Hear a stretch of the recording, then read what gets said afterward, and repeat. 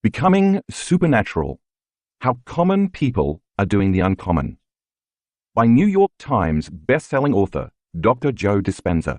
Read by Adam Boyce. Before you begin, the diagrams referred to in this book have been made available for you to download at www.drjoedispenza.com/BSN. Introduction: Getting ready to become supernatural. I realize that writing this book is a risk for me and my reputation. There are certain people in the world, including some in the scientific community, who might call my work pseudoscience, especially after Becoming Supernatural makes its debut. I used to be overly concerned about those critics' opinions. In the early days of my career, I always wrote with skeptics in mind, trying to make sure that they would approve of my work. On some level, I thought it was important to be accepted by that community. But one day, when I was standing in front of an audience in London, and a woman holding the microphone was telling her story about how she overcame her disease, how she healed herself through the practices I've written about in other books, I had an epiphany. It became very clear that those skeptics and rigid scientists who hold their own beliefs about what is possible aren't going to like me or my work no matter what I do. Once I had that realization, I knew that I'd been wasting a lot of my vital energy. I was no longer interested in convincing that particular culture, especially those studying the normal and natural, about human potential. I was totally passionate about anything but normal, and I wanted to study the supernatural. I got very clear that I should give up my futile efforts to convince that community of anything, and instead direct my energy to a whole other part of the population that does believe in possibility and does want to listen to what I have to share. What a relief it was to fully embrace that idea and to let go of any attempt to make a difference in that other world. As I listened to the sweet lady in London, who wasn't a monk or a nun or an academic or a scholar, I knew that in telling her story to the audience, she was helping others see some part of themselves in her. Those hearing her journey might then believe it would be possible for them to accomplish the same. I'm at that point in my life where I am okay with people saying anything about me, and I certainly do have my flaws, but I now know more than ever that I am making a difference in people's lives. I say that with utter humility. I have labored for years in taking complex scientific information and making it simple enough for people to apply it to their lives. In fact, in the last 4 years, my team of researchers, my staff, and I have gone through extensive strides to scientifically measure, record, and analyze these transformations in people's biology to prove to the world that common people can do the uncommon. This book is about more than just healing, although it includes stories of people who have made significant changes in their health and have actually reversed diseases, along with the tools you'll need to do the same. These accomplishments are becoming quite common in our community of students. The material you are about to read lives outside of convention and is not usually seen or understood by most of the world. The content of this book is based on an evolution of teachings and practices that have culminated in our students' ability to delve deeper into the more mystical of these. And of course, I'm hoping it will bridge the world of science with the world of mysticism. I wrote this book to take what I've always thought was possible to the next level of understanding. I wanted to demonstrate to the world that we can create better lives for ourselves, and that we are not linear beings living linear lives, but dimensional beings living dimensional lives. Hopefully, reading it will help you understand that you already have all the anatomy, chemistry, and physiology you need to become supernatural, sitting latent within you, waiting to be awakened and activated. In the past, I hesitated to talk about this realm of reality because I feared it might divide an audience based on their own personal beliefs. However, I have wanted to write this book for a long time now. Over the years, I have had profoundly rich mystical experiences that have changed me forever. Those inner events have influenced who I am today. I want to introduce you to that world of dimension and show you some of the measurements we took and the studies we did in our advanced workshops around the world. I started collecting data on our students in these workshops because we witnessed significant changes in their health, and I knew they were changing their biology during the meditations in real time.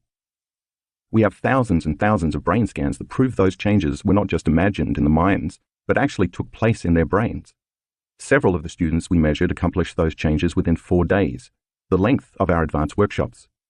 The scientific teams I've assembled have taken brain scan recordings using quantitative electroencephalogram (EEG) measurements before and after workshops, as well as real-time measurements during the meditations and practices themselves. I was not only impressed with the changes, but shocked by them. They were that dramatic. The brains of our students function in a more synchronized and coherent fashion after participating in the advanced retreats around the world. This increased order in their nervous systems helps them get very clear about a future they can create, and they are able to hold that intention independent of the conditions in their external environment. And when their brains are working right, they are working right. I will present scientific data that shows how much their brains improved in just a few days, which means you can do the same for your brain. At the end of 2013, something mysterious started occurring. We started seeing brain scan recordings that puzzled the researchers and neuroscientists who came to our events to study my work. The high amount of energy in the brain that we were recording while a student was in certain meditations had never been recorded up until this point. And yet, we were seeing these off-the-charts readings again and again. When we interviewed the participants, they reported that their subjective experience during the meditation was very real and mystical, and that this either profoundly changed their view of the world or dramatically improved their health. I knew in those moments that these participants were having transcendental experiences in their inner world of meditation that were more real than anything they had ever experienced in their outer world. And we were capturing those subjective experiences objectively. That has become a new normal for us now, and as a matter of fact, we can often predict when these high amplitudes of energy in the brain will occur based on certain indicators and signs that we have seen for years now. In these pages, I want to demystify what it is to have an interdimensional experience, as well as provide the science, biology, and chemistry of the organs, systems, and neurotransmitters that make this happen. It is my hope that this information will give you a roadmap for how to create such experiences for yourself. We have also recorded amazing changes in heart rate variability, HRV. That's when we know a student is opening their heart and maintaining elevated emotions like gratitude, inspiration, joy, kindness, appreciation, and compassion, which cause the heart to beat in a coherent fashion. That is, with rhythm, order, and balance. We know that it takes a clear intention, a coherent brain, and an elevated emotion, a coherent heart, to begin to change a person's biology from living in the past to living in the future. That combination of mind and body, of thoughts and feelings, also seems to influence matter. And that's how you create reality. So if you're going to truly believe in a future that you are imagining with all of your heart, let's make sure it's open and fully activated. Why not, through practice and quantitative feedback, get good at doing it and make it a skill? So we partnered with the HeartMath Institute, HMI, a sharp group of researchers based in Boulder Creek, California, who helped us measure the responses of thousands of our participants. It is our desire for our students to develop the ability to regulate an internal state independent of the conditions in their external environment, and to know when they are creating heart coherence and when they are not. In other words, when we measure those internal changes, we can tell a person that they created a more balanced pattern in the heart measurement, and that they are doing a great job and should keep doing exactly what they're doing. Or we can let them know that they are not making any biological changes, and then give them the proper instruction and provide several opportunities to practice getting better at the process. That's what feedback does. It helps us know when we are doing something correctly and when we aren't. When we can change some feeling or thought inside of us, we can see changes outside of us. And when we observe that we did it correctly, we will pay attention to what we did and do it again. That action creates a constructive habit. By demonstrating how others perform such feats, I want to show you how powerful you can be. Our students know how to influence the autonomic nervous system, ANS, the system that maintains health and balance by automatically taking care of all of our bodily functions while we have the free will to live our lives. It is this subconscious system that gives us our health and gives life to our bodies. Once we know how to gain access to this system, we can not only make our health better, but we can also transform unwanted, self-limiting behaviors, beliefs, and habits into more productive ones. I'll present some of the data we have been collecting for years. We've also taught our students that when they can create heart coherence, their hearts create a measurable magnetic field that projects beyond their body. That magnetic field is an energy, and that energy is a frequency, and all frequency carries information. The information carried on that frequency can be an intention or thought that can influence the heart of another person at a different location by moving it into coherence and balance. I will show you evidence that a group of people sitting in a room together can influence others sitting at some distance in the same room to go into heart coherence at the exact same time. The evidence clearly shows that we are bound by an invisible field of light and information that influences us and others. Given that, imagine what can happen when we all do this at the same time to change the world. That's exactly what we're up to as a community of individuals who are passionate about making a difference in the future of this earth and the people and other life forms that inhabit it. We have created Project Coherence, in which thousands of people come together at the exact same time on the exact same day to increase the frequency of this planet and of everyone who lives here. Sound impossible? Not at all. More than 23 peer-reviewed articles and more than 50 peace-gathering projects show that such events can lower incidents of violence, war, crime, and traffic accidents and at the same time increase economic growth. My wish is to show you the science of how you can contribute to changing the world. We have also measured the energy in the room during our workshops and watched how it changes when you have a community of 550 to 1,500 people raising their energy together and creating heart and brain coherence. We have seen significant changes time and time again. Although the instrument we use to measure this is not approved by the scientific community in the United States, it has been acknowledged in other countries, including Russia. In every event, we're wonderfully surprised by the amount of energy certain groups have been able to demonstrate. We have also assessed the invisible field of vital energy surrounding the body of thousands of students to determine whether they can increase their own light field. After all, everything in our material universe is always emitting light and information, including you. When you are living in survival mode under the burden of the hormones of stress, such as adrenaline, you draw from this invisible field of energy and turn it into chemistry. And as you do so, the field around your body shrinks. We discovered a very advanced piece of equipment that can measure the emission of photons, particles of light, to determine whether a person is building a field of light around them or diminishing their own light field. When more light is emitted, there's more energy and hence more life. When a person has less light and information surrounding their body, they are more matter and thus emit less vital energy. Extensive research proves that the body's cells and various systems communicate not only by the chemical interactions we are familiar with, but also by a field of coherent energy, light, that carries a message, information, that causes the environment within and all around the cell to give instructions to other cells and biological systems. We've measured the amount of vital energy that our students' bodies emit because of the inward changes they've made during our meditations, and I want to show you what changes they can create in only 4 days or less. Other centers in your body besides the heart are also under the control of the autonomic nervous system. I call them energy centers. Each has its own frequency, its own intent or consciousness, its own glands, its own hormones, its own chemistry, its own individual little brain, and so its own unique mind.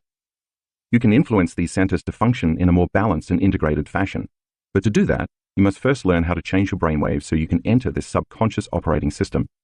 In fact, moving from beta brainwaves, where the thinking brain is constantly analyzing and putting much attention on the outer world, to alpha brainwaves, which indicates you're calmly placing more attention on the inner world, is key. By consciously slowing your brainwaves down, you can more readily program the autonomic nervous system. Students who have done my various meditation practices over the years have learned how to change their brainwaves as well as sharpen the type of focus it takes to be present long enough to produce measurable effects. We've discovered an instrument that can measure those changes, and again, I'll show you some of the research. We've also measured several different biological markers related to changing gene expression, a process known as making epigenetic changes. In this book, you will learn that you are not in fact beholden to your genes, and that gene expression is changeable once you begin to think, act, and feel differently. During our events, students leave their familiar lives for 4 to 5 days to instead spend time in an environment that doesn't remind them of who they think they are. In doing so, they separate themselves from the people they know, the things they own, the automatic behaviors they demonstrate in their daily lives, and the places they routinely go, and they begin to change their inner states through 4 different types of meditations: walking, sitting, standing, and lying down. And through each one of these, they learn to become someone else. We know it's true because our studies show significant changes in our students' gene expression, and they've then reported significant changes in their health.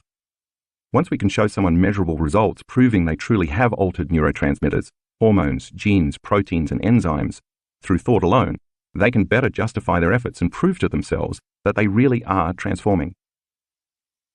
As I share these ideas with you in this book, walking you through the process and explaining the science behind the work that we're doing and why, you'll be learning a lot of fairly detailed information. But don't worry, I will review certain key concepts in different chapters. I do this intentionally to remind you of what you have already learned, so we can build a bigger model of understanding in that moment. At times, the material I present may be challenging. Because I've taught this material to audiences for years, I know it can be a lot. I'll be reviewing and reminding you of what you've learned, so you do not have to go back in the book to search for the information, although you can always review the earlier chapters if you feel you need to. Of course, all of this information will prime you for your own personal transformation. So the better you can wrap your mind around these concepts, the more easily you can surrender to the meditations at the end of most of the chapters, using them as tools to have your own personal experience. In Chapter 1, I tell 3 stories that will give you a basic understanding of what it means to become supernatural. In the first story, you'll meet a woman named Anna, who developed several serious health conditions because of a trauma that kept her anchored to the past. The emotions of stress triggered her genes, and the corresponding hormones created some very challenging health conditions for her. It is a very tough tale. I intentionally chose this story and included it in all its details because I wanted to demonstrate to you that no matter how bad things can get, you have the power to change them, just as this amazing woman did. She applied many of the meditations in this book to modify her personality and heal herself. To me, she is a living example of truth. But she's not the only one who has kept overcoming herself on a daily basis until she became someone else. She joins a whole student body of participants who have done the same, and if they can do it, so can you. I also share two of my own personal stories here, experiences that have changed me at a very deep level. This book is as much about the mystical as it is about healing and creating new opportunities in our lives. I share these stories because I want to prime you for what is possible when we leave this realm of space-time, the Newtonian world we learned about in high school science class, and activate our pineal gland so we can move into the realm of time-space, the quantum world. Many of our students have had similar mystical and interdimensional experiences, which seemed as real as this material reality. Because the second half of the book delves into the physics, neuroscience, neuroendocrinology, and even genetics of how this happens, I hope these stories will pique your curiosity, acting as teasers to open your mind to what's possible. There's a future you, a you who already exists in the eternal present moment, who is actually calling himself or herself to the more familiar you who is reading this book. And that future you is more loving, more evolved, more conscious, more present, more kind, more exuberant, more mindful, more willful, more connected, more supernatural, and more whole. That is who is waiting for you to change your energy to match his or her energy on a daily basis, so you can find that future you, who actually exists in the eternal now. Chapter 2 covers one of my favorite topics. I wrote it so you could fully comprehend what it means to be in the present moment. Since all potentials in the fifth dimension, known as the quantum, or the unified field, exist in the eternal present moment, the only way you can create a new life, heal your body, or change your predictable future is to get beyond yourself. This elegant moment, which we have witnessed in thousands of brain scans, arrives when a person finally surrenders the memory of themselves for something greater. So many people spend the majority of their lives unconsciously choosing to live by the same routines on a regular basis, or they automatically romance their past, feeling the same way every day. As a result, they program their brain and body to be in a predictable future or a familiar past, never living in the present moment. It takes practice to get there, but it's always worth the effort. Finally finding the sweet spot of the generous present moment is going to require you to exercise a will that is greater than any of your automatic programs, but I'll encourage you every step of the way. The chapter starts off with a basic review of some scientific principles so that we can establish a common terminology to develop models of understanding throughout the book. I'm going to make it pretty simple. Talking about brain function, that is the mind, nerve cells and networks, different parts of the nervous system, chemicals, emotions and stress, brain waves, attention and energy, and a few other subjects is necessary to get you to where you want to go. I have to establish the language to explain why we are doing what we are doing before I teach you how to do it in the meditations that appear throughout the book. If you want more explicit, in-depth information, I invite you to read any of my previous books, including Breaking the Habit of Being Yourself and You Are the Placebo. Chapter 3 is your introduction to the quantum world, the fifth dimension. I want you to understand that there is an invisible field of energy and information that exists beyond this three-dimensional realm of space and time, and that we have access to it. In fact, once you are in the present moment and you've entered this realm, which exists beyond your senses, you are now ready to create your intended reality. When you can take all your attention off your body, the people in your life, the objects you own, the places you go, and even time itself, you will literally forget about your identity that has been formed by living as a body in this space and time. It is in this moment that you, as pure consciousness, enter the realm called the quantum field, which exists beyond this space and time. You can't enter this immaterial place with your problems, your name, your schedules and routines, your pain or your emotions. You can't enter as some body. You must enter as nobody. In fact, once you know how to move your awareness from the known, the material physical world, to the unknown, the immaterial world of possibility, and you become comfortable there, you can change your energy to match the frequency of any potential in the quantum field that already exists there. Spoiler alert. Actually, all potential futures exist there, so you can create whatever you want. When a vibrational match occurs between your energy and the energy of that potential you select in the unified field, you will draw that experience to you. I'll show you how it all works. Chapter 3 ends with a brief description of a meditation I have developed to help give you an actual experience of the quantum. Each of the teaching chapters from this point on will also end with a brief description of a different meditation.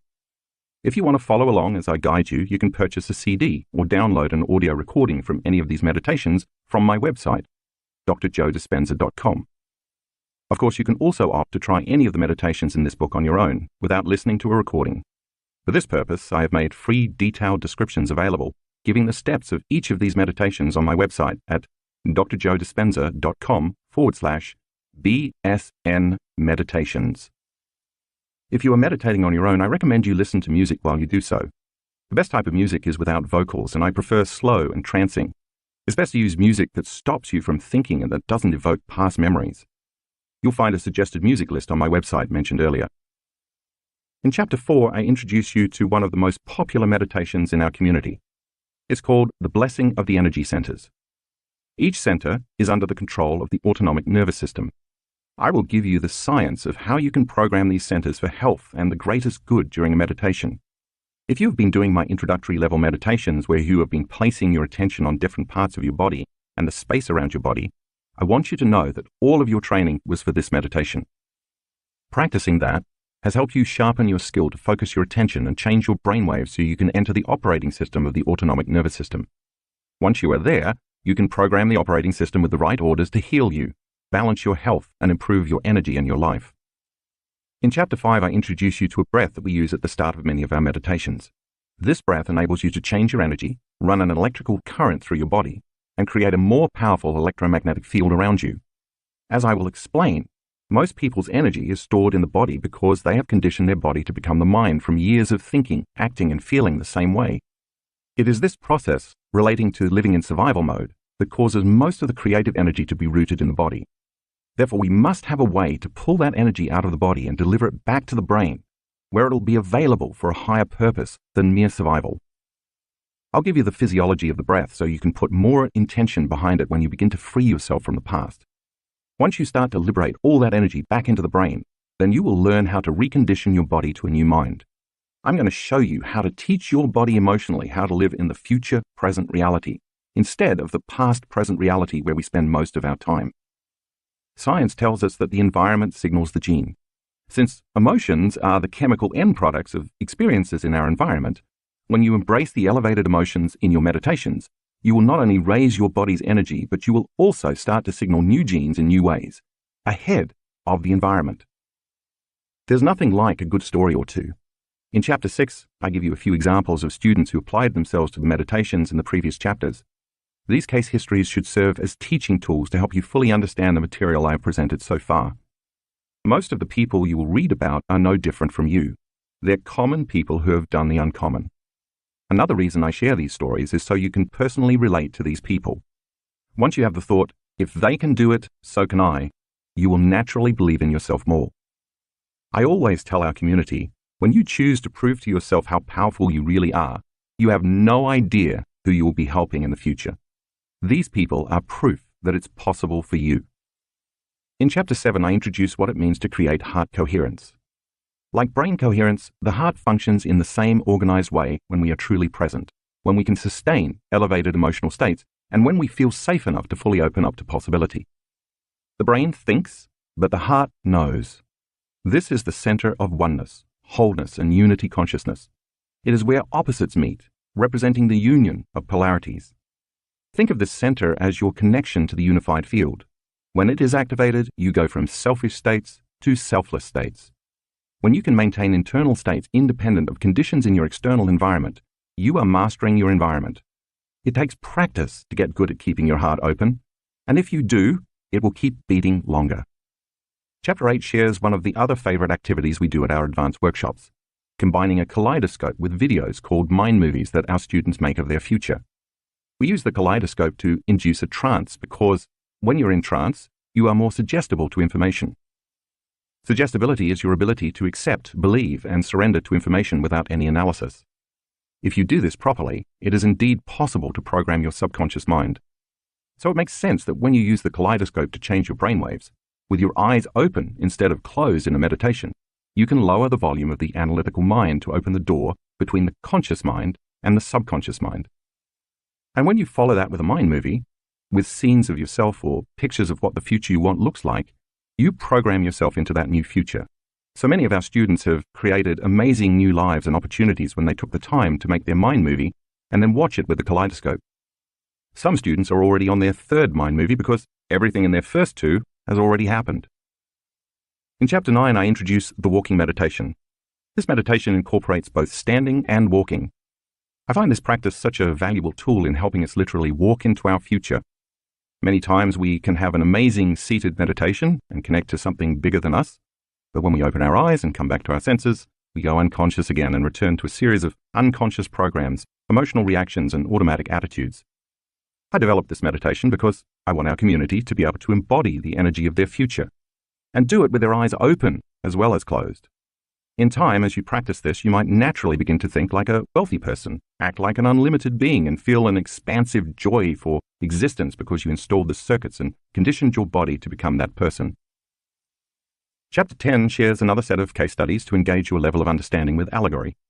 These fascinating stories will help you connect the dots so you can hear the information from another angle and read about people who have experienced it firsthand. I hope they will inspire you to do your practice with more conviction, certainty, and trust so that you can experience the truth for yourself. Chapter 11 opens your mind to what's possible in the interdimensional world beyond the senses. In quiet moments, I often find my mind drifting to the mystical, one of my favorite topics. I love those transcendental experiences that are so lucid and real that I can never go back to business as usual because I know too much. During those inner events, the level of awareness and energy is so profound that when I come back to my senses and my personality, I often naturally think to myself, I got this all wrong. The this I'm referring to is the way reality really is, not how I've been conditioned to perceive it to be. In this chapter, I take you on a journey from this realm of space-time, where space is eternal, and we experience time as we move through space, to the realm of time-space, where time is eternal and we experience space, or spaces or various dimensions, as we move through time. It is going to challenge your very understanding of the nature of reality. All I can say is that if you hang in there, you will get it. It might take you a few readings to fully understand it, but as you study the material and contemplate it, your contemplation builds the circuits in your brain in preparation for the experience. Once you are beyond your associations to this material world and you are in the unified field, chock full of infinite possibilities, biological systems exist for taking that energy that's beyond the vibration of matter and turning it into imagery in the brain. That's where the pineal gland comes in, the subject of Chapter 12. Think of your pineal gland, a tiny gland perched in the central back area of your brain, as an antenna that can transduce frequencies and information and turn them into vivid imagery. When you activate your pineal gland, you're going to have a full-on sensory experience without your senses. That eternal event will be more real to you in your mind while your eyes were closed than any past external experience you've ever had. In other words, in order to lose yourself fully in the inward experience, it has to be so real that you are there. When this happens, this little gland transmutes melatonin into some very powerful metabolites that cause you to have that type of experience. We will study the properties of this gland, and then you will learn how to activate it. Chapter 13 introduces you to one of our most recent endeavors, Project Coherence. When we witnessed the measurements of so many of our students going into heart coherence at the exact same time on the exact same day during the exact same meditation, we knew that they were affecting each other non-locally, energetically as opposed to physically. The energy they were emitting in the form of elevated emotions carried their intention that the greatest good happen to everyone gathered in the room.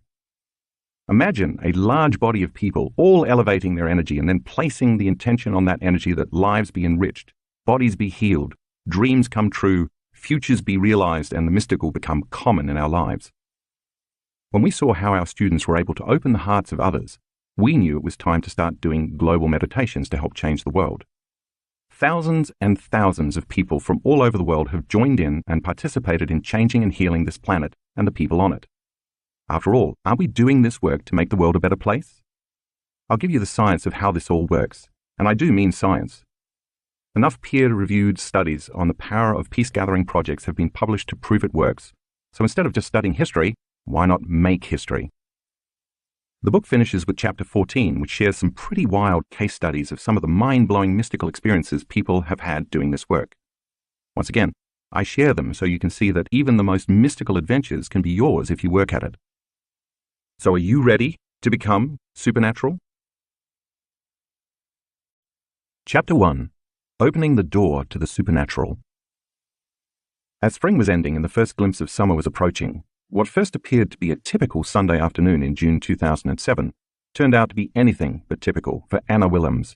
The French doors from the living room to the garden were open wide, and the thin white curtains danced lightly in the breeze as scents from the garden floated inside. Streams of sunlight shone brightly all around Anna as she lounged comfortably. A chorus of birds chirped and trilled outside, and Anna could hear the distant melody of children's laughter and playful splashing coming from a neighbor's swimming pool. Anna's 12-year-old son reclined on the sofa, reading a book, and she could hear her 11-year-old daughter in the room directly above her, singing to herself as she played. A psychotherapist, Anna worked as a manager and board member for a major psychiatric institution in Amsterdam, whose profits totaled more than 10 million euros annually. She often caught up on professional reading on the weekends, and on this day, she was sitting in her red leather chair reading a journal article. Little did Anna know that what looked like the perfect world to anyone peering into her living room that day would become a nightmare within minutes. Anna felt a bit distracted, noticing that her attention wasn't fully engaged in the material she was attempting to study. She set her papers down and paused, suddenly wondering again where her husband had gone. He had left the house early that morning while she was taking a shower. Without saying where he was headed, he had simply disappeared. The children had told her that their father had said goodbye, giving each of them a big hug before he left. She tried to reach him on his cell phone many times, but he hadn't returned her calls. She tried one more time. No answer. Something definitely felt odd. At 3:30 p.m., the doorbell rang, and when Anna opened the front door, she found 2 police officers standing outside. "Are you Mrs. Willems?" one of them asked. When she confirmed she was indeed Mrs. Willems, the officers asked if they could come in and talk to her. Concerned and a bit confused, she complied. Then they delivered the news. Earlier that morning, her husband had jumped off one of the tallest buildings in the center of the city. Not surprisingly, the fall was fatal. Anna and her 2 children sat in shock and disbelief. Anna's breath momentarily stopped, and as she then gasped for air, she started to shake uncontrollably. The moment seemed frozen in time. While her children sat paralyzed in shock, Anna tried to hide her pain and stress for their sakes. An intense pain suddenly shot through her head, and she simultaneously felt a deep, hollow ache in her gut. Her neck and shoulders instantly stiffened as her mind frenetically raced from thought to thought. The hormones of stress had overtaken her. Anna was now in survival mode.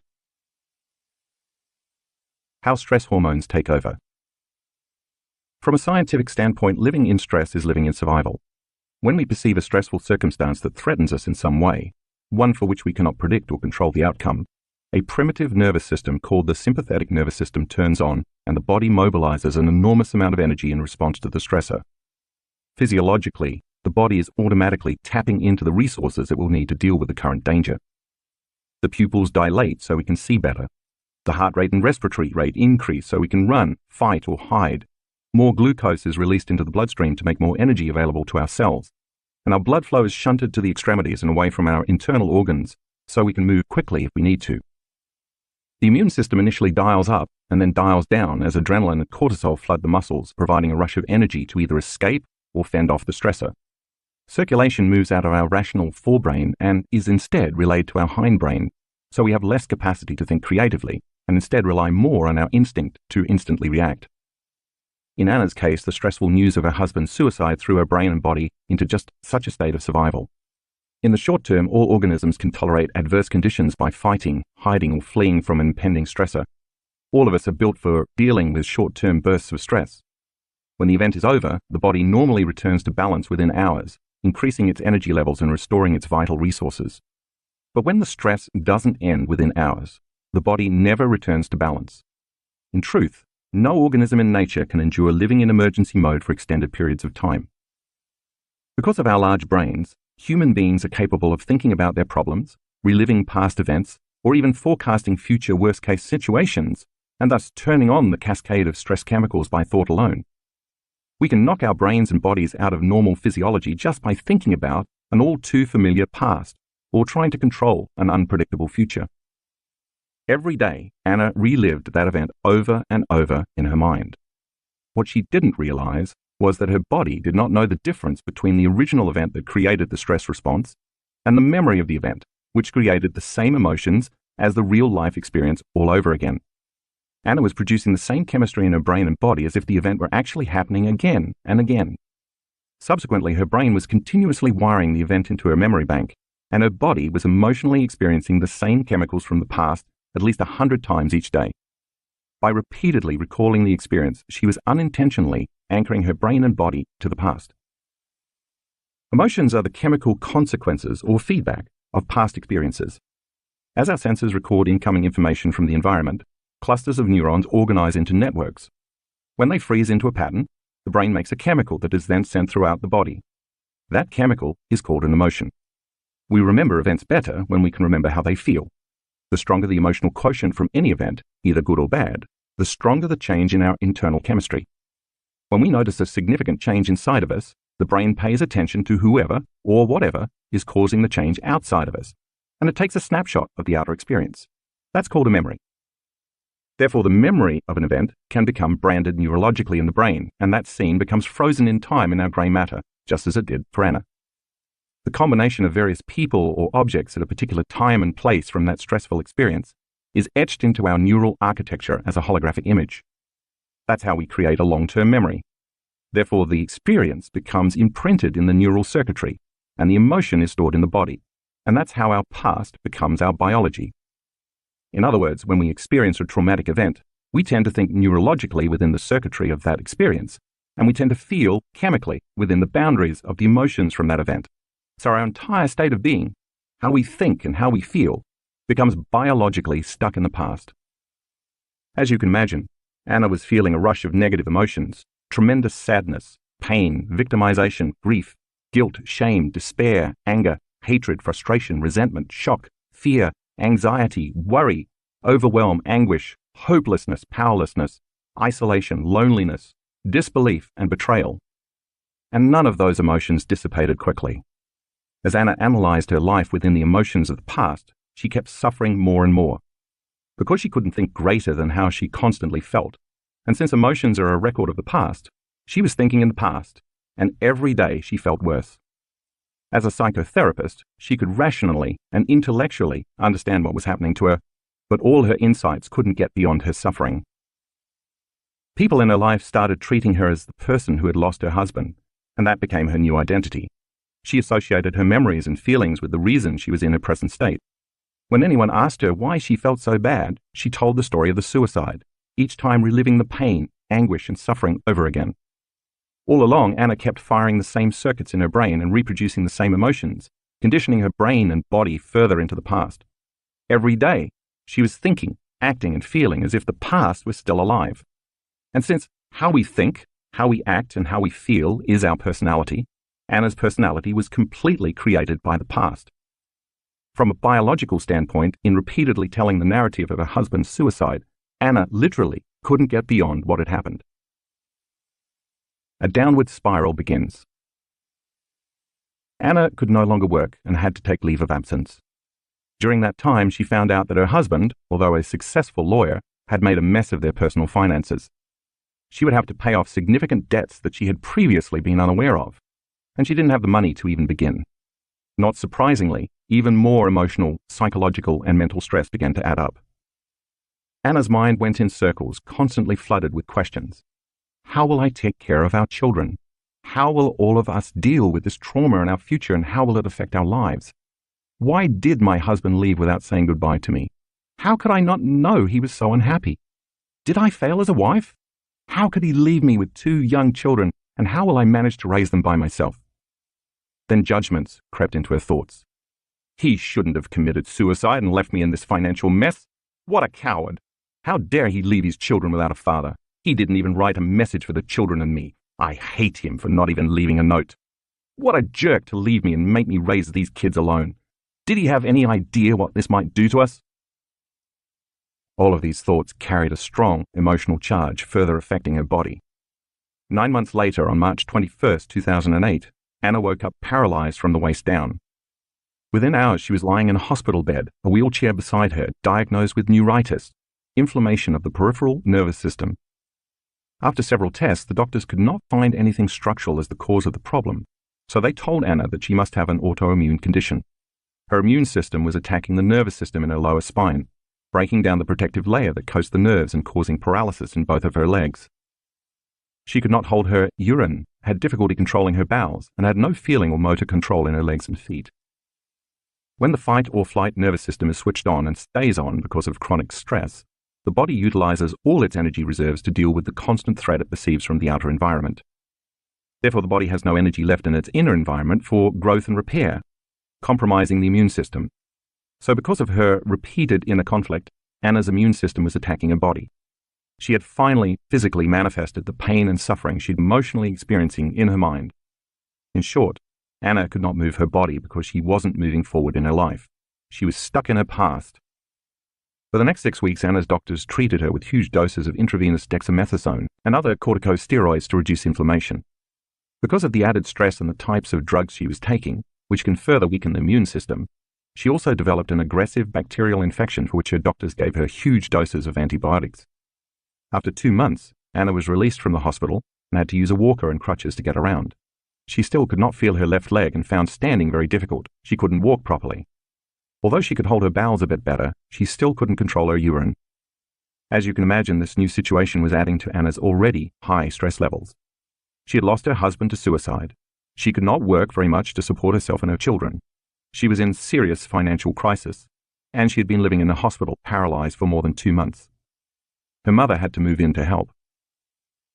Anna was an emotional, mental, and physical wreck, and although she had the best doctors and the latest medications from a reputable hospital, she was not getting any better. By 2009, 2 years after the death of her husband, she was diagnosed with clinical depression, so she started taking even more medication. Consequently, Anna's mood swung widely from anger to grief to pain to suffering to hopelessness to frustration to fear to hatred. Because those emotions influenced her actions, her behavior became somewhat irrational. At first, she fought with almost everybody around her except her children, but then she started to have conflicts with her youngest daughter.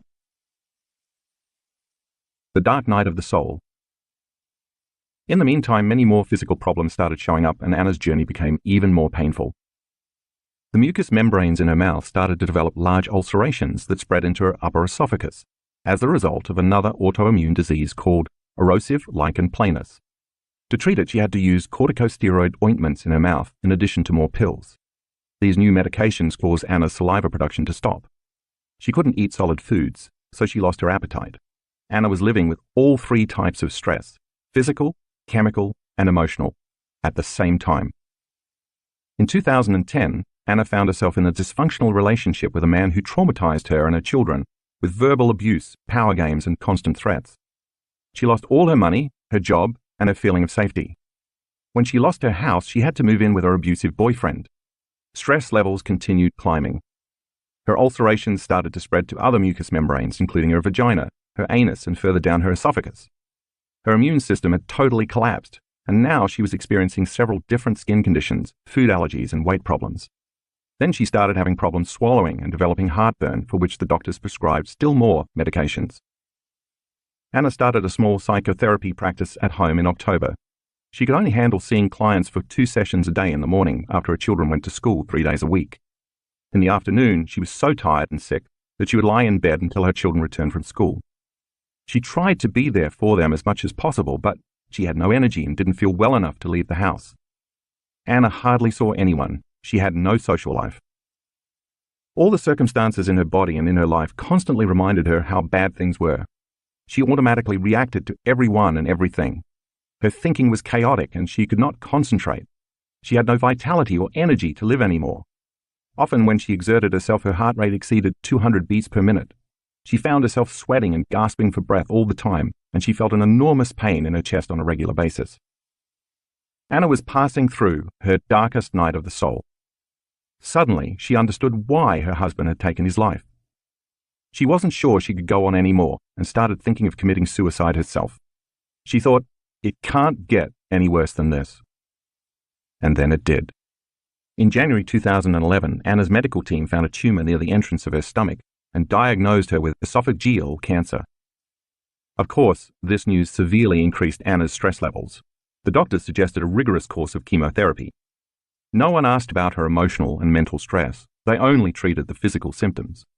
But Anna's stress response was fully turned on, and it couldn't turn off.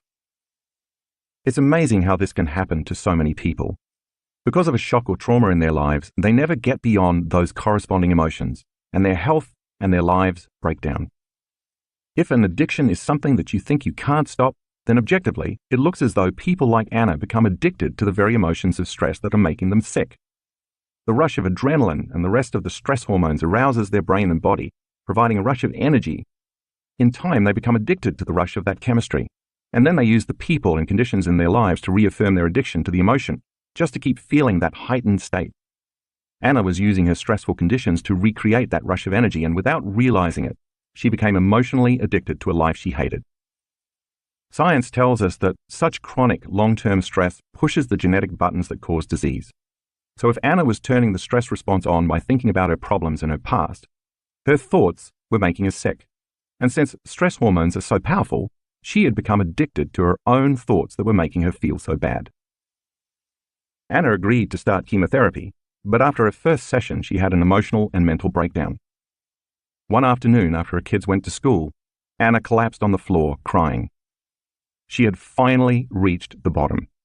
It occurred to her that if she continued this way, she would not survive for long, and she would leave her children alone without either parent. She started to pray for help. She knew in her heart that something needed to change. In utter sincerity and surrender, she asked for guidance, support, and a way out, promising that if her prayers were answered, she would be thankful and grateful every day for the rest of her life, and she would help others to do the same. Anna's turning point. The choice to change became Anna's quest. She first decided to stop all the treatments and all the medications for her various physical illnesses, although she continued to take her antidepressants. She didn't tell the doctors and nurses that she was not coming back for treatment. She simply did not show up anymore. No one ever called her to ask why. Only her family doctor contacted Anna to express concern. On that cold winter's day in February 2011, when Anna was on the floor crying for help, she made a choice with a firm intention to change herself and her life, and the amplitude of that decision carried a level of energy that caused her body to respond to her mind. It was that decision to change that gave her the strength to rent a house for herself and her children, and to move away from the negative relationship she was in. It was as if that moment redefined her. She knew she had to start all over. When I first saw Anna, it was 1 month later. One of the few friends she had left had reserved a seat for Anna at a Friday evening talk that I was giving. Her friend made Anna an offer. If she liked the evening lecture, she could stay for a full 2-day weekend workshop. Anna agreed to go.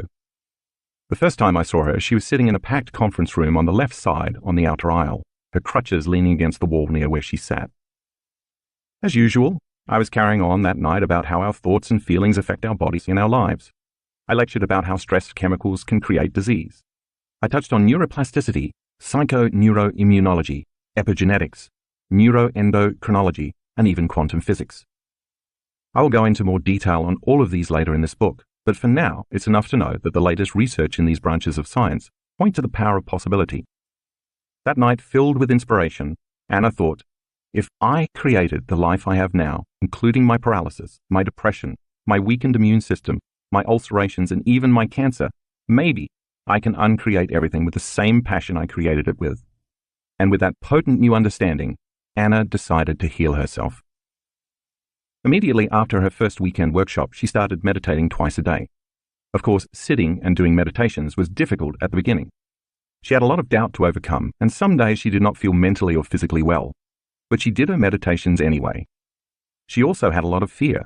When her family doctor called to check up on her because she had stopped her treatments and medications, he told Anna that she was being naive and stupid, and that she would get worse and die soon.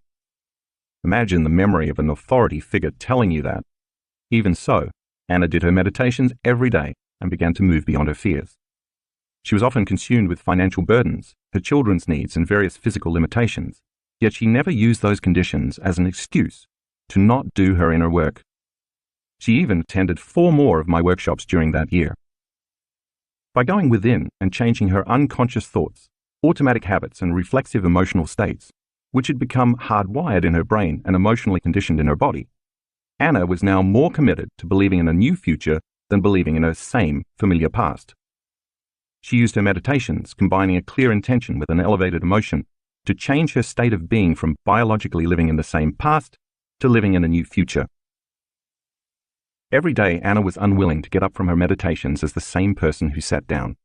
She decided that she wouldn't finish until her whole state of being was in love with life. To the materialist, who defines reality with the senses, of course, Anna had no tangible reason to be in love with life. She was a depressed, widowed, single parent who was in financial debt and had no real job.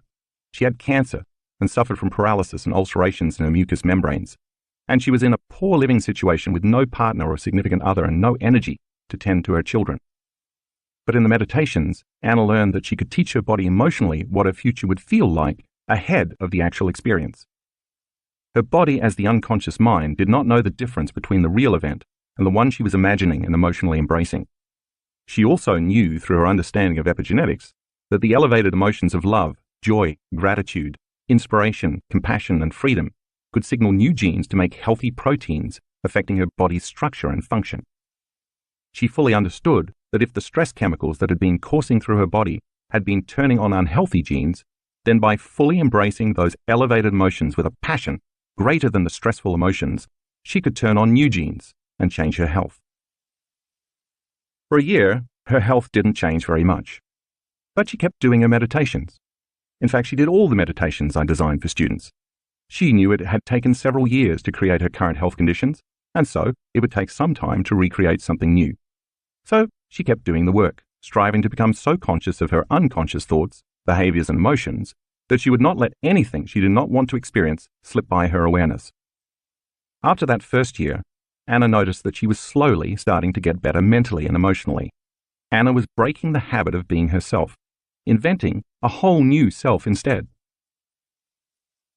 Anna knew from attending my workshops that she had to move her autonomic nervous system back into balance, because the ANS controls all the automatic functions that happen beyond the brain's conscious awareness: digestion, absorption, blood sugar levels, body temperature, hormonal secretions, heart rate, and so on. The only way she could slip into the operating system and affect the ANS was to change her internal state on a regular basis.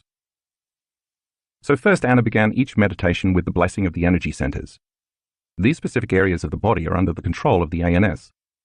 As I mentioned in the introduction, each center has its own energy or frequency, which emits specific information or has its own consciousness, its own glands, its own hormones, its own chemistry, its own individual little mini brain, and therefore its own mind. Each center is influenced by the subconscious brain sitting under our conscious thinking brain.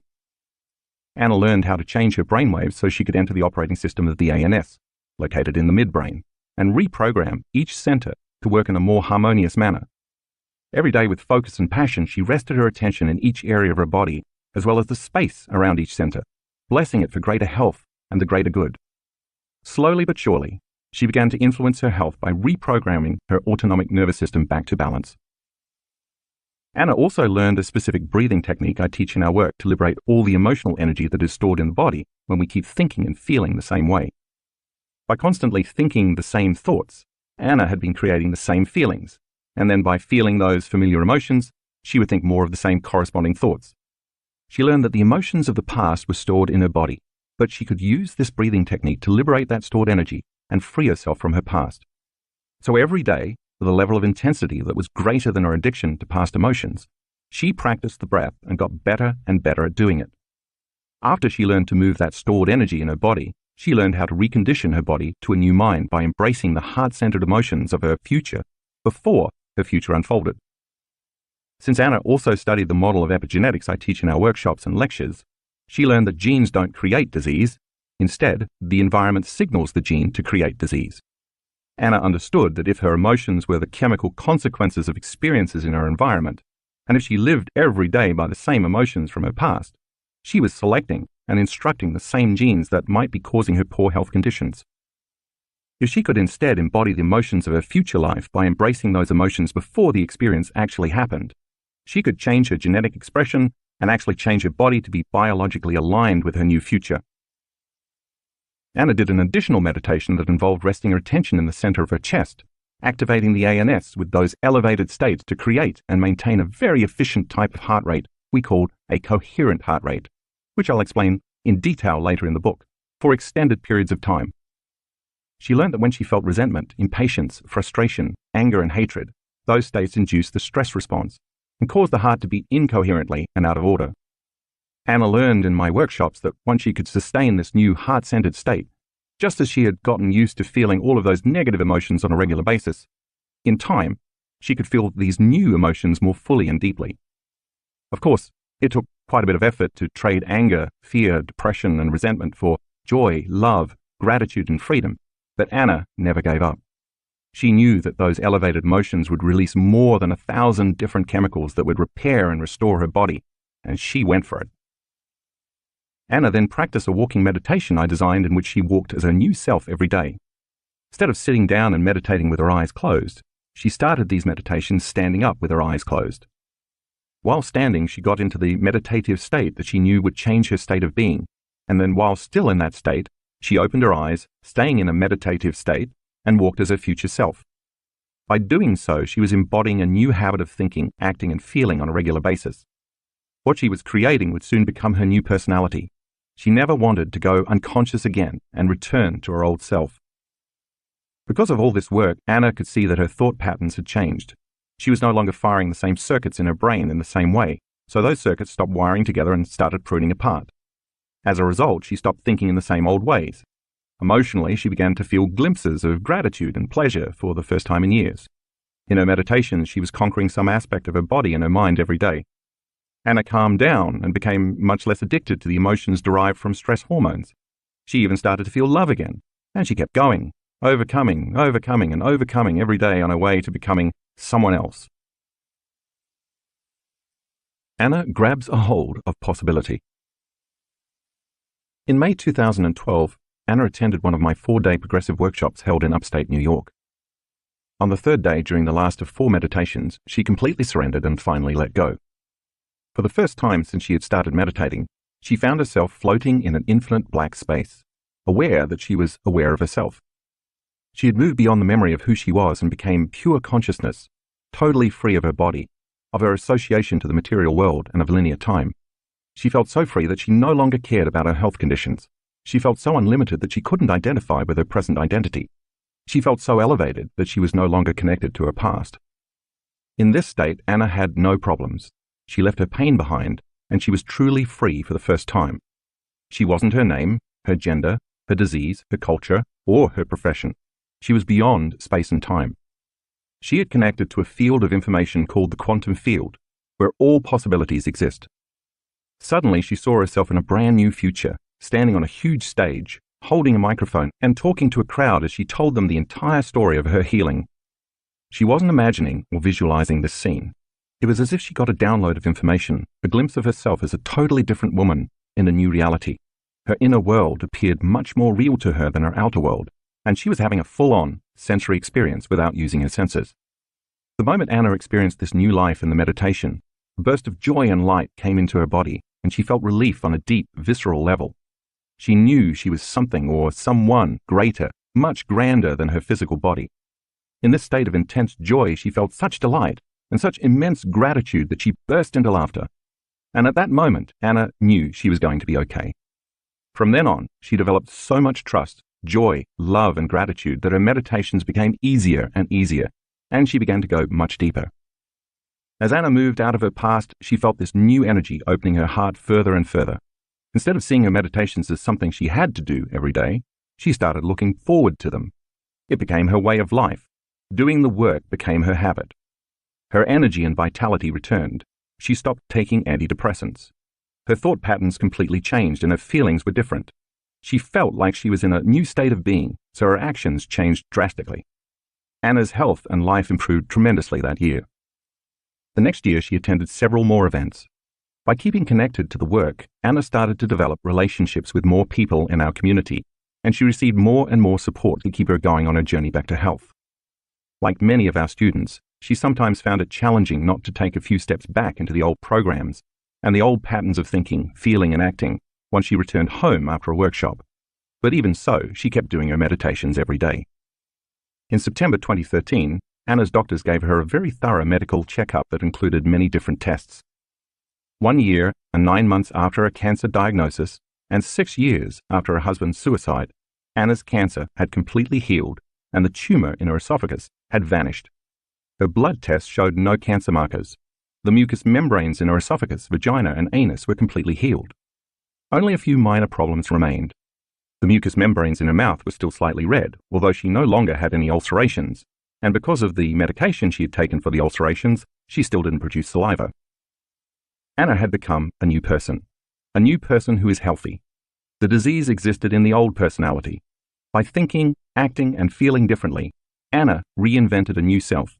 In a sense, she had become reborn in the same life.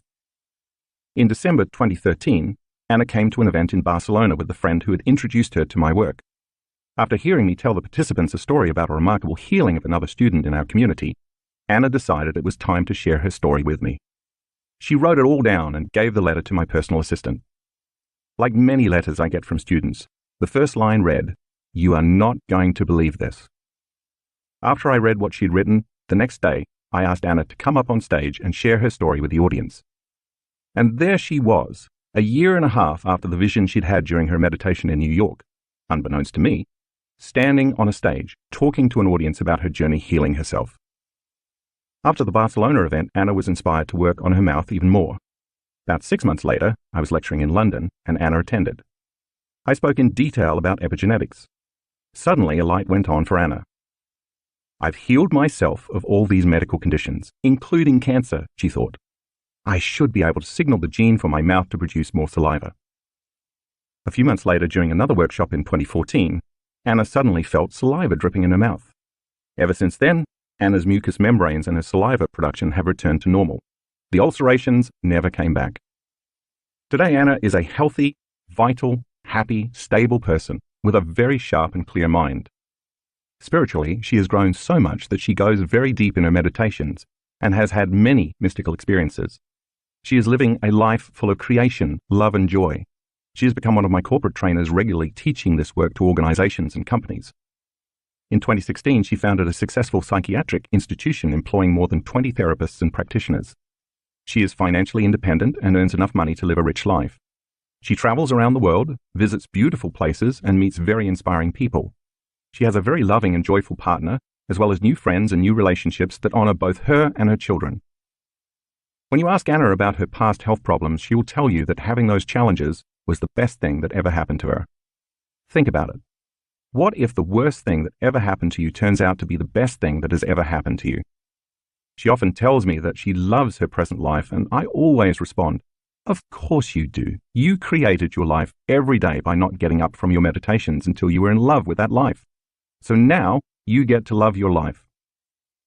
It was through the course of her transformation that Anna had, in effect, become supernatural. She had overcome her identity, which was connected to her past, and she literally created a new, healthy future, and her biology responded to a new mind. Anna is now the living example of truth and possibility, and if Anna healed herself, so can you. Getting mystical. Healing all sorts of physical conditions may be a very impressive benefit of doing this work, but it's not the only one. Because this book is also about the mystical, I want to open your mind to a realm of reality that will be just as transformative as healing, but that works on a deeper and different level. Becoming supernatural can also involve embracing a greater awareness of yourself and who you are in this world, and in other worlds as well. Let me share some stories about this from my own life to illustrate exactly what I mean and to show you what is possible for you too. One rainy winter evening in the Pacific Northwest, as I sat on my couch after a very long day, I listened to the branches of the tall fir trees outside my window filtering the gusts of wind through their canopies. My children were in bed, deep asleep, and at last I had a moment to myself. As I got comfortable, I began to review all the things I needed to accomplish the following day. By the time I'd made my mental list, I was too exhausted to think, so I just sat still for a few minutes, my mind empty. As I watched the shadows from the flames in the fireplace flicker and dance on the walls, I began to move into trance. My body was tired, but my mind was clear. I wasn't thinking or analyzing anymore. I was simply staring into space, being in the present moment. As my body relaxed more and more, I slowly and consciously let it fall asleep as I simultaneously kept my mind conscious and awake. I wouldn't let my attention narrow in on any object in the room, but instead kept my focus open. This was a game I often played with myself. I liked the practice because every once in a while, if everything lined up, I had very profound transcendental experiences. It was as if a door of sorts opened somewhere between wakefulness, sleep, and normal dreaming, and I slipped into a very lucid, mystical moment. I reminded myself to not expect anything, but to simply stay open. It took a lot of patience to not rush it or get frustrated or try to make something happen, but instead to slowly slip into that other world. That day I had finished writing an article about the pineal gland. After spending several months researching all the magical derivatives of melatonin that this little alchemical center had up its sleeve, I was overjoyed about linking the scientific world and the spirit world. For weeks my entire mind had been consumed with thinking about the role of the pineal metabolites as a possible connection to the mystical experiences most ancient cultures knew how to elicit, such as Native American shamanic visions, the Hindu experience of samadhi, and other similar rituals involving altered states of consciousness. Some concepts that had been loose ends for years had suddenly clicked for me, and my discoveries left me feeling more whole. I thought I was one step closer to understanding the bridge to higher dimensions of space and time. All the information I had learned inspired me to a deeper awareness about what is possible for human beings. Yet I was still curious to learn more, curious enough to move my awareness to where the pineal gland existed in my head. I casually thought, speaking to the gland, "Where are you anyway?" As I rested my attention in the space the pineal gland occupies in my brain, and as I was drifting off into the blackness, suddenly, out of nowhere, a vivid image of my pineal gland appeared in my mind as a three-dimensional round knob. Its mouth was wide open in a spasm, and it was releasing a white milky substance. I was shocked by the intensity of the holographic image, but was too relaxed to be aroused or react, so I simply surrendered and observed. It was so real. I knew what I was seeing before me was my own tiny pineal gland. In the next instant, a huge timepiece appeared right in front of me. It was one of those old-fashioned pocket watches with a chain, and the vision was incredibly vivid. The moment I put my attention on the timepiece, I received very clear information. I suddenly knew that linear time as I believed it to be, with a definite past, present, and future, was not the way the world really works. Instead, I understood that everything is actually happening in an eternal present moment. In this infinite amount of time, there exist infinite spaces, dimensions, or possible realities to experience. If there is only one eternal moment happening, then it makes sense that we would have no past in this incarnation, let alone no past lives. But I could see every past and future like I was looking at an old-fashioned piece of movie film with an endless number of frames, with the frames representing not single moments but windows of limitless possibilities that existed as scaffolding and went on in all directions forever. It was much like looking into two mirrors opposite one another and seeing infinite spaces or dimensions reflected in both directions. But to understand what I was seeing, imagine that those infinite dimensions are above and below you, in front and behind you, and to your left and to your right. And each one of those limitless possibilities already existed. I knew that by putting my attention on any one of those possibilities, I would actually experience that reality. I also realized I wasn't separate from anything. I sensed oneness with everything, everyone, every place, and every time. I can only describe it as the most familiar, unfamiliar feeling I've ever had in my life. The pineal gland, as soon as I understood I was being shown, serves as a dimensional timepiece that, when activated, can dial into any time. When I saw the hands of the timepiece move forward or backward, I understood that, like a time machine set to any particular time, there is also a reality or a dimension to experience in a particular space. This amazing vision was showing me that the pineal gland, like a cosmic antenna, had the ability to tune into information beyond our physical senses and to hook us up to other realities that already exist in the eternal moment. While the download of information I received seemed limitless, no words exist that can completely describe the magnitude of this experience.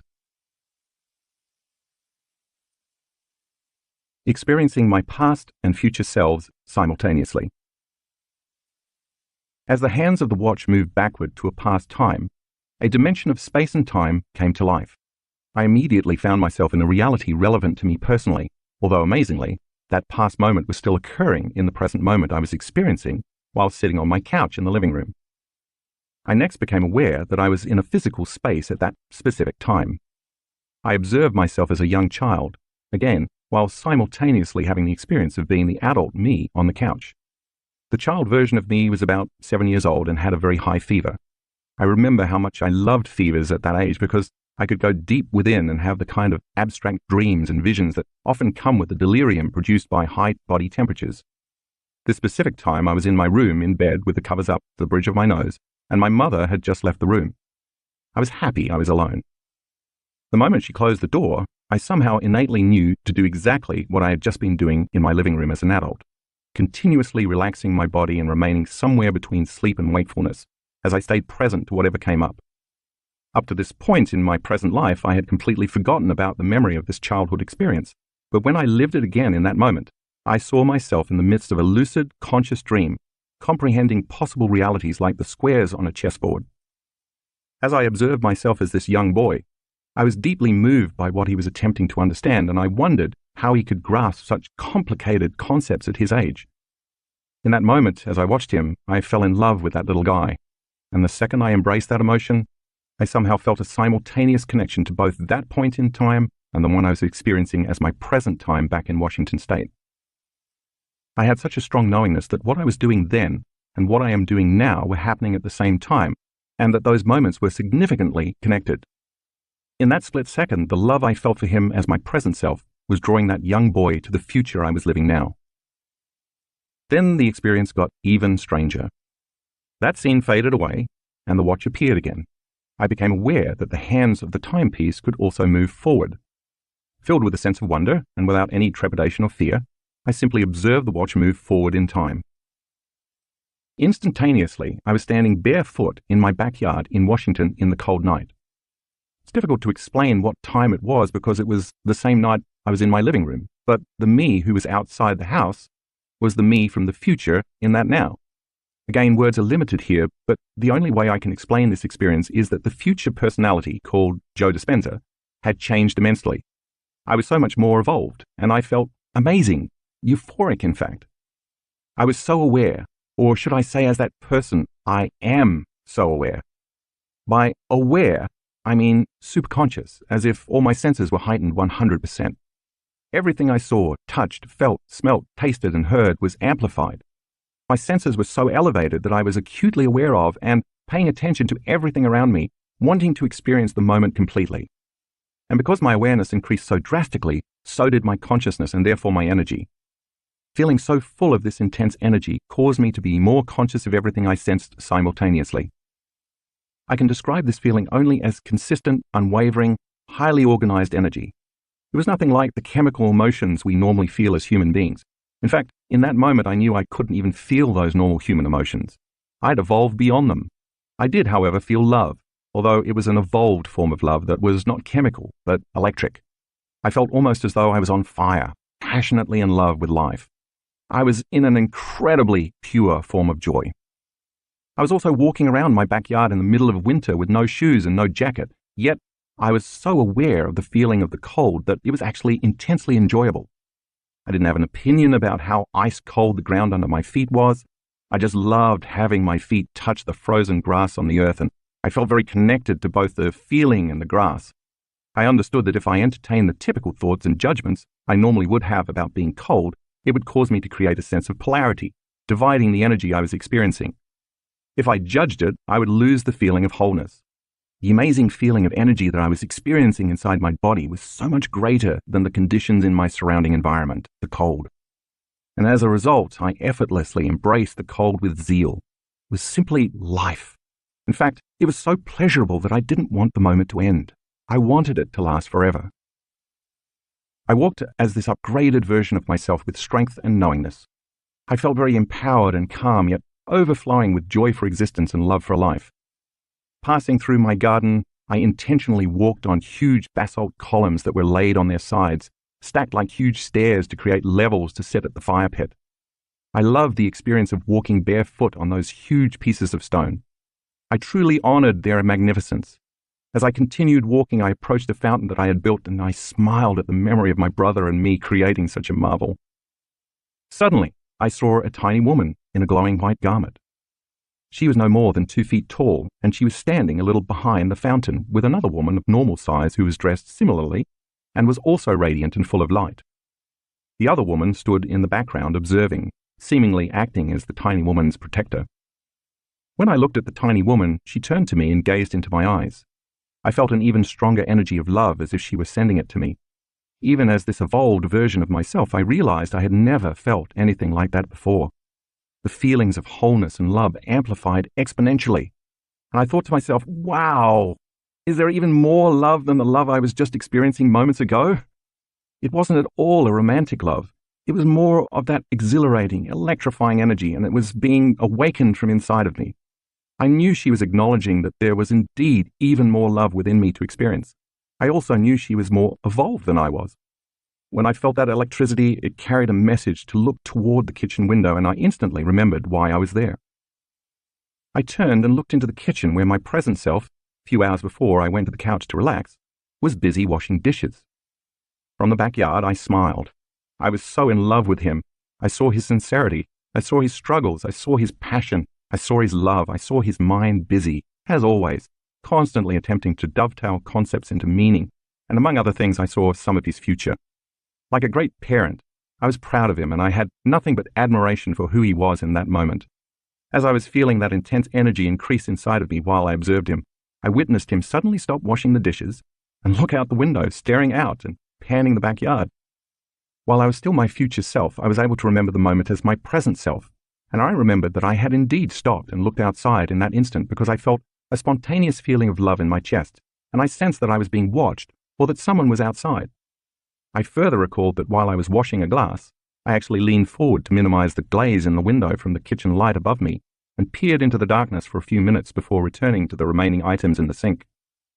My future self was doing to my present self what the beautiful luminous lady had done to me moments before. Now I understood why she was there.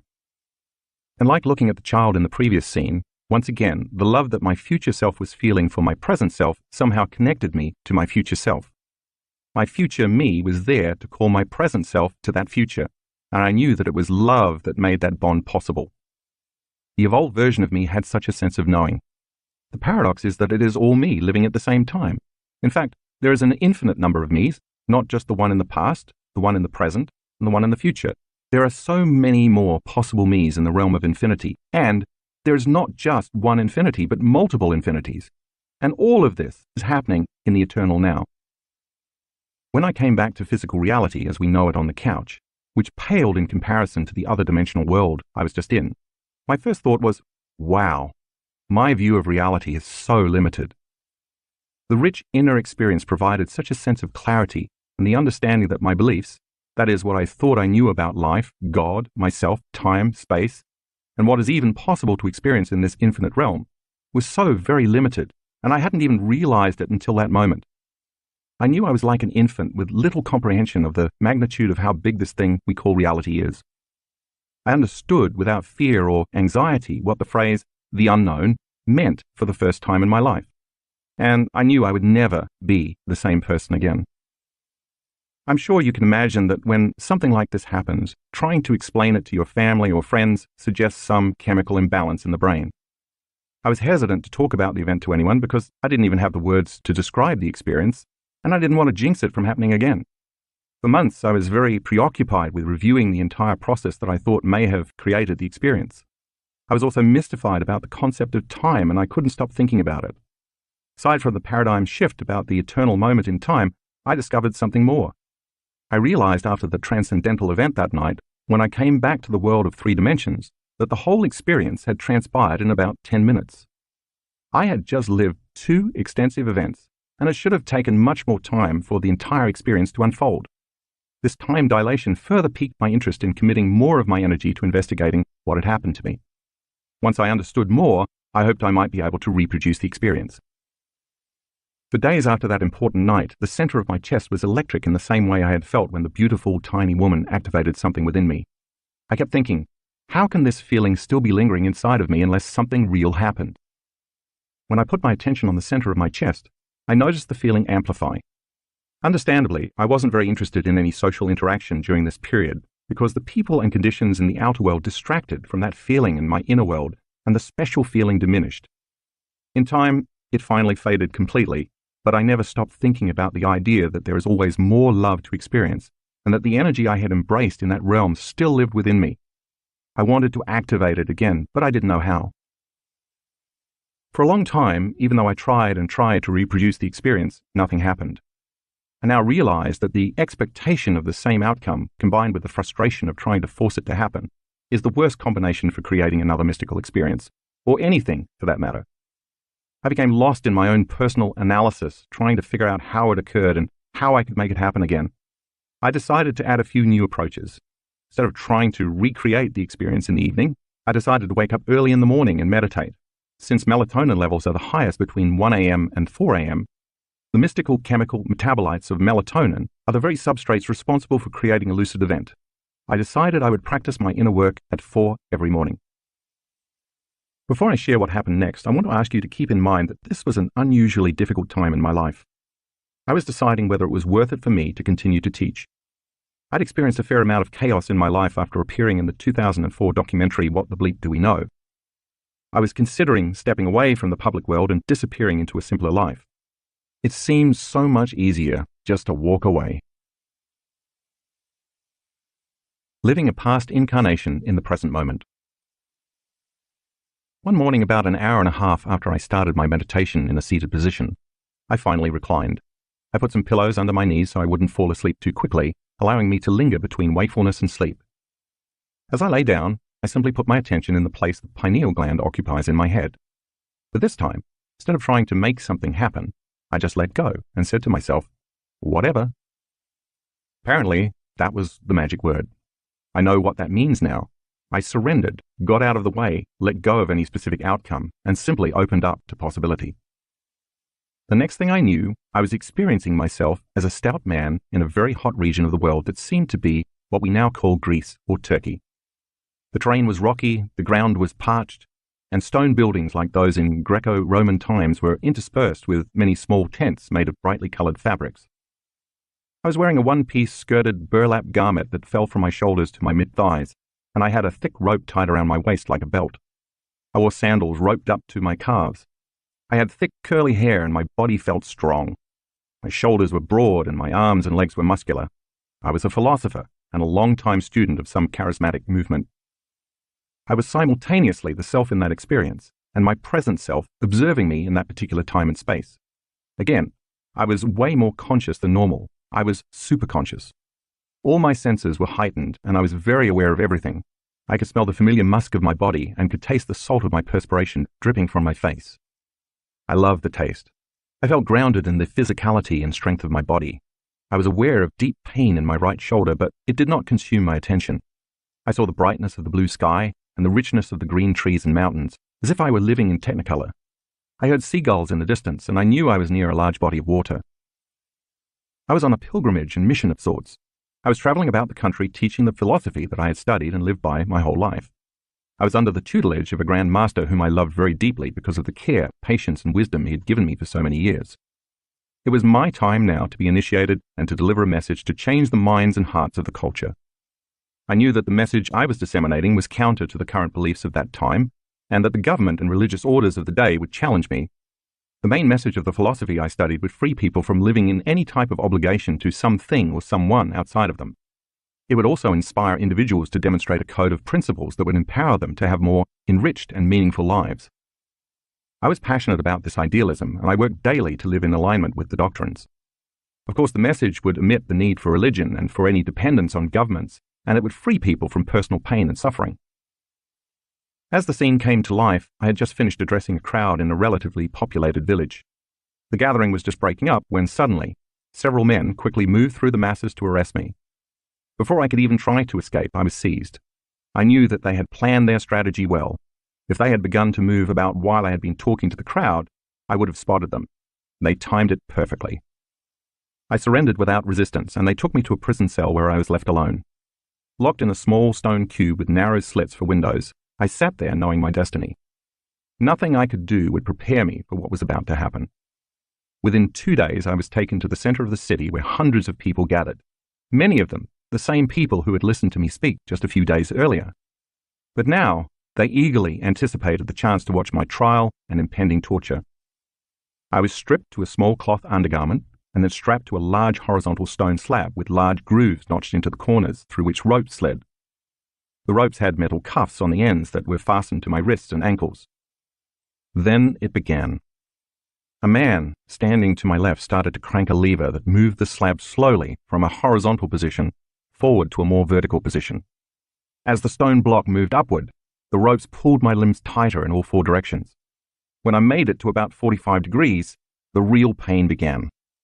Someone who seemed to be a magistrate yelled out, asking me if I would continue teaching my philosophy. I did not look up or answer. He then ordered the man to crank the lever further. At a certain point, I started to hear audible noises and pops, evidence of my spine dislocating in certain areas. As the observer of this scene, I watched the look on my face as the pain increased. It was like looking into a mirror and seeing myself. I became acutely aware that it was me on that slab. The metal cuffs around my wrists and ankles now tore into my skin, and the sharp metal burned. I was bleeding.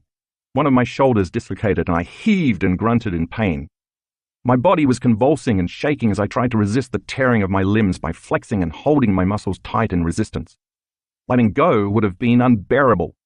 Suddenly, the magistrate hollered out again, asking me if I would continue to teach. I had a thought. I will agree to stop teaching, and then when they let me down from this public display of torture, I will simply start again. I reasoned that this was the right answer. It would appease the magistrate and stop the pain and my death, while enabling me to continue my mission. I slowly shook my head from side to side in silence. Then the magistrate pressed me to verbally say no, but I would not speak. He then motioned quickly to the tormentor on my left to push the crank even harder. I looked down at the man as he turned the gears with a clear intention to hurt me. I saw his face, and as we looked into each other's eyes, I, as the observer, instantly recognized this person as someone in my present life as Joe Dispenza. The same person, but in a different body. Something clicked within me as I witnessed this scene. I recognized that this tormentor is still tormenting others, including me, in my current incarnation, and I understand that person's role in my life. It was an odd, familiar feeling or knowing, and it made perfect sense. As the slab accelerated upward, my lower back snapped and my body started to lose control. That was the moment that broke me. I wept from the blinding pain and also felt such a deep sadness consume my whole being. When the weight of the heavy stone was released, it fell quickly back to the horizontal position. I lay there quivering, uncontrollably, in silence. I was then dragged back to the small prison cell where I lay curled up in the corner. For 3 days I couldn't stop the flashbacks of my torture. I was so humiliated that I never could speak in public again. The very thought of returning to my mission created such a visceral response in my body that I stopped even thinking about it. One night they released me, and without being noticed, head down in utter shame, I disappeared. I was unable to look anyone in the eye ever again. I felt like I had failed in my mission. I spent the rest of my life in a cave by the sea, trapping fish and living in silence as a hermit. As I witnessed this poor man's plight and his choice to hide from the world, I understood that this was a message for me. I knew that in my present life I could not disappear or hide from the world again, and that my soul wanted me to see that I had to continue my work.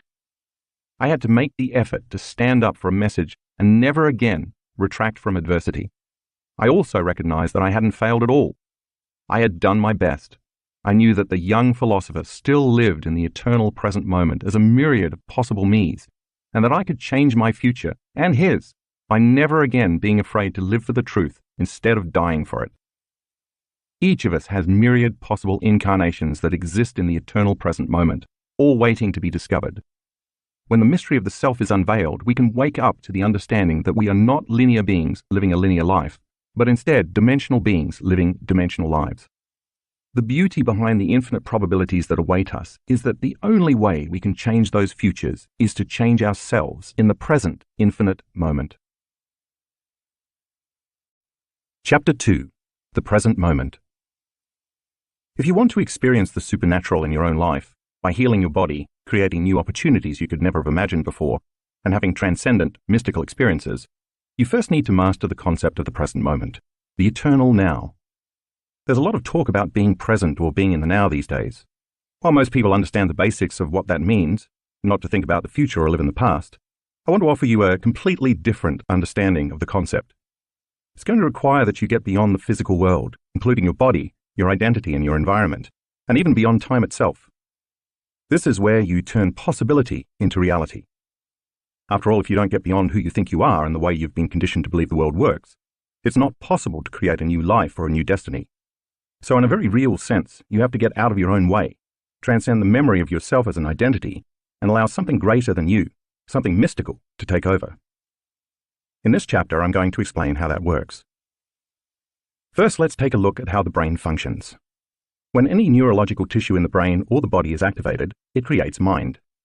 Consequently, from a neuroscientific understanding, mind is the brain in action. For instance, you have a specific mind to drive your car. You have another mind to take a shower. You have a different mind when you sing a song or listen to music. You use a specific level of mind to execute each of those complex functions because you've probably done each of these tasks thousands of times. So your brain turns on in a very specific way whenever you do any of them. When your brain is in action as you drive your car, for example, you are in fact turning on a specific sequence, pattern, and combination of neurological networks. Those neural networks, or neural nets, are simply clusters of neurons that work together as a community, just like an automatic software program or a macro, because you've done that particular action so many times. In other words, the neurons that fire together to accomplish the task become more wired together. As you consciously choose to perform the task of driving your vehicle, we could say that you are automatically selecting and instructing those neurons in your brain to turn on to create a level of mind. For the most part, your brain is a product of the past. It has been shaped and molded to become a living record of everything you have learned and experienced up to this point in your life. Learning from a neuroscientific standpoint is when neurons in your brain assemble to form thousands of synaptic connections, and those connections then assemble into complex, three-dimensional neurological networks. Think of learning as your brain getting an upgrade. When you pay attention to knowledge or information and it makes sense to you, this interaction with the environment leaves biological impressions in your brain. When you experience something new, your senses write the story neurologically in your brain, and even more neurons come together to make even more enriched connections, upgrading your brain even further. Experiences not only enhance the brain circuitry, but they also create emotions. Think of emotions as the chemical residue from past experiences, or chemical feedback. The stronger the emotional quotient from an event in your life, the more the experience leaves a lasting impression in your brain. That's how long-term memories are formed. So if learning means making new connections in your brain, memories are when you maintain those connections. The more you repeat a thought, choice, behavior, experience, or emotion, the more those neurons fire and wire together, and the more they will sustain a long-term relationship. In Anna's story in the previous chapter, you learned most of your experiences come from your interaction with your external environment. Since your senses plug you into the external environment and neurologically record the narrative in your brain, when you experience a highly charged emotional event, bad or good, that moment becomes embossed neurologically in your brain as a memory. Therefore, when an experience changes how you normally feel chemically and heightens your attention to what caused it, you will associate a specific person or thing with where your body is at a particular time and place. That's how you create memories, by interacting with the outer world. It's safe to say that the only place the past actually exists is in your brain and in your body. How your past becomes your future. Let's take a closer look at what happens biochemically inside your body when you think a thought or feel an emotion. When you think a thought or have a memory, a biochemical reaction begins in your brain, causing the brain to release certain chemical signals. That's how immaterial thoughts literally become matter. They become chemical messengers. These chemical signals make your body feel exactly the way you were just thinking. Once you notice you are feeling a particular way, then you generate more thoughts equal to how you're feeling, and then you release more chemicals from your brain to make you feel the way you've been thinking. For example, if you have a fearful thought, you start to feel fear. The moment you feel fear, that emotion influences you to think more fearful thoughts, and those thoughts trigger the release of even more chemicals in the brain and body to make you continue to feel more fear. The next thing you know, you get caught in a loop where your thinking creates feeling, and your feeling creates thinking. If thoughts are the vocabulary of the brain, and feelings are the vocabulary of the body, and the cycle of how you think and feel becomes your state of being, then your entire state of being is in the past. When you fire and wire the same circuits in your brain over and over again because you keep thinking the same thoughts, you are hardwiring your brain into the same patterns. As a result, your brain becomes an artifact of your past thinking, and in time it becomes easier to automatically think in the same ways. At the same time, as you repeatedly feel the same emotions over and over again, since, as I just said, emotions are the vocabulary of the body and the chemical residue of past experiences, you are conditioning your body into the past. So now let's look at what that means for you on a day-to-day basis. Given what you just learned about feelings and emotions being the chemical end products of past events, the moment you wake up in the morning and search for the familiar feeling called you are starting your day in the past.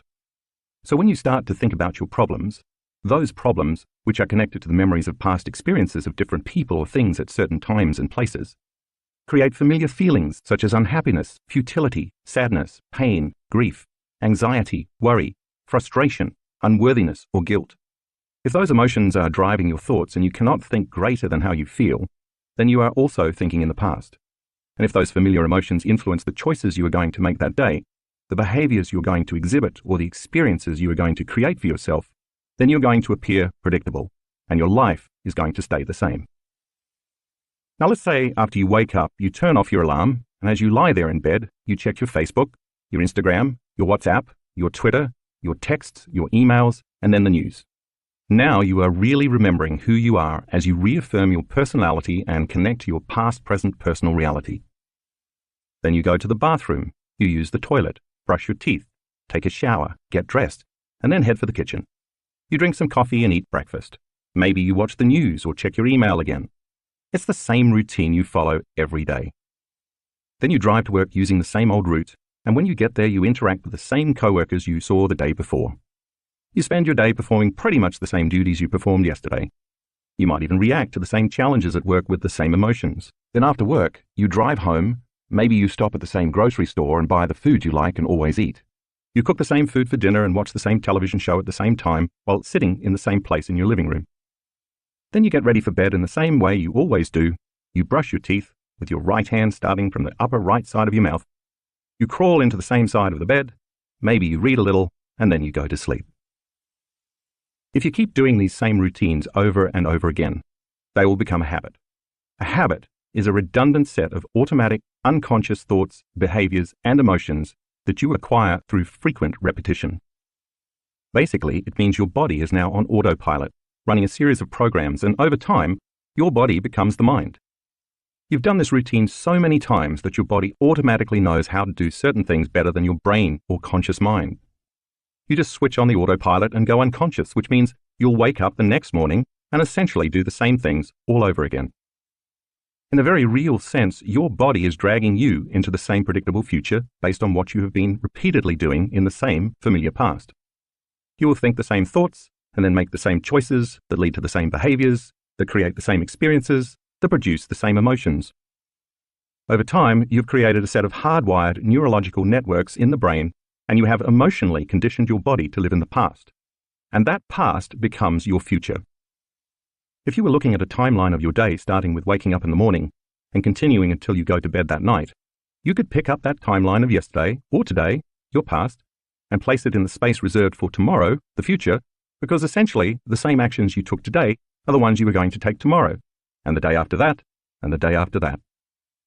Let's face it, if you keep the same routine as yesterday, it makes sense that your tomorrow is going to be a lot like your yesterday. Your future is just a rerun of your past. That's because your yesterday is creating your tomorrow. Take a look at figure 2.1. Each of those vertical lines represent the same thought that leads to the same choice that initiates an automatic behavior that creates a known experience that produces a familiar feeling or an emotion. If you keep reproducing the same sequence, in time all those individual steps merge into one automatic program. This is how you lose your free will to a program. The arrow represents an unknown experience dropping in somewhere between your driving to work in traffic, knowing you are going to be late again, and you trying to stop by the dry cleaners on your way. We could say that your mind and body are in the known, the same predictable future based on what you did in the same familiar past. And in that known certain future, there's no room for the unknown. In fact, if something new happened, if something unknown were to unfold in your life at that moment to change the same predictable timeline of your day, you'd probably be annoyed at the disruption of your routine. You'd likely consider it troublesome, problematic, and downright inconvenient. You might say, "Can you come back tomorrow? This is not the right time." The fact is, there's no room for the unknown in a predictable life. But being predictable is not how the unknown works. The unknown is unfamiliar, uncertain, but it's also exciting because it occurs in ways you cannot expect or anticipate. So let me ask you, how much room in your routine, predictable life do you have for the unknown? By staying in the known, following the same sequence each day of thinking the same thoughts, making the same choices, demonstrating the same programmed habits, recreating the same experiences that stamp the same networks of neurons into the same patterns to reaffirm the same familiar feeling called you are repeating the same level of mind over and over again. In time, your brain becomes automatically programmed to do any one of those particular sequences more easily and effortlessly the next time, and then the next time, and so on. As each of these individual steps merge into one complete step, thinking a familiar thought of an experience of somebody or something at some place in some time will automatically create the anticipation of the feeling of the experience. If you can predict the feeling of any experience, you are still in the known. For instance, the thought of having a meeting with the same team of people you have worked with for years can automatically cause you to call up the emotion of what the future event will feel like. When you can predict the feeling of that future event, because you've had enough past experiences to make it known to you, you are probably going to be creating more of the same. And of course, you are right. But that's because you are the same. By the same means, if you are in the automatic program and cannot predict the feeling of an experience in your life, you will probably be hesitant to engage it. We need to look at one more aspect of thinking and feeling to get the full picture of what's happening when we keep living in the same state of being. This thinking-feeling loop also produces a measurable electromagnetic field that surrounds our physical bodies. In fact, our bodies are always emitting light, energy, or frequencies that carry a specific message, information, or intention. By the way, when I say light, I'm not just referring to the light we see, but to all spectrums of light, including X-rays, cell phone waves, and microwaves. In the same way, we also receive vital information that is carried on different frequencies. So we are always sending and receiving electromagnetic energy. Here's how that works. When we think a thought, those networks of neurons that fire in our brain create electrical charges. When those thoughts also cause a chemical reaction that results in a feeling or an emotion, as well as when a familiar feeling or emotion is driving our thoughts, those feelings create magnetic charges. They merge with the thoughts that create the electric charges to produce a specific electromagnetic field equal to your state of being. Think of emotions as energy in motion. When someone experiencing a strong emotion walks into a room, their energy, aside from their body language, is often very palpable. We have all felt another person's energy and intent when they were angry or very frustrated. We felt it because they were emitting a strong signal of energy that carried specific information. The same is true of a very sexual person, a person who is suffering, or a person who has a calm, loving energy. All those energies can be sensed and felt. As you might expect, different emotions produce different frequencies. The frequencies of creative, elevated emotions like love, joy, and gratitude are much higher than the emotions of stress, such as fear and anger, because they carry different levels of conscious intent and energy. See Figure 2.2, which details some of the different frequencies associated with various emotional states. You'll read more about this concept later in the book. So if we are recreating the past day after day, thinking the same thoughts and feeling the same emotions, we are broadcasting the same electromagnetic field over and over again, sending out the same energy with the same message. From the perspective of energy and information, this means the same energy of our past continues to carry the same information, which then keeps creating the same future. Our energy, then, is essentially equal to our past. The only way we can change our lives is to change our energy, to change the electromagnetic field we are constantly broadcasting. In other words, to change our state of being, we have to change how we think and how we feel. If where you place your attention is where you place your energy, a key concept you'll read more about later in this chapter, then the moment you place your attention on a familiar emotion, your attention and your energy are in the past. If those familiar emotions are connected to a memory of some past event involving a person or an object at a particular place and time, then your attention and your energy are in the past as well. As a consequence, you are siphoning your energy out of the present moment into your past. By the same means, if you start to think about all the people you have to see, the things you have to do, and the places you have to go at certain times in your routine day, you are siphoning your attention and energy into a predictable, known future. Take a look at Figure 2.3, which illustrates this point. All of your energy is now completely commingled with those known experiences in that specific line of time. Your energy is creating more of the same, and your body is going to follow your mind to the same events in your same reality. Your energy is being directed out of the present moment and into the past and the future. As a result, you have very little energy left to create an unknown experience in a new timeline. Figure 2.3 also shows how the electromagnetic energy you emanate is a vibrational match with everything known to you. So as you start your day, when you have the thought of the toilet, the next thing you know, there you are, walking toward the toilet. Then you have the thought of the shower, and you find yourself in the shower adjusting the water temperature. You have the thought of the coffee maker, and you're projecting your attention and energy to the coffee maker. And as you automatically walk to the kitchen to make your morning cup of java, once again your body is following your mind. And if you've done that for the last 22 years, your body is going to effortlessly coast right over there. Your body is always following your mind, but in this case, it's been repeatedly following your mind to the known. That's because that's where your attention, and therefore your energy, is. So now let me ask you this. Could it ever be possible for your body to start following your mind to the unknown? If so, you can see that you would have to change where you put your attention, and that would lead to changing your energy, which would require you to change how you think and how you feel long enough for something new to happen. While it may sound incredible, this is indeed possible. It makes sense that just as your body has been following your mind to every known experience in your life, like the coffee maker each morning, if you were to start investing your attention and energy into the unknown, your body would then be able to follow your mind into the unknown, a new experience in your future. Priming your mind and body for a new future. If you are familiar with my work, you know that I'm in love with the concept of mental rehearsal. I'm fascinated by how we can change the brain as well as the body by thought alone. Think about that for a moment. If you focus your attention on specific imagery in your mind and become very present with a sequence of repeated thoughts and feelings, your brain and body will not know the difference between what is occurring in the outer world and what is happening in your inner world.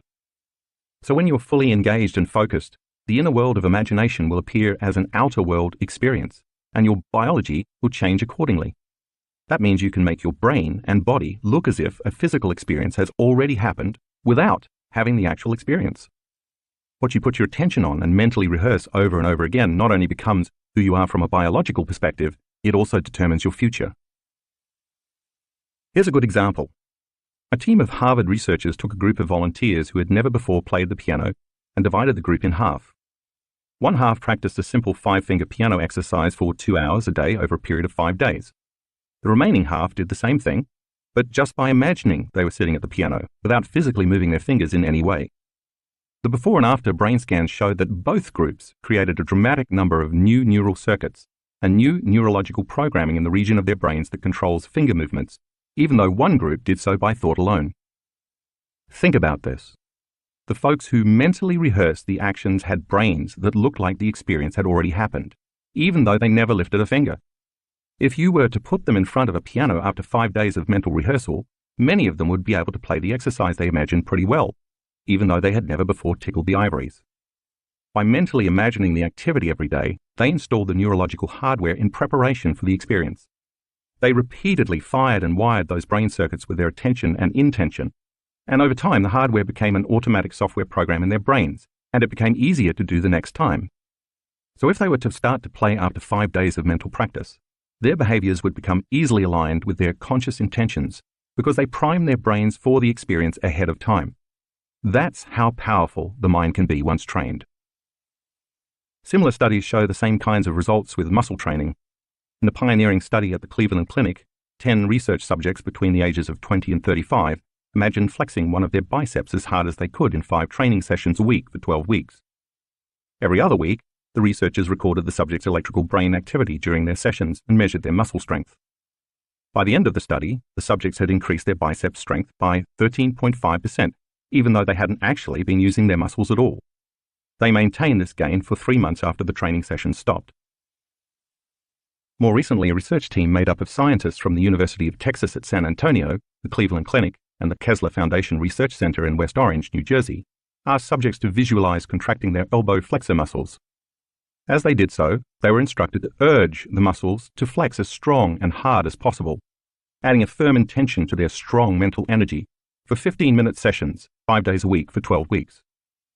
One group of subjects was instructed to use what is called external or third-person imagery, imagining themselves performing the exercise by observing themselves in a scene in their heads separate from the experience, like watching a movie of themselves.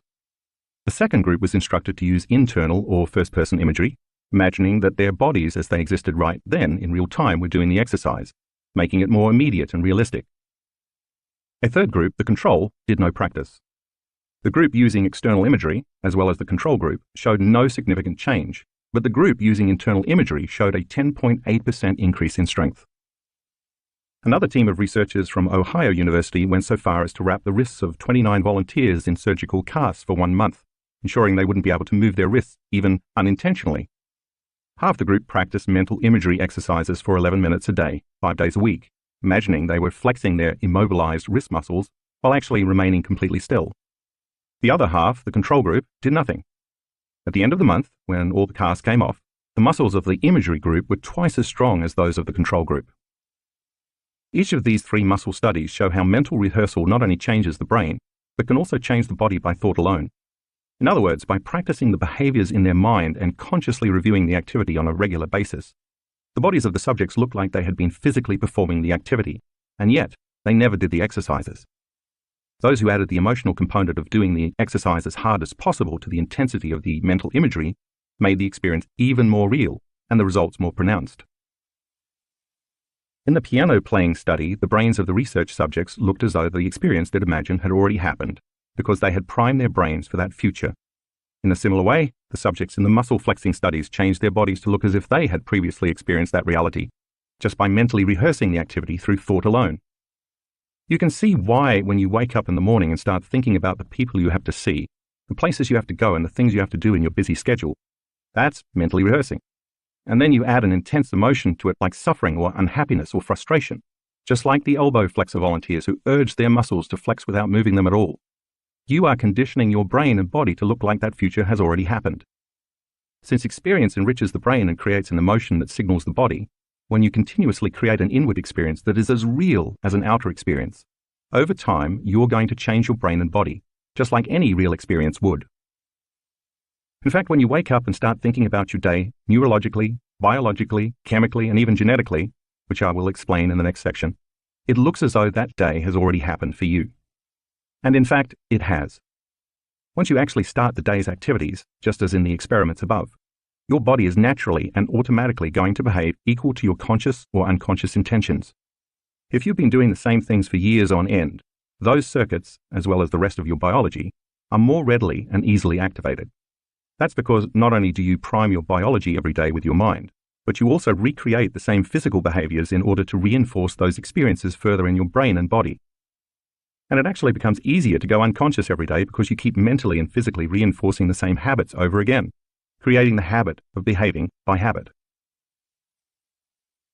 Making genetic changes. We used to think that genes created disease and that we were at the mercy of our DNA. So if many people in someone's family died of heart disease, we assumed that their chances of also developing heart disease would be pretty high. But we now know through the science of epigenetics that it's not the gene that creates disease, but the environment that programs our genes to create disease, and not just the external environment outside our body, cigarette smoke or pesticides, for example, but also the internal environment within our body, the environment outside our cells. What do I mean by the environment within our body? As I said previously, emotions are chemical feedback, the end products of experiences we have in our external environment. So as we react to a situation in our external environment that produces an emotion, the resulting internal chemistry can signal our genes to either turn on, upregulating or producing an increased expression of the gene, or to turn off, downregulating or producing a decreased expression of the gene. The gene itself doesn't physically change. The expression of the gene changes. And that expression is what matters most because that is what affects our health and our lives. Thus, even though someone may have a genetic predisposition for a particular disease, for example, if their genes continue to express health instead of expressing that disease, they won't develop the condition and will remain healthy. Think of the body as a finely tuned instrument that produces proteins. Every one of our cells, except red blood cells, makes proteins, which are responsible for the body's physical structure and physiological function.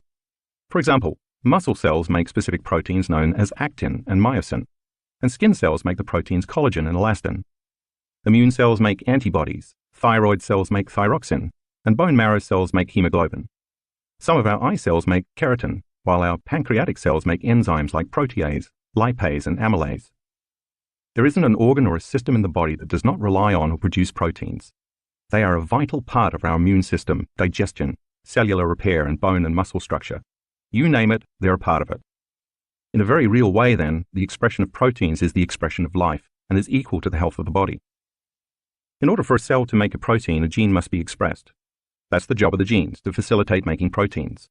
When the signal from the environment outside of the cell reaches the cell membrane, the chemical is accepted by a receptor outside of the cell and makes its way to the DNA inside the cell. Then a gene makes a new protein that's equal to that signal. So if the information coming from outside of the cell does not change, the gene keeps making the same protein and the body stays the same. Over time, the gene will begin to downregulate. It will either shut off its healthy expression of proteins, or it will eventually wear out, like making a copy of a copy of a copy, causing the body to express a different quality of proteins. Different classifications of stimuli upregulate and downregulate genes. We activate experience-dependent genes, for example, by doing new things or learning new information. These genes are responsible for stem cells getting the instructions to differentiate, transforming into whatever type of cell the body needs at that particular time to replace cells that are damaged. We activate behavioral state-dependent genes when we are in high levels of stress or arousal, or in alternate states of awareness like dreaming. You can think of these genes as the fulcrum of mind-body connection because they provide a link between our thoughts and our bodies, allowing us to influence our physical health through various behaviors, meditation, prayer, or social rituals, for example.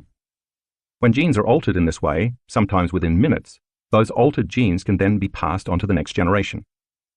So when you change your emotions, you can change the expression of your genes, turning some on and others off, because you are sending a new chemical signal to your DNA, which can then instruct your genes to make different proteins, upregulating or downregulating to make all kinds of new building blocks that can change the structure and function of your body.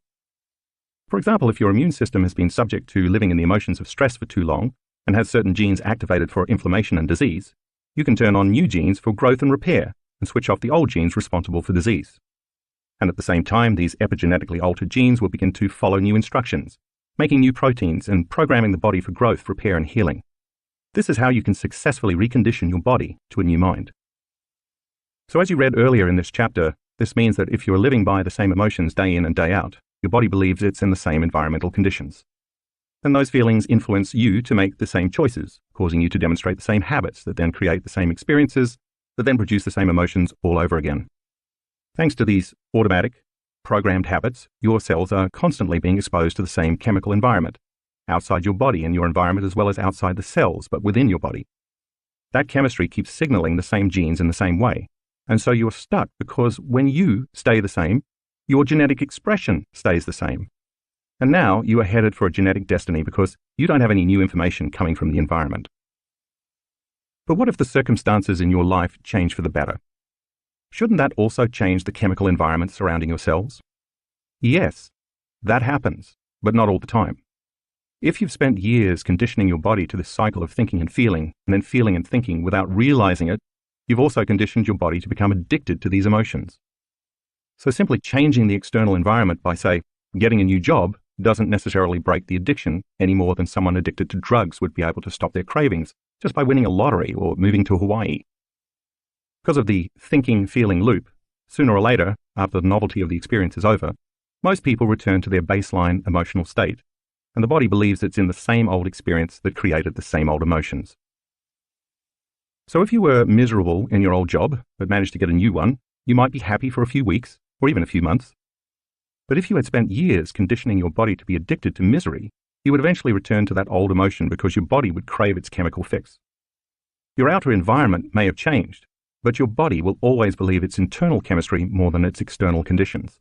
So it remains emotionally locked into your old state of being, still addicted to those old emotions. That's just another way of saying you're still living in the past. And because the internal chemistry hasn't changed, you can't change the expression of your genes to make new proteins in order to improve the structure or the function of your body, so there's no change in your health or your life. That's why I say you have to think greater than the way you feel to make any real, lasting changes.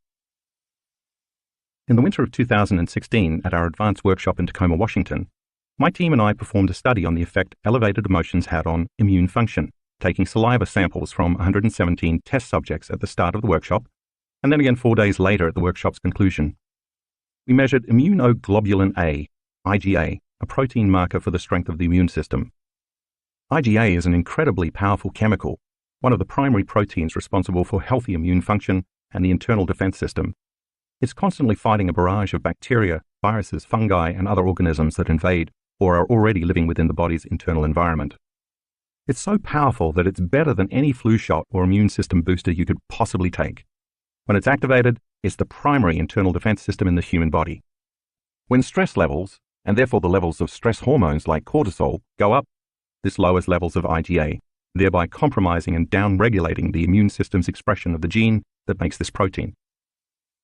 During our 4-day workshop, we asked our study participants to move into an elevated emotional state such as love, joy, inspiration, or gratitude for 9 to 10 minutes 3 times a day. If we could elevate our emotions, we wondered, could we boost our immune system? In other words, could our students upregulate the genes for IgA simply by changing their emotional states? The results amazed us. Average IgA levels shot up by 49.5%.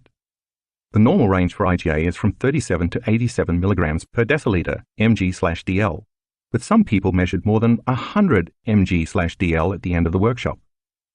Our test subjects showed significant, measurable epigenetic changes without having any significant experiences in their external environment. By attaining states of elevated emotions even for just a few days, their bodies began to believe that they were in a new environment, so they were able to signal new genes and change their genetic expression, in this case, the protein expression of the immune system. See Figure 2.4. This means that you might not need a pharmacy or an exogenous substance to heal you. You have the power from within to upregulate the genes that make IgA within a few days. Something as simple as moving into an elevated state of joy, love, inspiration, or gratitude for 5 to 10 minutes a day can produce significant epigenetic changes in your health and body. Where attention goes, energy flows. Since where you place your attention is where you place your energy, when you wake up in the morning and immediately start putting your attention and energy on all the people you have to see that day, the places you have to go, the objects you own, and the things you have to do in the three-dimensional world, your energy becomes fractured. All of your creative energy is flowing away from you, as Figure 2.5 illustrates, to all things in the outer world that compete for your attention: your cell phone, your laptop, your bank account, your house, your job, your co-workers, your spouse, your kids, your enemies, your pets, your medical conditions, and so on. Take a glance at Figure 2.5.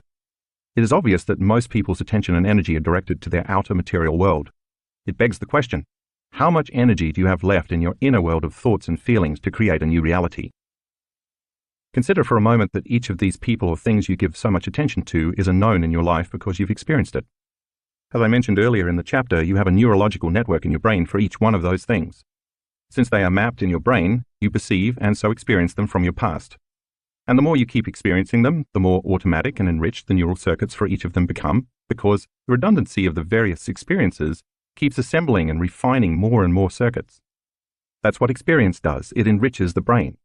So you have a neurological network about your boss, a neurological network about money, a neurological network about your partner, a neurological network about your kids, a neurological network for your financial situation, a neurological network for your house, and neurological networks about all your physical world possessions because you've experienced all of those people or things at different times and places.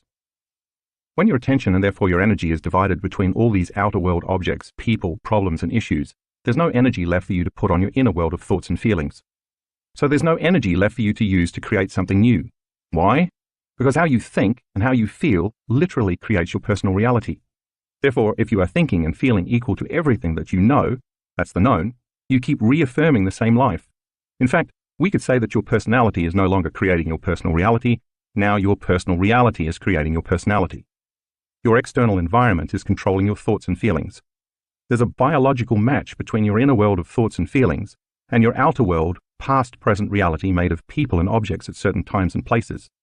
You are continuously keeping your life the same because you are keeping your attention, thoughts, and your energy, feelings, the same. Finally, if how you think and how you feel broadcasts an electromagnetic signature that influences every area of your life, you are broadcasting the same electromagnetic energy and your life never changes. We could say that your energy is equal to everything in your past-present reality, and you are recreating the past. That's not the only limitation that occurs, though. When you place all your attention and energy on the outer world and you keep reacting to the same conditions in the same way, in a state of chronic stress which causes the brain to be in a constant state of arousal, your inner world becomes imbalanced and your brain begins to work inefficiently. And then you become less effective in creating anything at all. In other words, you become a victim of your life instead of the creator of your life. Living by the hormones of stress. Now let's take a closer look at how we end up getting addicted to our negative emotions. or more precisely, what we call the hormones of stress. The moment we react to any condition in our outer world that tends to be threatening, whether the threat is real or imagined, our body releases stress hormones in order to mobilize enormous amounts of energy in response to that threat. When this occurs, the body moves out of balance. That's exactly what stress is. This is a natural and healthy response because in antiquity, that chemical cocktail of adrenaline and cortisol and similar hormones were released when we were facing some danger in the outer world. Maybe a predator was chasing us, for example, and we had to make a decision to fight, run, or hide. When we are in survival mode, we automatically become materialists, defining reality with our senses by what we can see, hear, smell, feel, and taste. We also narrow our focus and put all of our attention on matter, on our bodies existing in a particular space and time. The hormones of stress cause us to give all of our attention to our outer world because that's where the danger lurks. Back in the days of early humans, of course, this response was a good thing.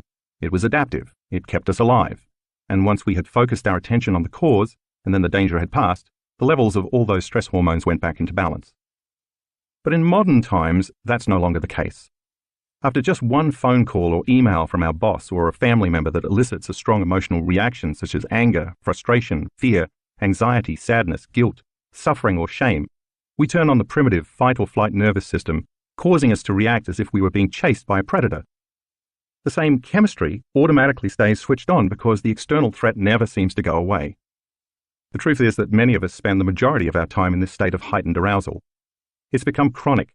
It's as though the predator is not out there in the wild making an occasional toothy appearance, but is instead living in the same cave as we are, a toxic coworker whose desk is right next to ours, for example. Such a chronic stress response is not adaptive. It's maladaptive. When we're living in survival mode and those hormones of stress like adrenaline and cortisol keep pumping through our body, we stay on high alert instead of returning to balance. As in Anna's experience in Chapter 1, when this imbalance is maintained long-term, chances are we are headed for disease, because long-term stress downregulates the healthy expression of genes. In fact, our bodies become so conditioned to this rush of chemicals that they become addicted to them. Our bodies actually crave them. In this mode, our brains become overly alert and aroused as we try to predict, control, and force outcomes in an effort to increase our chances of survival. And the more we do this, the stronger the addiction becomes, and the more we believe we are our bodies connected to our identities and our environment living in a linear time. That's because that's where all of our attention is. When your brain is aroused and you are living in survival mode, and you have to keep shifting your attention to your job, to the news, to your ex, to your friends, to your emails, to Facebook, and to Twitter, you're activating each of these different neurological networks very quickly. Review figure 2.5. If you keep doing this over time, the act of habitually narrowing your focus and shifting your attention compartmentalizes your brain, and it no longer works in a balanced fashion. And when that happens, you are training your brain to fire in a disordered, incoherent pattern which causes it to work very inefficiently. Like a lightning storm in the clouds, different neural networks fire out of order so your brain works out of sync. The effect is similar to a group of drummers all banging on their skins at the same time, but not together or with any rhythm. We will talk much more about the concepts of coherence and incoherence in a later chapter, but for now, it's enough to know that when your brain gets incoherent, you get incoherent. When your brain isn't working optimally, you're not working optimally. For each outer world person or thing or place you've experienced in your life that is a known, you have an emotion connected to it because emotions, which are energy in motion, are the chemical residue of experience. And if most of the time you're living by those addictive stress hormones, you might use your boss to reaffirm your addiction to judgment. You might use your coworkers to reaffirm your addiction to competition. You might use your friends to reaffirm your addiction to suffering. You might use your enemies to reaffirm your addiction to hatred, your parents to reaffirm your addiction to guilt, your Facebook feed to reaffirm your addiction to insecurity, the news to reaffirm your addiction to anger, your ex to reaffirm your addiction to resentment, and your relationship with money to reaffirm your addiction to lack. This means your emotions, your energy, are commingled, even bonded with every person, place, or thing you experience in your known familiar reality.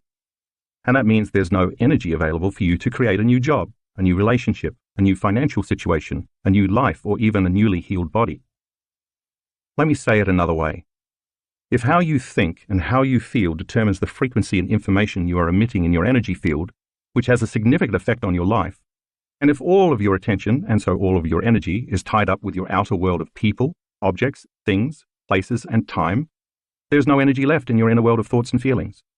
Therefore, the stronger the emotion you are addicted to, the more you will place your attention on that person, object, place, or circumstance in your outer world, giving away most of your creative energy and causing you to feel and think equal to everything you know. It becomes difficult to think or feel in any new ways when you are addicted to your outer world.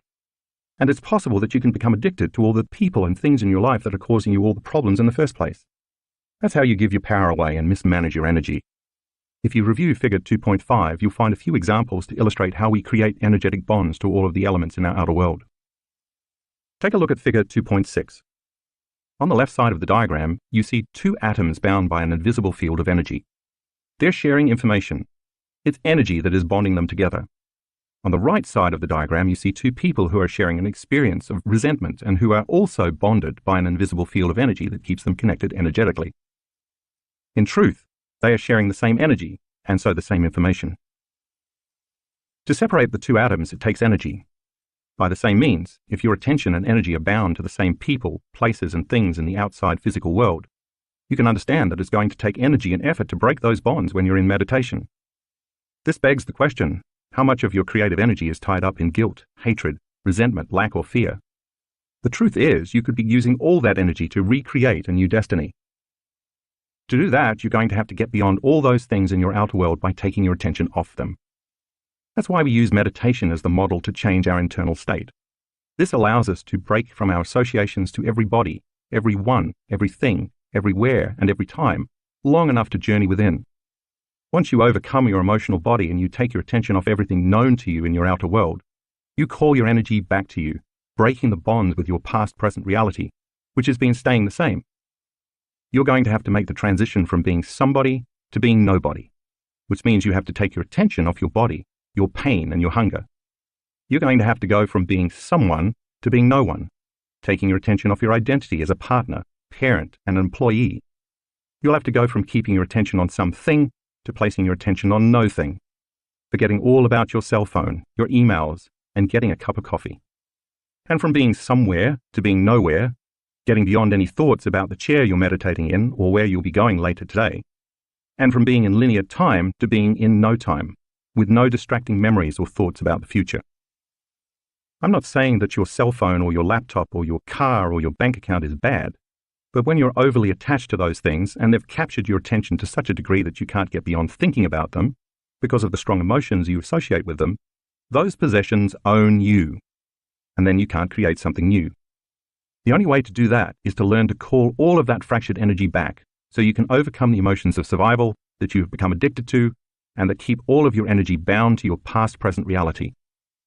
Once you take your attention off all those exterior elements, you start to weaken your energetic and emotional bonds with those things, and you finally begin to free up enough available energy to create a new future. That's going to require you to become aware of where you've been unconsciously placing your attention, and, like separating the two atoms, it's also going to take some energy to consciously break those bonds. People come up to me all the time in workshops and tell me their computer hard drive crashed, or someone stole their car, or they lost their job and they don't have any more money.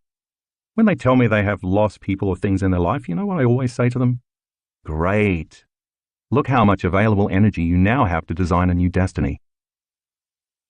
By the way, if you do this work well and manage to call your energy back to you, it will most likely be uncomfortable at first, even a little chaotic. Get ready, because certain areas of your life may fall apart. But don't worry, that's supposed to happen because you're breaking the energetic bonds between yourself and your same past reality. Anything that is no longer in a vibrational match between you and your future is going to fall away. Let it. Don't try to put your old life back together because you're going to be way too busy with the new destiny you're calling to yourself. Here's a great example.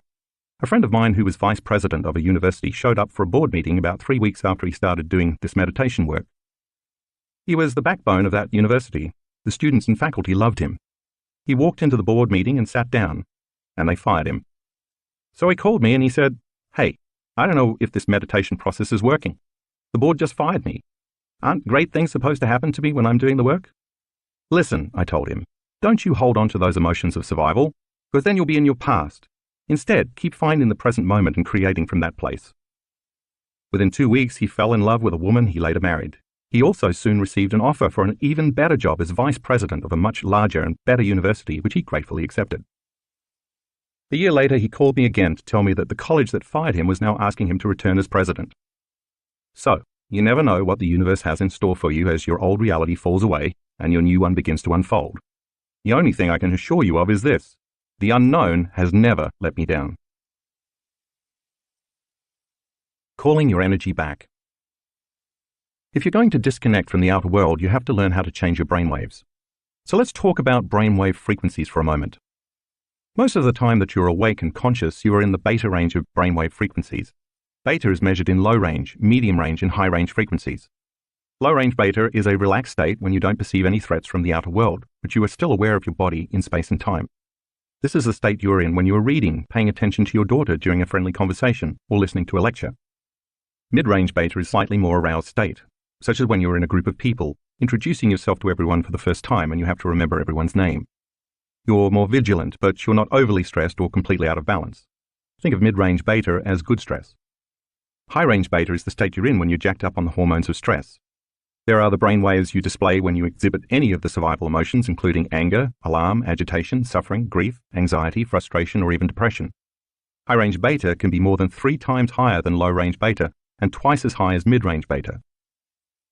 While you may spend most of your waking time in beta frequency brainwaves, you also dip into alpha frequency brainwaves throughout your day.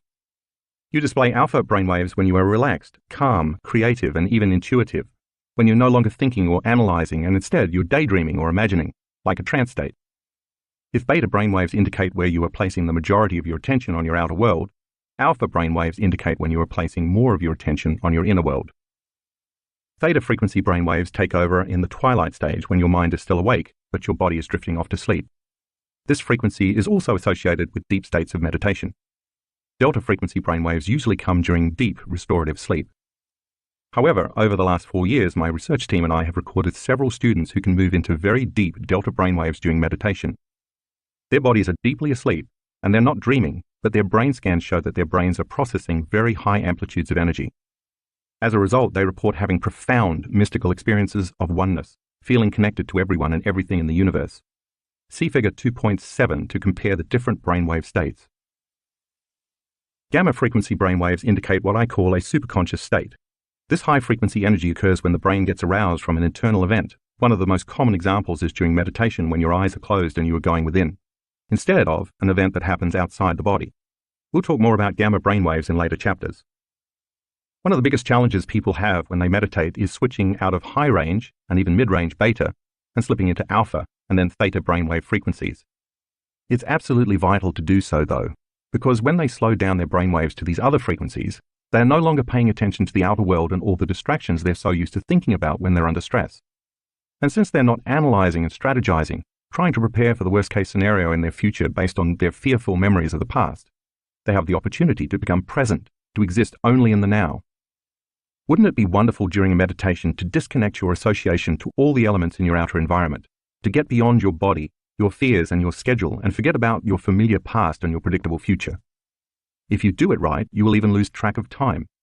As you overcome your automatic thinking, your emotions, and your habits in meditation, that is exactly what happens. You get beyond your body, your environment, and time. You weaken the energetic bonds with your past-present reality and find yourself in the present moment. Only in the present moment can you call your energy back to you. This does take some effort, although it will get easier with practice, because you're living by the hormones of stress most of the time. So let's look at what happens when you aren't in the present moment during meditation, so you'll know how to handle that when it arises. Understanding this skill is important because if you can't get beyond your stresses, your problems, and your pain, you can't create a new future where those things don't exist. So let's say you're sitting in your meditation and you start to have some stray thoughts.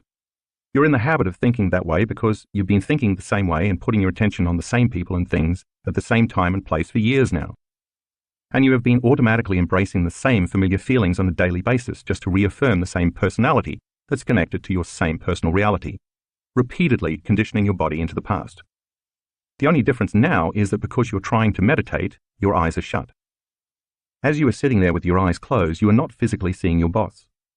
But your body wants to feel that anger because every time you see her in your waking day, 50 times a day, 5 days a week, you are in the habit of feeling bitterness or aggression. Similarly, when you get emails from her, which happen at least 10 times a day, you unconsciously have the same emotional reaction to her. So your body has grown accustomed to needing her to reaffirm your addiction to anger.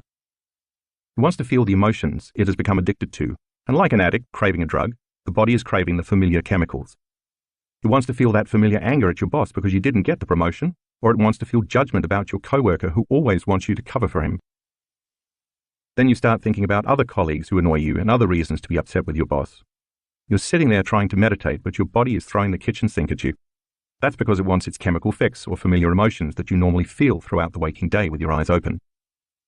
The instant you notice what's happening, that you are putting all of your attention on that emotion, you become aware that you're investing your energy into the past, because emotions are records of the past. So you stop and return to the present moment, and you begin to disinvest your attention and energy out of the past. And then, in a little while, you start to feel frustrated and angry and resentful again, and you realize what you are doing. You remember that your body is trying to feel those emotions in order to reaffirm its addiction to those chemicals. And you remember that those emotions drive your brain into high-range beta brainwaves. And you stop. Every time you pause, settle your body down, and return to the present moment, you are telling your body that it is no longer the mind. You are the mind. But then thoughts start drifting into your mind about the people you have to see and the places you have to go and the things you have to do later that day. You wonder if your boss has answered that email yet, and you remember that you haven't returned your sister's phone call either. And today is trash day, so you remind yourself you need to put out the trash. And all of a sudden you become aware that by anticipating those future scenarios, you are investing your attention and your energy into the same known reality. So you stop, return to the present moment, and once more disinvest your energy out of that predictable, known future and make room for the unknown in your life. Take a look at figure 2.8. It shows that once you find yourself in that sweet spot of the generous present moment, your energy, represented by the arrows, no longer goes away from you to the past and future the way it did back in figure 2.3. Now you are divesting your energy from that familiar past and predictable future. You are no longer firing and wiring the same circuits in the same way, and you are no longer regulating and signaling the same genes in the same way by feeling the same emotions. If you keep doing this process, you are continuously calling all that energy back to you by breaking the energetic bonds that keep you connected to your past-present reality. This happens because you are taking your attention and your energy off your outer world and placing it instead on your inner world, and you're building your own electromagnetic field surrounding your body. Now you have available energy that you can use to create something new. Not surprisingly, your attention eventually begins to wander again. As you continue to sit in meditation, your body becomes more annoyed and impatient because it wants to do something. After all, you've programmed it every day to get up and follow the same routine. It wants to quit meditating, open its eyes and see someone. It wants to hear something on TV or talk to someone on the phone. It prefers to taste breakfast instead of sitting there doing nothing. It would like to smell coffee brewing, like it does every morning, and it would love to feel something like a hot shower before it starts the day. The body wants to experience physical reality with its senses in order to embrace an emotion, but your goal is to create a reality from a world beyond your senses that's defined not by your body as the mind, but by you as the mind. So as you become aware of the program, you keep settling your body down into the present moment. The body tries again to return to the familiar past because it wants to engage in a predictable future, but you keep settling it back down. Each time you overcome those automatic habits, your will becomes greater than your program. Every time you keep settling your body back to the present moment, like training a dog to sit, you are reconditioning your body to a new mind. Each time you become aware of your program and you labor for the present moment, you are stating that your will is greater than your program. And if you keep returning your attention, and therefore your energy, back to the present moment, and you keep noticing when you are present and when you are not, sooner or later your body is going to surrender. It is this process of continuously returning to the present moment every time you become aware that you've lost it that begins to break the energetic bonds with your familiar known reality. And when you do return to the present moment, what you're actually doing is getting beyond your physical world identity and unfolding into the quantum field, a concept I will explain in detail in the next chapter. The hardest part of every war is the last battle. That means that when your body, as the mind, is raging, causing you to think that you cannot go any further, wanting you to stop and return to the world of the senses, you keep persevering. You truly step into the unknown, and sooner or later you will begin to break the emotional addiction within you. When you get beyond your guilt, your suffering, your fear, your frustration, your resentment, or your unworthiness, you are freeing your body from the chains of those habits and emotions that keep you anchored in the past. And as a result, you are liberating energy that is now coming back to you. As the body releases all of this stored emotional energy, it is no longer becoming the mind. You discover that right on the other side of your fear is courage. Right on the other side of your lack is wholeness. And just beyond your doubt is knowing. When you step into the unknown and surrender your anger or hatred, you discover love and compassion. It's the same energy. It has just been stored in the body, and now it's available for you to use to design a new destiny.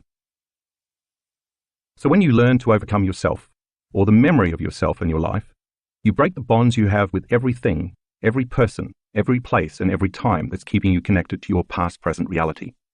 And when you finally overcome your anger or your frustration, and you liberate energy that was trapped in the past, you call that energy back to you. As you liberate all of that creative energy that has been tied up in those survival emotions, within you and all around you, you are building your own personal energy field around your body. In our advanced workshops, we've actually measured this effect on calling the energy back. We have experts who use very sensitive equipment called a gas discharge visualization, GDV, machine, with a specially designed sensor called a Sputnik antenna, developed by Konstantin Korotkov, PhD. It measures the ambient electromagnetic field in the workshop conference spaces to see how the energy changes as the workshop progresses. On the first full day of some of our advanced workshops, we sometimes see the energy in the room drop. That happens because once we start meditating, and those students have to overcome themselves by breaking the energetic bonds with everyone and everything in their known reality, they are calling energy back to themselves. They're drawing energy from the greater field, and the field in the room can diminish as the participants begin to build their individual field of energy around their own bodies. And now they have available energy to use to design a new destiny. Of course, as our entire group gets beyond themselves the first day, they finally build their own light field, and as their energy keeps expanding each day, they begin to contribute to the energy in the room. As a result, we finally witness the energy of the room rise. To see what this sometimes looks like, find graphics 1A and 1B in the color insert. One way to increase your chances of a successful meditation is to give yourself enough time so you don't get distracted by trying to rush through the experience. When I meditate, for example, I allow for 2 hours.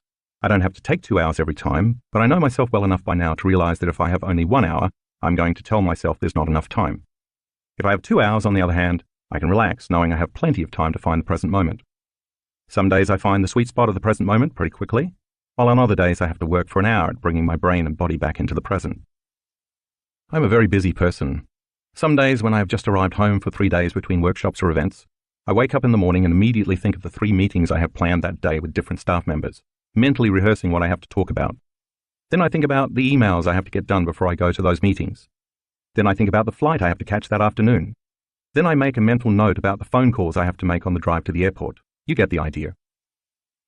As that happens and I'm thinking about the same people I have to see, the same places I have to go, the same things I have to do, all at the same time in my known familiar reality, I realize that I am priming my brain and body to look like that future has already happened. I become conscious that my attention is in the known future, and I stop anticipating the known and turn back to the present moment. As I do that, I'm beginning to unfire and unwire those neural connections. Then I might get a little emotional and become impatient and a little frustrated thinking about something that happened yesterday. And since emotions are a record of the past and where I place my attention is where I place my energy, I become aware that I'm investing my energy in the past. Then the hormones of stress may get my brain aroused and my body gets a bit fired up into high-range beta brainwaves, and I have to settle it back down into the present moment again. And as I do that, I'm no longer firing and wiring the same circuits in my brain, and I'm disinvesting my energy out of the past. And if I'm aware of the same thoughts that are connected to those same familiar feelings, when I stop myself from feeling the same way, I'm no longer conditioning my body into the past, and I'm no longer signaling the same genes in the same ways.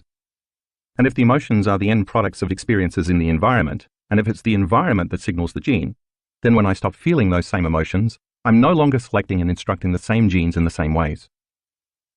That not only affects the health of my body, but also no longer primes my body to be in the same future based on living in the past. So as I inhibit those familiar feelings, I'm changing the genetic program of my body.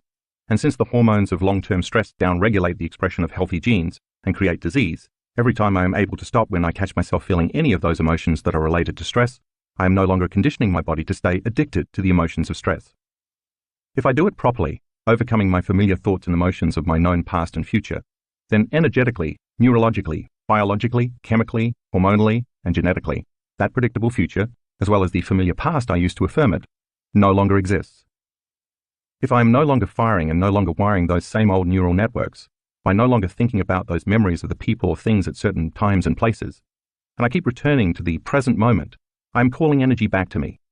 Take a look at figure 2.9 and you can see how the familiar past and the predictable future no longer exist. Now I'm in the sweet spot of the generous present moment, and I have available energy to create. I've built my own energy field surrounding my body. Every time I've labored, sometimes for hours, to get beyond myself and find that place called the eternal now, and I truly break through, I've always thought the same thing. That was so worth it. Chapter 3. Tuning into new potentials in the quantum. Getting beyond our body, our environment, and time isn't easy. But it's worth it because once we disconnect from three-dimensional reality, we enter a whole other reality called the quantum, the realm of infinite possibility. Describing this reality is a bit challenging because it's unlike anything we are familiar with in the physical universe. The rules of Newtonian physics, the way we are used to thinking the world works, simply don't apply.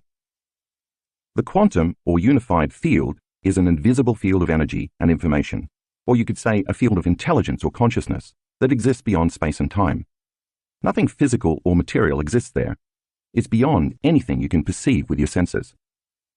This unified field of energy and information is what governs all the laws of nature. Scientists have been working to quantify this process so we can more fully understand it, and they are discovering more and more all the time. Based on my knowledge and experience, I believe there's a self-organizing intelligence that is energy, and it is observing all of the universes and galaxies into order. Sometimes people will say to me that this idea seems a bit unscientific. I always answer them with the same question. What happens after an explosion, order or disorder? Their answer is always that disorder results. Then I ask, so why, after the Big Bang, which was the biggest explosion ever, has so much order been created? Some intelligence must be organizing its energy and matter into form and unifying all the forces of nature to create such a masterpiece. That intelligence, that energy, is the quantum or unified field. To give you some idea of what this field is like, imagine taking away all the people and bodies on Earth, all the animals and plants and physical objects, both natural and man-made, all the continents, the oceans, and even the Earth itself. Imagine you could then take away all the planets and moons and stars in our solar system, including our sun. And then imagine taking away all the other solar systems in our galaxy, and then all the galaxies in the universe. There's no air, and there isn't even any light that you can see with your eyes. There's just absolute blackness, the void, the 0-point field. It's important to remember this because when you as a consciousness in the present moment unfold into the unified field, you will be in an infinite black space, void of anything physical. Now imagine that not only do you not see anything here, but because you enter into this realm without a physical body, you also have no sight with which to see, nor do you have the capacity to hear, feel, smell, or taste. You have no senses here at all. The only way you can exist in this quantum is as an awareness. Or better said, the only way you can experience this realm is with your awareness, not your senses. And since consciousness is awareness, and awareness is paying attention and noticing, once you are beyond the world of the senses, when you pay attention to the energy of the quantum field, your consciousness is connecting to greater levels of frequency and information. Yet as strange as this may sound, the quantum field is not empty. It's an infinite field filled with frequency or energy. And all frequency carries information. So think of the quantum field as being filled with infinite amounts of energy vibrating beyond the physical world of matter and beyond our senses, invisible waves of energy available for us to use in creation. What exactly can we create with all this energy swimming in an infinite sea of potentials? That's up to us because, in short, the quantum field is the state in which all possibilities exist.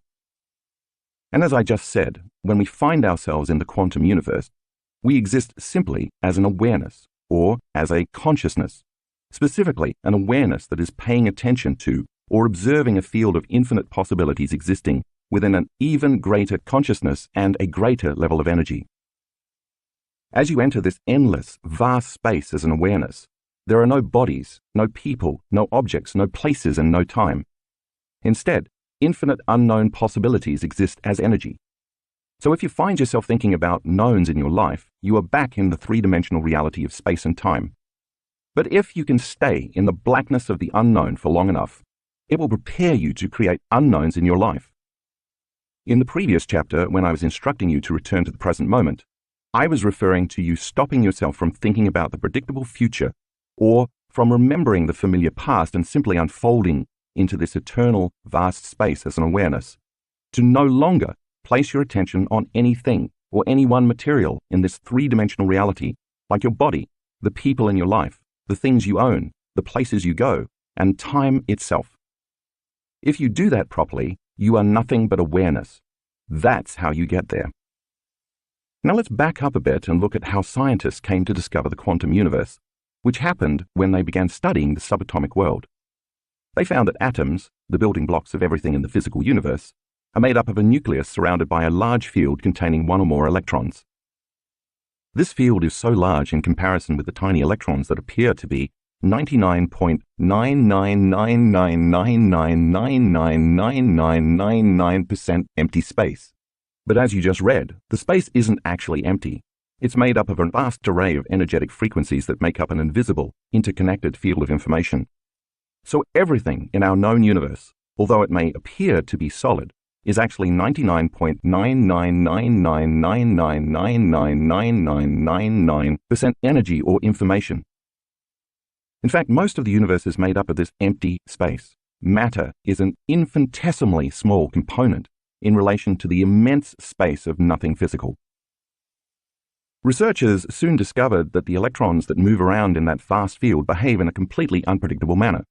They don't appear to be subject to the same laws that govern matter in our larger universe. They're here in one moment and then gone the next, and it's impossible to predict where and when the electrons will appear. That's because, as the researchers eventually discovered, the electrons exist simultaneously in an infinite number of possibilities or probabilities.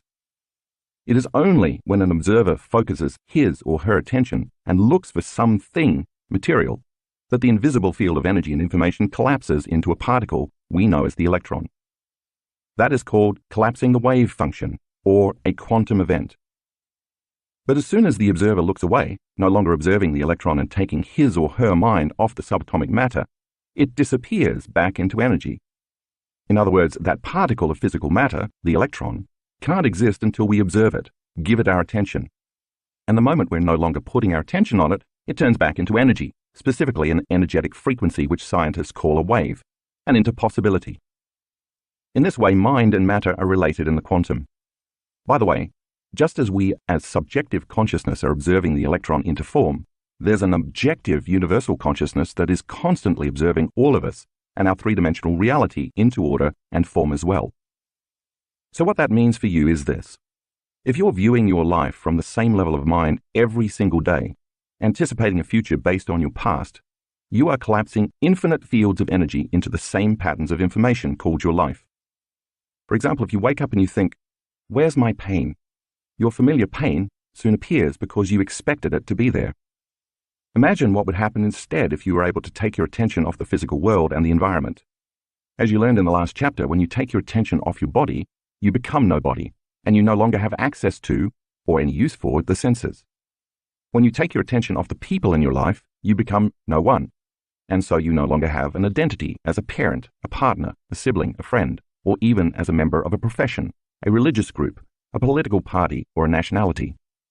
You have no race, no gender, no sexual orientation, and no age. When you take your attention off objects and places in the physical environment, you are in no thing and nowhere. Finally, if you take your attention off linear time, which has a past and a future, you are in no time. You are in the present moment in which all possibilities in the quantum field exist. Because you are no longer identifying with or connected to the physical world, you are no longer trying to affect matter with matter. You are beyond matter and beyond how you identify yourself as a body in space and time. In a very real sense, you are in the immense blackness of the unified field where nothing material exists.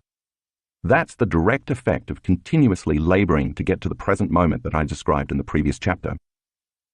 The moment that happens, you unfold your attention and energy into an unknown field beyond matter where all possibilities exist. A field made up of nothing but invisible frequencies carrying information or consciousness. And just like the quantum scientists who took their attention off the electron only to find that it reverted to energy and possibility, if you were to take your attention off your life or get beyond the memory of your life should turn into possibility. After all, if you focus on the known, you get the known. If you focus on the unknown, you create a possibility. The longer you can linger in that field of infinite possibilities as an awareness, aware that you are aware in this endless black space, without putting your attention on your body, on things, or on people, places, and time, the longer you invest your energy into the unknown, the more you are going to create a new experience or new possibilities in your life. It's the law. Brain changes. When you walk through the door to the quantum field, you can't enter as a somebody. You have to enter as a nobody, as only an awareness or a consciousness, a thought or a possibility, leaving behind everything else in the physical world and living only in the present moment. And as I said in the previous chapter, this process requires that you break your chemical addiction, at least temporarily, to the same emotions that used to drive your thoughts, and you stop feeling the same way so you can stop putting your attention on the three-dimensional world of matter, the particle, and instead put your attention on energy or possibility, the wave. Given all of that, you probably won't be surprised to learn that such an experience creates some pretty significant changes in your brain. First, because you are perceiving yourself as being beyond the physical world, which means there's no outside danger to anticipate, your thinking brain, the neocortex, the seat of your conscious mind, slows down, becomes less aroused, and works in a more holistic fashion. Earlier, we talked about how living by the hormones of stress causes our brain waves to fire in a very disordered, incoherent pattern, which in turn means our bodies can't work efficiently, because we are trying to control and predict everything in our lives. We become excessively focused, shifting our attention from one person to another thing, to some place at a certain time, activating the various neurological networks assigned to each one of these knowns. Once we slip into the present moment and become aware of this infinite field of information where there is nothing physical, this eternal void, and once we are no longer analyzing or thinking about any body, any one, any thing, any place, or any time, we are no longer activating those different compartments of neural networks in our brain.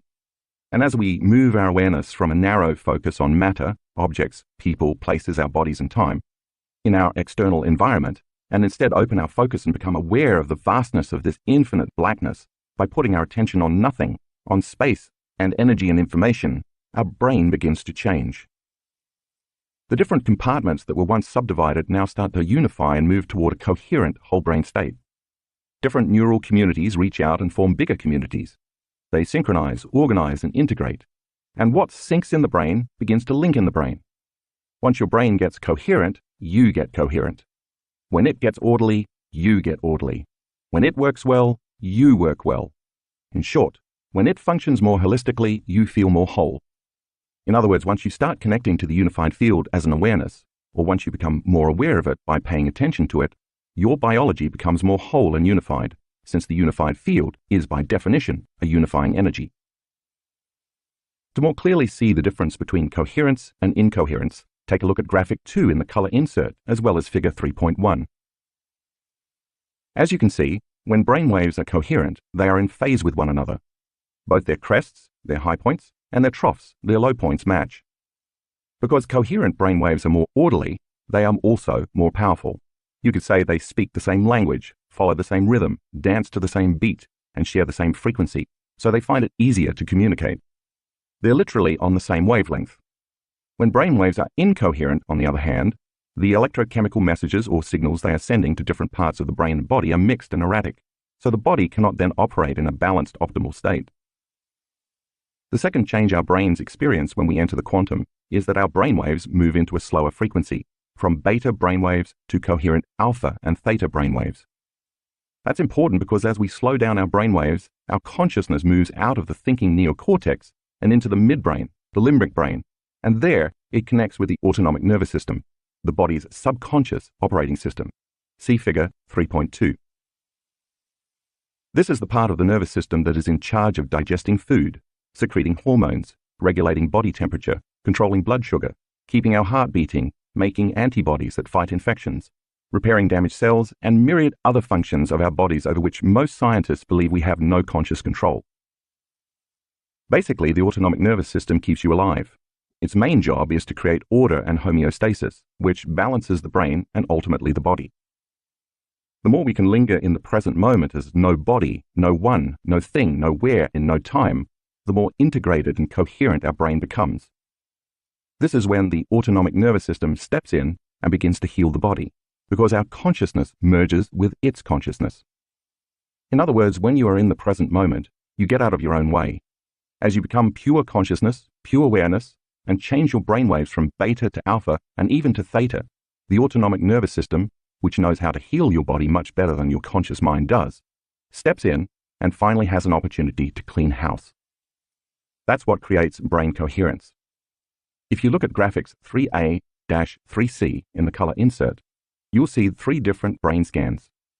Graphic 3A is a normal scan of someone in normal thinking beta brainwaves. Graphic 3B was recorded while a student was performing an open focus, showing coherent, synchronized alpha brainwaves. Graphic 3C represents a deeper brainwave state of coherent, synchronized theta. If in this state you are no longer reaffirming the known, your same life, and instead you keep investing your energy into the unknown, as you would invest money in a bank account, then you are able to create new, unknown possibilities in your life.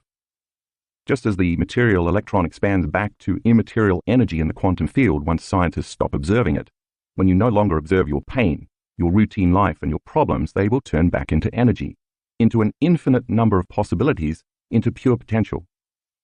Only once you are truly present in this potent place beyond this space and time, the place from where all things materially come, can you begin to create real change. At a 4-day advanced workshop in 2016 in Tacoma, Washington, we conducted a study to show how this actually works. We measured the brainwaves of 117 workshop participants using electroencephalograms. EEG measurements were taken before and after the workshop. We were looking to see if we could detect changes in 2 different measures of brain function. The first measure was how long it took the subjects to achieve a meditative state, defined by the ability to maintain an alpha brainwave state for at least 15 seconds. We found that the participants were able to achieve meditative states 18% quicker by the end of the 4-day workshop. The second measure we looked at was the ratio between delta brainwaves, associated with moving into deeper levels of the subconscious mind, and high-range beta brainwaves, usually associated with high levels of stress. Anxious people usually have lots of high-range beta and a lower level of delta brainwave frequencies. We were looking to see if meditation, specifically the successful practice of slipping into the quantum realm and becoming no body, no one, no thing, no where, in no time, might improve those values, and in fact, it did.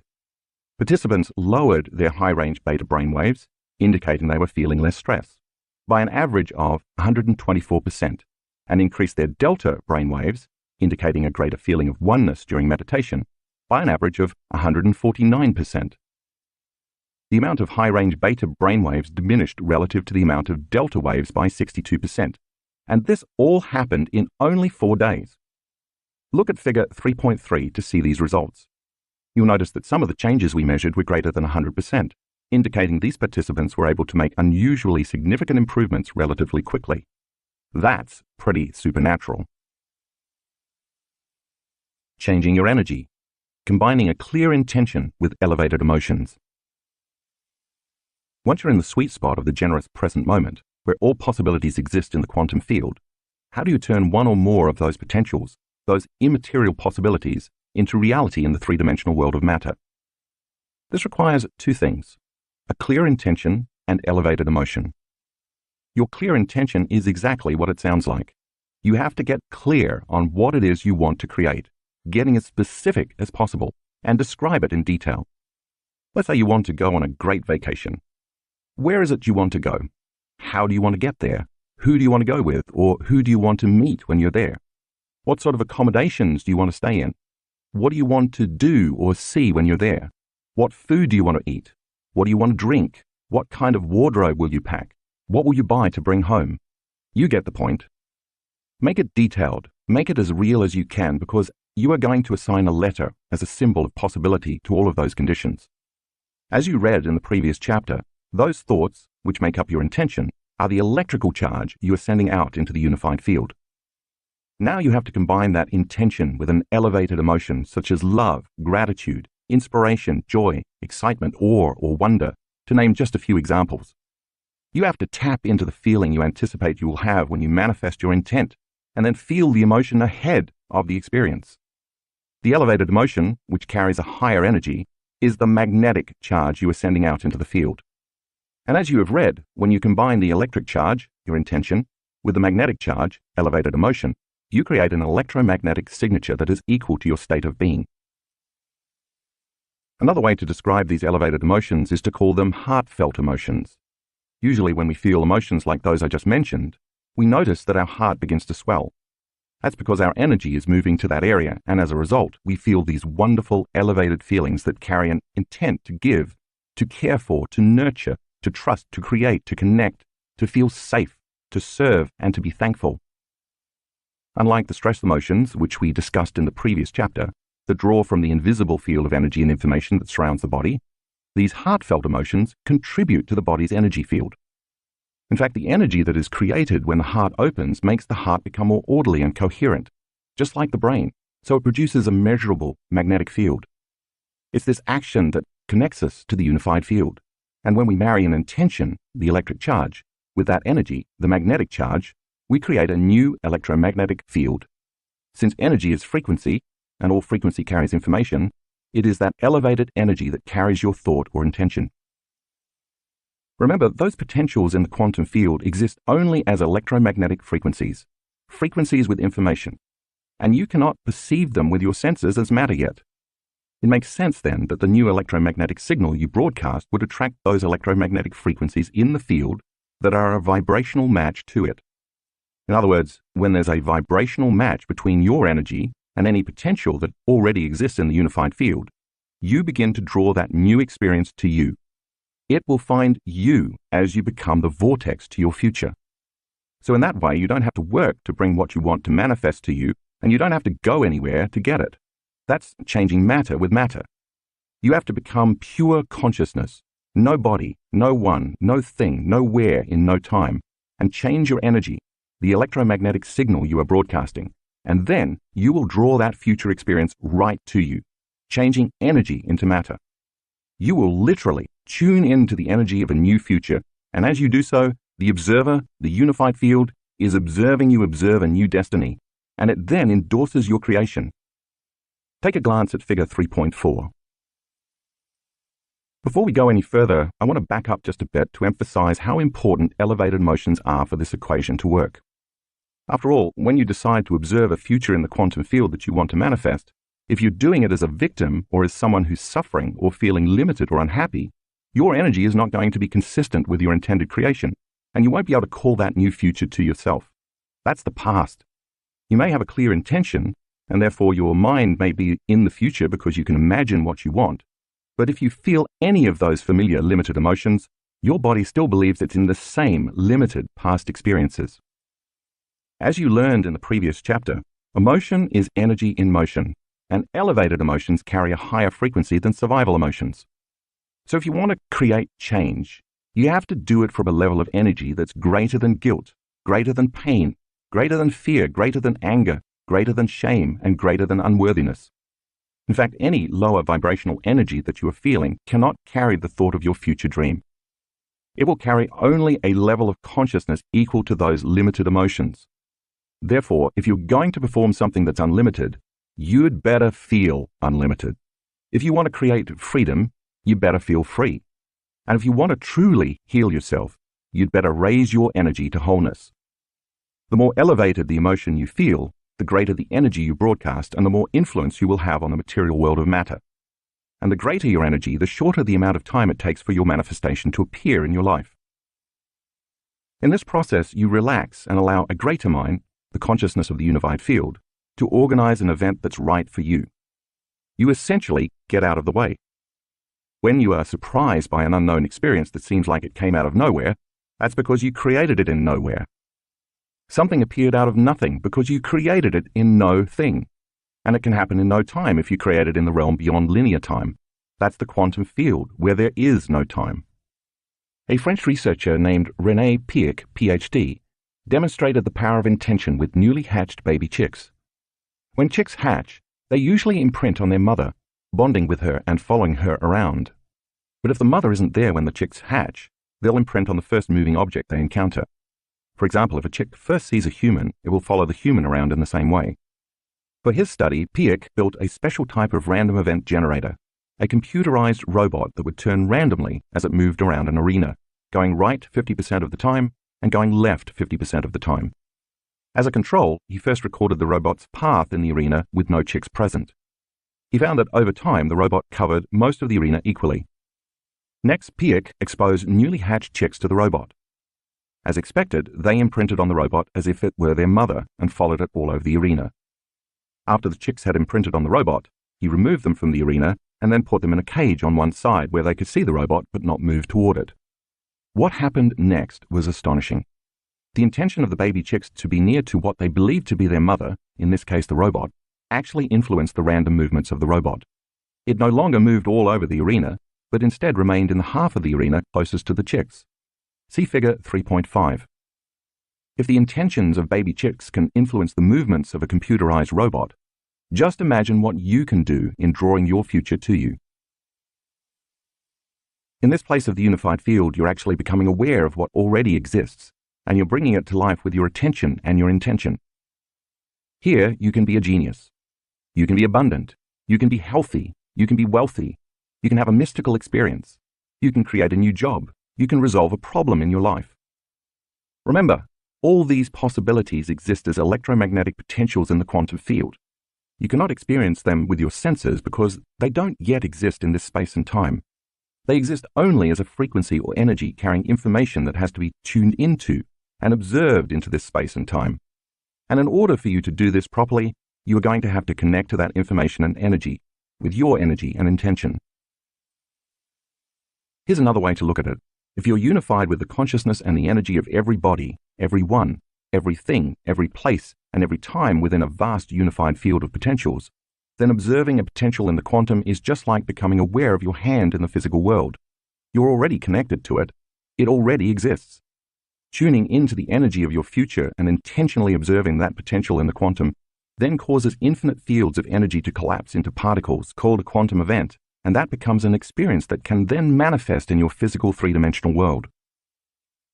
Then when you get up from your meditation, even though you're back in the three-dimensional world of matter, because you already experienced the elevated emotion you anticipated ahead of the experience, you have no choice but to get up feeling as if your intent has already manifested, or as if your prayer is already answered. You feel intimately connected to your new future, knowing it will show up in a way you can't predict, because if you can predict it, then it's a known. In effect, you get up as a new self, one who feels more like energy than matter. But you must remain aware, because the moment you forget and start stressing about when it's going to happen or how it's going to happen, you'll return back to your old self, trying to predict the future based on the past. And then you'll start feeling the same old familiar emotions, with the same lower energy that influence your same old thoughts, and you've just made the choice to stay trapped in the known. We could say that you'll disconnect from the energy of your future the moment you feel the familiar energy of the emotions of your past. If you instead become successful at tuning into this potential you have chosen over and over again, and you get familiar with it, you will be able to tune into it not only in meditation, but also when you're in line at the bank. You'll be able to tune into it when you're sitting in traffic. You can do it when you're shaving, when you're cooking, and when you're taking a walk. You can do it over and over again with your eyes open, just as you do when your eyes are closed in meditation. Just remember, every time you tune into the energy of your future in the present moment, you are drawing your future to you. And if you do it often enough, and you do it correctly, you'll change your biology from a past-present reality to a future-present reality. That is, you will change your brain neurologically from being a record of the past to becoming a map to the future. At the same time as you teach your body emotionally what that future will feel like in the present moment, you'll recondition your body with this new elevated emotion. You'll be able to signal new genes in new ways, and you'll change your body to look like the future you chose with your clear intention has already happened. That means you begin to biologically wear your future. Jace goes quantum. When my oldest son Jace finished graduate school, he went to work for a large company in Santa Barbara that made sophisticated cameras for the military. When he completed his contract, he moved to San Diego to work with a startup. After a while, though, he became disillusioned with the management and decided to leave the company and travel. He's a big wave surfer, so he came up with an elaborate plan to go all over Indonesia, Australia, and New Zealand for 7 months. He packed up his suitcase with the surfboards and off he went, and he had the time of his life. After 6 months, he called me from New Zealand and said, "Dad, listen, I have to start thinking about what I'm going to do when I get back to the real world. I want to create a new and better job than my previous ones, but I want to do it differently. I've learned a lot from taking time off." "Okay," I responded. "There must be a potential in the quantum field that you can tune into that's related to a new job for you. Take out a piece of paper and write the letter J on it, and draw 2 squiggly lines around it to represent the electromagnetic field. Hang on, because you're going to be doing something similar in the meditation at the end of this chapter." Once he'd done that, I said, "That J is a symbol that represents a possibility, your clear intention of the job you want. But now we have to get very clear on exactly what kind of job you want. So let's list what's important to you in this job. I want you to think about the conditions of what that letter J for new job means to you. Under that J, I want you to write the word intention and list the specifics of what you want in your new job. You can write down anything you want except when or how it's going to happen. I want to be able to work from anywhere in the world, he told me, and I want to make the same amount of money I was making at my old job, or more. I want to have independent contracts for 6 months to a year, and I have to love what I do. Good. Anything else? I asked. Yeah, I want to be my own boss and lead my own team, he said. Okay, now you have your clear intention, I told him. Every time you think of this letter J, can you associate the letter with the meaning you just gave it? All of the specifics of what you want that you just listed. He said he could do that. Then I asked him to think about how he was going to feel when it happened. Next to or below your sub-intentions that you listed to get clear on your new job, I told him, I want you to write elevated emotions, the energy of my future. Now, let's list them one by one. What are they? Empowered, in love with life, free and grateful, he told me, identifying the elevated emotions he would use to bring this job to him. All that was left was just making everything line up. Take a look at figure 3.6 to see what Jace did. You have plenty of time on your hands right now. You're not doing much but surfing and relaxing on vacation, I told him. So it should be easy for you to create your future. Will you commit to doing what it takes to broadcast a new signature into the field every day? He agreed. Then I reviewed with him the concept of finding the present moment and getting centered and raising his energy so that his energy could carry his intention for his future. Just hold that symbol in your mind's eye while you radiate that energy into the space beyond your body and space, I instructed. Like tuning in to a radio station and picking up a frequency that carries information. The longer your awareness lingers in this energy, or the longer you are conscious of the energy of your future, the more likely you will be to call the experience to you. So just tune in to the energy of your future every day, and remember, whatever you broadcast into the unified field is your experiment with destiny.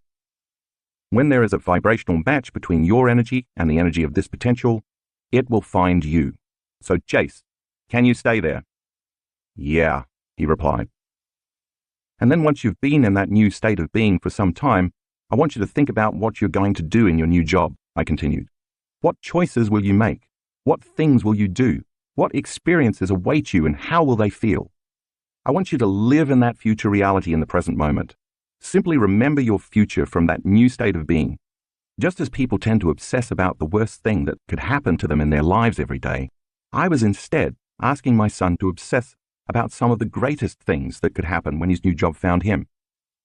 Think about all the time you will have to surf, the traveling you can continue to do, the team of people you will work with, their strengths and the money you can save for a new house and a new car, I encouraged him. Have fun with those ideas each day. Just like the piano players and the muscle exercises that you read about in the last chapter, Jace was about to prime his brain and his body to look as if the future he wanted had already occurred. And since where you place your attention is where you place your energy, I continued, I want you to invest your attention and your energy into that new future. And just as your body follows your mind to the shower every morning, to a known, if you keep doing this process, your body is going to follow your mind to an unknown. Jace agreed to do the meditation every day. 1 month later, he returned, and the moment he landed in Los Angeles, he texted me and asked, Hey Dad, I'm in the US again. Can we talk? Uh-oh, I thought. Here we go. So I called him and asked how things were going. Great, Jace said. But I kind of ran out of money. I don't know what I'm going to do. Now, the father in me wanted to say, Don't worry, son, I'll spot you some money until you get back on your feet. But the teacher in me prevailed and responded, That's so cool because now you're really going to have to create. Now you're in the unknown. Let me know how it goes. And I hung up. I could feel his discomfort, but I know my son and I knew he would get focused and do the work. Since he was really feeling the heat now, Jace had to seriously step up his game. He drove to Santa Barbara to see his college roommates, and a bunch of them went snowboarding for 4 days, just as they do together every year. When the 4-day weekend was over, he stopped back in Santa Barbara before coming home, and he happened to walk into a surf shop. All of a sudden, he saw the top surfboard fin designer in the world who also just happened to be there. They started talking, and before long the designer told Jace, "I'm looking for an engineer to design surfboard fins. We're going to revolutionize the industry together. I need him for 6 months to a year, and he can run his own show, do whatever he wants. All I care about is ending up with a high-quality product." You know how the story ends. Jace got the job, with a 1-year contract that he can renew at any time. He makes more money now than he did in his other job. He loves his new career because of his passion for surfing. Sometimes he texts me and he says, "I can't believe they pay me to show up and do this." He's his own boss, he can work from wherever he wants to, and he gets to go surfing to try out all the fins. He's in love with life. He didn't have to send a resume, he didn't have to make a phone call or write an email, and he didn't have to go anywhere to interview or fill out an application. The experience found him. When we become nobody, no one, no thing, nowhere, in no time, we are taking our attention off all the distractions in our outer world that keep us from being present with the unified field of intelligence that is within us and all around us. We are turning inward and being present with a consciousness that is always present with us. The moment we line up with that omnipresent consciousness, as if we were looking directly in a mirror, it looks back at us, and it can finally reflect what we show it that we want. The longer we linger in this place of nothing material and invest our attention and energy into it, the closer we move to the unified field. And when we are at the altar of infinite potentials, when we change our energy, we change our lives. As we move toward it and trust in the unknown, without returning our awareness to the material world of the senses in three-dimensional reality, we experience more oneness and wholeness within. That process begins to fulfill our lack, our separation, our duality, our disease, and our fractured personalities. Our biology becomes more whole as we become more whole. After all, when we are whole, there simply is no lack. Nothing can be missing. At that point, we are simply observing what already exists in the quantum field of all possibilities or potentials and bringing it to life with our attention and our energy. So now I have to ask you, what experience is out there in the quantum field waiting to find you? Preparing to tune in. This meditation requires a little advanced preparation. First, I want you to think about a potential experience you want to have. Remember that just like the electron before it collapses into matter, the experience already exists as an energy or a frequency in the quantum field. This is the energy that you're about to tune into. Some of our students have lowered their cholesterol levels just by tuning into a potential. They lowered their cancer markers. They've made tumors disappear. They've also created great new jobs, all expense-paid vacations, new healthy relationships, more money, profoundly mystical experiences, and even winning lottery tickets.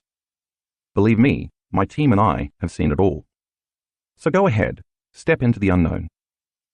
Once you have the new experience you want to create, assign a capital letter to it, and then write that letter down on a piece of paper. Think of the letter as a symbol that represents that specific possibility in your life. Actually, putting it on paper instead of only thinking about it is important, because the act of writing it down solidifies that you want it. Then draw 2 squiggly circular lines around the letter to represent the electromagnetic field you need to generate around your body to match that potential in the quantum. Now assign some meaning to that letter so that you can get even clearer about your intention. Think of some specific refinements of what you want and list at least 4 of them. The only thing I don't want you to consider including is any mention of a time frame. For example, if your intention is a great job, your list might look like this. Making $50,000 a year more than I'm making now. Managing my own team of awesome professionals. Traveling all over the world on a generous expense account. Having exceptional health benefits and great stock options. Making a difference in the world. Now on that same piece of paper, write down the emotions you will feel when that imagined potential happens. You might write, empowered, unlimited, grateful, free, in awe, in love with life, joyful, worthy. Whatever it is for you, write it down. And if you think you won't know how it's going to feel because you haven't experienced it yet, then try gratitude. That works really well. Gratitude is a powerful emotion to use for manifesting because normally we feel gratitude after we receive something. So the emotional signature of gratitude means it has already happened. When you are thankful or you feel appreciation, you are in the ultimate state to receive. When you embrace gratitude, your body, as the unconscious mind will begin to believe it is in that future reality in the present moment. These various emotions you just listed are the energy that is going to carry your intent. This is not an intellectual process. It is a visceral one. You have to really feel those emotions. You have to teach your body emotionally what that future is going to feel like before it happens. And you have to do that in the present moment. Now you're ready for the meditation. You can purchase the Tuning into New Potential CD or MP3 download from drjoedispenza.com and follow along as I guide you, or you can choose to do the meditation on your own. Tuning into New Potentials meditation. Start by resting your attention in different parts of your body as well as the space around those parts of your body. You will learn more about doing this and why it's important in the next chapter, but for now, it's enough to know that focusing on the space around your body helps change your brainwaves, moving you from an incoherent beta brainwave pattern to a coherent alpha and theta brainwave pattern. Become aware of the infinite, vast space way out behind your eyes in this eternal black space. The space in the center of your head, the space between the back of your throat and the back of your head, and then beyond your head in space. Then move to becoming aware of the space in the center of your throat, the space beyond your throat and around your neck, the space in the center of your chest, the space around your body, the space behind your navel, and finally the space around your hips in this endless black void. With each of these, take your time and feel it. Become aware of it and stay present with it. Become aware of the vastness of space that the room you're in occupies in space, and then extend your awareness to the vastness of space beyond the room in space, and finally, to the vastness of space that all of space occupies in space. Now it's time to take your attention off your body, the environment and time, and to become nobody, no one, no thing, nowhere, in no time, to become pure consciousness, to unfold as an awareness into this infinite black space, an endless field where all possibilities exist. If you get distracted, simply return to the present moment, as we discussed in the previous chapter. Keep unfolding into this immaterial space by continuously reinvesting your attention into it. Think about the potential that already exists in the quantum field that you want to tune into by remembering your ladder. Sense the energy of that future potential within you and all around you, and tune in to your future. When you do this, you'll be moving into a new state of being, broadcasting a whole new electromagnetic signature into the field. When there's a vibrational match between your energy and that potential, the new event is going to find you. You don't have to make anything happen. I want to be clear here. It might take more than a few meditations for your future opportunity to unfold. It could happen in a week, a month, or even longer. The key is to keep doing it until it occurs. Once you're in a new state of being, broadcasting a new electromagnetic signature, now remember your future before it happens and begin to mentally rehearse what that future will be like by living in that future.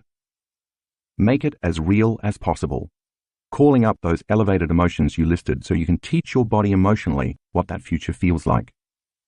Surrender your creation to a greater mind, planting a seed in the infinite field of possibilities, and just let it go. Finally, bless your body with a new mind. Bless your life. Bless your challenges. Bless your soul. Bless your past, and bless your future. Bless the divine in you and open your heart and give thanks for a new life before it's made manifest. Slowly bring your awareness back to the room, and when you're ready, open your eyes. Get up from your meditation as though your future has already happened, and let the synchronicities and new possibilities find you. Chapter 4. Blessing of the Energy Centers. We've been talking a lot about light and information, or energy and consciousness. Now it's time to go a little deeper into those concepts to help explain how the next meditation works. As you already understand, everything in our known universe is made up of, or emits either light and information, or energy and consciousness, which are other ways of describing electromagnetic energy. In fact, these elements are so intimately combined that it's impossible to separate them. Look around you. Even if you don't see anything other than matter, objects, things, people, or places, There's also a sea of infinite invisible frequencies that are carrying encoded information. That means not only that your body is made up of light and information, of energy and consciousness, but also that you as a conscious being with a body are made of gravitationally organized light packed with information that is continuously sending and receiving various frequencies, all carrying different signals, just like a radio or a cell phone. All frequency, of course, carries information. Think about radio waves for a moment. There are radio waves moving through the room you're sitting in right now.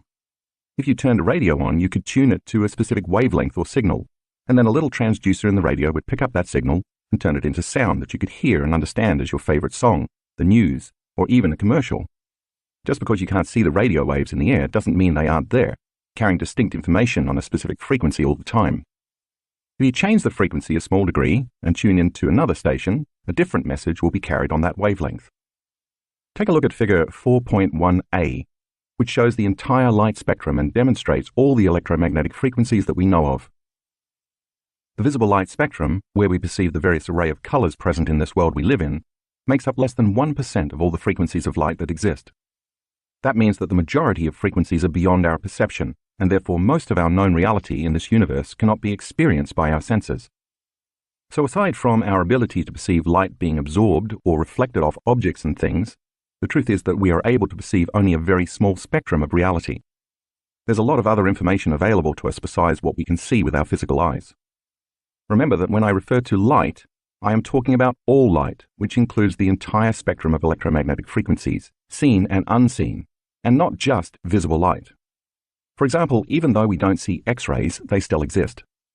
We know this because we as human beings have the ability to create X-rays, and we can also measure them. In fact, an infinite number of frequencies exist within the spectrum of X-ray light. X-rays are a faster frequency than the visible light we see, and therefore have more energy, because again, the faster a frequency is, the higher its energy. Matter by itself is the densest of frequencies because it's the slowest and the most condensed form of light and information. Take a look at figure 4.1b. Move your eyes along the horizontal line running through the waves, hills, and valleys, starting at the letter A, and then moving to B, and then to C. Each time you arrive at the next letter, you have just traveled a full cycle, which is referred to as a wavelength. So the distance between letters A and B is one wavelength. The frequency of a wave refers to the number of wavelengths or cycles produced in 1 second, which is measured in hertz.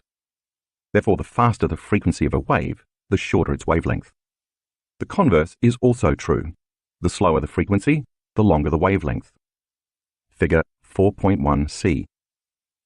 For example, light in the infrared frequency band has a slower frequency than light in the ultraviolet light frequency band, so the wavelengths for infrared light are longer, and the wavelengths for ultraviolet light are shorter. Here's another example, this time from within the visible light spectrum. The color red has a slower frequency, 450 cycles per second, than the color blue, about 650 cycles per second. Therefore, the wavelength of red is longer than the wavelength of blue. Throughout history, people have made several different attempts to photograph and measure fields of light. One prominent example is Kirlian photography, discovered in 1939 by Russian electrician and amateur inventor Semyon Davidovich Kirlian. With this technique, Kirlian was able to capture images of the electromagnetic field that surround both living and non-living objects. He found that by putting a sheet of photographic film on a metal plate, placing an object on top of the film, and applying a high voltage current to the metal plate, an image of the electrical discharge between the object and the plate would show up on the film, appearing like a glowing silhouette of light around whatever was being photographed. In one of Kirlian's many experiments, he reportedly photographed 2 seemingly identical leaves, one from a healthy plant and one from a diseased plant. The photograph of the leaf from the healthy plant showed a strong light field, while the other showed a much weaker glow, leading Kirlian to believe that his photographic technique might be a means of assessing health.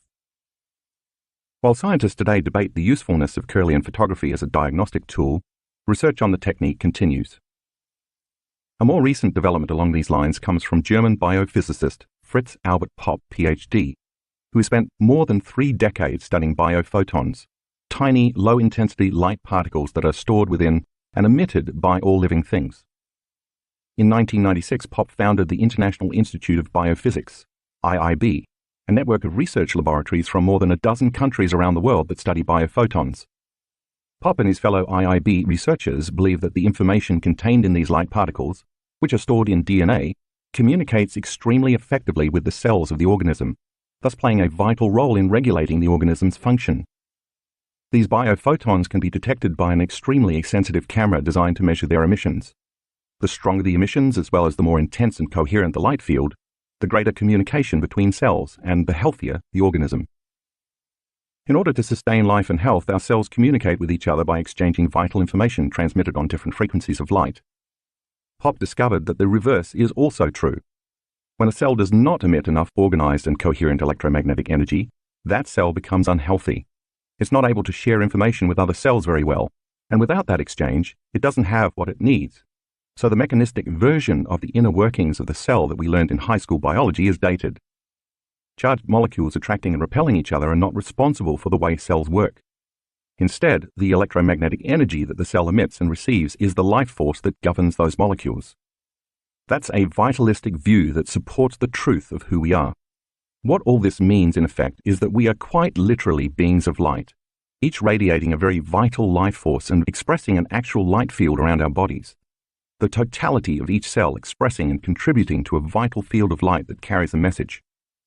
It would be safe to say, then, that the more we define reality with our senses and live our lives as materialists, focusing primarily on the physical, and therefore the more we turn on the stress response, the more we may be missing out on valuable information.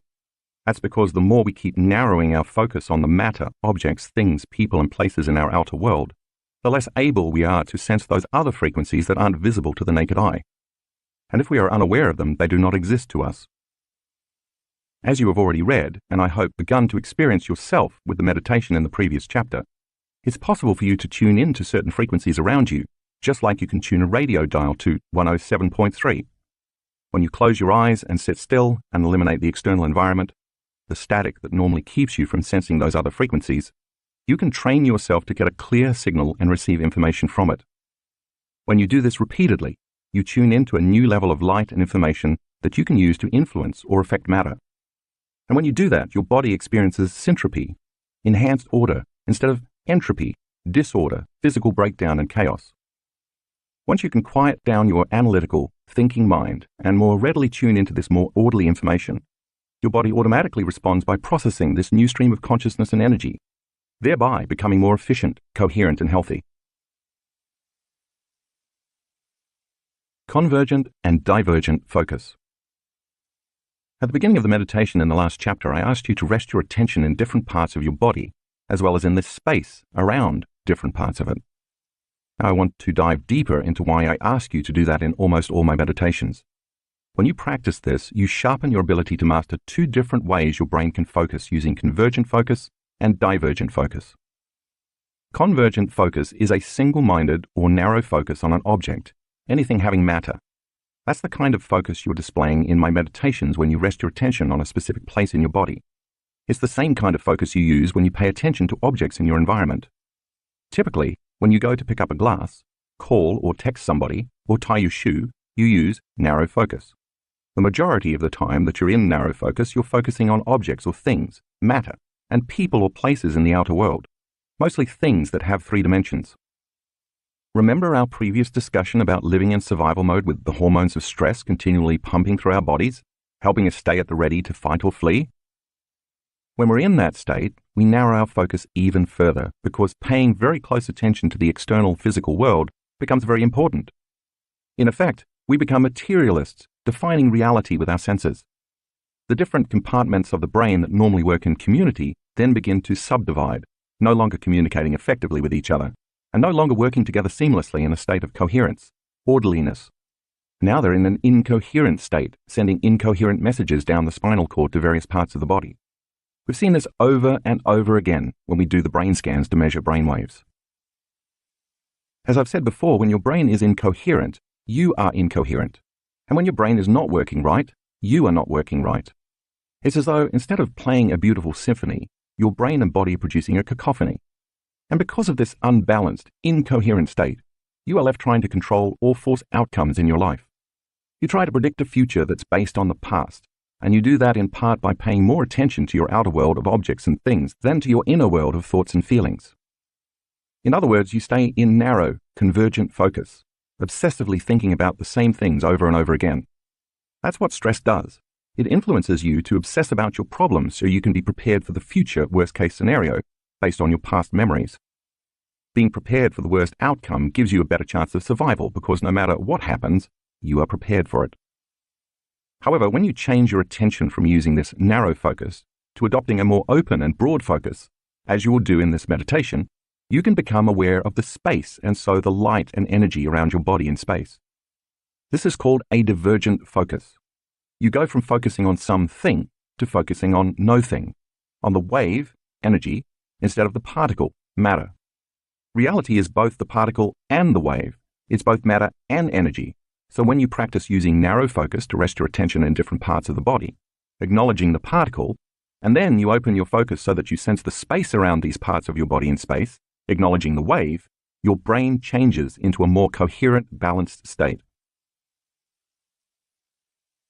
Entering the subconscious mind. In the 1970s, Les Femi, PhD, director of the Princeton Biofeedback Center in Princeton, New Jersey, discovered how this shift in attention from narrow to open focus changes brainwaves. Femi, a pioneer in attention and biofeedback, was trying to find a method for teaching people how to move their brainwaves from beta, conscious thought, to alpha, relaxed and creative. The most effective way to make the shift, he discovered, was by directing people to become aware of space or nothingness, adopting what he called open focus. The Buddhist tradition has been using this method of meditation for thousands of years. As you open your focus and sense information instead of matter, your brainwaves slow down from beta to alpha. This makes sense because when you are sensing and feeling, you are not thinking. As your thinking brain, the neocortex, slows down, you are able to get beyond the analytical mind, also called the critical mind, which separates the conscious mind from the subconscious mind. See figure 4.2. Now you're able to move into the seat of your body's operating system, the autonomic nervous system, which you read about in the previous chapter, and now your brain can work in a more holistic fashion. As you do the blessing of the energy centers meditation I will teach you later on in this chapter, you'll place your attention in each of your body's energy centers, also referred to as chakras, meaning wheels, in ancient East Indian Vedic texts, and then you'll open your focus.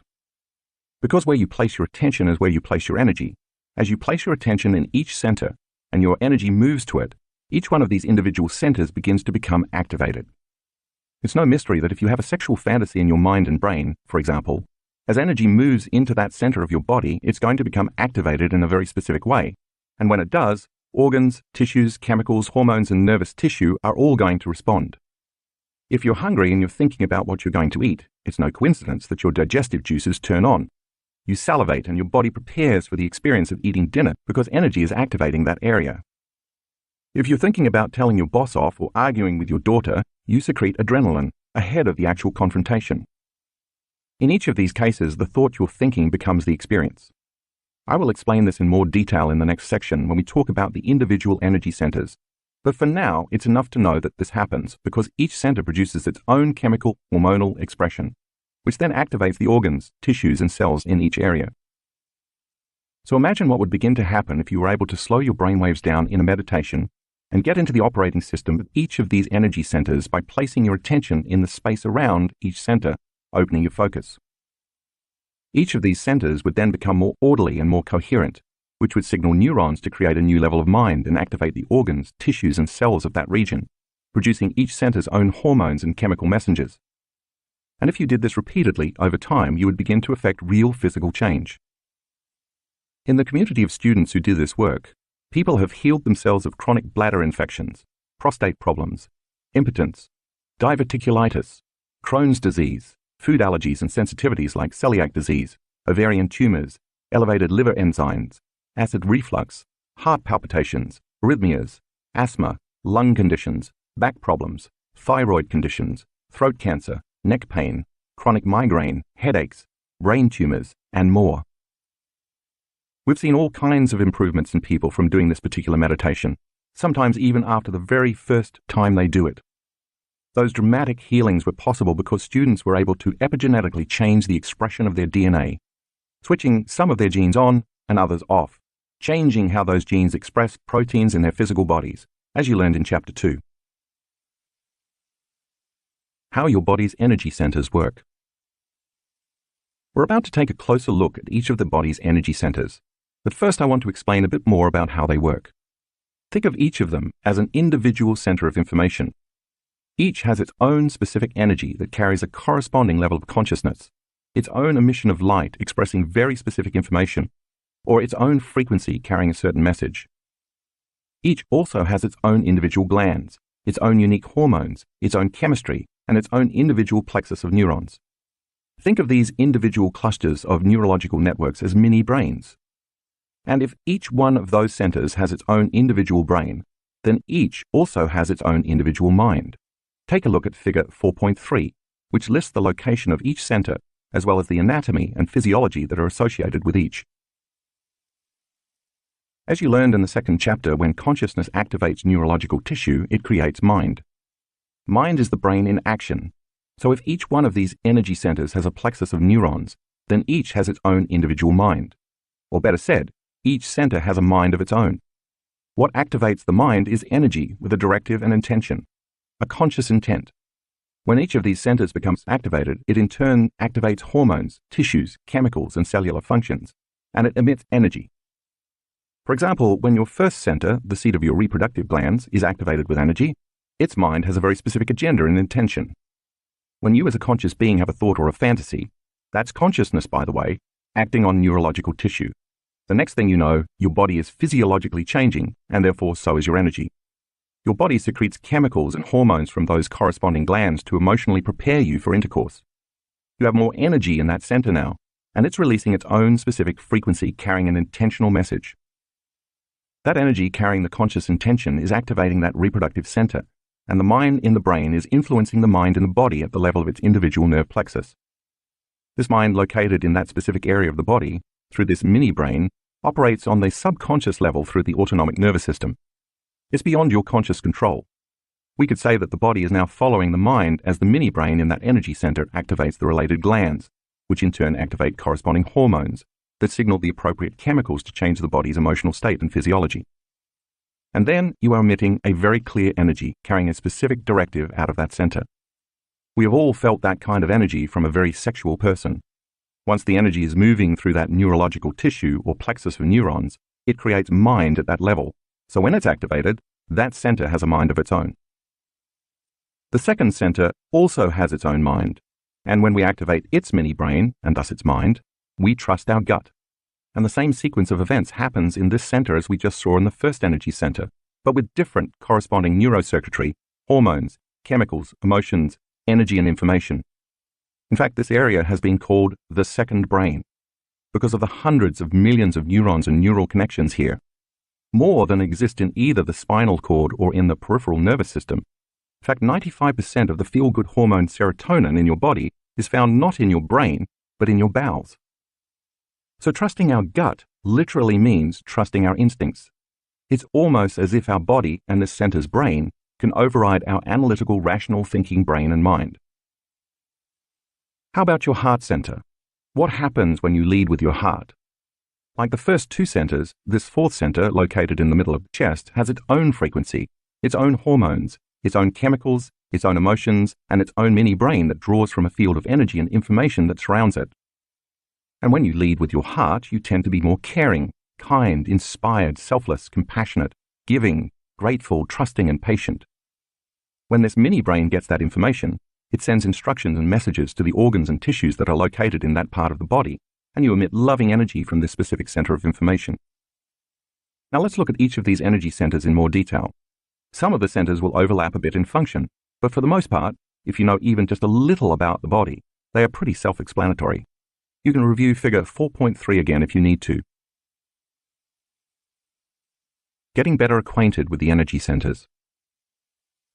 The first energy center governs the region of your sex organs, including your perineum, your pelvic floor, the glands that are connected to your vagina or penis, your prostate if you're a man, your bladder, your lower bowel, and your anus. This energy center has to do with reproduction and procreation, elimination, sexuality, and sexual identity. The hormones estrogen and progesterone in women and testosterone in men are correlated with this center.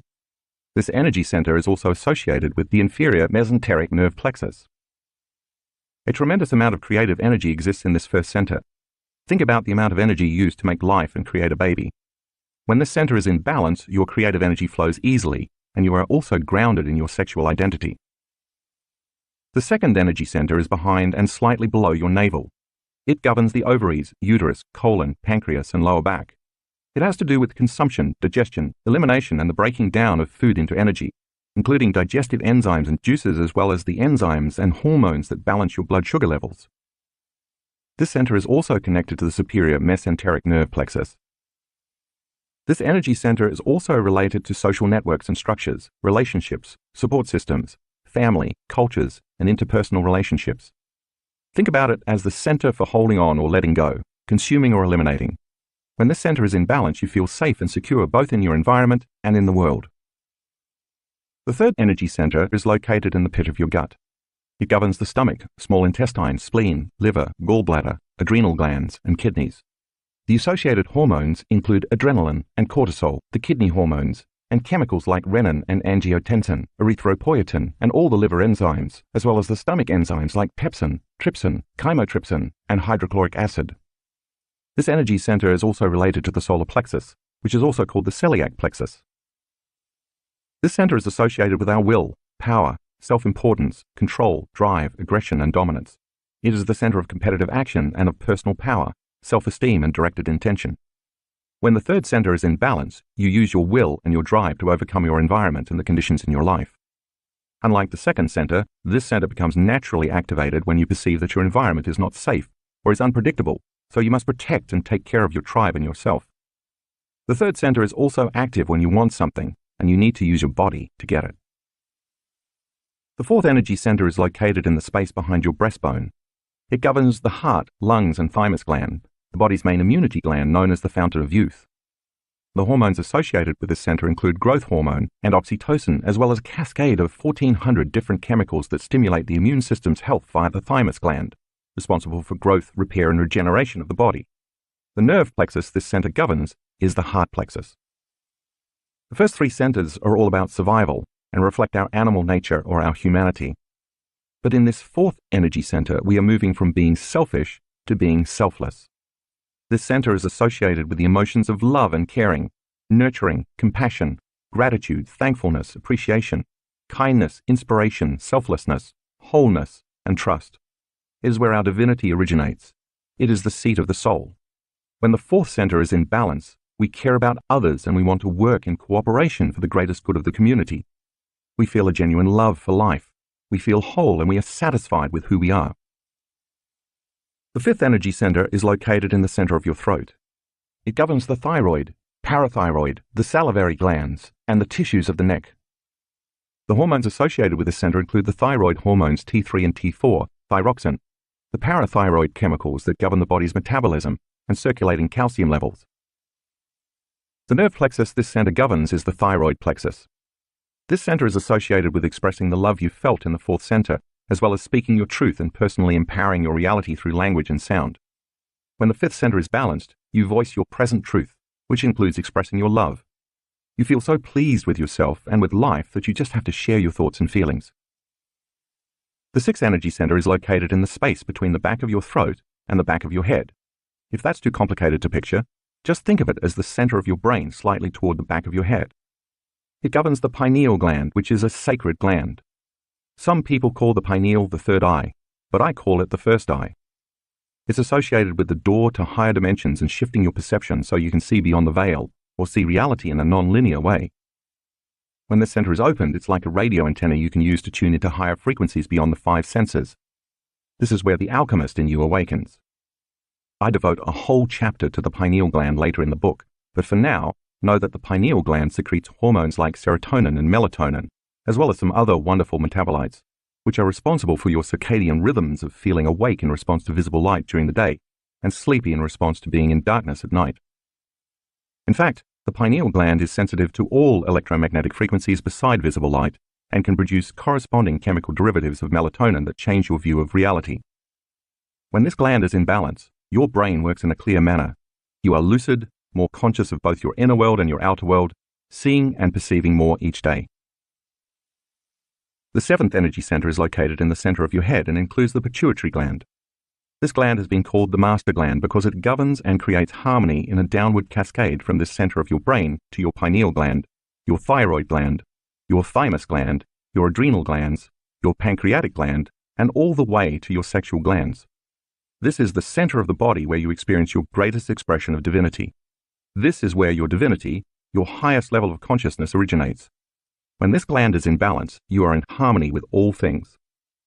The eighth energy center is located about 16 inches, 40 centimeters above the head, so it is the only energy center that is not associated with an area of the physical body. The Egyptians called it the Ka. It represents your connection to the cosmos, to the universe, to the whole. When this center becomes activated, you feel worthy to receive, and that opens you up to insights, epiphanies, deep understandings, and creative downloads of frequency and information that come into your physical body and brain not from memories stored in your nervous system, but from the cosmos, the universe, the unified field, or whatever you want to call that power that is greater than our individual selves. We access the data and memory of the quantum field through this center. Evolving our energy. Now that I have described each of these energy centers in detail, let's take a more dynamic look at how they can work. Certainly, our bodies are designed to use energy in each of the centers, as I have outlined. But what happens when we do more with our energy than just survive? What happens when instead of releasing all our energy outward, to procreate, to digest food, to run from danger, and so on, we begin to consistently evolve some of that energy upward from one center to the next, increasing its frequency as it ascends? Here's what that would look like. We start out by channeling our creative energy from the first center.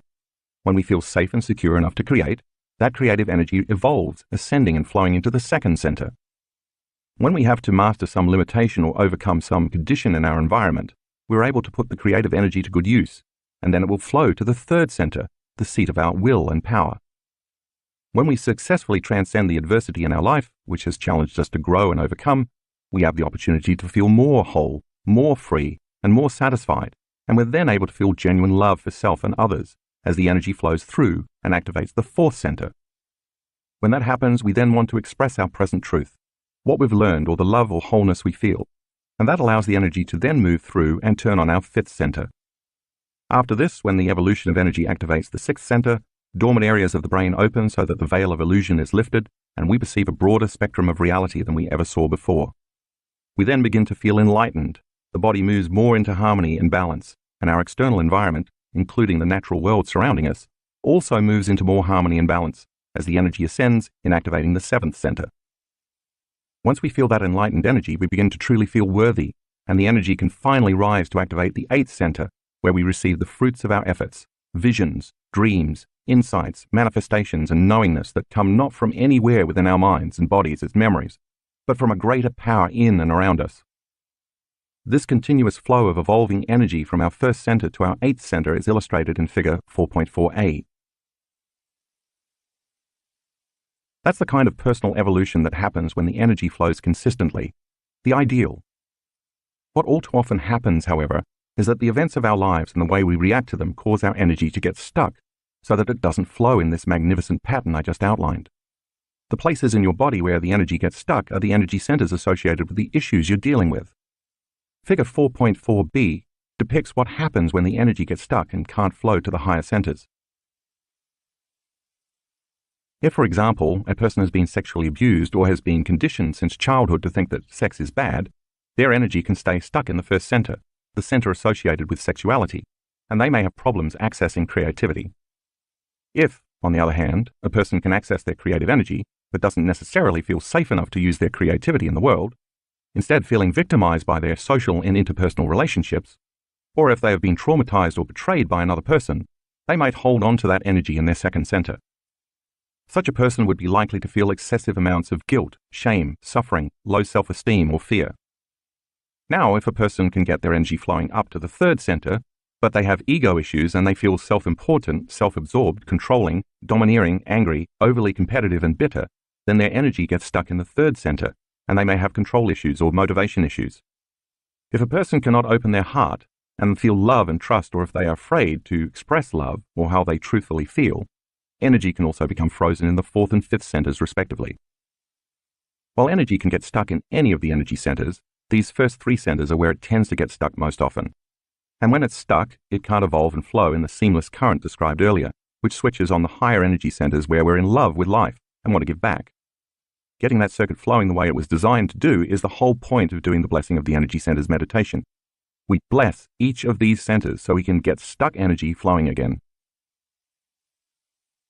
Drawing from our energy field. As we discussed earlier, our bodies are surrounded by invisible fields of electromagnetic energy that are always carrying a conscious intention or directive. When we activate each of the body's 7 energy centers, we could say that we are expressing energy out of these centers. Simply put, when we as conscious beings activate a specific energy in each individual center, we stimulate the associated neurological plexuses to produce a level of mind that then activates the proper glands, tissues, hormones, and chemicals in each center. Once each unique center is turned on, the body emits energy carrying specific information or intention from it. However, if we keep living in survival and we are overly sexual, over-consuming, or overstressed by living our lives from the first 3 centers, we keep drawing from this invisible field of energy carrying information that surrounds the body, and we are consistently turning it into chemistry. The repetition of this process over time causes the field around the body to shrink. See figure 4.5. As a result, we diminish our light, and there is no energy that carries a conscious intention moving through these centers to create the correlated mind in each. Essentially, we've tapped our own energy field as a resource. That limited level of mind with its limited amount of energy in each center will send a limited signal to the surrounding cells, tissues, organs, and systems of the body. The result can produce a weakened signal and a lower frequency of energy carrying vital information to the body. Therefore, the lowering frequency of the signals creates disease. We could say that from an energetic level, all disease is a lowering of frequency and an incoherent message. Remember how I said that the lower 3 energy centers of the body are concerned with survival, so they represent our selfish nature? They're about using power, aggression, force, or competition so we can survive the conditions in our environment long enough to consume food, to nourish ourselves, and then procreate and keep the species going, as opposed to the upper 5 centers, which represent our selfless nature and are concerned with more altruistic thoughts and emotions. Nature has made these lower 3 centers very pleasurable so that we keep engaging the actions related to them and what they represent. Having sex, first center, and eating, second center, are quite enjoyable, as is connecting and communicating with others, also the second center. Personal power, third center, can be intoxicating, including the success of overcoming obstacles, getting what we want, competing against others and winning, surviving in a particular environment, and pushing ourselves to move our bodies around. You can see then why some people may tend to overutilize one or more of their first 3 centers, and in so doing, consume more of the field of vital energy and information surrounding the body. For example, an overly sexual person draws extra energy from the field of energy surrounding their first center. A person trapped in shame or guilt who feels victimized, holds on to the emotions of the past and constantly suffers, is consuming excess energy from the energy field surrounding their second center, and so holds on to energy in that center. An overly controlling or stressed person pulls additional energy from the field surrounding their third center. When our consciousness is not evolving, neither is our energy. The subatomic level. All of this starts at the subatomic or quantum level, so let's discuss how that happens. Take a look at figure 4.6. If you take 2 atoms, each with its own nucleus, and you put them together to form a molecule, the overlapping of the 2 circles where they bond is where they're sharing light and information. And because they're sharing information, they're sharing a similar energy that has a particular frequency. What's holding those 2 atoms together as a molecule is an invisible field of energy. Once these atoms join to form a molecule and exchange information, they will have different physical properties and characteristics, such as a different density, a different boiling point, and a different atomic weight, to name a few, than when they were sitting side by side separated. It's important to note that what is giving the molecule its specific properties, as well as holding it into form and structure, into matter, is the invisible field of energy that is surrounding matter. Molecules could not bond without sharing information and energy.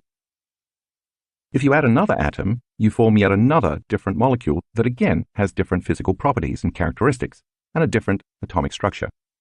And if you keep adding more and more atoms, you form a chemical, and there's an invisible field of energy around that chemical that's holding it together in physical form, giving life to that chemical. Those atomic forces are real and measurable. If you take enough chemicals and you put them together, you're going to ultimately form a cell, and the cell also has an invisible field of energy surrounding it and giving life to the cell. The cell is actually feeding off different frequencies of light. It's not molecules and positive or negative charges that are instructing the cell to do what it does. According to the new field of biology called quantum information biology, it's the biophotons we discussed earlier and their patterns of light and frequency that the cell emits and receives that gives the instructions. The healthier the cell, the more coherent the biophotons it emits. If you remember from what you learned so far, coherence is an orderly expression of frequency. The exchange of information via electromagnetic frequencies of light between the cell and this field of energy surrounding it happens faster than the speed of light, which means it happens on the quantum level.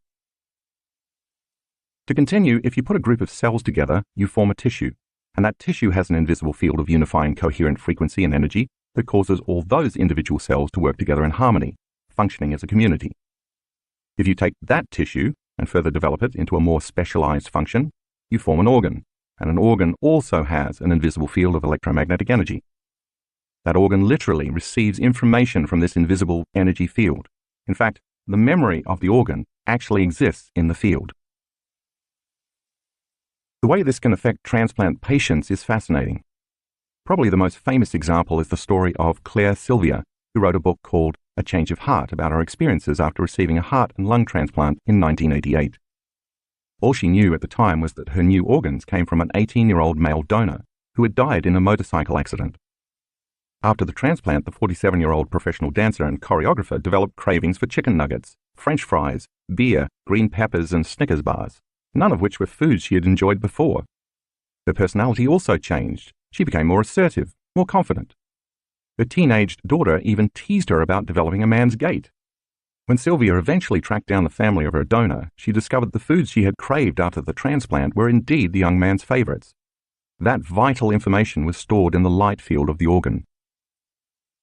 The most dramatic story illustrating this involves an 8-year-old girl who, after receiving a heart transplant from a 10-year-old girl, began having vivid nightmares about being murdered.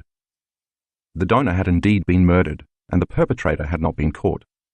The patient's mother took her to a psychiatrist who was convinced that the girl was dreaming about events that had actually occurred. They contacted the police, who opened an investigation using the girl's detailed account of the murder, including information on the time and place of the crime, the weapon, the physical characteristics of the criminal, and the clothing the murderer was wearing. The killer was identified, arrested, and convicted. So in these cases, that information in the energy field surrounding the transplanted organ changed the expression of the energy field of the individual once the person had a transplant. It's different light and different information mixing with the transplant patient's pre-existing field.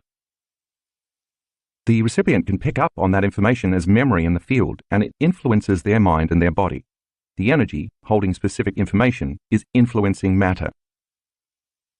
Then when you group organs together, you form a system, such as the musculoskeletal, cardiovascular, digestive, reproductive, endocrine, lymphatic, nervous, and immune systems, to name a few. These systems function by drawing information from the invisible field of energy and consciousness that surrounds them. And when you put all the systems together, you form a body that also has an invisible field of electromagnetic energy surrounding it. And that vital electromagnetic field of light is who we really are. Now back to the hormones of stress. As I mentioned earlier, when you're in survival mode and you're drawing too much from this invisible field of energy to turn it into chemistry in your physical body, whether you're oversexed, overeating, overstressed, or all at once, this energetic field around your body diminishes. That means there's not enough energy or light surrounding the body to give the proper instructions to matter for homeostasis, growth, and repair. When that occurs, these individual centers no longer receive, process, or express energy, and they no longer produce a healthy neurological mind to send the necessary signals to the associated parts of the body where these centers innervate. Since that energy with a conscious intent moving through or activating neurological tissue creates mind, the energy centers diminish in the expression of the minds to regulate the cells, tissues, organs, and systems of the body because there's no energy moving through them. The body begins to function more like a piece of matter without the proper coherent energy of light and information. Those mini-brains become incoherent, just as our brain becomes incoherent. In addition, when the brain is incoherent and compartmentalized because of the hormones of stress, that incoherent brain then sends a very incoherent message, like static on a radio, down the central nervous system to each of the plexuses of neurons that have to do with communicating with the body. And when these mini-brains receive incoherent messages, then they send an incoherent message through the organs, tissues, and cells in each area of the body that's related to each one of these centers. This in turn affects the hormonal expression and nerve conductivity going to different organs and tissues and cells in the body, and this incoherence begins to create disease or imbalance. The result is that when these individual brains become incoherent, each corresponding area of the body becomes incoherent. And when they don't work well, we don't work well. Increasing energy. In the Blessing of the Energy Centers meditation, when you learn how to rest your attention in each of these centers and become aware of the space around them, you create coherence in each of these little brains in the same manner as you create coherence in the big brain between your ears. And as you acknowledge the particle, matter, by resting your attention in your perineum for the first center, or in the space behind your belly button for the second center, or in the pit of your gut for the third center, or in the center of your chest for the fourth center, and so on, you're anchoring your attention in that center. And where you place your attention is where you place your energy. Then you'll move to placing your attention in or opening your focus to the space around each of those centers, tuning in to the energy beyond that center. And as you do this, it's vitally important that you move into a state of elevated emotion such as love or gratitude or joy. As you know from previous chapters, this is important because the elevated emotion is energy, and the longer you can hold that open focus from a state of elevated emotion, the more you will build a very coherent field with a very high frequency around that center in your body. Once you build that coherent field around a center, that center has a coherent energy with the right instructions to draw from. The atoms, molecules, and chemicals that form the cells that create the tissues that make up the organs and the systems of the body will be drawing from a new field of light and information and a more coherent energy carrying a more intentional message, giving new instructions to each center of the body. The body will then begin to respond to a new mind. As you surrender and move into the present moment, and you understand that where you place your attention is where you are placing your energy, you can build a new field of light and information and raise the frequency of the signal. And that intentional thought directs energy through each center to produce a new mind in that individual brain. As each center draws from a new field of frequency and information, the body moves back toward balance or homeostasis. And in this new state, you become more energy and less matter, more wave and less particle. The more elevated the emotion, the more energy you create, and the more dramatic a shift can result. If, on the other hand, you stay stuck in the survival emotions of worry, fear, anxiety, frustration, anger, distrust, and so on, you don't have this energy, this information, and this light around your body. As the frequency, light, and energy slow down and become more incoherent in each center, you become more matter and less energy until your body begins to become diseased. That's the point of doing this meditation, to speed up the frequency so it entrains the lower, disorganized frequency back into coherence and orderliness, raising the frequency of matter or entraining matter to a new, more coherent mind. But remember, you can't muscle this. You can't just will it or force it to happen. You can't do it by trying. You can't do it by hoping, and you can't do it by wishing, because you can't do it with your conscious mind. You have to get into your subconscious mind because that's where the operating system is, the autonomic nervous system that functions and controls all these centers. You have to get out of your beta brainwave pattern because beta keeps you in your conscious mind, separated from your subconscious or your autonomic nervous system that actually runs the show. The deeper you go in meditation, from beta brainwaves to alpha brainwaves, and then even to theta brainwaves, the half-awake, half-asleep state of deeper meditation, the slower your frequency and the more access you have to the operating system. So in the Blessing of the Energy Centers meditation, your job is to slow your brainwaves down and combine an elevated emotion with an intent to bless each energy center for the greatest good, loving them into life, and then surrender and allow your autonomic nervous system to take over, because it already knows how to do that without any help from your conscious mind. You're not thinking, you're not visualizing, and you're not analyzing. You're doing something that may at first seem much more difficult. You're planting a seed of information and letting go, allowing it to take the instructions and energy and use them to create more balance and order in your body. We've actually measured how effectively our students can use this meditation to both increase the energy in each of their energy centers and achieve balance among the centers. To do this, we use the gas discharge visualization device that you read about in a previous chapter to take measurements of participants' energy fields both before and after they do the Blessing of the Energy Centers meditation. The GDV technology uses a specialized camera to take images of a subject's finger, while a weak and totally painless electrical current is applied to the fingertip for less than a millisecond. The body responds to the current by discharging an electron cloud made up of photons. While the discharge is not visible to the naked eye, the GDV device's camera can capture it and translate it into a digital computer file. Then a software program called BioWell uses the data to create an image like the one you see in graphic 4 in the color insert. Graphics 4A to 4D show how balanced or imbalanced the subject's energy centers are, both before and after meditation. The BioWell software uses the same GDV data to estimate the frequency of each energy center and compare it to the norm.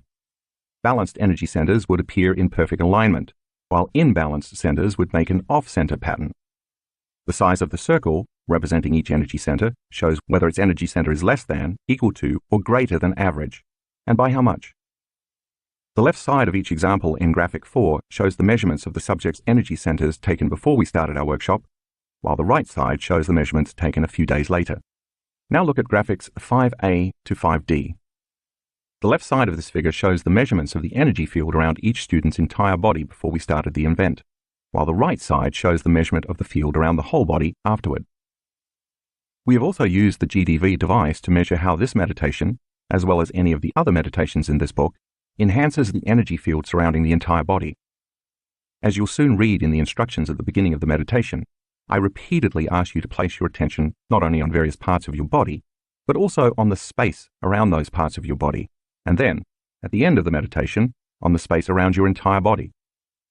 As you have learned, where you place your attention is where you place your energy. So if you are putting your focus on this space, that's naturally where your energy is going to go. In doing this, you're using your attention, awareness, and energy to build and enhance the field of light and information surrounding your body. This, in turn, creates order and syntropy instead of disorder and entropy. Now you are more coherent energy and less matter, and you have your own enhanced field of light and information that you can draw from to create. Blessing of the Energy Centers Meditation. This meditation has become one of the most popular meditations among our students and has created an impressive number of supernatural results. As I did in the previous chapter, I will give you some basic instructions so that if you choose to do the meditation on your own, you'll know how to proceed. Begin by placing your attention in the first energy center and then move to opening up your attention to the space around this center. Once you can sense this space around the energy center, bless that center for the greatest good and then connect to elevated emotions like love, gratitude, or joy to raise the frequency of this center and also create a coherent field of energy. Do this for each of the 7 energy centers in the body, and when you come to the 8th center, a place about 16 inches above your head, bless this center with gratitude or appreciation or thankfulness, because gratitude is the ultimate state of receivership. This center will then begin to open the door to profound information from the quantum field. Now open your focus and place your attention on the electromagnetic energy surrounding your entire body, building a new field of energy. As your body draws from a new field of electromagnetic energy, you become more light, more energy, and less matter, and you raise your body's frequency. Remember, if you are going to create the unlimited, you have to feel unlimited. If you're going to heal in a magnificent way, you have to feel magnificent. Tap into elevated emotion and sustain it throughout the meditation. Once you've blessed each of the energy centers, lie down for at least 15 minutes. Relax, surrender, and let your autonomic nervous system take the orders and integrate all this information into your body. Chapter 5. Reconditioning the body to a new mind. In this chapter, we're going to discuss how to do a breathing technique we use before we start many of our meditations. I'm going to explain it in detail here because understanding how this works is vital to your ability to truly change your energy and free your body from the past. As you'll see, the proper use of the breath is one of the keys to becoming supernatural. To get all the benefits of this technique, your knowledge of what you will be doing and why you will be doing it will serve as the foundation for the experience, and so will make the how easier for you, not to mention making the technique more effective. Once you understand the physiology of how this particular breath works, you will be able to assign meaning to the activity, put more intention behind it, do it properly, and experience all the benefits of using breath to pull the mind out of the body, and then recondition your body to a new mind. Before we start, I want to review the thinking-feeling loop we discussed in Chapter 2, because the concepts are central to the meditation in this chapter.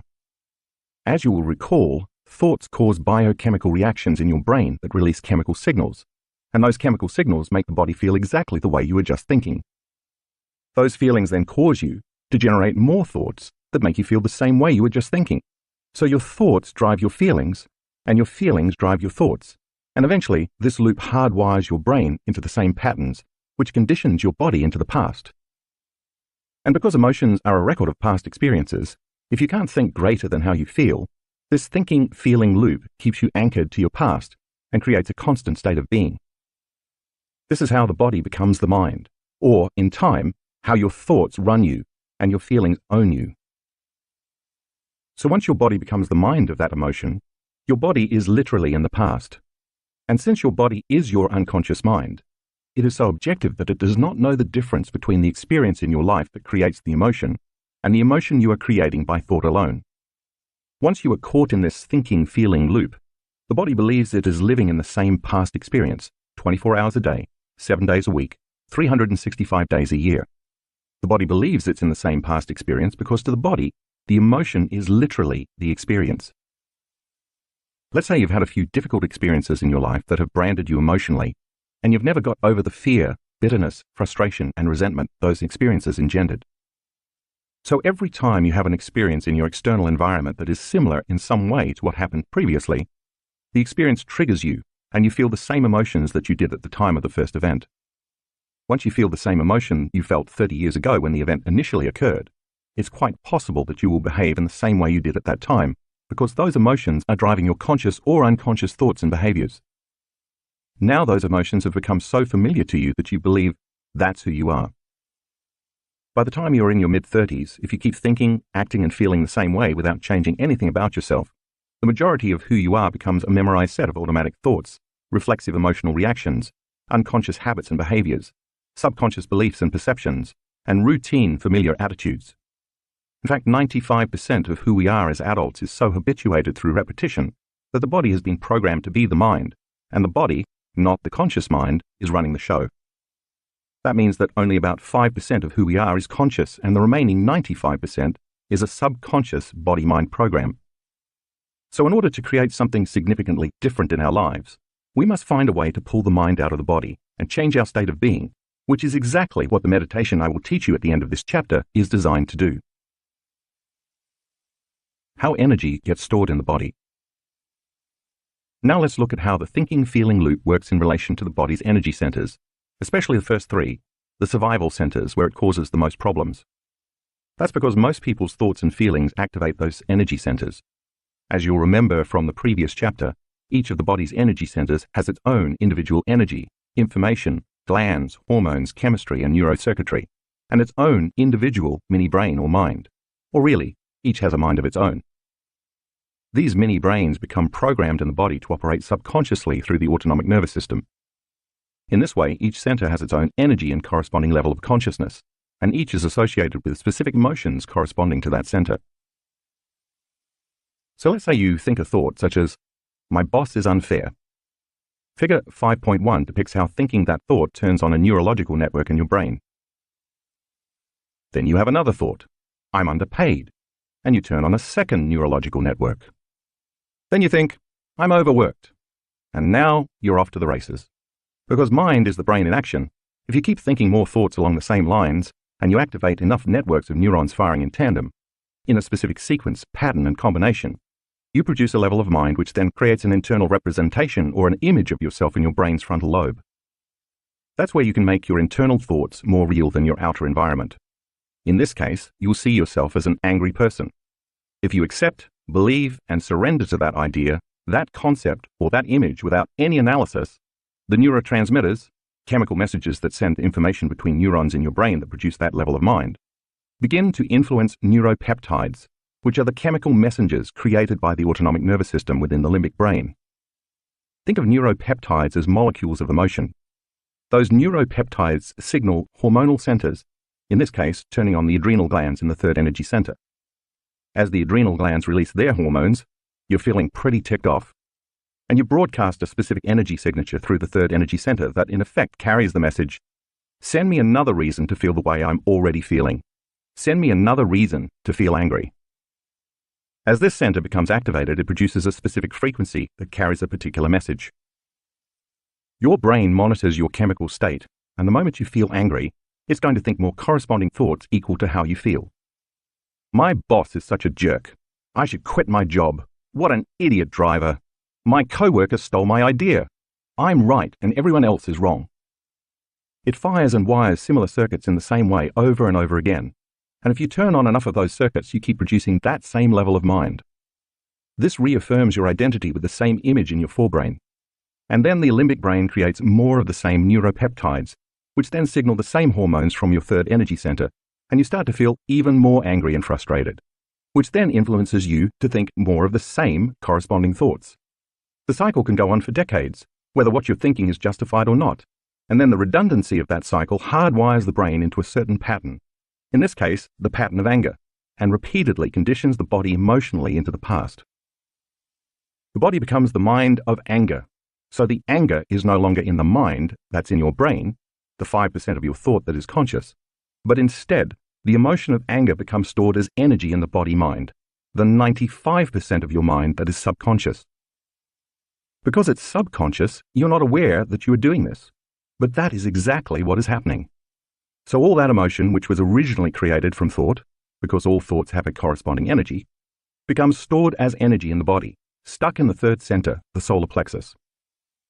This stored energy produces a corresponding biological effect. In this case, it could be adrenal fatigue, digestive problems, kidney issues, or a weakened immune system, not to mention other psychological effects like a short temper, impatience, frustration, or intolerance. Over the years, you keep producing the same thoughts that keep signaling the same feelings, and you continue hardwiring your brain into this very finite pattern. And in the same way, you keep reconditioning the body to become the mind of anger. Thus, an enormous amount of your creative energy is stored in the body's third energy center as anger, bitterness, frustration, intolerance, impatience, control, or hatred. What if, instead of feeling angry, you start having thoughts that make you feel victimized or guilty? Life is too hard. I'm a bad parent. I shouldn't have been so rude. Did I do something wrong? If you take a look at figure 5.2, you'll see that the same thing happens. Thinking those thoughts turns on a different network of neurons in your brain. If you fire and wire enough of those networks, you produce a different level of mind, and the brain creates the internal image of yourself that reaffirms your identity, in this case, as a guilty person. You start thinking, God's going to punish me. Nobody loves me. I'm worthless.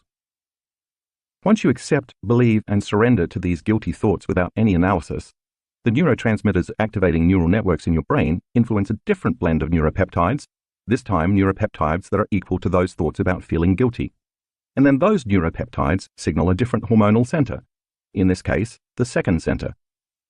And over time, as you recreate the same loop of thinking and feeling and thinking, you're going to begin to store your energy in the body in the second center.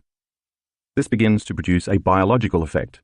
Since you feel guilt in your gut, you may start to feel nauseated or sick, or you may experience pain in this area of your body, along with emotions like suffering, unhappiness, or even sadness. If over time you keep feeling guilty, you think more guilty thoughts that fire and wire more neurons that signal more neuropeptides that cause the release of more hormones in the second center. As this happens, you continue to condition the body to become the mind of guilt and suffering, so you're storing more and more energy as emotion in the second center. You also continue to broadcast a specific energetic signature carrying specific information through the second energy center into your body's energy field. So now let's say that you start having a totally different set of thoughts. What happens if you have sexual fantasies about someone? Now you're turning on a different network of neurons in your brain, and you're producing a different level of mind.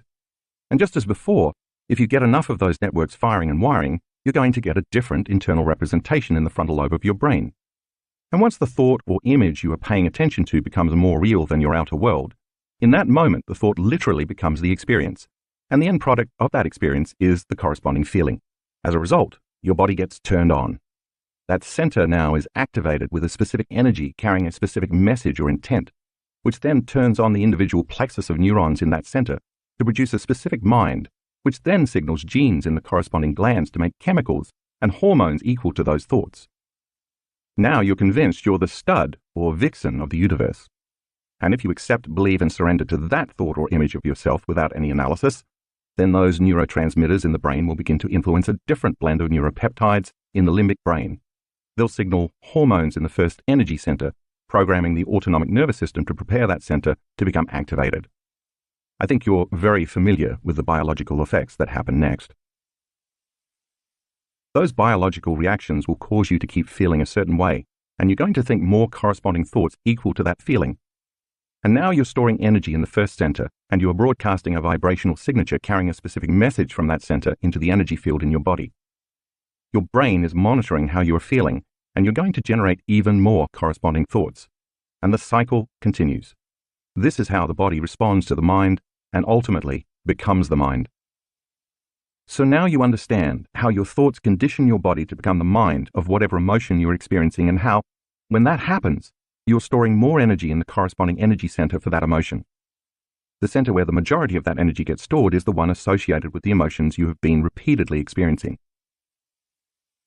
If you are overly lustful, overly sexed, or overly preoccupied with wanting to be seen by others as sexually desirable, your energy is stuck in your first center. If you experience an overabundance of guilt, sadness, fear, depression, shame, unworthiness, low self-esteem, suffering, and pain, your energy will become stuck in your second center. And if you have problems with anger, aggression, frustration, control issues, judgment, or self-importance, your energy is stuck in your third center. Hopefully, by now, you have done the Blessing of the Energy Centers meditation and have begun to experience how the energy in each of your centers is able to evolve from one center to the next, increasing its frequency as it moves up. In time, the body becomes the mind of that emotion, and once that energy as an emotion is stored, or more accurately, once it becomes trapped, in one or more of the lower energy centers, then the body is literally in the past. This means you no longer have energy available to create a new destiny.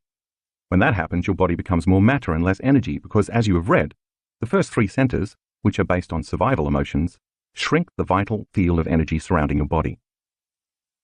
To be clear, I'm not saying that you shouldn't ever have sex, enjoy food, or even feel stressed. What I am saying is that when you are out of balance, it's because these first three centers are out of balance. And imagine if all three of these survival centers become overstimulated all at once. You can easily see how your body's energy would diminish over time. When that happens, there's not much available energy for growth, repair, healing, creation, or even just returning to balance. By the same means, many people who feel out of balance may retreat from their lives and limit the amount of food they eat. By digesting less food, their body has more energy to balance itself. They may also abstain from sexual intercourse for a period of time to allow the body to restore itself. During their retreat, they will also remove themselves from the constant stimulation they normally receive from their environment, including their friends, kids, co-workers, appointments and schedules, job, computers, homes, and cell phones. This helps the body keep from reacting, consciously or unconsciously, to all those familiar elements in their outer world that they associate with thoughts and emotional memories from the past. The breath technique I'm about to teach you gives you a way to liberate that trapped energy that's stored in the first three centers so it can be free to flow to the brain from whence it came. And when you use the breath to liberate those emotions, that energy becomes available for higher purposes. You'll have more energy to heal yourself, create a different life, manifest more wealth, or have a mystical experience, to name just a few possibilities. Those emotions that are stored in the body as energy will be transmuted into a different type of energy, carrying a different message through the elevated emotions of inspiration, freedom, unconditional love, and gratitude. It's the same energy, it's just locked up in the body. The breath is a way to pull the mind out of the body. You will be using your body as an instrument of consciousness to ascend your energy, turning those survival emotions into creative emotions. As you free your body from the chains of the past and liberate this energy, you have available energy to do the uncommon, to achieve the supernatural. The body as a magnet. Think about a magnet as you look at figure 5.3. Magnets, of course, have polarity. They each have a north pole and a south pole. One end has a positive charge, and the other end has a negative charge. The polarity between the ends of a magnet is what causes the magnet to produce an electromagnetic field. The stronger the polarity between the two poles, the larger the electromagnetic field the magnet produces. You can't see that electromagnetic field, but it exists, and it can be measured. The strength of a magnet's electromagnetic field can even influence matter. If you were to take tiny metal shavings and lay them on a piece of paper, put another piece of paper over the first piece of paper, and then set a magnet on top of that second piece of paper, Those metal shavings would organize themselves within the magnet's electromagnetic field. The electromagnetic field of the magnet is powerful enough to affect material reality, even though the frequency of this field exists beyond your senses. Figure 5.4 illustrates this. The Earth is a magnet, and like any other magnet, it has a north pole and a south pole, as well as an electromagnetic field surrounding it. While this field itself is invisible, we're all familiar with one amazing way to see that it exists. The Earth's electromagnetic field deflects the sun's photons. During a solar flare or mass coronal ejection, that field deflects trillions of tons of photons hurled towards the Earth in a pulsating, colorful phenomenon known as the Northern Lights. Your body is also a magnet. Ancient cultures, especially Asian cultures, have known this for thousands of years. Your North Pole is your mind and brain, and your South Pole is your body at the base of your spine. When you're living by the hormones of stress, the emotions of survival, or when you're overutilizing the other two survival energy centers, you are constantly drawing energy from this invisible field. The energy then no longer flows through the body because the body, in survival mode, is pulling the energy from the field and storing it in the body, specifically in the first three energy centers. This is what happens when the thinking-feeling loop we talked about earlier is activated. If this goes on long enough, the body won't have any electrical charge running through it at all, and without an electrical charge, it can't create the field of electromagnetic energy that normally surrounds it. When that happens, the body is no longer like a magnet. Now it's like a piece of ordinary metal, a magnet that's lost its charge. As you can see in figure 5.5, the body then becomes more matter and less energy, or more particle and less wave. Of course, if there were a way to get this energy that's stored in the first three centers moving again, the current would resume flowing and the body would recreate the electromagnetic field. The breath does just that. It gives us a way to pull the mind out of the body and to move all that stored energy from the first three centers up the spine to the brain, restoring the electromagnetic field surrounding the body. Once that happens, we can use that energy for things other than survival. Let's take a look at the way our physical bodies are constructed so we can understand what makes that possible. Take a look at figure 5.6. You have a bone at the base of your spine called your sacrum that looks like an upside-down triangle with a plateau on the top. On the top of that flat surface sits the spinal column, which extends all the way up to your skull. Inside that closed system is the central nervous system, which is made up of the brain and the spinal cord. The spinal cord is actually an extension of your brain. The skull and the spinal column protect this most delicate system. The central nervous system is one of your body's most important systems because it controls and coordinates all the other systems in the body. Without the aid of the central nervous system, you couldn't digest your food, you couldn't void your bladder, you couldn't move your body, and your heart couldn't beat. You couldn't even blink your eyes without the nervous system. So you can think of the nervous system as the electrical wiring that runs the machine of your body. Inside this closed system is cerebrospinal fluid that's filtered from the blood in the brain. This fluid bathes the brain and the spinal cord, and it's responsible for giving the central nervous system buoyancy. It acts as a cushion to protect the brain and spinal cord from trauma, and it flows in various rivers and paths that transport nutrients and chemicals to different parts of the nervous system all over the body. By its very nature, this fluid acts as a conduit to enhance electrical charges in the nervous system. Now let's go back to your sacrum. Every time you inhale, that sacrum bone flexes back slightly, and every time you exhale, it flexes forward just a little bit. This is an extremely subtle movement, too subtle for you to notice even if you try, but it happens. And at the same time you inhale, the sutures of your skull, the joints between the individual plates of your skull, which fit together like pieces of a puzzle and give the skull a degree of flexibility, open up just slightly, and as you exhale, they close back up. Again, this is extremely subtle. You can't feel it happening. The movement of your sacrum back and forth as you slowly breathe in and out, along with the sutures of the skull opening and closing, propagates a wave within the fluid of this closed system, and it slowly pumps that cerebrospinal fluid up your spine all the way to the brain, passing through 4 chambers called cerebral aqueducts or ventricles. If you were to tag one molecule of cerebrospinal fluid and follow it from the base of your spine all the way up to your brain and then all the way back down to your sacrum, you'd see that it would take 12 hours to make a complete circuit. So in essence, you flush your brain twice a day. Check out figure 5.7 to see what that looks like. So think about what would happen if you contracted the intrinsic muscles of your perineum, your pelvic floor, the same muscles you use for intercourse and elimination, and you locked them down, and then while they were locked down, you next contracted the muscles of your lower abdomen, locking those muscles down, and then you did the same with the muscles of your upper abdomen.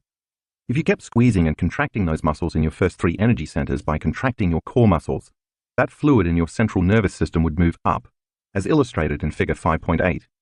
You would be moving that cerebrospinal fluid in your central nervous system up your spine. Each time you tighten the muscles of those centers, the fluid would be forced upward.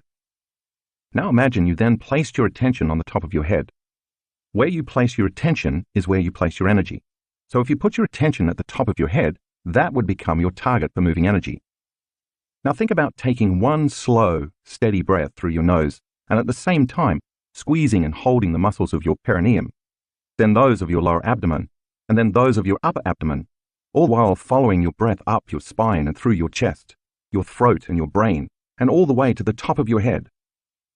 Imagine that when you get to the top of your head, you hold your breath as you keep squeezing. You'd be pulling that cerebrospinal fluid all the way up toward your brain. That's significant because cerebrospinal fluid is made up of proteins and salts in solution, and the moment proteins and salts dissolve in solution, they become charged. If you take a charged molecule and accelerate it, as you would if you pulled that molecule up your spine, you create an inductance field. An inductance field is an invisible field of electromagnetic energy that moves in a circular motion in the direction that charged molecules are moving in. The more charged molecules you accelerate, the bigger and more powerful the inductance field. Take a look at figure 5.9 to see what an inductance field looks like. Think of the spinal cord as a fiber optic cable that acts as a two-way highway, simultaneously communicating information from the body to the brain and from the brain to the body. Every second, important information is relayed from your brain to your body, such as the desire to walk across the room or to scratch an itch. At the same instant, a lot of information from the body is carried up your spinal cord toward the brain, such as knowledge of where your body is in space or the signal that you are hungry. Once you accelerate these charged molecules in one direction up the spine, the resulting inductance field will reverse the current of information flowing from the brain down through the body, and it will then draw energy from the lower 3 centers up the spine to the brain. Take a look at figure 5.10a to see how that works. Now there's a current running through the body in the central nervous system, just like a magnet, and as a result, the same kind of electromagnetic field of energy that surrounds a magnet surrounds the body, as you can see in figure 5.10b. The field of electromagnetic energy you've created is a 3-dimensional field, and as it moves, this energy creates a torsion field or a torus field. By the way, the shape of this electromagnetic field is a familiar pattern in the universe. This pattern shows up in the shape of an apple, as well as in the shape of a black hole in a distant galaxy. See figure 5.11. So now you understand that by doing this breathing technique, you're starting to stir up all this stored energy in a very big way. And if you do this technique correctly, and you do it enough times, you are going to wake up a sleeping dragon. Evolving the energy to the brain. Once this energy becomes activated, the sympathetic nervous system, a subsystem of your autonomic nervous system that arouses the brain and body in response to a threat in your outer environment, turns on, and energy begins to move up from the body's lower 3 energy centers to the brain. But instead of the body being aroused because of some external condition, you are turning on the sympathetic nervous system by passionately engaging the breath from within. As the sympathetic nervous system starts to merge with the parasympathetic nervous system, another subset of your autonomic nervous system that relaxes your brain and body, such as after a big meal, it is as if traveling energy from the lower centers is ejaculated into the brain. When this energy reaches the brainstem, a gate called the thalamic gate opens up and all that energy is permitted to enter the brain. Once this energy that was initially stored in the body enters the brain produces gamma brainwave patterns. We've recorded many students producing gamma brainwaves during this breathing technique. Gamma brainwaves, which I call superconsciousness, are notable not only because they produce the highest amount of energy of all the brainwaves, but also because that energy comes from within the body instead of being released in reaction to a stimulus in the environment, the outer world. In contrast, the brain produces high-range beta brainwaves when the body releases stress hormones, allowing you to be super alert to danger in your environment. In beta, the outer world seems more real than your inner world, while gamma waves create a similar type of arousal in the brain, which then causes a heightened sense of awareness, consciousness, attention, and energy related to more creative, transcendental, or mystical experiences. The difference is that in gamma, whatever is happening in your inner world becomes much more real to you than many experiences you've had in your outer world. Take a look at figure 5.12 and review how similar beta and gamma brainwaves are.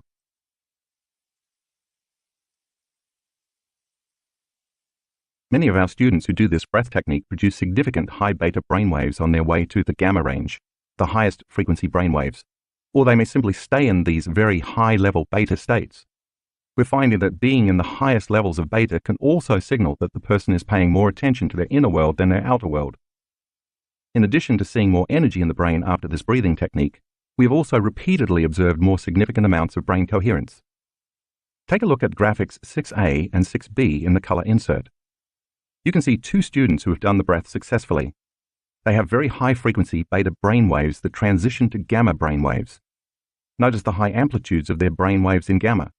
The higher the amplitudes, the higher the energy in their brains.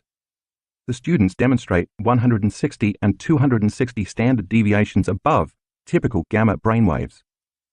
To give you a reference, 3 standard deviations above normal is usually considered high. In graphics 6A, 4, you can also witness much more brain coherence after the breath. The red patterns in the brain show extremely high amounts of brain coherence in every measured brainwave state. As you do this powerful breathing technique, you are drawing the energy that's been stored in those lower 3 centers, the energy you use for orgasm and to make a baby, to digest a meal, to run from a predator, and instead of releasing it out into chemistry, you're going to draw it up your spine like you would draw fluid up a straw and release it into your brain. In fact, there's a tube of energy or light called the prana tube running along your spinal column. See figure 5.13. Prana is the Sanskrit word for life force. Yogis have known about this tube, which is not a physical structure but an energetic one, for thousands of years. This tube is considered etheric because of the electrical information in the spine that constantly moves through it. The more energy moves in the physical spinal cord, the more energy is created as light in this tube. And the more energy created in this tube, the more energy moves in the spine and the greater the expression of life. Sometimes when I teach this meditation, people will say to me, "I don't really feel my prana tube." Well, you don't really feel your left ear either until you put your attention on it, right?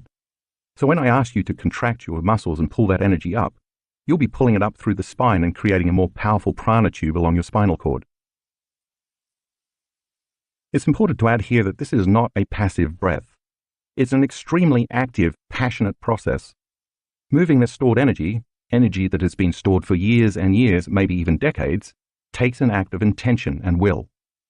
To evolve your limited survival emotions, as an alchemist turns base metals like lead into gold, you are taking self-limiting emotions like anger, frustration, guilt, suffering, grief, and fear, and turning them into elevated emotions, such as love, gratitude, and joy.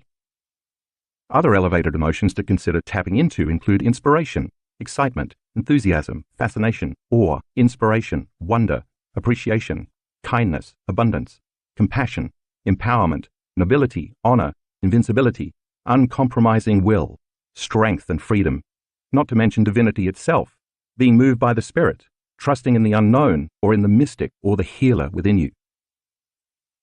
Remember, evolving this energy takes a level of intensity that is greater than the body as the mind, greater than your addiction to any survival emotion. You must be inspired to become more energy than matter, using your body as an instrument of consciousness to ascend your energy. So don't let your body be your mind. Remember that you are liberating your stuck energy, turning guilt or suffering or anger or aggression into pure energy. And as the body liberates that energy, you're freeing yourself, and you will feel overjoyed, in love with life, and inspired to be alive. As you pull this energy up the spine in this meditation, you'll follow your breath all the way to the top of your head. When it gets there, I want you to hold your breath while you keep squeezing those muscles in your perineum and your abdomen. When you do that, you increase the pressure inside your spinal cord and spinal column. That pressure, called intrathecal pressure, is inside a closed system. It's the same pressure you exert when you take a breath and lift something heavy. You're pushing against your insides. But in this breath, you'll be very specifically directing all that pressure, all that energy, and all that spinal fluid up your spine and into your brain. When that pressurized fluid reaches the back of your brainstem, all of a sudden the lower brain centers like the brainstem, cerebellum, and limbic brain open up to this energy through a cluster of nuclei called the reticular formation.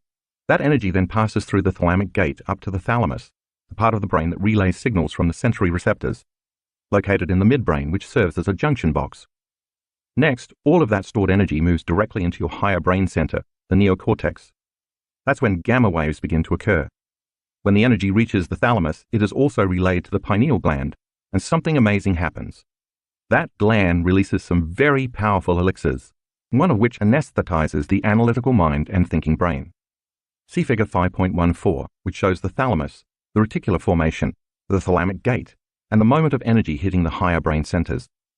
We'll talk more about the pineal gland in a later chapter, but for right now, know that when that happens, it's like an orgasm in your head. This is a very powerful energy that has been called the movement of the Kundalini.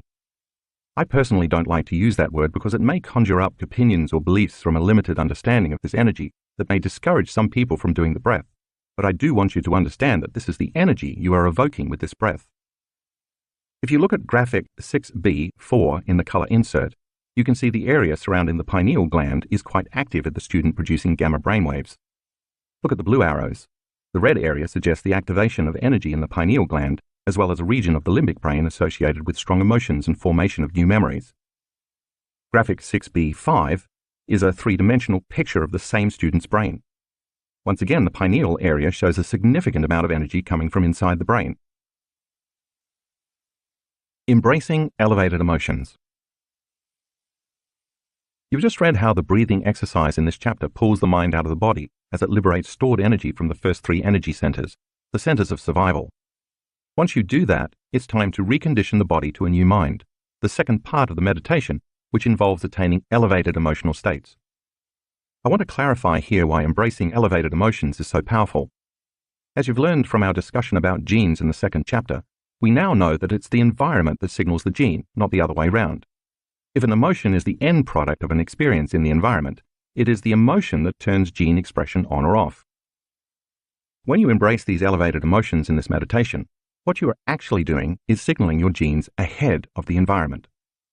The body doesn't know the difference between an emotion created by an experience you are having in the outside environment and an experience you are creating internally by embracing this new elevated emotion. So when you embrace that elevated emotion and think thoughts that are greater than the self-limiting ones that kept you stuck in the past, your body begins to prepare chemically for the future because it thinks that future is happening now.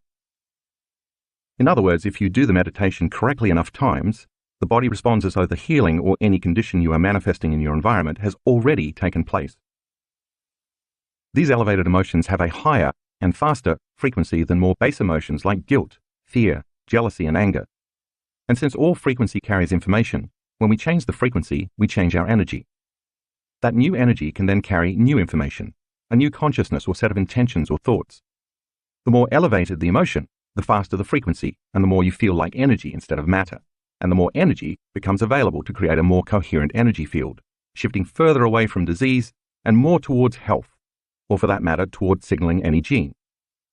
When your emotions are self-limiting, on the other hand, they have a lower frequency, and you feel more like matter instead of energy, and then it takes more time to create change in your life.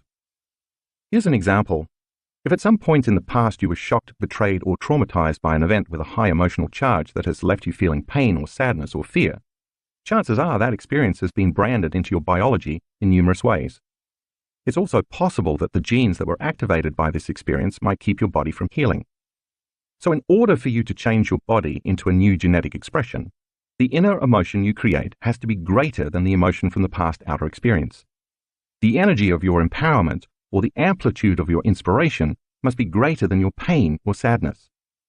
Now you are changing the inner environment of the body, which is the outer environment of the cell. The genes for health can be upregulated, while the genes for disease can be downregulated.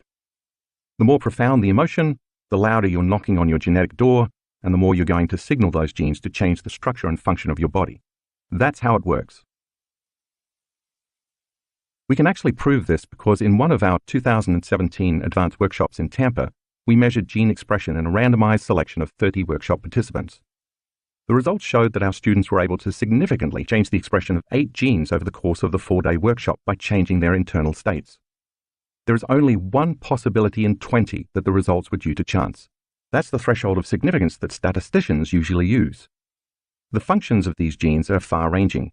They're involved in neurogenesis, the growth of new neurons in response to novel experiences and learning, protecting the body against various influences that tend to age cells, regulating cell repair, including the ability to move stem cells to those sites in the body where they are needed to repair damaged or aging tissue, building cellular structures, especially the cytoskeleton, the framework of rigid molecules that give our cells shape and form, eliminating free radicals and so decreasing oxidative stress associated with aging and many major health conditions, and helping our bodies identify and eliminate cancerous cells, thereby suppressing the growth of cancer tumors.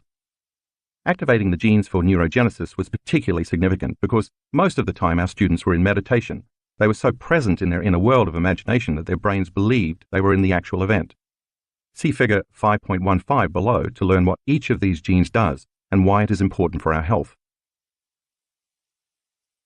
If our students have changed their gene expression by creating elevated emotions in just a few days, imagine what you can do if you practice this meditation for a few weeks. By using this breath technique to release the familiar emotions stored in the body from years of thinking and feeling the same way, and then by emotionally rehearsing new states every day, with practice, these unlimited emotions will become the new normal for you. Your brain will think different thoughts equal to those elevated emotions. Finally, by embracing these unlimited emotions instead of the same limited ones, when you understand that you are signaling new genes and making new proteins that are responsible for the change in structure and function of your body, you can assign more meaning to what you are doing. That leads to a greater intention, which creates an even greater outcome. It is a scientific fact that we use about 1.5% of our DNA. The rest is called junk DNA.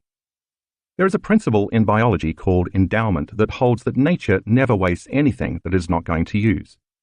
In other words, if the junk DNA is there, there must be a reason. Otherwise, nature, in its infinite wisdom, would have evolved it away. Because the universal law is, if you don't use it, you lose it. So think of your genes as a library of potentials. There are infinite combinations of gene variations that can be expressed in those latent genes. They are waiting for you to activate them. There are genes for an unlimited genius mind, for longevity, for immortality, for an uncompromising will, for the capacity to heal, for having mystical experiences, for regenerating tissues and organs, for activating the hormones of youth so you have greater energy and vitality, for photographic memory, and for doing the uncommon, just to name a few. It's all equal to your imagination and creativity. As you signal any of those genes ahead of the environment, your body will express a greater potential by expressing new genes to make new proteins for a greater expression of life. So when I ask you to feel certain elevated emotions, when you recondition the body to a new mind, know that as you embrace each emotion, you are knocking on your own genetic door. So I invite you to surrender to the process and fully engage in the experience. Reconditioning the body to a new mind meditation. Before we start the formal meditation, we're going to do some practice sessions. They build on several individual instructions so you can learn this step by step. Once you've mastered each individual step, we can put it all together. So let's start by sitting up straight in a chair and putting both feet flat on the floor, or sitting on the floor in the lotus, cross-leg position with a pillow under your buttocks. Place your hands uncrossed in your lap. If you like, you can close your eyes. When you're ready to begin, lift up your perineum, your pelvic floor, the same muscles that you use for intercourse and elimination. Do not hold your breath as you do this. Breathe normally. Squeeze those muscles as tightly as you can and hold for 5 seconds. Then let go and relax. Do it again and hold it for the same amount of time.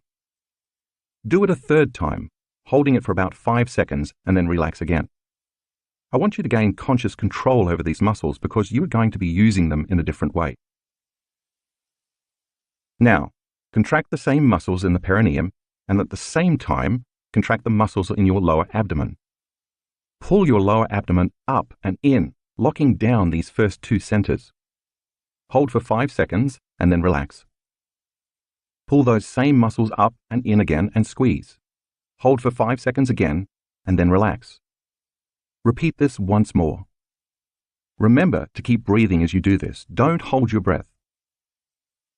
Now this next time, squeeze the muscles of your perineum and at the same time squeeze the muscles of your lower abdomen while also contracting the muscles of your upper abdomen. You're tightening your entire core now, the first 3 centers. Hold all of those muscles for 5 seconds and relax. Do this again, pulling the muscles in a little more this time. Hold for 5 seconds and then relax. Now do it one more time. And as you squeeze and hold those muscles, see if you can squeeze them a little tighter and lift them a little higher. Hold for a while and then relax. Since experience creates neurological networks in your brain, As you perform each step and build on the previous one, you are installing the neurological hardware in your brain in preparation for the experience. I am asking you to use the same muscles that you might have used for years, but now in a different way. This action will begin to milk these centers and liberate energy that's been stored in your body for a very long time. Now we're going to change it up. Take your finger and place it on the top of your head, and work your fingernail right into the center of your scalp so you will remember where that point is once you take your finger away. Remember that where you place your attention is where you place your energy, so that point is your target. Put your hands back in your lap, and without contracting any muscles yet, take one slow, steady breath through your nose. All I want you to do is follow your breath from your perineum, through your lower abdomen, through your upper abdomen, through the center of your chest, through your throat, through your brain, all the way to the top of your head where your finger was. When you get to the top of your head, hold your breath and keep your attention right on the top of your head and let your energy follow your awareness. Hold for about 10 seconds and then relax. Place your finger on the top of your head again, then take it away, and make sure you can feel that point without your finger there. Rest your hands on your thighs. Now do one more breath without contracting any muscles. This time, when you inhale through your nose, imagine you are pulling energy up that tube, like drawing fluid up a straw, all the way to the top of your head. When you get to the top of your head, hold your breath for about the same amount of time you did before, and let your energy follow your awareness. Then relax. Now it's time to start putting it all together. With this next breath, when you inhale through your nose, pull those muscles up and in at the exact same time. Start by locking the muscles of your perineum, engaging the muscles of your lower abdomen, and simultaneously contracting the muscles in your upper abdomen. And as you squeeze the muscles in each center, with the intention of pulling all that stored energy in the lower body into the brain, follow your breath through each of those 3 centers. As you continue to squeeze those muscles and lock those first 3 centers down, pull your breath up through your chest, the 4th center, then through your throat, the 5th center, then through your brain, the 6th center. Pull it all the way up to the top of your head. Keep your attention there and hold your breath as you keep squeezing your core muscles. Hold for about 10 seconds and then relax as you exhale. Repeat that breath at least 2 more times, tightening the muscles of your first 3 centers as you pull your breath up your spine through each energy center, all the way to the top of your head. Then hold your breath for a time and finally relax as you exhale. Remember, as you do this, you're using your body as an instrument of consciousness, and your full intent should be to pull the mind out of the body. You're liberating energy that has been locked in your lower 3 centers and moving it up to the higher centers where you can use it for healing your body or creating something new instead of just for survival. Practicing this many times so you are very familiar with these steps will be very useful before you begin several of the meditations in this book. Be patient with yourself. Just like learning anything for the first time, you have to do this many times before you truly master it. In the beginning, it may feel awkward because you have to synchronize the actions of your body with the intention of your mind.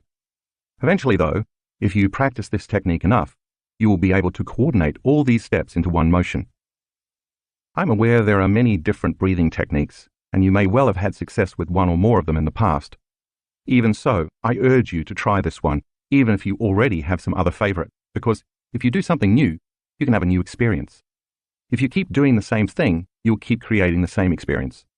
And if you do nothing, you get nothing.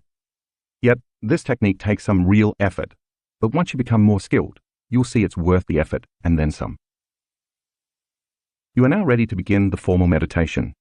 If you purchase my Reconditioning the Body to a New Mind CD or audio download from drjoedispenza.com, you'll find the recording includes a song I've specifically chosen to truly inspire you to raise your energy. As you listen, I want you to interpret the music as the movement of energy. If you do the meditation on your own, practice the breath while you listen to one inspiring song that's between 4 and 7 minutes long. Then open your focus, putting your attention on different parts of your body, as well as the space around those parts of the body. Next, unfold as pure consciousness into the unified field, staying in the generous present moment and becoming no body, no one, no thing, nowhere, and in no time. Now it's time to cultivate several elevated emotions one by one, emotionally rehearsing each. Remember, the more powerful your feelings, the more you are up-regulating your own genes. Bless your body, bless your life, bless your soul, bless your future as well as your past. Bless the challenges in your life and bless the intelligence within you that is giving you life. Finish by giving thanks for a new life before it has been made manifest. Chapter 6. Case Studies. Living Examples of Truth. Over the years, I've found that stories serve a great purpose, to reinforce information in a practical manner. Hearing about someone else's experience makes it more real for us. Once we can relate to the challenges and triumphs a person has along their journey from one state of consciousness to another, we start to believe a similar experience can happen for us.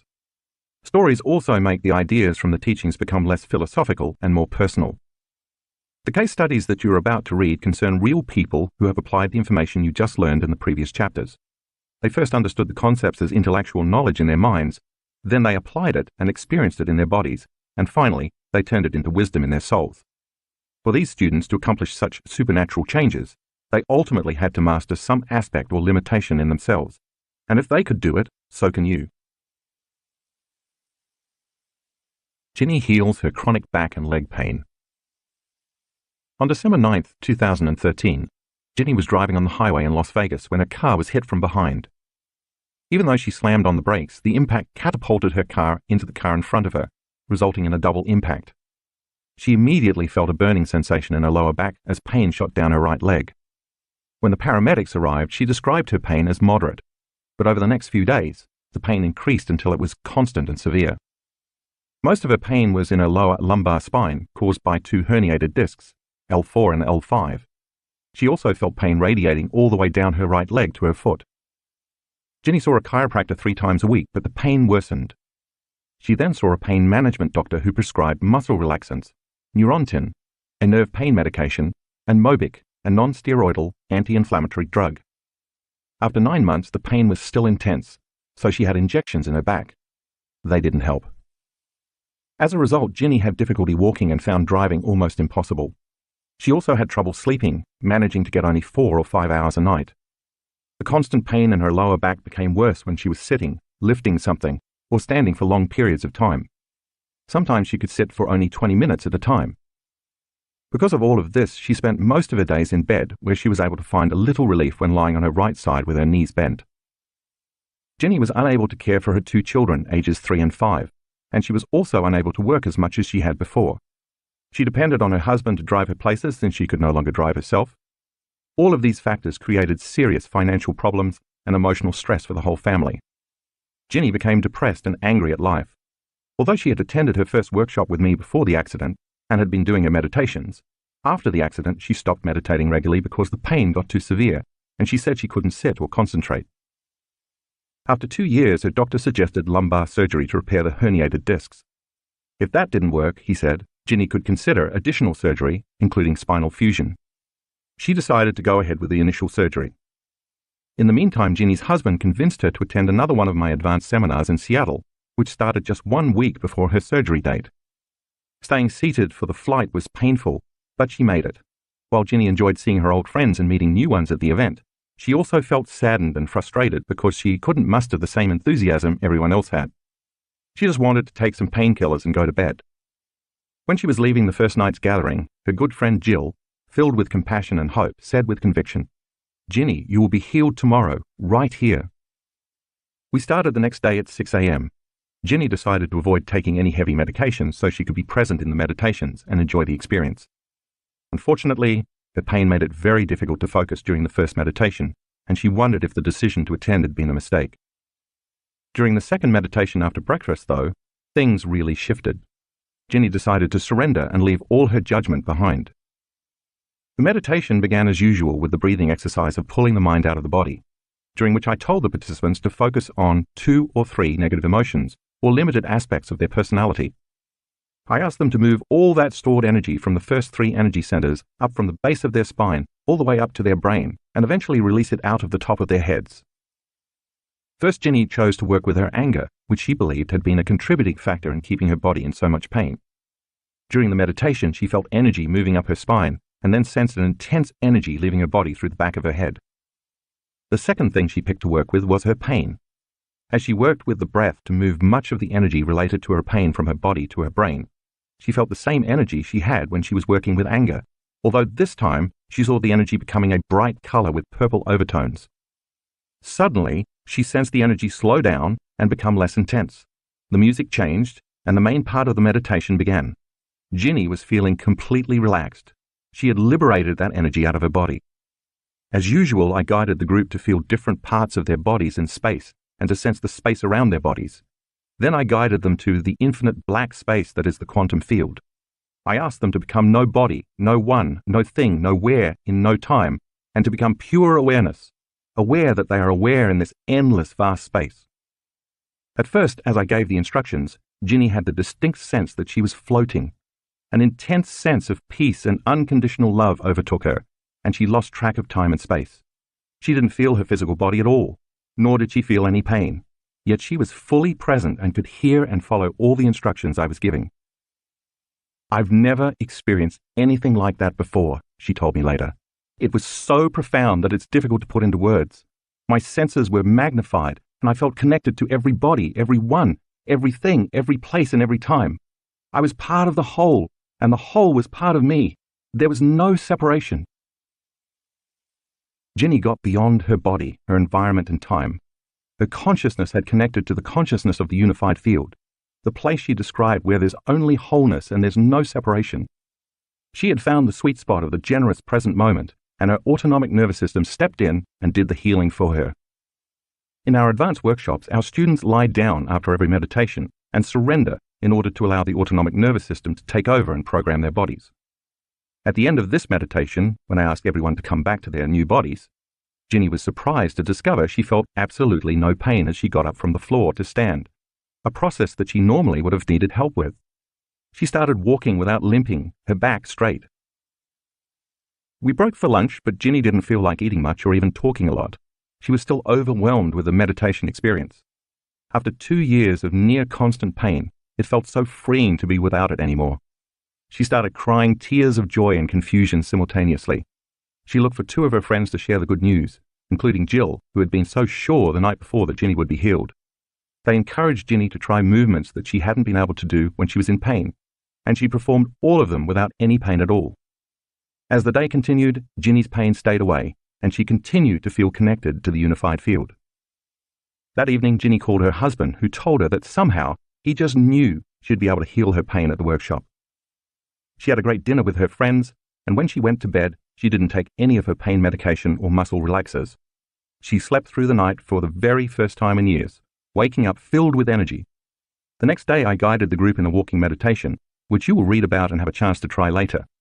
Ginny was able to walk straight and tall with no pain or difficulty. Needless to say, she cancelled the surgery, and she has remained pain-free. Daniel deals with electromagnetic hypersensitivity.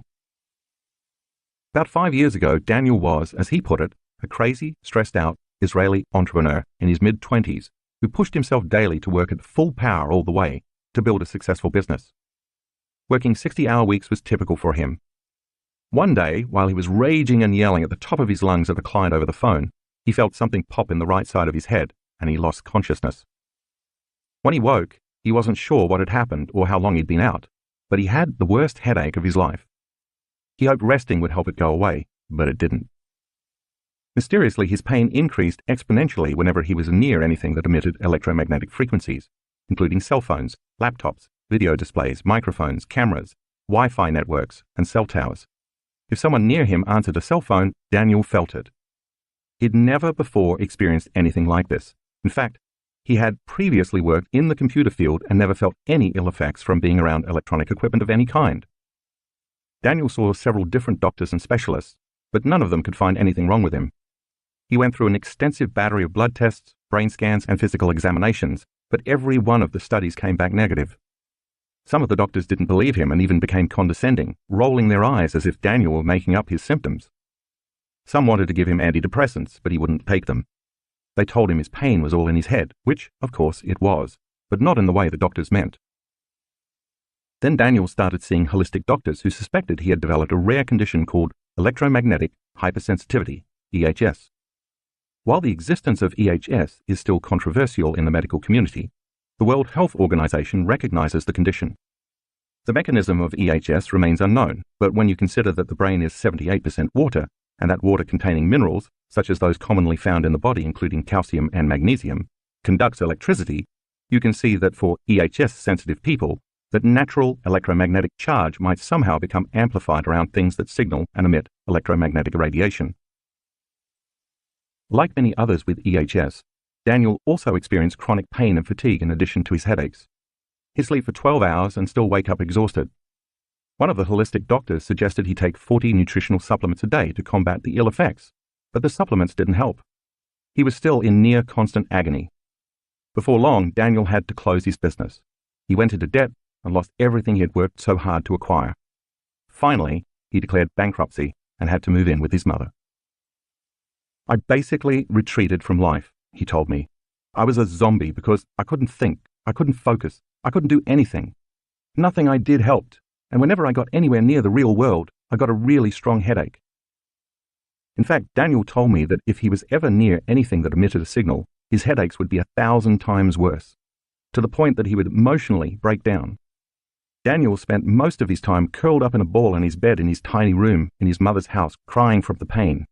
I was wasting my life, he said, watching all my friends get married, have children, get promoted, buy houses, everything. When he began to feel suicidal, his friends and family pushed him to try to find something that would help. Because of the chronic fatigue, depression, and severe pain, Daniel had only about a half hour of energy each day, so he started to use that time to find something that might help his condition. 3 years after his symptoms began, he read my book, You Are the Placebo. Something clicked, he told me when I met him in a workshop I gave recently. I knew this was the solution. So he started doing the changing beliefs and perceptions meditation I talk about in that book. Very gradually, over time, Daniel felt a little less pain, so he kept doing the meditation.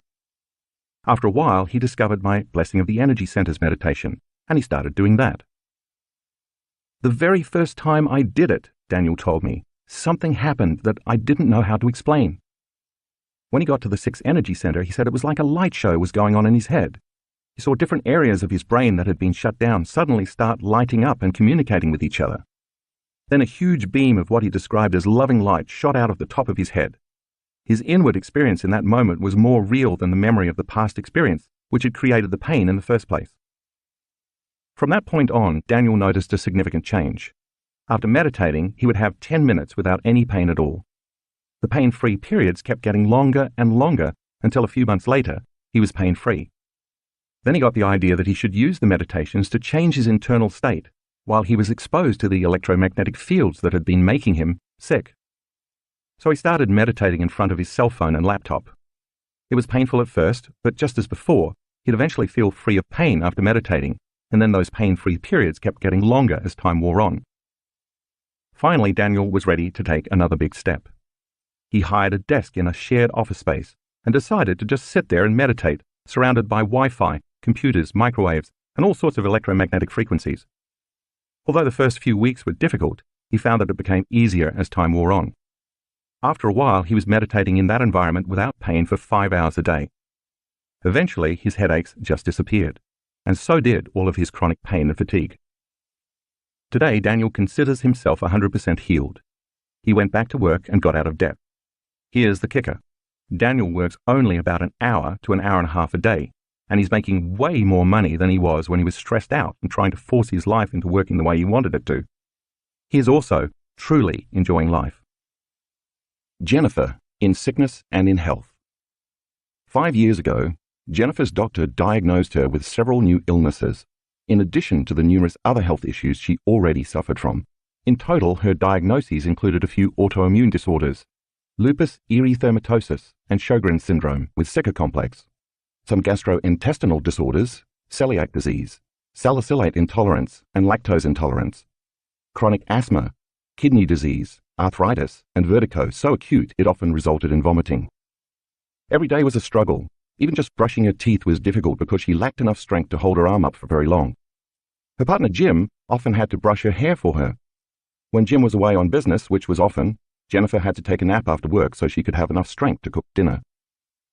The hardest thing was I felt like a terrible mother because I couldn't do anything with my boys, and that broke my heart, she told me.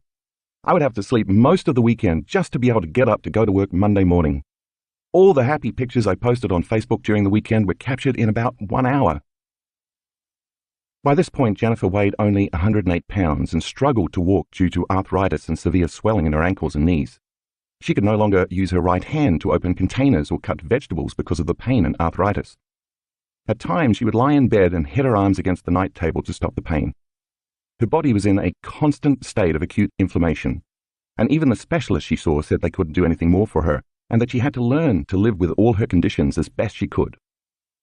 Although she never admitted it to anyone, she feared she might only have a few years left to live. She may have been ready to give up, but Jim wasn't. Every night, Jim devoured books looking for alternative solutions, repeatedly encouraging Jennifer to keep going. Then Jim found You Are the Placebo and read about a woman with a similar condition who was able to heal herself. Jennifer and Jim agreed that she had to go to a workshop. 2 months later, in June 2014, Jennifer attended a weekend workshop in Sydney, Australia. She started to feel a bit better and registered for an advanced workshop in Mexico. Unfortunately, around the time she was scheduled to leave for the workshop, she developed an 8.5mm kidney stone, and a doctor refused to let her fly. So she missed it, but she kept doing her meditations, getting up at 4:50 a.m. every day. And when I held the next advanced workshop in Australia the following year, both she and Jim attended. I remember the first night I could hardly make it up the stairs to our room, which was normal for me, she reported. But by the end of the workshop, I was walking around like a healthy person and didn't have to use my asthma medication. The day before we left, Jim said that I was looking so well, I should try some normal food. Apprehensive, I gave it a go, and no adverse effects. No pain, no asthma, no cramps, no headache, nothing. I think it was the best pizza I've ever had. When she did her meditations, Jennifer really gave it her all. She repeatedly tuned in to the potential of health and felt an abundance of energy throughout her body that could carry her all day long. In the meditation, when I asked the students to live from that new state of being, she imagined her feet hitting the ground and heard her breath as she joyfully ran. By the end of her meditation, she was crying tears of joy. Eventually, Jennifer conditioned her body to forget what illness feels like, look like, sound like, and tastes like by raising her energy, changing her frequency, reconditioning her body to a new mind, and signaling new genes to repair her body. Now I eat normal foods, she reports, and I haven't used my asthma medication since June 2015. I can walk up to 10 miles a day and lift 45 pounds. I'm training, and my goal is to complete a half marathon, which I will soon do. Felicia overcomes severe eczema. Felicia had intermittently suffered from eczema and skin infections since she was 3 months old. The short-term relief provided by a strict diet and a regime of medications, creams, steroids, antihistamines, antifungals, antibiotics, and so on, never seemed to keep the condition at bay for long. In 2016, as a 34-year-old medical doctor in the United Kingdom, Felicia found herself becoming increasingly frustrated by the limitations of her profession. After a decade of clinical practice where she'd seen more than 70,000 patients, she began to recognize a similar sense of frustration and disconnect emerging from her patients as well. While seeking more satisfying science-based solutions, she came across my work. Intrigued by possibility and hungry for alternative evidence-based ideas and solutions, Felicia signed up for a weekend workshop. The event was life-changing, she says. It gave me the tools to reevaluate and update my previous limited beliefs about myself, as well as what our bodies are truly capable of. The breathing technique was particularly intriguing to her.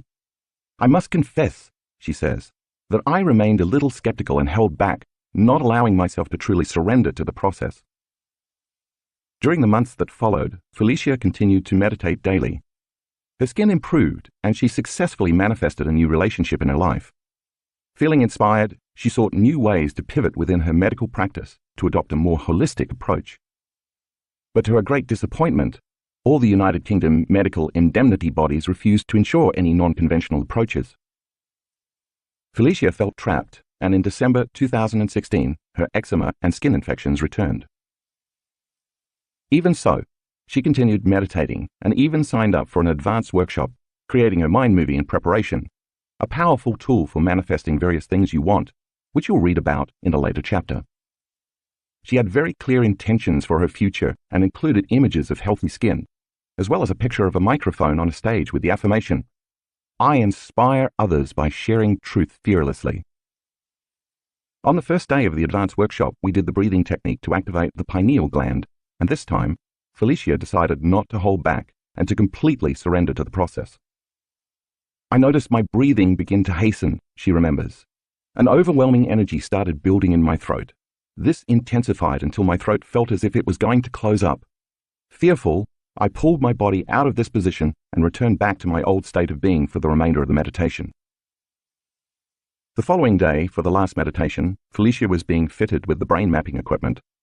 She considered what an amazing opportunity it was to experience this new level of information.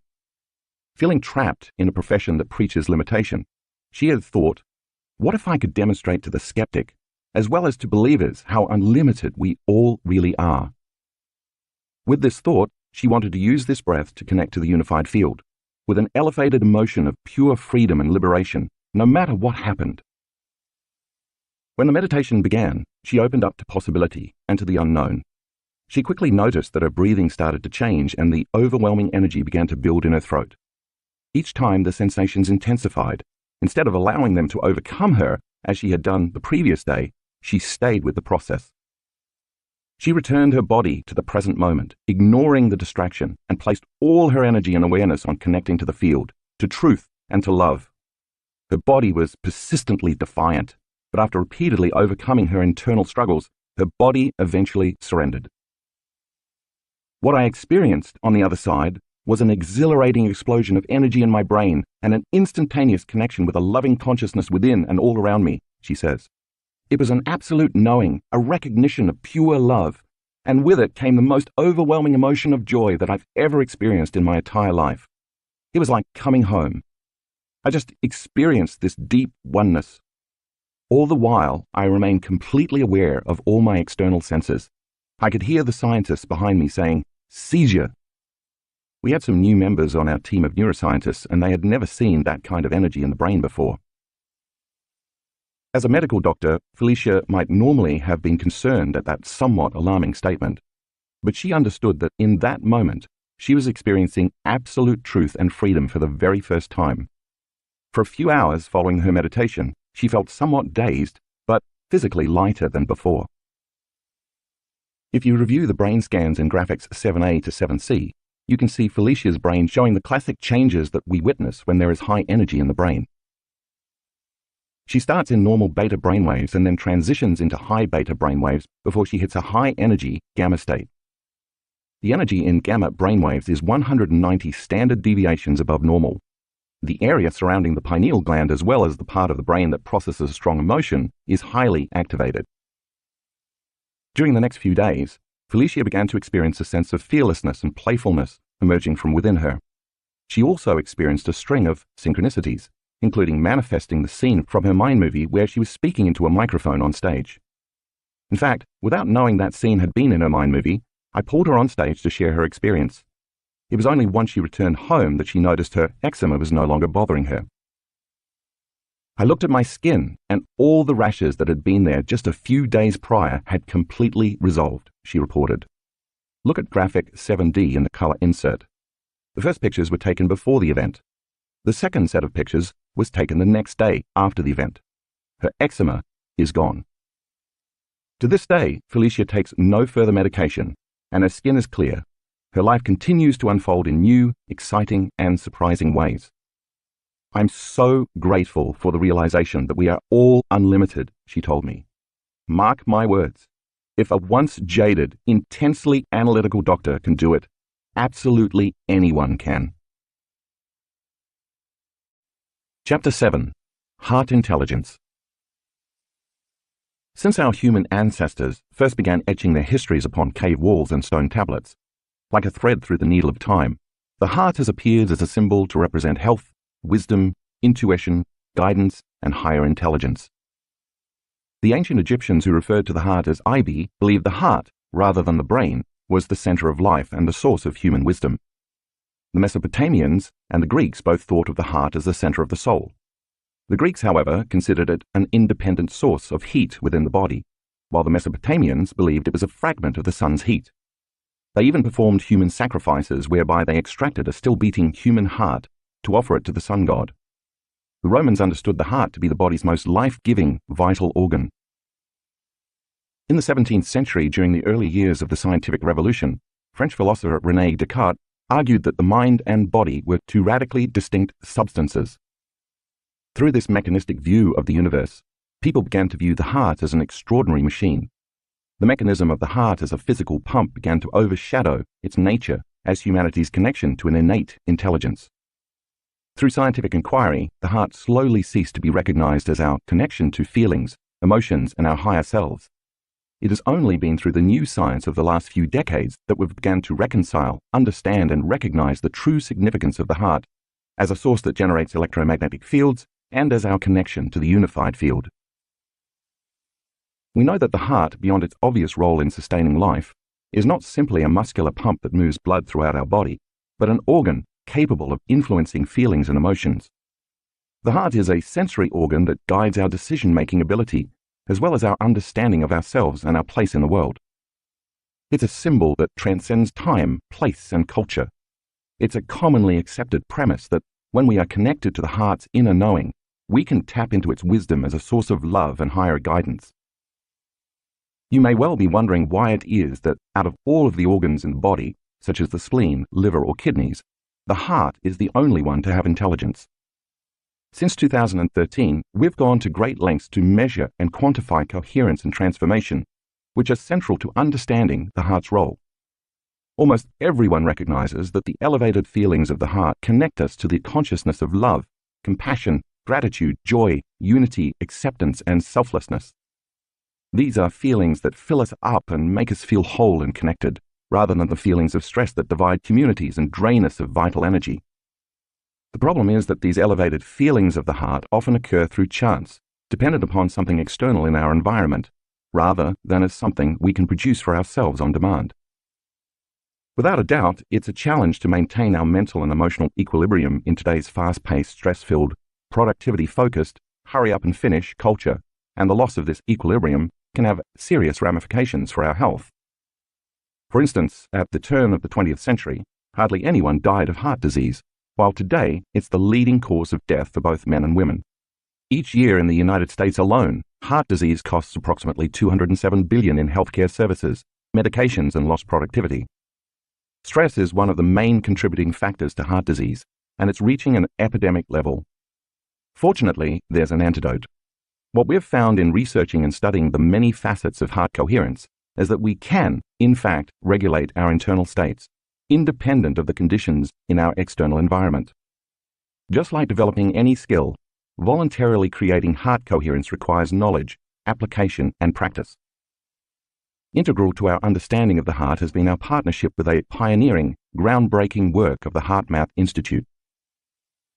HMI is a non-profit research and education organization that works to better understand heart-brain coherence. Since 1991, HMI has researched and developed reliable, scientifically based tools to help people bridge the connection between their hearts and minds, as well as deepen their connection with the hearts of others. Their mission is to help people bring their physical, mental, and emotional systems into balanced alignment through the intuitive guidance of the heart. The foundation of our partnership is built upon the shared belief that in order to create a new future, a person needs to marry a clear intention, coherent brain, with an elevated emotion, coherent heart. HMI's research has proven that by combining an intention or thought, which as you have read acts as the electrical charge, with a feeling or emotion, which you already understand acts as a magnetic charge, we can change our biological energy. And when we change our energy, we change our lives. It's the union of these two elements that produces measurable effects on matter, moving our biology away from living in the familiar past to living in the new future. At our workshops across the world, we teach our students to maintain and sustain these elevated states of being so they can cease living as victims of circumstance, swinging from one emotion to the next, and begin living as the creators of their reality. This is the process whereby we create a new state of being, or a new personality, which creates a new personal reality. For the past several years, one of the goals of our partnership with HMI has been to teach our students to intentionally regulate and sustain something called heart coherence. Like the regular beating of a drum, heart coherence refers to the physiological function of the heart that causes it to beat in a consistent, rhythmic, orderly manner. The opposite, when it is not operating in an orderly manner, is heart incoherence. When we are in heart coherence, we can access the heart's intelligence, which HMI defines as the flow of awareness and insight that we experience once the mind and emotions are brought into balance and coherence through a self-initiated process. This form of intelligence is experienced as direct, intuitive knowing that manifests in thought and emotions that are beneficial for ourselves and others. As you'll discover in this chapter, the benefits of heart coherence are numerous, including lowering blood pressure, improving the nervous system and hormonal balance, and improving brain function. When you maintain and sustain elevated emotional states, independent of the conditions of your external environment, you can gain access to the kind of high-level intuition that fosters a better understanding of yourself and others, helps prevent stressful patterns in your life, increases mental clarity, and promotes better decision-making. In addition to HMI's research findings, our data strongly suggests that sustained, heart-centered emotions promote healthier gene expression. Heart coherence begins with the steady, coherent drumbeat of the heart through cultivating, practicing, and sustaining elevated emotions. Such emotions include gratitude, appreciation, thankfulness, inspiration, freedom, kindness, selflessness, compassion, love, and joy. The benefits of that coherent beat are felt throughout all systems of the body. Consciously or unconsciously, many of us practice feeling unhappy, angry, or fearful each day. So why not practice creating and maintaining joyful, loving, altruistic states instead? Wouldn't that eventually create a new internal order, resulting in overall health and happiness? The heart bridge. As you read in the chapter on blessing the energy centers, the heart, located right behind the breastbone, is the body's fourth energy center. It is our bridge to greater levels of awareness and energy, as well as the center where our divinity begins. The heart is the intersection of our lower three energy centers, associated with our earthly body, and our upper three energy centers, associated with our higher self. It serves as our connection to the unified field and represents the union of duality or polarity. It is where separation, division, and polarized energy merge to become one, where opposites unify as the yin and the yang, good and bad, positive and negative, male and female, past and future. When your heart becomes coherent, your nervous system responds by increasing the brain's energy, creativity, and intuition, which has a positive effect on virtually every organ in the body. Now the heart and the brain are working together, causing you to feel more whole, connected, and content, not only within your own body, but also with everything and everybody. When you are in a heart-centered state, the wholeness you feel consumes any feelings you may have of want and lack. From this creative state of wholeness and oneness, magic begins to happen in your life because you're no longer creating from duality or separation. You're no longer waiting for something outside of you to provide relief from the internal feelings of lack, emptiness, or separation. Instead, you are becoming more familiar with your new, ideal self and creating new experiences of yourself. If you keep activating your heart center properly enough times during the creative process each day, in time you will feel more like your future has already happened. How can you ever want or feel lack if you feel whole? If the first three centers reflect our animal nature and are based on polarity, opposites, competition, need, and lack, the fourth center begins our journey to our divine nature. It is from within this heart center that we change our mind and energy from living in selfish states to living in selfless states, and then we feel less affected by separation or duality and are more prone to make choices for the greatest good of everyone. All of us have felt the consciousness of the heart center at one time or another in our lives. This energy is related to being fulfilled and at peace with yourself and your surroundings. When we embrace the feelings related to the heart, feelings that lead us to give, nurture, serve, care, help, forgive, love, trust, and so on, we can't help but feel filled up, whole and complete. I believe this to be our innate nature as human beings. Homeostasis, coherence, and resilience. As you have now learned, the autonomic nervous system, the involuntary division of the nervous system, is divided into two subsystems, the sympathetic nervous system and the parasympathetic nervous system. As you know, the sympathetic nervous system, when switched on, regulates the body's unconscious actions and responses, such as increased breathing, elevated heart rate, excess perspiration, dilation of the pupils, and so on. Its primary function is to stimulate the fight or flight response when a real or perceived danger is imminent. This system works to protect us in our outer environment. The parasympathetic nervous system complements the sympathetic nervous system in that it performs the exact opposite functions. Its role is to conserve energy, relax the body, and slow the high-energy functions of the sympathetic system. The parasympathetic system maintains protection in our inner environment. If you think of the ANS as an automobile, the parasympathetic system would be the brake and the sympathetic system the accelerator. Both branches of the ANS continuously relay communications between the heart and the brain. In fact, the heart and the brain have more nerve connections to each other than any other systems in the body. These two systems, the sympathetic and parasympathetic, are always working to maintain a state of homeostasis, relative equilibrium between all systems within the body. When the body is in a state of homeostasis, we generally feel relaxed and safe within our current environment. From this state of homeostasis, where all the body's systems are working in harmony and minimal amounts of energy are wasted, we can intentionally affect the nervous system to create coherence. In order to feel these emotions of coherence, the neural connections between the heart and brain must be functioning optimally in a balanced and coordinated manner.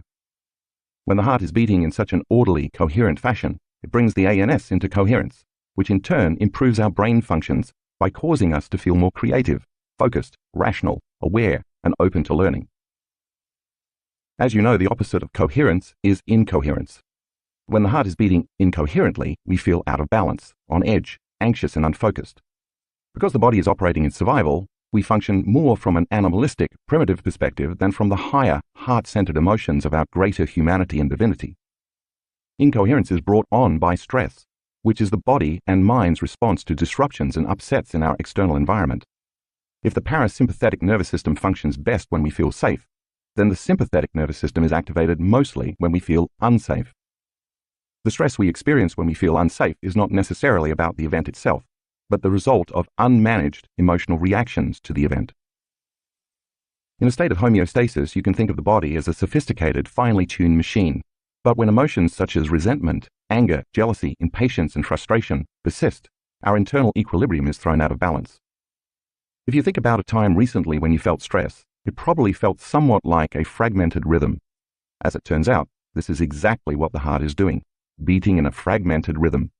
In a state of chronic stress, the body struggles to maintain homeostasis, and we may begin to suffer from myriad stress-related symptoms. This constant stress draws from the invisible energy field around our body and depletes our vital life force, leaving little time or energy for repair and restoration. As a result of the body's reliance on the stress hormones, now we're caught in an addictive loop where incoherence and chaos start to feel normal. But at what cost? The long-term effects of stress can be catastrophic. According to one Mayo Clinic study of people with heart disease, psychological stress was the strongest predictor of future cardiac events, including cardiac death, cardiac arrest, and heart attack. Many people, because they live in states of chronic stress, don't even realize they are living under stress until an event such as a heart attack occurs. It makes sense, then, that if the heart is beating incoherently for extended periods of time, not working in balance and order, sooner or later it is going to fail. Key to our ability to manage stress is what's known as resilience, which HMI defines as the capacity to prepare for, recover from, and adapt in the face of stress, adversity, trauma, or challenge. Resilience and the management of emotions are both integral to many important physiological processes involved in energy regulation, how fast the body bounces back after the stress response, and our ability to maintain health and homeostasis. HRV. Communication between the heart and brain. We've been led to believe that the brain reigns over our biology. While this is partly true, the heart is an autorhythmic organ, which means the heartbeat is self-initiated from within the heart, not from the brain. For example, it's a known fact that in all kinds of species, the heart can be removed from the body and placed in a salt solution called Ringer solution, where it will continue to beat for extended periods of time, independent of any neurological connection to the brain. In a fetus, the heart begins beating before the brain is even formed, at about 3 weeks. while the electrical activity of its brain doesn't even begin until around the 5th or 6th week.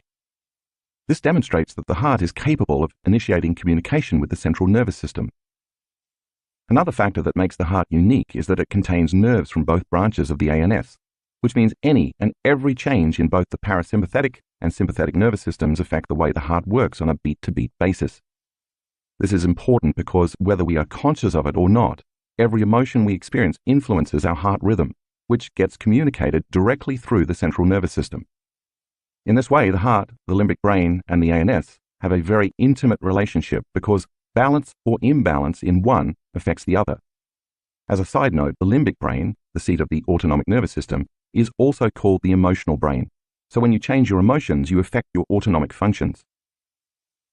Today, with about 75% accuracy, science can predict what someone is feeling just by looking at the beat-to-beat activity of the heart using heart rate variability analysis.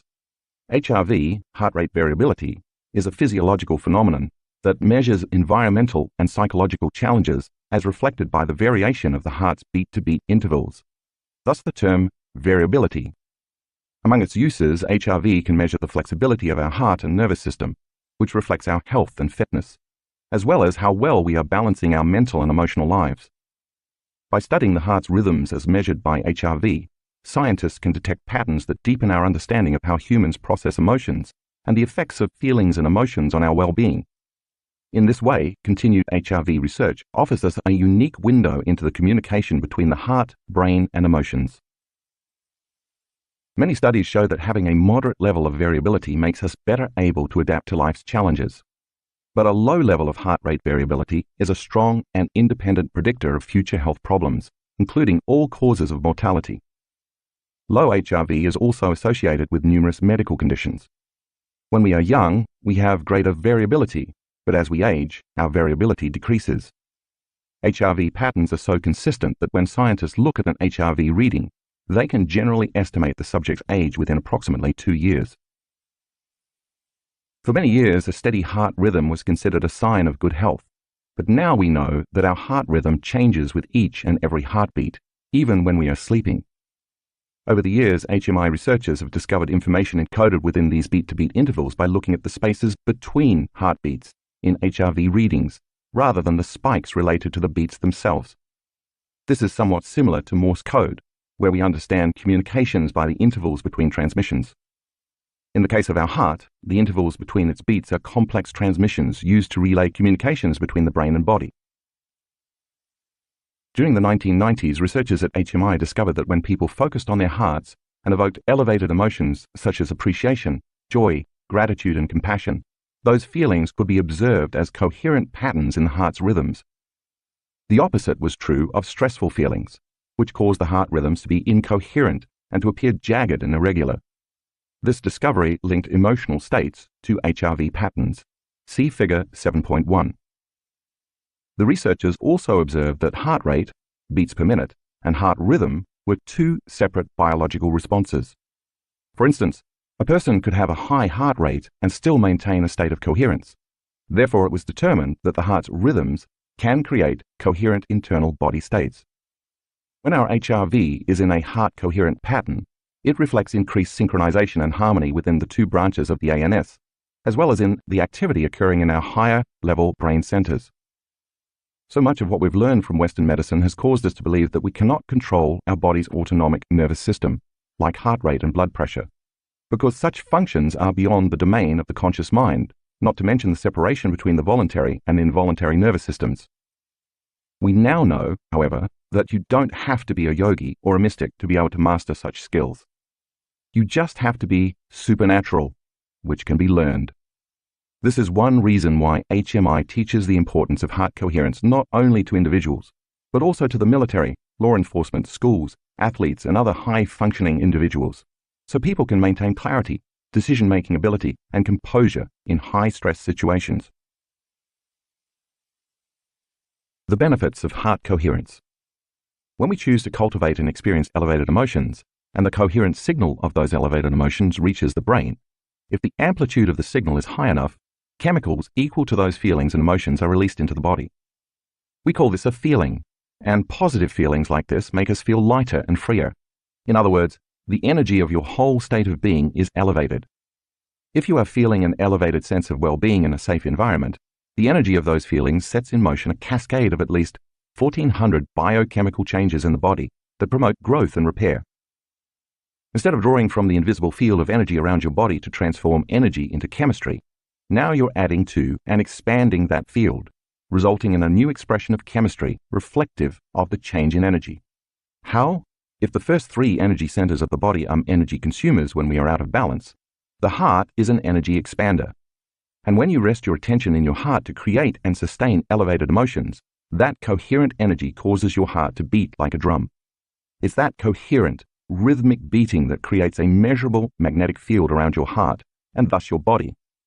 Just like the focused beat of a drum that produces a measurable sound wave, the stronger the coherent rhythm of the heart, the more expanded your field becomes.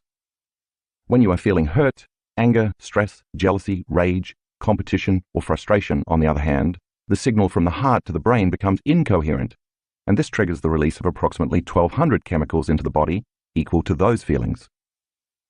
This chemical dump lasts approximately 90 seconds to 2 minutes. In the short term, these stressful feelings are not harmful. In fact, if they're resolved, they improve your resilience. However, the long-term effects of unresolved survival emotions put the entire body into a state of incoherence, making you vulnerable to stress-related health challenges. These survival emotions draw from the field around your body, causing you to feel separate and materialistic because you are putting most of your focus and attention on matter, your body, the environment, time, and of course, the source of your problems. Amongst HMI's most significant findings is that what we feel on a minute-to-minute, second-to-second basis influences the heart, and that our feelings and emotions are a key aspect of unlocking heart intelligence.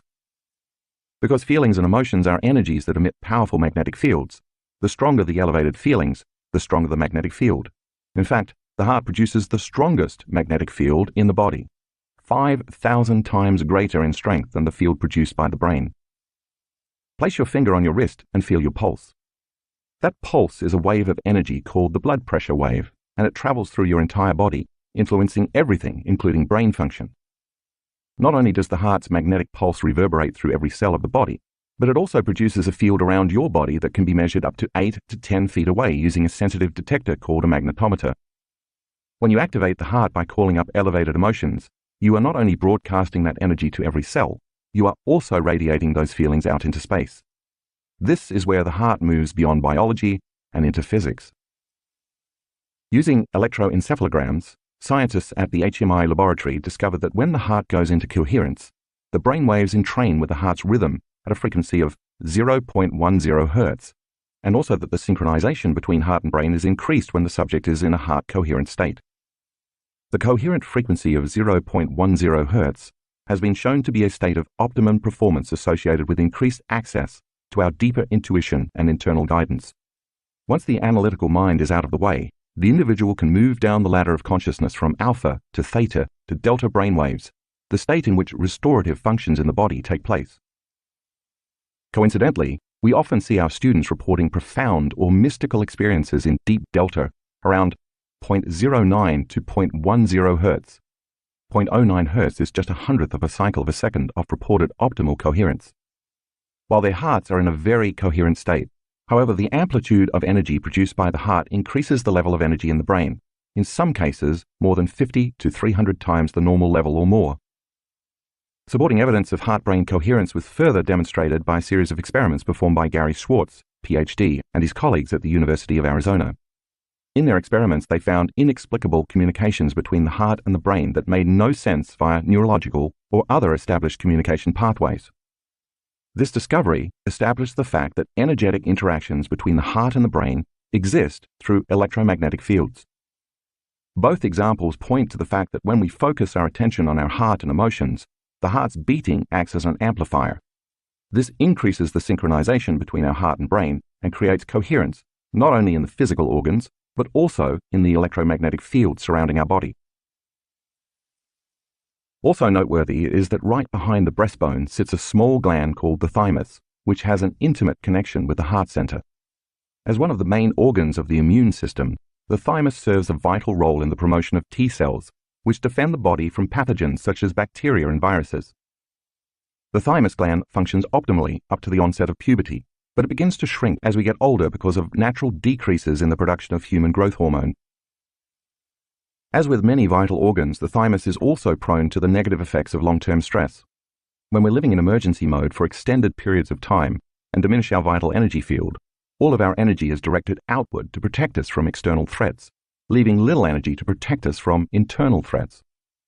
Eventually, this leads to dysfunction of the immune system. It makes sense then that as the heart center becomes activated with energy, by mobilizing the parasympathetic nervous system for growth and repair, the thymus gland should become more active as well, because now we're adding energy in that gland.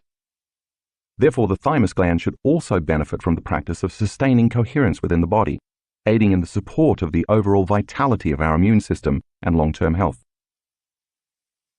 You learned earlier in this book that in my own independent studies, when our students were able to feel and sustain gratitude and other elevated emotions for a total of 15 to 20 minutes per day for 4 days, the energy of the emotion signaled the immune cell genes to make a protein called immunoglobulin A. The significant increase in IgA is a perfect example of one of the many positive cascading effects of heart coherence. What all this boils down to is that the quality of our heart's rhythm has consequences for our overall health. If the heart beats in harmonious rhythms, its efficiency reduces stress on other systems of the body, maximizes our energy, and creates states whereby we thrive mentally, emotionally, and physically. If there is disharmony in our heart rhythms, the opposite is true. This incoherence leaves us with less energy available for healing and for maintaining health and long-term building projects, creating unrest within our internal states, and putting increased stress on the heart and other organs. Heart attacks and heart disease, for example, occur when the body has been under stress for extended periods of time.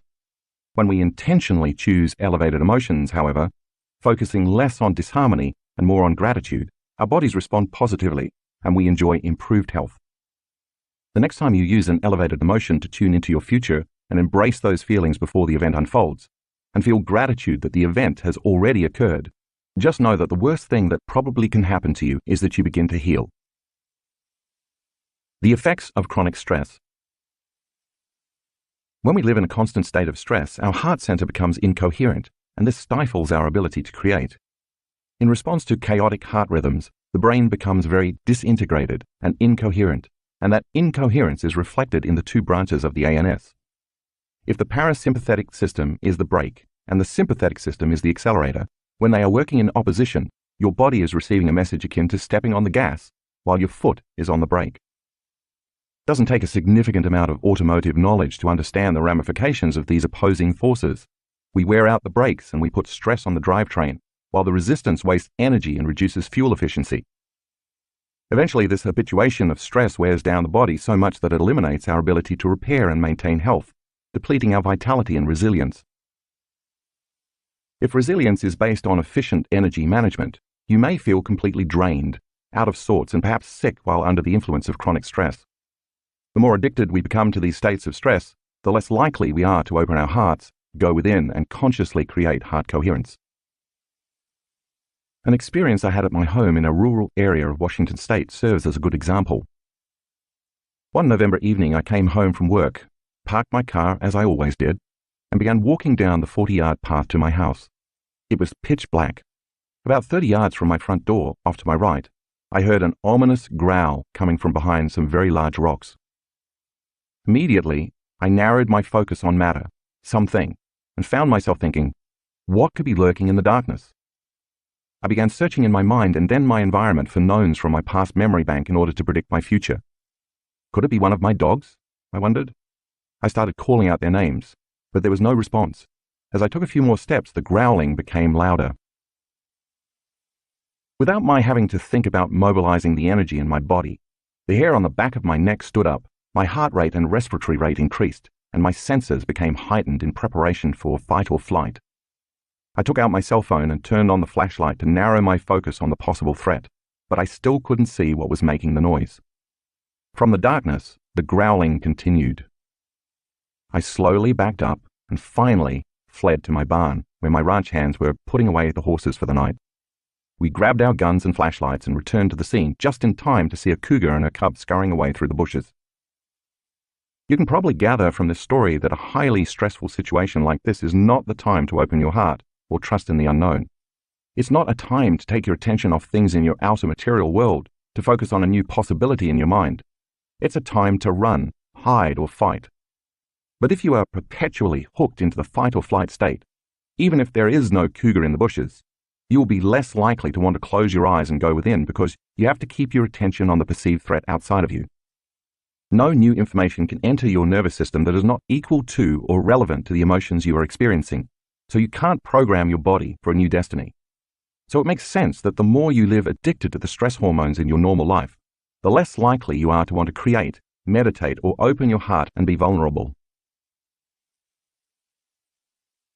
The heart-brain. In 1991, the pioneering work of J. Andrew Armour, MD, PhD, showed that the heart literally has a mind of its own. With as many as 40,000 neurons, the heart has a nervous system that functions independently of the brain. The technical term coined for this system is the intrinsic cardiac nervous system, more commonly known as the heart-brain. This discovery was so monumental that it led to a new field of science called neurocardiology. The heart and the brain are connected by efferent, descending, and afferent, ascending pathways. However, 90% of the connecting nerve fibers ascend from the heart up to the brain. Armour uncovered that these direct, afferent neural pathways continuously send signals and information that interacts with and modifies activity in the brain's higher cognitive and emotional centers. These signals from the heart to the brain connect through the vagus nerve and continue straight to the thalamus, which synchronizes cortical activity such as thinking, perceiving, and understanding language, then to the frontal lobes, responsible for motor functions and problem solving, and onto the brain's survival center, the amygdala, which signals emotional memory.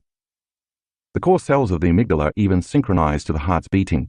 See figure 7.2.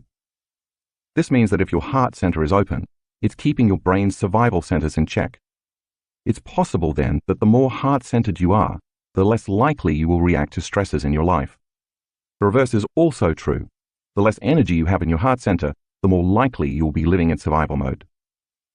This tells us that our feelings and heart rhythms affect what emotional memories and responses transpire in us. So stress and anxiety can trigger brainwave patterns to match an anxiety habit of the past. Conversely, just like a computer that matches patterns, elevated emotions of the heart can produce coherence in brainwave patterns.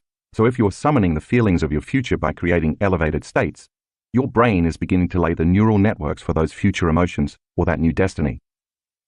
Armour's discovery of the afferent neural pathways from the heart to the brain proves that the heart independently processes emotions, responds directly to the environment, and regulates its rhythms without receiving information from the brain.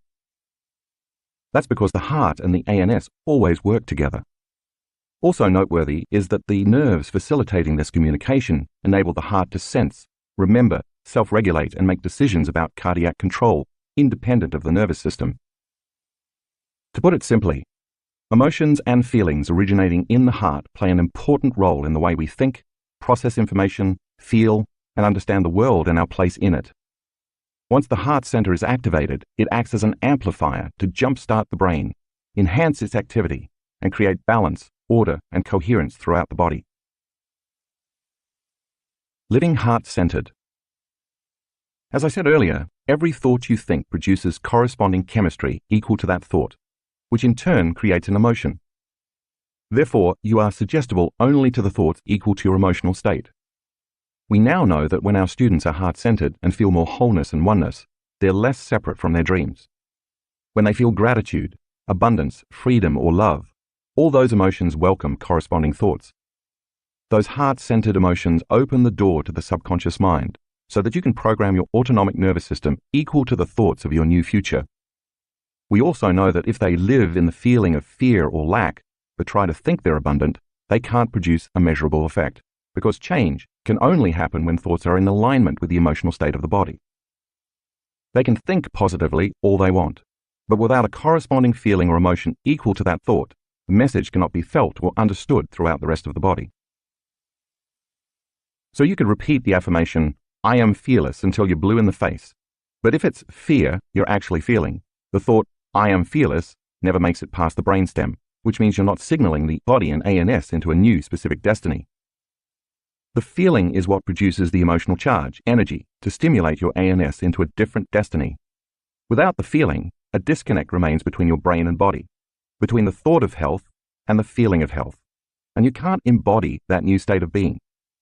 It's only when you change your energy that you can produce more consistent effects. If you sustain these elevated emotions on a daily basis, eventually your body, in its innate intelligence, begins to make relative genetic changes in a way I described earlier. That's because the body believes that the emotion you are embracing is coming from an experience in your environment. So when you open your heart center, practice feeling an emotion before the experience occurs, and marry it with a clear intention, the body responds as if it's in the future experience. That heart-mind coherence then influences your body chemistry and energy in a series of ways. If coherence between the heart and the brain can originate in the heart, and their synchronization results in optimal performance and health, then you should be taking time every day to focus on activating your heart center. By intentionally choosing to feel the elevated emotions of the heart, rather than waiting for something outside of yourself to elicit those emotions, you become who you are truly meant to be, a heart-empowered individual. When you are living by the heart, you naturally choose love and innately demonstrate it through compassion and care for the well-being of yourself, others, and planet Earth. Through our partnership with HMI, our students have demonstrated that with practice, we can in fact produce, regulate, and sustain elevated feelings and emotions, independent of events in our external world. In our workshops around the world, through the practice of regulating heart rhythms to sustain elevated emotions, we teach our students how to generate heart and brain coherence. We then measure their abilities using HRV monitors. During guided meditations, we ask our students to surrender to the feelings of gratitude, joy, and love, and we encourage daily practice outside of our formal instruction, because when one chooses to practice sitting in a state of coherence, it becomes a habit. I hope that with enough practice, our students can replace old mental scripts of feeling unworthy, fearful, or insecure with more elevated states of being and fall deeply in love with their lives. We've seen enough of them demonstrate that it is indeed possible to produce positive, measurable, tangible effects in their lives simply by shifting the paradigm of their thoughts and feelings. These dedicated individuals return to their homes where the positive effects they've produced in their own lives ripple out to positively affect their families and communities, continuously expanding their vibrational influence of harmony and coherence throughout the world. By repeatedly practicing the regulation of heightened emotional states, in time the constant feeling of elevated emotions creates a new emotional baseline. This baseline then begins to continuously influence a new set of thoughts equal to the heightened feelings. The summation of those novel thoughts creates a new level of mind, which then produces more corresponding emotions equal to those thoughts, further sustaining that baseline. When this feedback loop between the heart, body, and mind-brain occurs, you are in an entirely new state of being, the consciousness of the unlimited mind and the energy of profound love and gratitude. The repetition of this process is what it means to recondition your body, rewire your brain, and reconfigure your biology equal to your new state of being.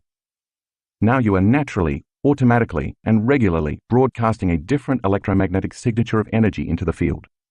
This is who you are, or who you have become. Countless history books could be written through the lens of incoherent emotions. Whether the result is a Shakespearean tragedy, genocide, or a world war, survival emotions such as blame, hate, rage, competition, and retribution have resulted in an endless, unnecessary trail of pain, suffering, oppression, and death.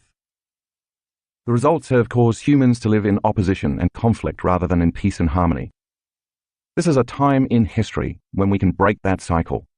This is a pivotal moment in the story of humanity where ancient wisdom and modern science are intersecting to provide us with the technology and scientific understanding to learn not only how to more efficiently and effectively manage our emotions, but also what that means for our health, relationships, energy levels, and personal and collective evolution. It doesn't require moving mountains, only changing our internal state of being. This allows us to alter the way we act with one another, replacing stressful situations with positive experiences that give us energy, fill our spirit, and leave us with a sense of wholeness, connection, and unity. The brain may think, but when you turn your heart into an instrument of perception, it knows. Examples from our workshops. To see an example of how heart coherence creates brain coherence, take a look at graphics 8A and 8B in the color insert. The first image shows relatively low normal beta brainwave patterns before the person begins to create heart coherence. The second image shows a significant change once the person moves into sustained heart coherence, just a few seconds later. That's because the heart acts as an amplifier to influence the brain to create very coherent, synchronized alpha brainwaves. In figures 7.3a and 7.3b, you will see an HRV analysis from one of our students taken at an advanced workshop. She's having a pretty amazing day. The first chart in figure 7.3a represents 2 meditations, one in the morning and one right before lunch, and each block represents 5 minutes of elapsed time. Where you see the first grey arrow on the top of the scan pointing down to the right is when she went into and sustained heart coherence. During our 7 a.m. meditation, she maintained this state for more than 50 minutes, until you see the second arrow pointing down to the left. At the bottom of the scan, where you can see the second grey arrow pointing down to the right, is when she again went into heart coherence for 38 minutes, during meditation just before lunch, ending with the second grey arrow pointing down to the left. You can see she is developing the skill. Now look at figure 7.3b. In the next meditation, later that afternoon, if you glance between the 2 grey arrows at the top of the figure, you can see that she goes into heart coherence again for almost 45 minutes. What makes this reading so fascinating, however, is what happens later that evening around 8 p.m. See the second set of grey arrows pointing inward. Since there was no meditation taking place at the time, we asked her later what she had experienced. Her heart went into super coherence for more than an hour while she was in her normal level of wakefulness. She told us she'd been getting ready for bed when suddenly she felt an overwhelming feeling of love. It was so strong that she had to lie down and surrender to it. Her heart spontaneously went into heart coherence, and for an hour and 10 minutes, while she lay on her bed, she fell deeply in love with her life. She sustained a change in her ANS. Where you see the last arrow is where she said she rolled over on her side and fell asleep. Not a bad way to end a day, wouldn't you agree? So ponder this. You know how easy it is to think a fearful, anxious thought about a future event that hasn't happened, and in your mind emotionally embrace this fictional outcome over and over. And you know how the more energy you feed the thought, the more you ruminate over other possible outcomes, and eventually those thoughts deliver you to a worst-case scenario. It's the emotions that are driving those thoughts.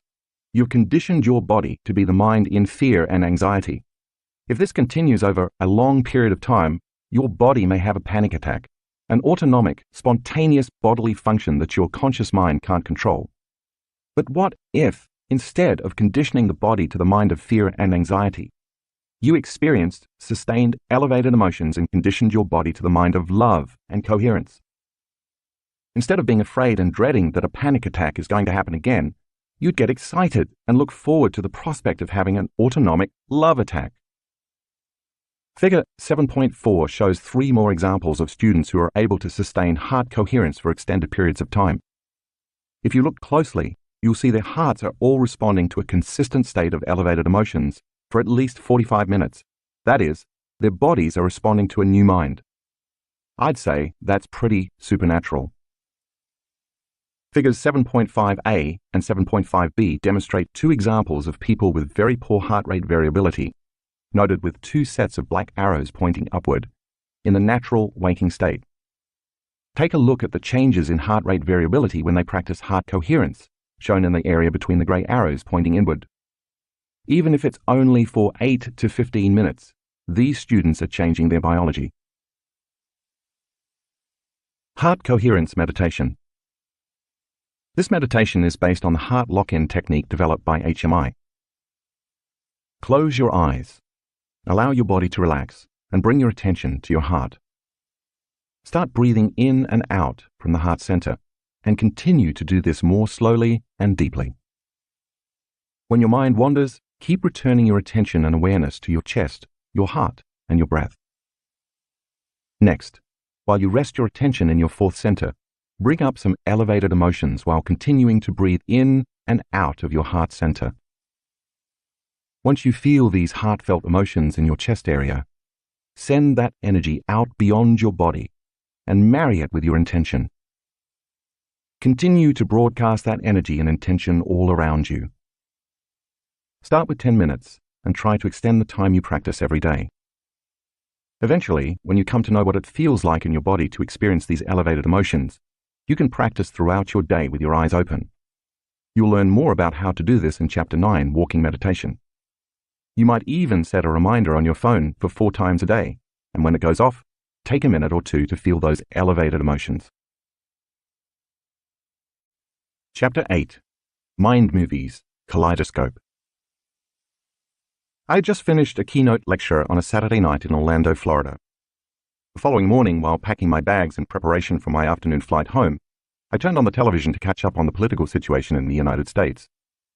It was in the thick of the 2016 presidential election, and since I had been out of the country traveling and lecturing over the previous 3 weeks, I was curious about what had transpired during my time away. I quickly surfed through the channels to find a news station, set the remote down, and while halfway paying attention to the TV, continued packing. Suddenly, a commercial came on that caught all my attention, and in an instant I understood why we called television programming. The commercial began with a nighttime exterior shot of a couple's home. As the camera zooms in on the house, the words, "Night 14 with shingles," appears on the screen. When the shot moves to the interior, tender yet foreboding music plays while an elderly man moans in pain at the foot of his bed. His concerned wife enters the room and asks him how he's doing. "It hurts," he replies.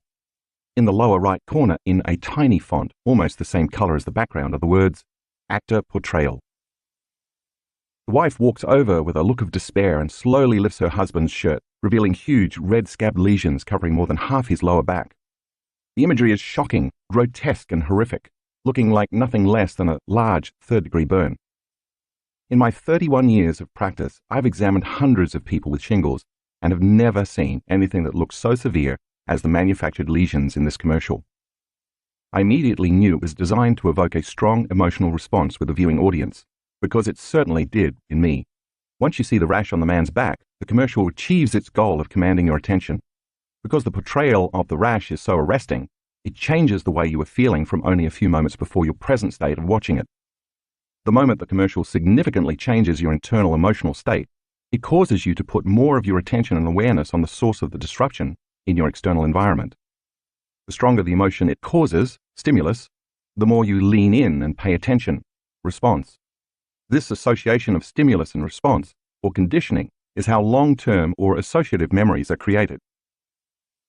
This process of conditioning begins by pairing a symbol or an image with a change in an emotional state, a combination that opens the doorway between the conscious and subconscious mind.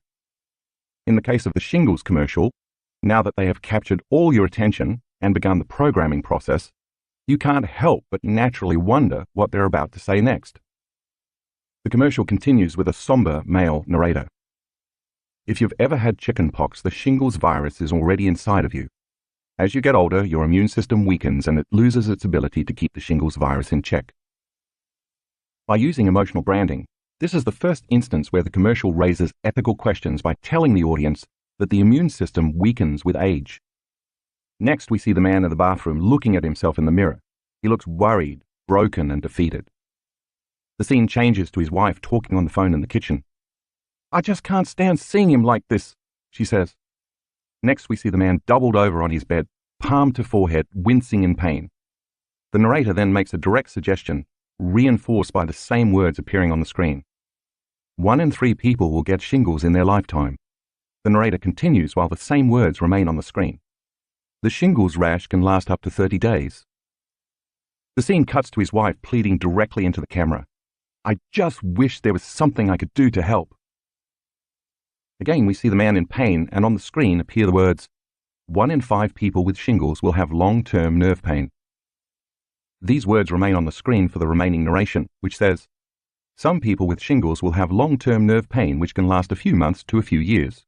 Don't wait until someone you love develops shingles. Talk to your doctor or pharmacist about your risk." Let's take a closer look at what this commercial is attempting to do. First, it puts you in an emotional state by changing how you feel. Once it captures your attention, you immediately become more open and suggestible to the information that follows. Now that you're more prone to accept, believe, and surrender to this information without analyzing it, if you're feeling fearful, victimized, vulnerable, worried, shocked, weak, tired, or in pain, you're more susceptible to the information equal to those emotions. You might start wondering if the ailment could happen to you. At various points during the commercial, certain facts appear written on the screen, allowing you to read along. This serves to reinforce the programming. Also, while the thinking brain is focused on reading the copy, the content of the narration slips behind the conscious mind and into the subconscious mind. Like an audio recorder, it records the entire script and creates an internal program. Next, through a direct, literal suggestion, the narrator has instilled fear in you by personally suggesting you already have the shingles virus in your body, and that because of the natural process of aging, your immune system is no longer strong enough to take care of the virus. This turns on your emotional brain, the seat of your autonomic nervous system, allowing it to become programmed. Once the suggestions make it to your autonomic nervous system, it takes the orders without question and gets busy making chemical changes in your body equal to the literal suggestions. In other words, your body is going to subconsciously and automatically be programmed to weaken your immune function. In conclusion, you're at risk, and you'd better not wait until you contract it. The commercial's effect goes even a little further. If you've ever had chickenpox, and after watching this you think your immune system is weak because of your age, you will decide you have an even greater need to prevent getting shingles, so you will be even more motivated to buy the drug.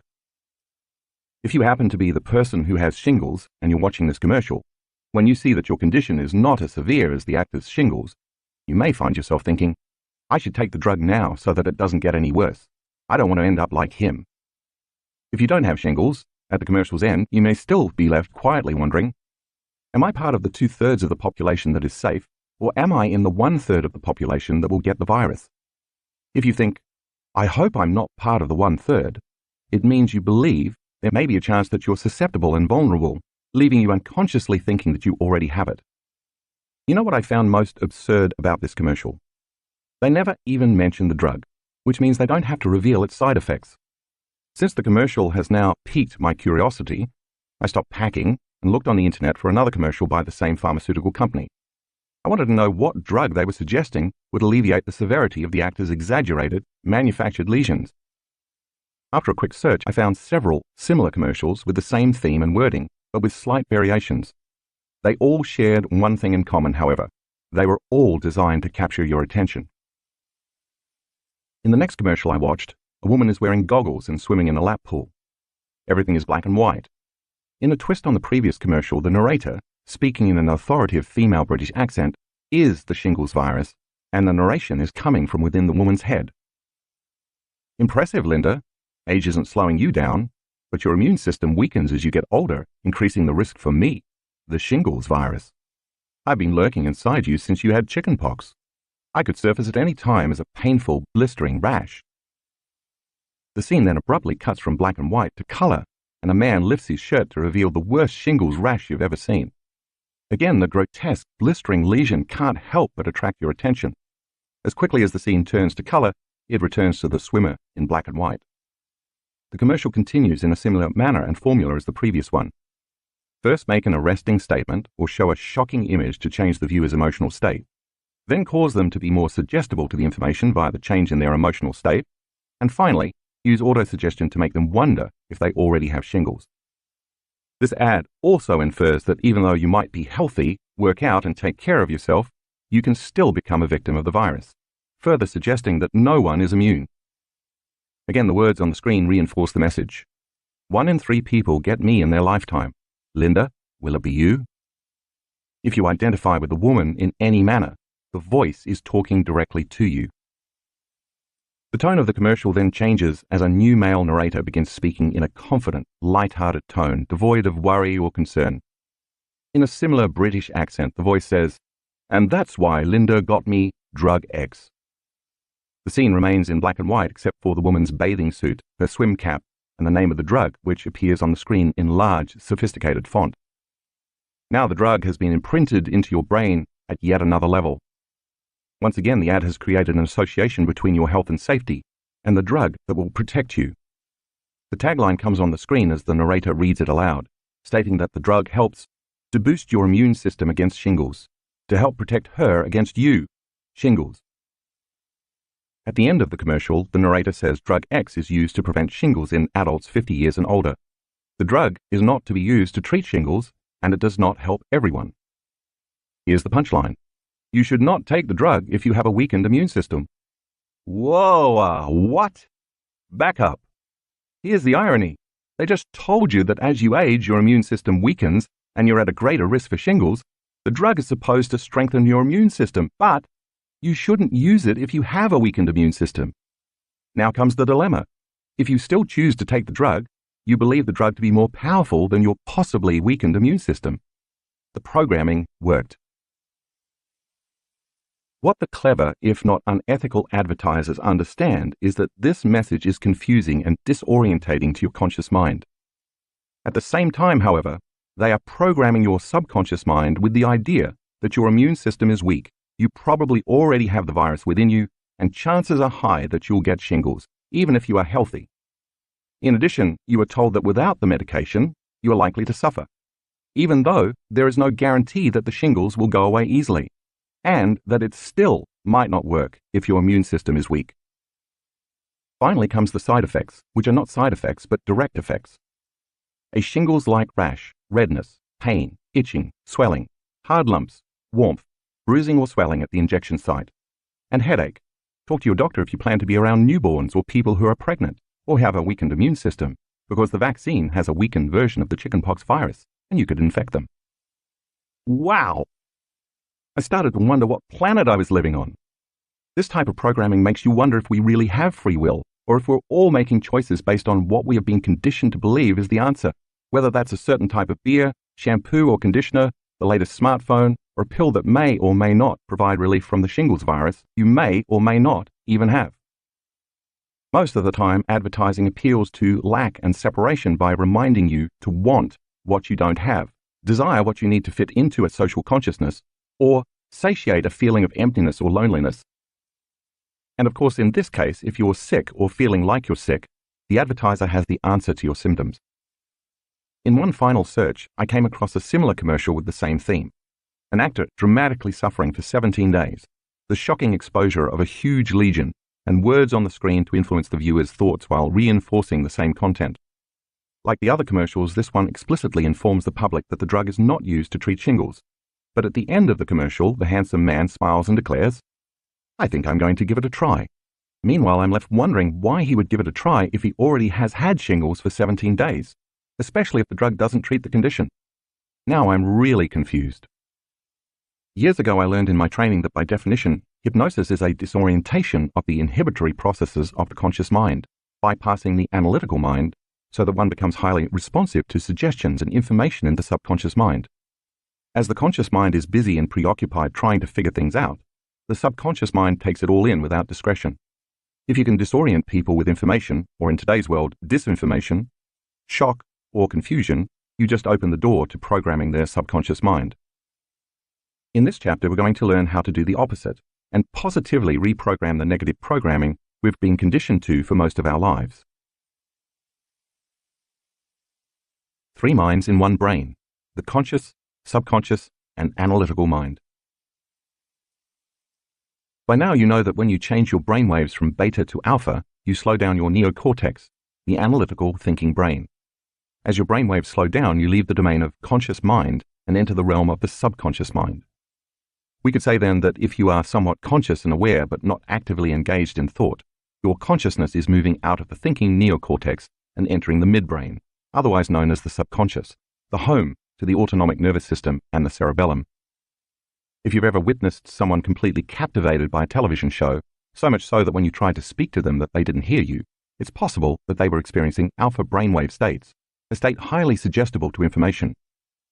Suggestibility is the ability to accept, believe, and surrender to information without analyzing it. In this state, the viewer is so engrossed, so focused on what they're watching, that they appear entranced and motionless. Nothing else exists to them except the object of their attention. If the person doesn't analyze the information they are being exposed to, they are likely to accept, believe, and/or surrender to it because there is no analytical filter. It makes logical sense then that the more suggestible you are, the less analytical you are. The opposite is also true. The more analytical you are, the less suggestible you are to information. Therefore, it is less likely that your brain will be in an alpha brainwave or trance state. Take a look at figure 8.1 to help you understand the relationship between suggestibility, the analytical mind, trance, and brainwaves. What the creators of the commercials I mentioned earlier fully understand is the best way to program a person to take a desired action is to put them in an alpha brainwave state, so that the information presented is not analyzed. When the commercial is repeated or a similar one with the same message is played over and over, sooner or later that program is going to enter the viewer's subconscious. The more we are exposed to the stimulus, in this case the commercial, the more automatic the programmed response becomes. Eventually, when we've unconsciously memorized the stimulus and the response is automatic, the conscious mind no longer needs to think about or analyze the incoming information. Meanwhile, the subconscious mind maps the information, recording and storing it like a voice or video recording. Once it is mapped in your brain, each time you are exposed to the commercial, it continues to prime the same neural networks, further reinforcing the same program, thought, and belief. Now, not only can information influence your health, but it can also give you the solution to the problem the commercial is actually creating.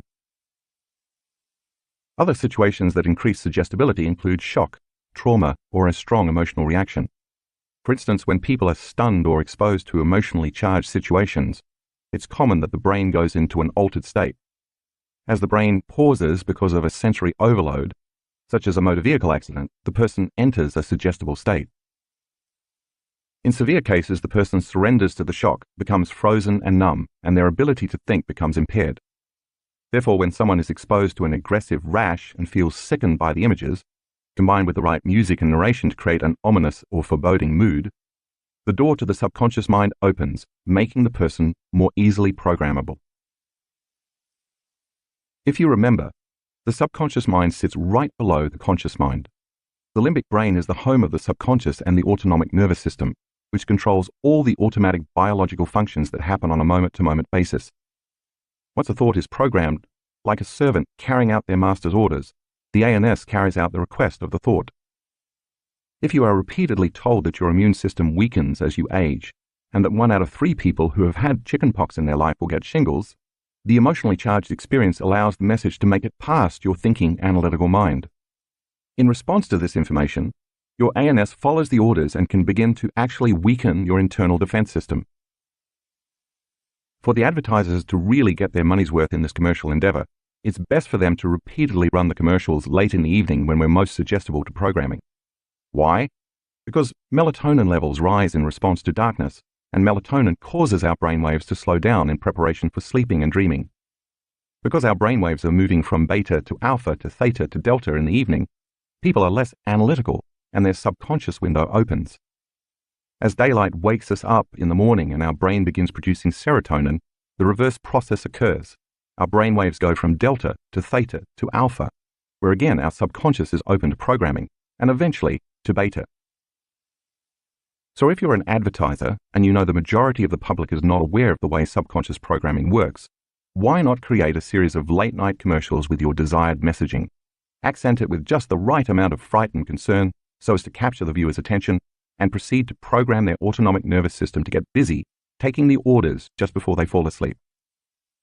A good rule of thumb: don't watch anything on television or on the internet or participate in any mode of entertainment that you don't want to experience, not only before bed, but ever. Kaleidoscope eyes. Entranced in trance. For years I've been thinking about how we're all constantly programmed into self-limiting beliefs. That is, believing that we need something outside of us to change how we feel inside of us. That is, after all, what advertising is all about: the never-ending dependence on and consumption of external sources to make us feel happy or better. This belief, which reminds us of our separation from wholeness, is incessantly ingrained in us through the media, television shows, commercials, the news, video games, websites, and sometimes even music. It's a simple strategy, really. If you can suspend people in the feelings of lack, fear, anger, opposition, prejudice, pain, sadness, and anxiety, they remain dependent on someone or something outside of them to make those feelings go away. If you remain in a perpetual state of busyness and are always preoccupied in survival emotions, you never actually have the opportunity to believe in yourself. But what if it was possible to undo or reverse that programming so you had unlimited beliefs about yourself and your life? That's exactly what we've been doing for several years at our advanced workshops, using 2 simple tools, including one that children have been playing with for ages: a kaleidoscope. The only difference is that we're applying it in a technologically advanced way to induce trance. Up until this point, we've been moving into trance in alpha and theta brainwave states with our eyes closed during meditation. But if we can create alpha and even theta brainwave states with our eyes open, and intentionally expose ourselves to information relevant to our life's dreams and goals, we can reprogram ourselves into supernatural states, rather than the unconscious states we experience daily. But why the kaleidoscope? For many years now, my primary passion has been the mystical. Each time I have one of these profound and super lucid experiences, they create lasting changes within me that deepen my understanding of myself and my connection to the mystery of life. Once you have a mystical experience and get your first glance behind the veil, you can never go back to business as usual. And with every subsequent mystical experience you have, you move closer to source, wholeness, oneness, and the indivisible unified field. The good news is that mystical experiences are no longer relegated to people like Teresa of Avila, Francis of Assisi, or a Buddhist monk who's been meditating for 40 years. Every person is capable of engaging, experiencing, and accessing the mystical. When I'm having a mystical experience, it seems more real to me than anything I've ever known in my life, and I lose track of space and time. Often, just before I become entwined in it, I see in my mind, and sometimes in my outer world, circular, geometric patterns made of light and energy. They tend to look like mandalas, except they're not static. They're standing waves of interfering frequencies that appear as fractal patterns. The only way I can describe their properties is that they are alive, moving, changing, and ever evolving into more complex patterns within patterns. These patterns look like what you see when you look into a kaleidoscope, but instead of being two-dimensional, they are three-dimensional. When I see and rest my attention on these divine geometric patterns, they change, and I know in a moment, as my brain takes that pattern of information and transduces it into vivid imagery, I am about to have a profound mystical experience. That's why my team and I wanted to create a kaleidoscope visual for my students, to hopefully induce those types of experiences. But we couldn't find any real footage of a kaleidoscope. At the time, all the fractal geometry media files on the internet were computer-generated, and I wanted to create a more realistic representation. After much searching, my team and I found a family that has been making kaleidoscopes for 3 generations, so we bought one of their best pieces. Next, we rented a camera by Red, the leading manufacturer of the professional digital cinema cameras most often used in Hollywood films. We fitted the camera with a lens that attaches to the end of a fiber optic filament, which we inserted inside the kaleidoscope. Once we placed the camera inside the kaleidoscope, we affixed the motor to the end that rotates, so its internal crystals and oils would move in smooth, consistent transitions. For hours in a Seattle, Washington studio, we captured beautiful images and colors while filming against a black backdrop. The black represents the absence of anything physical, the place where we become no body, no one, no thing, nowhere, in no time. This is the infinite black space or void that you learned about in Chapter 3. As we recorded all the footage over the course of several days, gravity caused the crystals and oil to fall and accelerate with every rotation, so a technician had to tediously account for every second, frame by frame, to ensure the transitions were smooth. If the transition was not fluid, it risked breaking the viewer's focus or trance state.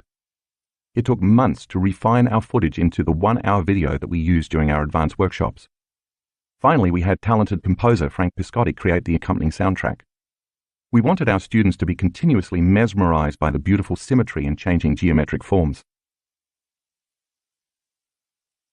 Mind movies, the motion picture of your future. At our advanced workshops, every participant receives a fun and easy-to-use software program called Mind Movies to make a movie about their future self and their life. We use this in tandem with the kaleidoscope video. Depending on what the student wants to create in their life, the movie they make about their future exposes them to images and specific written suggestions and information designed to assist them in creating it, just like the shingles commercial helps you to read along. This could range from healing from a disease to strengthening their immune system, creating a new job, manifesting new opportunities, traveling the world, attracting abundance, finding a new life partner, having mystical experiences, and more. Its purpose is to remind them that they can accomplish their dreams, create the uncommon, and become supernatural. The goals of this personalized media presentation include 1. helping students get clear on the intention they want to create in their future. 2. Programming their conscious mind as well as their unconscious mind into that new future. 3. Changing their brain and body to biologically look like the future has already happened. 4. Repeatedly associating those pictures and images with music to create new neural networks in the brain and to emotionally recondition the body to a new mind. It's a way for them to remember their future. The Mind Movie technology was founded by two business partners from Australia, Natalie and Glenn Ledwell. They are not only the founders, but also the poster children for its capabilities. Their journey began in 2007 when a friend showed them a movie he had created about his life. Later, he approached them with the idea of starting a business based on what would become Mind Movie software. Getting the business off the ground required them to create a website to distribute the software so they could instruct people from all around the world on how to make their own movies. Yet they already had 4 businesses and knew almost nothing about the internet or e-commerce. Glenn could barely turn on a computer, and Natalie hadn't even heard of YouTube. They recognized, however, that Mind Movie had the potential to be a very powerful tool to help people build the belief that they could create real outcomes in their lives. With that in mind, they decided to post a video about the power of mind movies on YouTube. At the end of the video, viewers were encouraged to visit their website where they could learn how to build their own. In early 2008, after receiving countless emails from customers telling them how mind movies had changed their lives, Natalie and Glenn decided to go all in. They flew to the United States, attended an internet marketing seminar, joined the marketing mastermind group, and began planning Mind Movie's global launch. Yet when they arrived in the United States, they had nearly drained their bank account, leaving almost no money to pay for the remaining services required to launch the business. This meant learning, mastering, and implementing everything for the launch themselves. For months, they worked 12-hour days out of their office, otherwise known as their bedroom. In the process, they ventured so far outside their comfort zone that they no longer knew what a comfort zone was. Faced with daily, technical, business, and personal challenges, they had one secret weapon in their arsenal: their own mind movie. In their mind movie, Natalie and Glenn defined the number of customers they wanted to attract and who those customers would be. They described the respect of their industry peers and plotted out what they would do once their business was a success, such as the restaurants where they would eat and the family holidays they would take. Finally, they wanted to produce $1 million worth of sales. Why not aim high, they thought. Their marketing friends were doing $1 million launches, albeit with $5,000 programs. They watched their mind movie multiple times a day to de-stress and remain focused and inspired, even though everything in their current reality seemed to be working against them. But they knew all their effort, risk, and dreams would culminate on the day of their global launch. The finish line was in sight. And then the unthinkable happened. Scheduled for September 2008, their launch coincided with the global financial crisis. Financial institutions around the world were facing cataclysmic losses, while families and individuals lost their savings, assets, and livelihoods in the worst downturn since the Great Depression.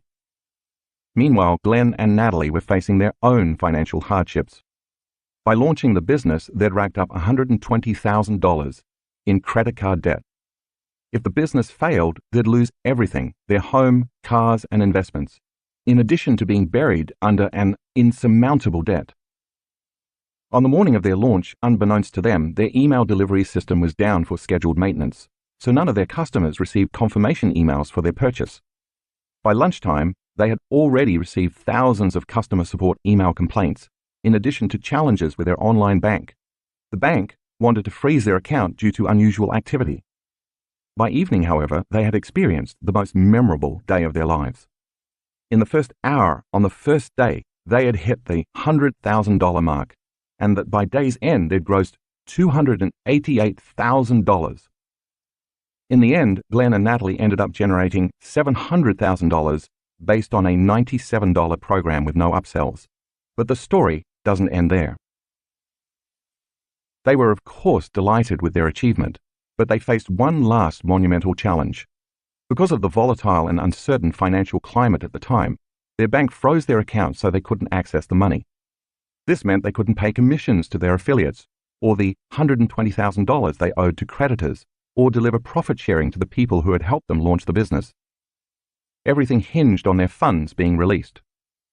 Finally, after 6 months of sticking to their vision and watching their mind movie, they gained access to their account, lifting the financial burden that had nearly sent them into bankruptcy. But here's where the story gets really good. As the world was still reeling economically, the value of the US dollar against the Australian dollar was still grossly different. So thanks to the exchange rate, when they transferred their money back to Australia, they ended up earning an extra $250,000. With that, as well as with the commissions they received in exchange for promoting partner affiliate programs, Glenn and Natalie actually met their $1 million goal. They credit a huge part of their success, which was the complete opposite of what everyone else in the world was experiencing, with the fact that they focused on their mind movie every single day. While this is a great example of the potential of mind movies, and while the options to create your own mind movie are endless, the process is relatively the same. Students first pick their own song, one they will never tire of listening to. Next, they choose images and/or videos of either themselves or a future event and lay them out sequentially to tell a story of what their future looks like. Finally, we ask them to come up with specific words, phrases, or affirmations to add to the scenes, which they superimpose over the images. In the exact same way that TV commercials program people to be victims or to experience want and lack, mind movies can program students to be unlimited in the life they are capable of creating. In our advanced workshops, our students watch the kaleidoscope video before they watch their mind movies because it helps them induce and sustain alpha and theta trance states with their eyes open, opening the doorway between the conscious and subconscious mind. Throughout their meditation, while in an alpha or theta brainwave states, they are more suggestible to their own reprogramming process. This is important because the more suggestible they are while using their mind movie, the less likely they are to become analytical and have constant internal thoughts such as, how's this going to happen? Or, this is impossible. Or, how am I going to afford that? Or, it didn't happen last time, so why should it happen now? While the kaleidoscope induces students into trance to open the subconscious to programming, the mind movie is the new program. Mind movies program our students' subconscious minds the same way that television commercials program us, but in a more positive, unlimited, and constructive ways. When our brain's thoughts are silenced, the conscious mind is no longer analyzing incoming information. As a result, whatever information we are exposed to in this state encodes directly into the subconscious. Just like recording or videotaping something to be automatically played back later, we're recording a new program in the subconscious mind.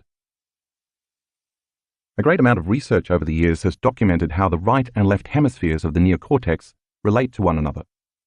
We now know that the right hemisphere processes spatial, nonlinear, abstract, and creative thinking, while the left hemisphere processes logical, rational, linear, methodical, and mathematical thinking. The latest research, however, also suggests the right hemisphere processes cognitive novelty, and the left hemisphere processes cognitive routine. This means that when we learn new things, the right hemisphere is more active, and when new learnings become routine, then they're stored in the left hemisphere. The majority of people operate from the left hemisphere of their brain because they're hardwired into automatic habits and programs they've memorized. This is why language is stored in the left hemisphere. It's routine. You can think about the right hemisphere as the territory of the unknown, and the left hemisphere as the territory of the known. It makes sense, then, that the right hemisphere would be romantic, creative, and nonlinear, while the left hemisphere would be methodical, logical, and structured. We've actually seen this dual processing occurring while watching our students' brain scans in real time.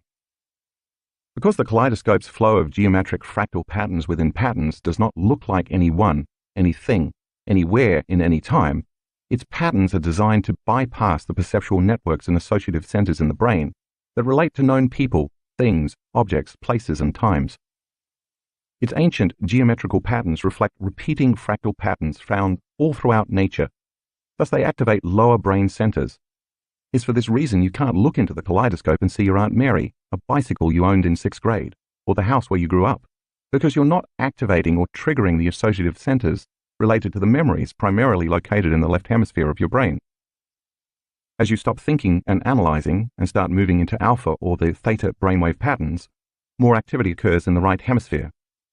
If the left hemisphere operates in the known and the right hemisphere operates in the unknown, as activity increases in your right hemisphere, you are more open to creating something unknown and new. Graphics 9A1 and 9A2 in the color insert show brain scans of two students who are in coherent alpha and theta states. In graphic 9A3, you'll see another student's entire brain in theta while viewing the kaleidoscope. Graphic 9A4 shows the brain scan of a student watching the kaleidoscope. The right side of their brain is more activated, while they engage in the novelty of the experience during a trance state. When we play the kaleidoscope in our advanced workshops, we play it in a dark room so melatonin levels increase, thereby enhancing brainwave changes. I ask students to relax and consciously slow down their breathing. As their respiration slows down, so do their brainwaves, moving from beta to alpha. I then ask them to continuously relax into their body and to get ever more in touch with it. I want to get them into the state somewhere between half awake and half asleep, when they're most suggestible, further priming their brain to accept the programming of their mind movie. Just as late-night infomercials influence people because the production of melatonin, in preparation for restorative sleep, causes their guard to drop, I want our students' melatonin levels to be elevated and their brainwaves to be in alpha and theta, so they are wide open to the information and possibilities in their mind movie. The soundtrack of your future life. Music has a way of calling up the memory of a specific time and place in our life. It's for this reason the entertainer Dick Clark said, "Music is the soundtrack of your life." The moment a magically nostalgic song starts playing, your brain begins recalling images of certain times and places, and those images connect you to the experience of different people and events. Neurologically speaking, the song acts as an external cue, causing a specific set of neural networks in your brain to fire. By association, you see images in your mind that have been frozen in time. We call this an associative memory. If you take the memory of that song further and really feel it, get into it, and maybe even sing and dance along, you might notice that the corresponding emotions connected to your memories begin to move throughout your body. Whether the memory of that song relates to your first love, spring break, your senior year of college, or what you felt before walking onto the field before the biggest game of your life, every one of those memories is strongly embedded with feelings and emotions. When you feel the emotion deeply enough, it connects you to the energy of your past, and the stronger the emotional response, the greater the memory. In the moment you feel and experience that memory, it brings your past to life, and in your mind you are instantly transported through time into the experience. Just as it did in the past, your body comes out of its resting state, causing you to feel the same emotions of your past and reproduce the level of mind equal to that past memory. For that moment, your entire state of being is in the past. Long-term memories are stronger when the amplitude of the emotions associated with the event is high. Whether a long-term memory is positive or negative, however, has no bearing on how our mind processes the memory. For example, memories of traumas, betrayals, and shocking events carry equally powerful emotions, except they are negative rather than joyful. Once we remember and relive the pain, fear, anger, sadness, and intensity of the emotions connected to those traumatic memories, our internal chemical state changes. This causes us to pay more attention to whomever or whatever created the original emotions in our external environment. So what if you could create a movie of your future and pair it with a song that motivates and inspires you so much that it pulls you out of your resting state, changes your state of being, and connects you to the energy of your future memories? If music is the soundtrack of your life, then just as certain songs transport you to the past, couldn't you bring your future to life in the same way? This is where mind movies come in. By purposely pairing very powerful and moving images of your future, adding words and phrases to reinforce the content, and combining them with elevated emotions and inspiring music, you create long-term memories that move your biology out of the past and into the future. In other words, the images elicit feelings that correlate to the experiences you want to have in your future. This could include images of homes you want to live in, vacations you want to take, a new career, the freedom of expression, a healed relationship or body, interdimensional experiences, and so on. These are just some of the infinite possibilities that exist in your future timeline. When you watch your mind movie, as you connect to the feelings and emotions of your future, the higher the emotions you feel, the more you pay attention to the images that created those emotions. Now you're creating long-term memories of your future, and you're bringing your future to life. The magical, interdimensional component of the future is your song, because it's the feelings associated with your song that change your energy equal to how you will feel when that future unfolds. This is why it's best to choose music that's inspirational, motivational, or aspirational. Next, you add words of affirmation or knowing to the mind movie that remind you of who you are and what you believe about your future. You could even add a timeline if you want to. Some examples could include: the doors of dimension open to me so I may experience the mystical. My body is healing every day. My words are law. I feel loved deeply and daily. Wealth flows to me. All my needs are always met. My body becomes younger every day. The divine appears in my life every day. My life partner is equal and teaches me by example. Synchronicities happen to me all the time. I feel more whole every day. My immune system gets stronger each day. I lead with courage in my life. I am an unlimited genius. I am always aware of the power within me and all around me. I believe in myself. I embrace the unknown. When I call on spirit, it responds. If you think of your favorite music video or scene from your favorite musical, chances are you know all the words of the song as well as the images that correspond to every note, beat, melody, and harmony. Most likely the power of that combination evokes a time and place in your life that was inhabited by a particular set of people, feelings, emotions, and experiences. This is exactly what you're doing with your mind movies, except instead of remembering the past, you're creating memories of the future. If you heard your song enough times while observing the images of your future, isn't it possible that when you heard your song, without viewing your mind movie, you'd be automatically transported into those images of a new future, just like you were transported back to your past? With practice, not only are you feeling the emotions that connect you to the memories of your future, but your biology is aligning to that future as well. You already know why this happens. If your body is the unconscious mind, and it doesn't know the difference between the experience that creates the emotion and the emotion you create by thought alone, in the present moment your body begins to believe it is living in that future reality. Since the environment signals the gene and emotions are consequences of experiences in the environment, by embracing the emotions of the event before the actual experience, you begin to change your body to be biologically aligned to your future in the present moment. Since all genes make proteins, and proteins are responsible for the structure and function of your body begins to biologically change to look like your future is already happening. Putting it all together. What if you invited a group of people to retreat from their lives for 4 or 5 days, and in the process removed the constant stimulation in their external environment that reminded them of who they thought they were as a personality?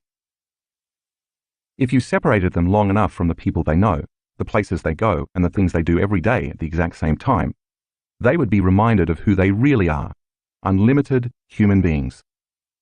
And if you spent the first day or two teaching them how to create more coherence in their hearts and brains, and they repeatedly practiced cultivating these states every day, it makes sense that sooner or later, they would get better at opening their hearts and making their brains work more proficiently. In fact, they would be more focused on a vision of a new future without being distracted, and at the same time, they could more easily feel the emotions of that new future. As they created more coherence in their brains and hearts, they would create more coherence in their own energy fields, and this would create a clearer electromagnetic signature.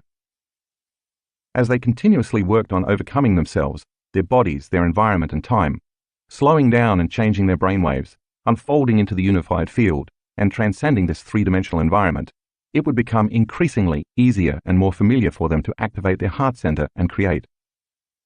After they practiced getting beyond their body, emotions, habits, pain, disease, identity, limited beliefs, analytical mind, and unconscious programs, by the time the practice of mind movies was introduced, they would be ready to absorb a greater degree of information equal to who they were becoming, which would increase their ability to connect with their future. This is how we use mind movies at our workshops.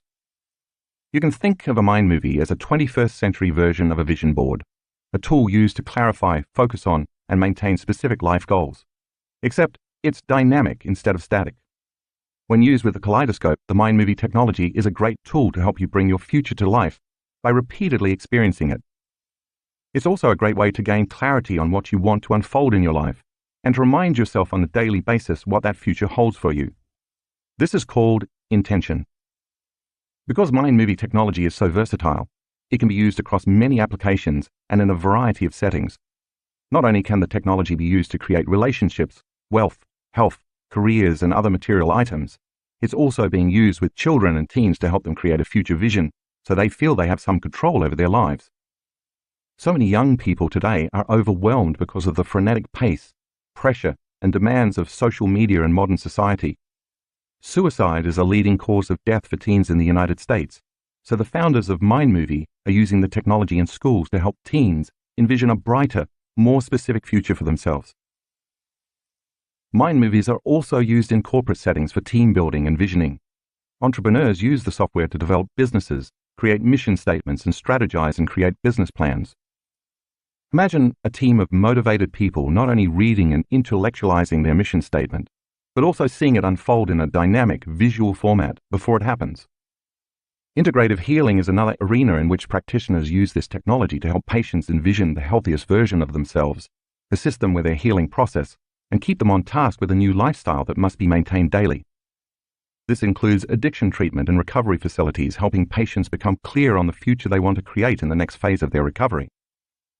Mind movies have also supported the generationally unemployed in finding new jobs or careers and living more future-orientated and productive lives, not only for themselves, but also for their families. As you can see, the applications for this technology are endless.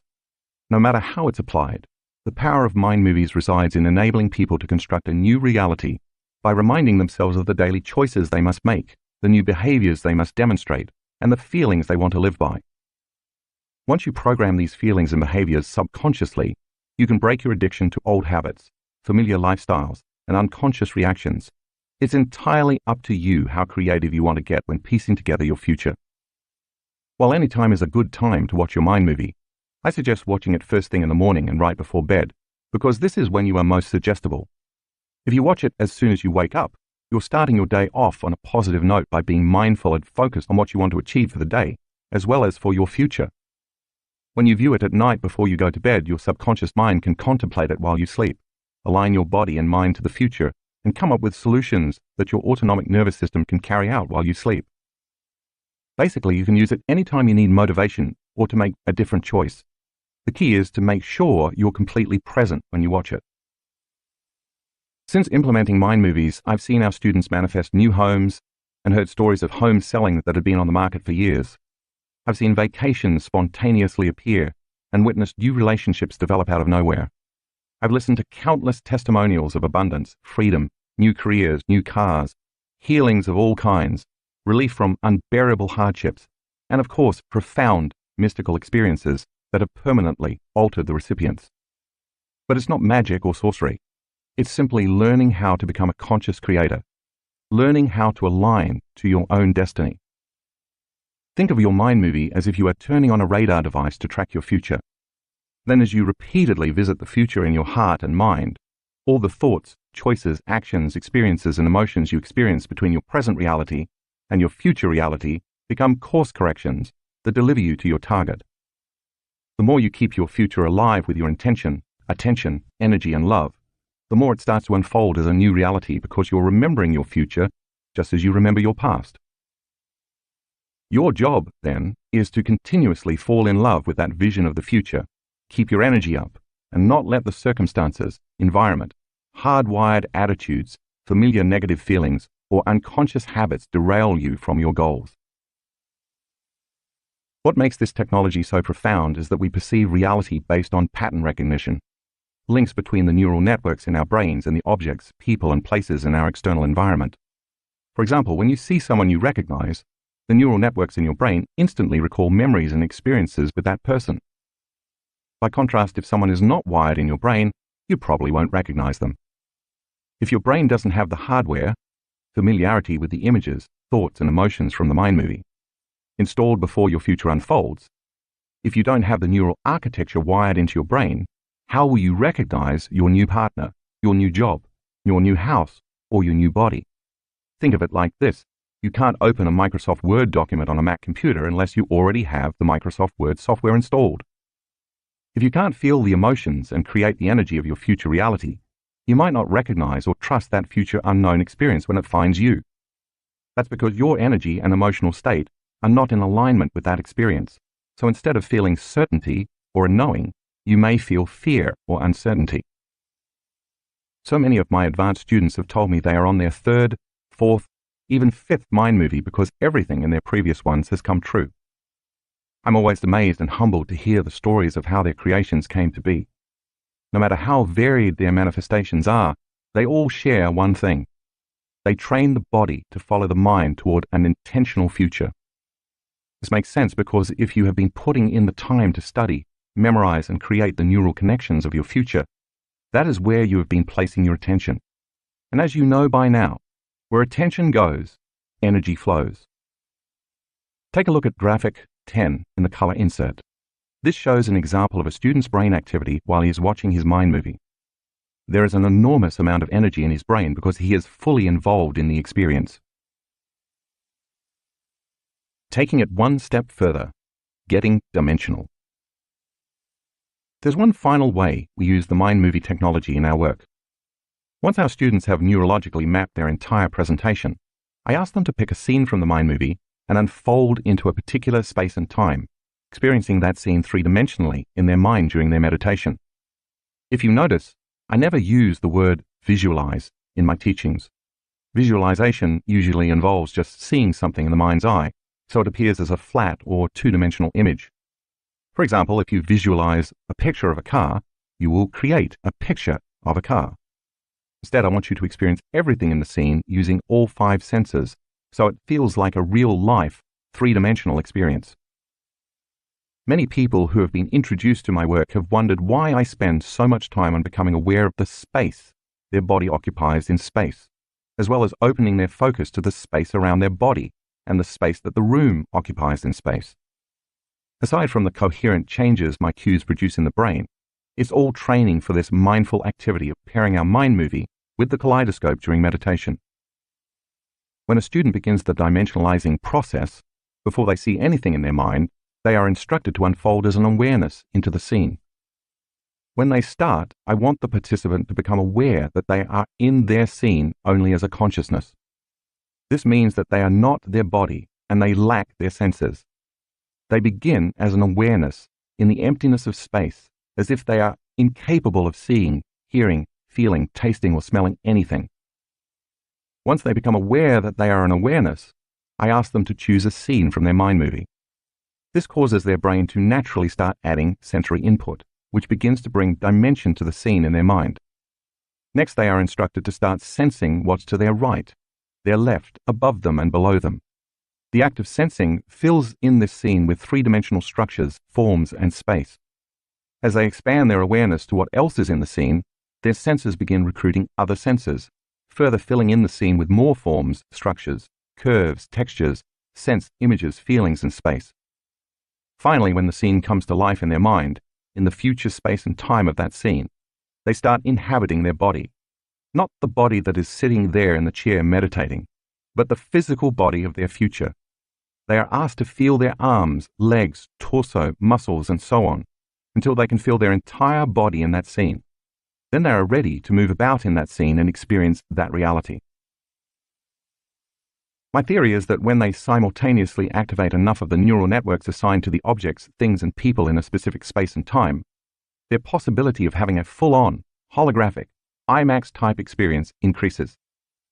This is because as the student becomes present and unfolds into a fully dimensional scene, a large majority of the brain turns on, including the neural architecture that is allocated to both the sensory, feeling, and motor, moving aspects of their body, as well as the proprioception, awareness of body position, of where they are in space. The next thing they know, they are having a real-life sensory experience of their future with their eyes closed in the present moment. Take a look at graphic 11 in the color insert. It is the brain scan of a student who is experiencing a seemingly real mind movie scene in meditation. She has quite a bit of energy in her brain while she is dimensionalizing the scene. She described this moment as a full-on virtual sensory experience. Her subjective experience was quantified objectively in this scan. Many of our students have reported that the experiences in their meditation were more real than any past external experience. Their senses were enhanced without external stimuli to excite their senses, yet all they were doing was sitting in their chair with their eyes closed. Many have reported that in their lucid experience they smelled certain fragrances like colognes, the aroma of specific flowers like jasmine and gardenias, or the familiar scent of leather in their new car they were sitting in. I've also heard students report specific memories like the stubble on their face from not shaving, the wind blowing through their hair, or the feeling that their body was filled with a powerful energy. Students have also given testimony to specific sounds they could clearly hear, such as distant church bells coming from a European church near where they were vacationing, or the bark of their dog when they were in their new home. Several students have also said that the colors they saw were incredibly clear and vivid, or they experienced amplified tastes like coconut, chocolate, and cinnamon. The combination of all the different senses literally created a new experience for them. It's our 5 senses that plug us into our external reality. Typically, when we have a new experience, everything we see, hear, smell, taste, and feel is sent to the brain through those 5 sensory pathways.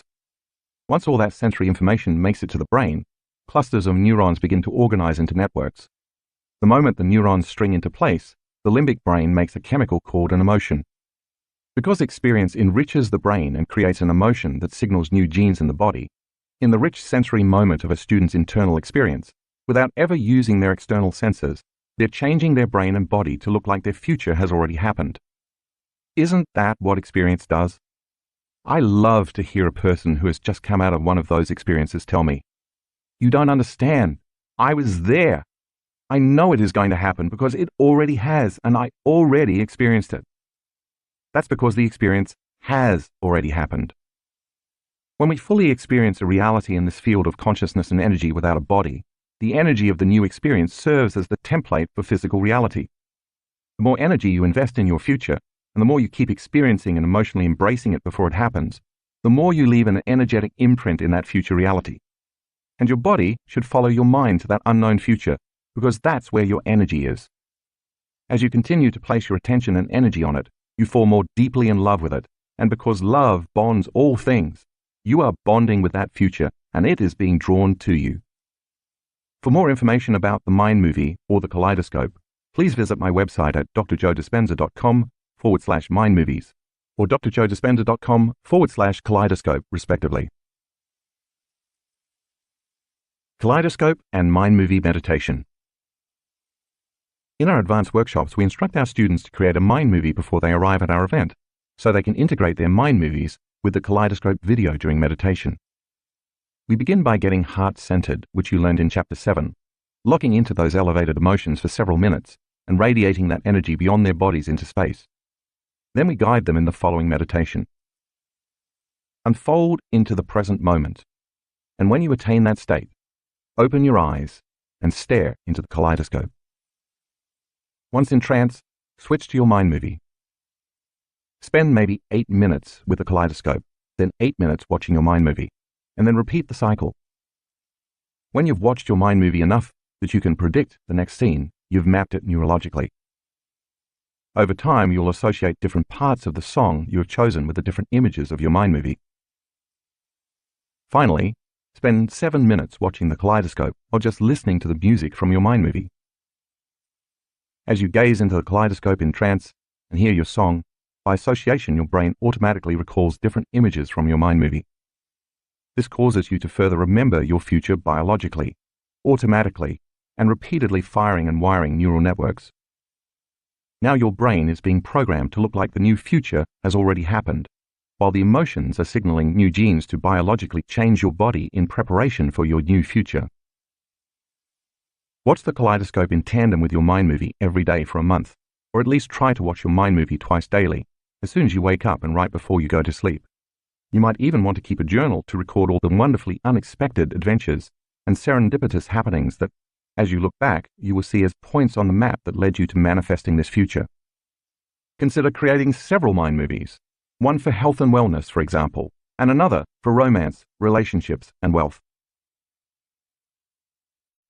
Chapter 9. Walking Meditation. Most spiritual traditions embrace 4 meditation postures, and at our advanced workshops we practice each of them. There's sitting, which hopefully you're in the process of mastering. There's standing and walking, which are combined in the meditations you'll learn in this chapter. And then there's lying down. While each type of meditation posture serves its own purpose, place and time, each builds upon the other to help us maintain and regulate our internal states, no matter what is happening in our external environment. But what could be the relevance of bridging the sitting meditation with the standing and walking meditation? Although practicing your meditation when you wake up is an ideal way to start your morning, if you can't maintain that energy and awareness throughout the course of your day, you're likely to fall right back into the unconscious programs that have been running your life for years. For example, let's say you just finished your sitting meditation. When you open your eyes, you probably feel more alive, awake, clear, empowered, and ready to start your day.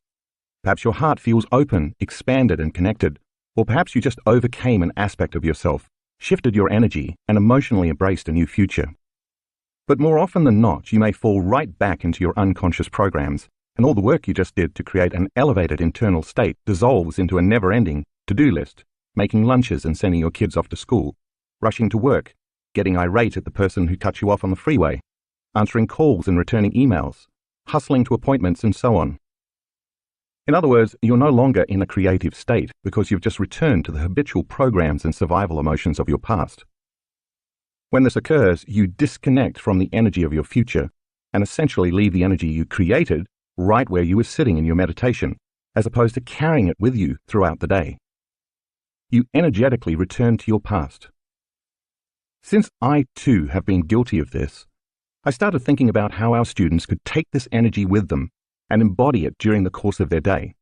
That's why I created a meditation that includes standing and walking, so that when you become adept at raising your energy or frequency and marrying it with a clear vision, you now have a practice that enables you to maintain that elevated energy all day long, so that over time, this becomes your natural state of being. The purpose of this chapter is to help you do just that. Walking into your future. You've already learned that throughout much of your day you are behaving unconsciously, unaware of what you're doing and why. For instance, you may not remember driving to work because you were lost in an argument you had a few days prior, or you may be focused on how you're going to respond to your significant other's angry text. Maybe you're simultaneously running 3 programs at once, texting, talking, and checking emails. You may not be aware of your nervous tics or their causes, your posture and how it's perceived as shy, or how your speech, facial expressions, and the energy you bring into a room affect your coworkers. These unconscious programs and behaviors occur because the body has become the mind. And it's the combination of these unconscious programs that makes up who you are. You know by now that when the body becomes the mind, you're no longer living in the present moment, and so you're no longer in a creative state, which means you're keeping your goals, dreams, and visions at arm's length. By becoming aware of these unconscious behaviors and programs, however, you can work to actively broadcast a new electromagnetic signature that is in line with your future. And the more you broadcast that electromagnetic signature into the field, the sooner you will become it, and it will become you. When there's a vibrational match between your energy and that future potential that already exists in the quantum field, that future event is going to find you. Or better yet, your body will be drawn to a new reality. You will become a magnet to a new destiny, which will manifest as an unknown new experience. For a moment, think of your future reality as if it already exists, vibrating as unmaterialized energy in the quantum field. Imagine your future as the vibration coming from a tuning fork that has just been struck. The sound it emits is a vibration traveling on a certain frequency. If you also exist as a tuning fork, as you change your energy to resonate within the same harmonic of that quantum possibility of your future, you connect with and align to that frequency. The longer you can maintain and tune your energy into that frequency, the more you vibrate at the same harmonic of energy. Now you're connected to that future reality because you're operating at the same frequency or vibration.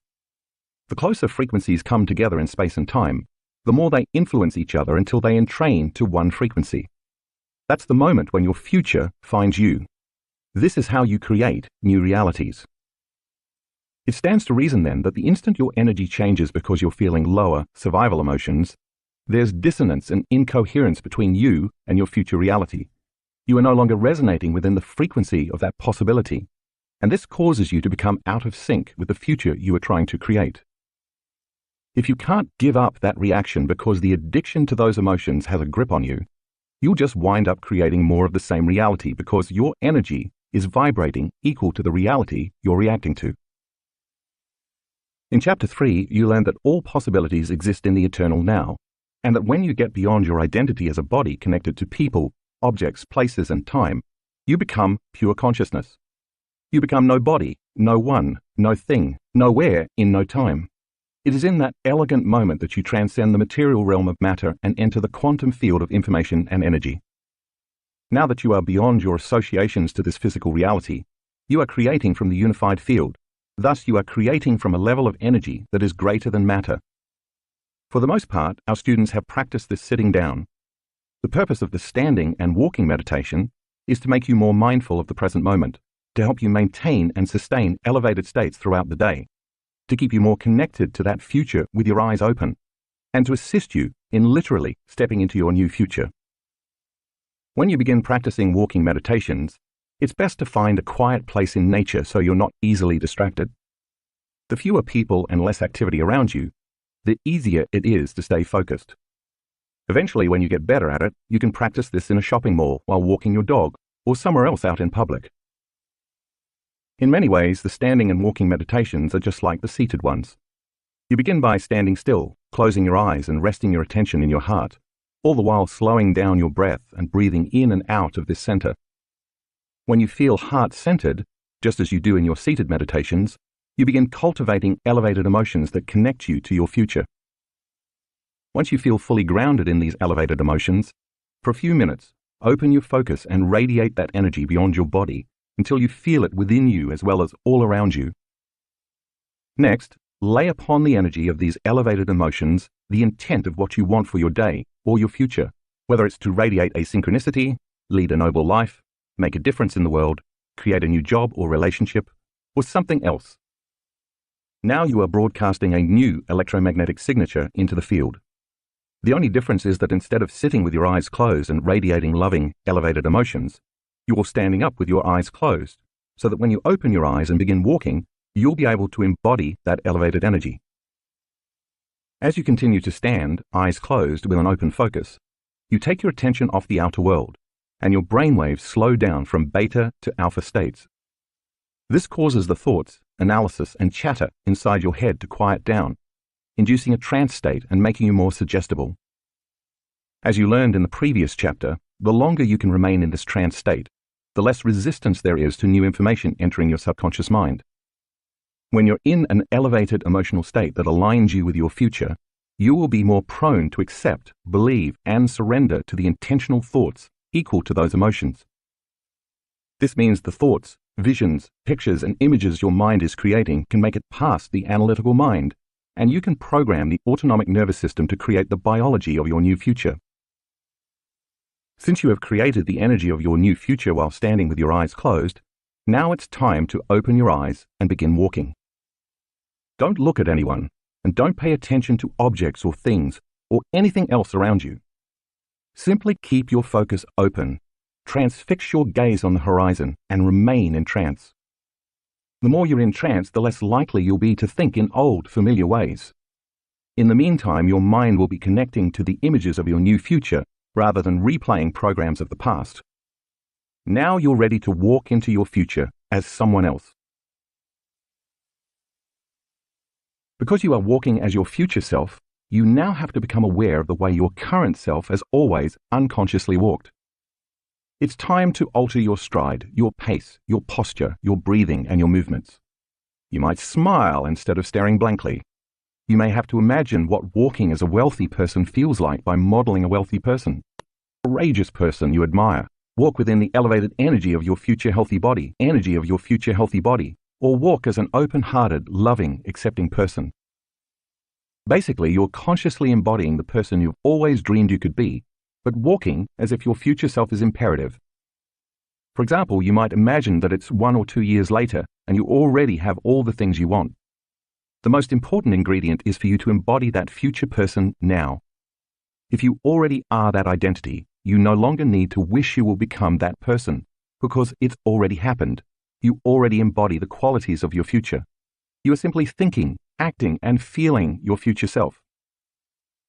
As you begin to practice walking differently, and continue to practice day in and day out, you're going to get into the habit of walking like a wealthy person, thinking like a healthy person, standing like a confident person, and feeling like a free, unlimited, grateful person. Gratitude means it already happened, instead of perhaps a beat-up, worn-down, stressed-out person.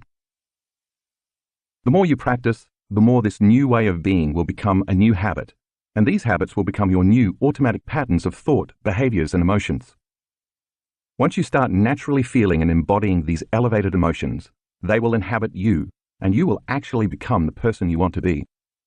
Graphic 12 in the color insert shows a student who changes his brain in about an hour after doing a walking meditation. Priming the brain for future memories. The walking meditation is also about creating memories of things that haven't happened yet in linear time. In effect, remembering your future.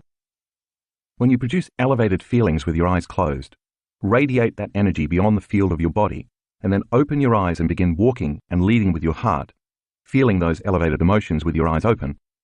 The more you feel that emotion, the more you are going to pay attention to the pictures, images, and thoughts that are creating your feelings. This process naturally upgrades your neural circuitry by creating a new inward experience. Experience enriches the brain and creates memories. Now your brain is no longer living in the past, it's living in the future. The more you embody your elevated emotions correctly, the more your brain and body will look like the future experience has already happened. That means you're technically remembering your future. Remaining in trance is important because as you align your body with your future and change your inner world, you're creating long-term memories. Since where you place your attention is where you place your energy, you may even want to flash scenes of your mind movie in your head while you're envisioning, embodying, and feeling your future. As you do this, those mind movie scenes will become the energetic and biological maps to your future. The act of feeling the emotions of your future in the present moment and combining these emotions with your intention does two things. It installs new circuits to make your brain an intentional map to the future, and it also produces the emotional chemicals for that future event, which signals new genes in new ways, thus conditioning your body to prepare it for a new destiny. Remember that this meditation is not about what you get in life. It's about who you become, or who you are in the process of becoming. If you are trying to get wealth, success, health, or a new relationship, you are still conditioned to thinking you are separate from something, and you have to go get it. But the truth is that the more you become that person, the more reality will shape and mold equal to your new state of being. It's that process of consciously becoming that helps you maintain alignment to a different destiny. The more you practice the walking meditation and walk as your future self, the more you should be able to change your state of being with your eyes open, just as you did with your eyes closed. When you practice this enough times, you will not only carry that energy with you throughout the day, but you'll embody it. This type of repetition will make you feel more mindful in your waking hours, and before you know it, you'll start automatically behaving, thinking, and feeling differently. This is programming a new personality to a new personal reality. Over time, who knows? You might find yourself naturally walking like a happy person, behaving like a courageous and compassionate leader, thinking like a noble, empowered genius, feeling like a worthy, abundant entrepreneur. In the middle of your day, you might become aware of the fact that the pain in your body is gone because you're feeling so whole, unlimited, and in love with life. What you've done has made a habit out of being the person you want to be. This is because you installed the circuitry and signaled the latent gene to think, act, and feel in a new way. Biologically, you have become that person. Becoming mindful and embodying your future self can occur many times throughout your day. Imagine that you're waiting for a friend who is running late, and instead of feeling frustrated and bothered, you're generating energy of your future. When you're sitting in traffic, instead of getting impatient and angry, practice tuning into the energy of your future with your eyes open. Imagine that when you're in line at the grocery store and judging a person for what they're buying, you'd redirect your thoughts to feeling incredibly grateful for your new life, walking as your future self. Imagine when you walk to your car in the parking lot or to your mailbox, you're naturally empowered by the thought of your new life. You'll then begin to accept, believe, and surrender to the thoughts equal to that emotional state. And as you surrender to those thoughts, your body will make the chemistry equal to that emotional state. This is how you begin to program your autonomic nervous system into a different destiny. And the more you practice it, the less likely you are to return to autopilot and miss the present moment. The walking meditation. Begin by finding a quiet space in nature. Disconnect from your external environment and anchor yourself in the present moment by closing your eyes. Acknowledge your heart center, where the soul and heart intersect with the unified field, and bring elevated emotions such as gratitude, joy, inspiration, compassion, love, and so on to this center. If you are going to believe in your new future with all of your heart, it had better be open and activated. Rest your attention on the heart, allowing your breath to flow in and out of the center, ever more slowly, more deeply, and more relaxed, for about 2 minutes. Return to creating elevated emotions within your heart for 2 to 3 minutes. Radiate that energy into the space surrounding your body in space, and stay present with that energy. Tune in to the energy of your future. After a few minutes, hold a clear intention in your mind's eye. You might pick a representative symbol that connects you to the energy of your future, the way you learned in Chapter 3. Change your state of being with the feelings of these elevated emotions, and focus on broadcasting that new electromagnetic signature into the field. Remain in this state for 2 to 3 minutes. Next, open your eyes, and without looking at anything or anyone, open your focus and keep your awareness on the space around your body in space, while maintaining a trance state. Begin walking with your eyes open while you stay entranced. With each step you take, embody that new energy, that new frequency of whatever you're creating in your future. As you take this energy with you during your waking daily life, walking as your new self, you are activating the same neurological networks and producing the same level of mind as when you meditate with your eyes closed. Next, remember your future. Let the images come, feeling them and embodying them. Own them, become them. Continue to walk for about 10 minutes and then stop to recalibrate. Once again, close your eyes and raise your energy. Stay present with this energy for about 5 to 10 minutes. For the next 10 minutes, with your eyes open in trance, walk again with intent and purpose as your future self. With each step you take, embodying this new energy, you move closer to your destiny and it moves closer to you. Do this cycle 2 times. When you finish the second round, stop and stand still one last time, really focusing on how you feel with your 4th energy center open. You can use this opportunity to affirm who you are based on how you feel. For example, if you're feeling unlimited, you can literally acknowledge, I am unlimited. Next, place your hand over your beautiful heart and be willing to feel valuable and worthy enough to receive what you have created. Raise your energy to its zenith and feel gratitude, appreciation, and thankfulness. Now acknowledge the divine within you, the energy that powers you and gives rise to all of life. Give thanks for a new life before it's made manifest. Acknowledging the power within you, ask that your life be filled with unexpected wonder, synchronicities and coincidences that create a joy for existence. Radiate your love while loving your new life into existence. Chapter 10. Case Studies. Making it real. In the case studies that follow, you'll be introduced to people just like you who took time out of their busy lives to create a new future. Every day they define themselves by a vision of this future instead of by the memories of their past. You could say they were more in love with their future than they were with their past. The act of doing the work daily and turning the practices in the last 3 chapters into a skill led them to become more supernatural. Pay attention to how simple they made it. Tim gets the key to his future. At an advanced workshop in Seattle, which typically coincides with Halloween, we ask our students to dress up as their future selves on the first night. Tim dressed up as a supernatural Swami. He'd always wanted to be a Swami, subscribed to the lifestyle, and at a young age had left his hometown in Connecticut to study in an ashram. At the start of the event, participants also received a gift from our company, a key to symbolize unlocking the potential of each participant's future self. Tim had attended several advanced level workshops in the past. The first time he made a mind movie, he inserted a picture of gold and silver coins in one of his scenes. For years, he had been trying to surrender the emotion of fear, but at a certain point he realized that behind the fear was unworthiness. So for Tim, the coins were a symbol of worthiness. Everybody wants wealth, he told me. But because I was on the spiritual path into yoga and everything else that goes with it, I had the mentality that I had to be poor and embrace poverty to truly walk the talk. So instead of the gold and silver coins merely representing wealth, they represented being worthy to receive. For Tim's Seattle mind movie, he added more images to evolve his vision.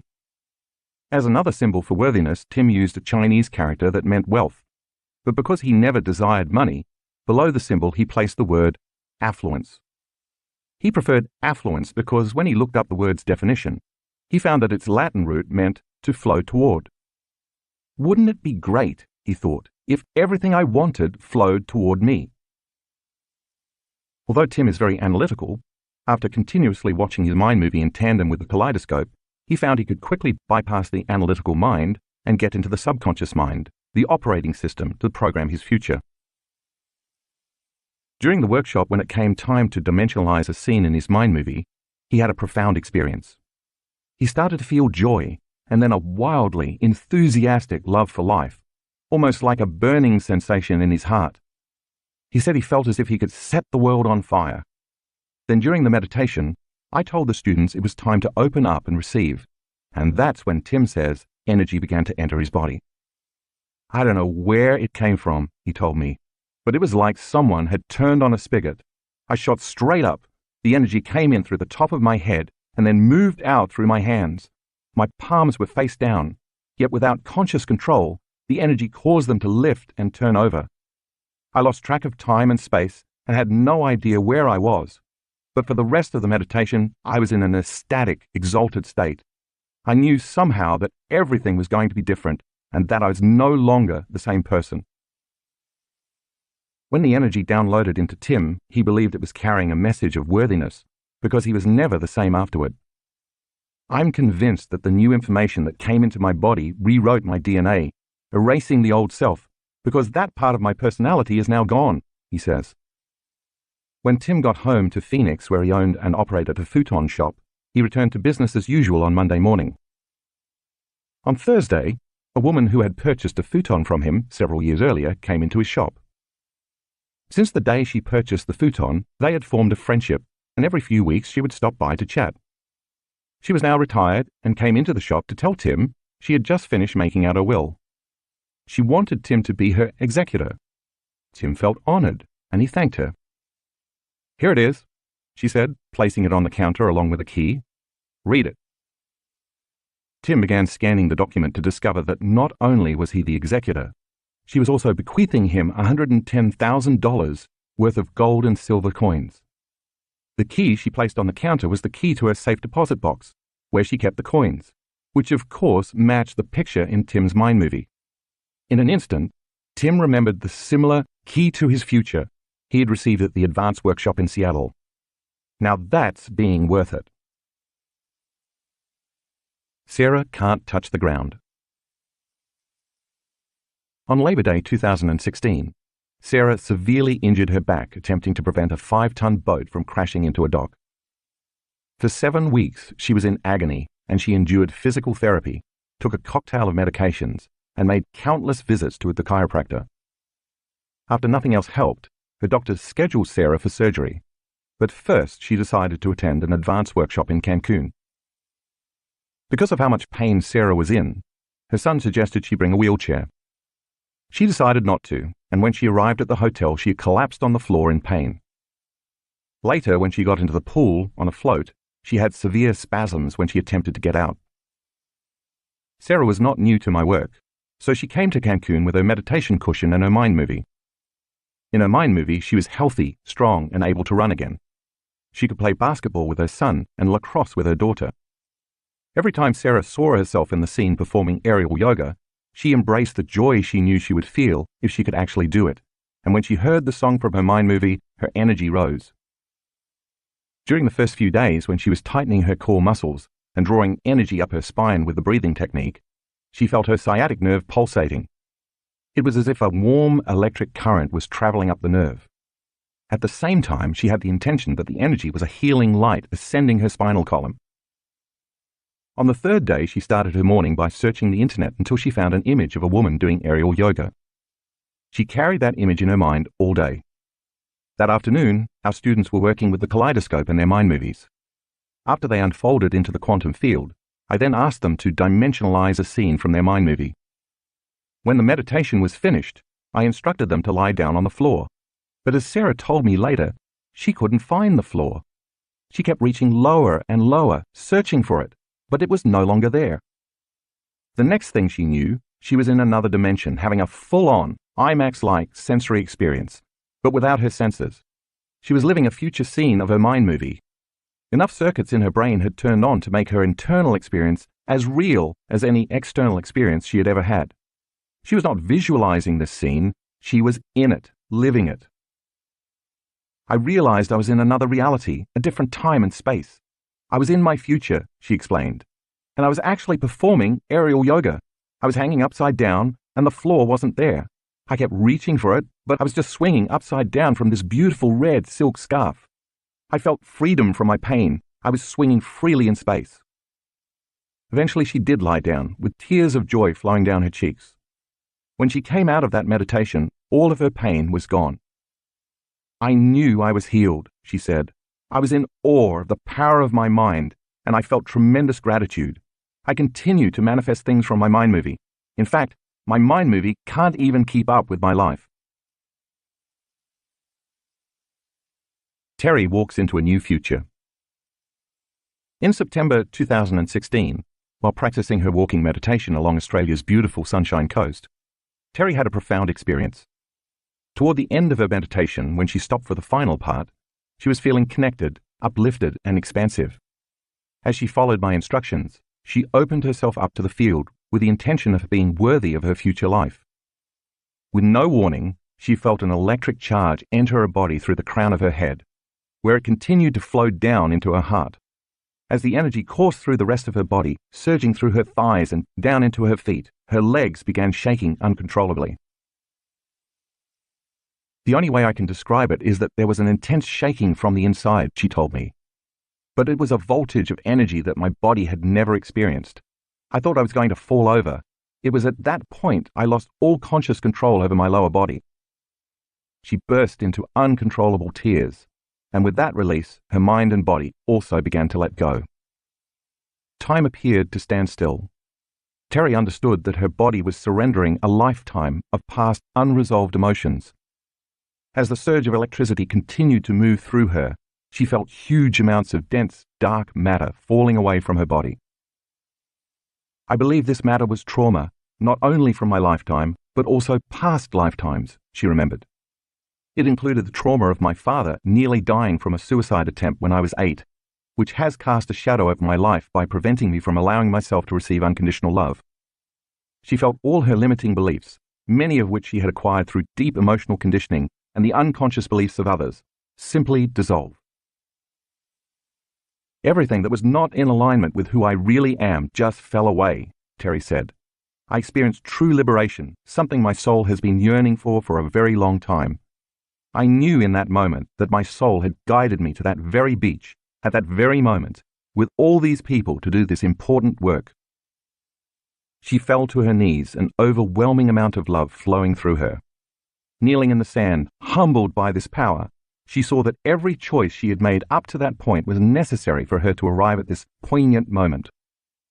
In that instant, she observed who she had been for the last year, consistently choosing to do the meditations every day, all the while falling in love with herself. She knew that her future self in that moment was calling her past self to have this experience of profound love. When Terry came back to the three-dimensional reality of her senses, she felt an overwhelming sense of peace and oneness with everything around her.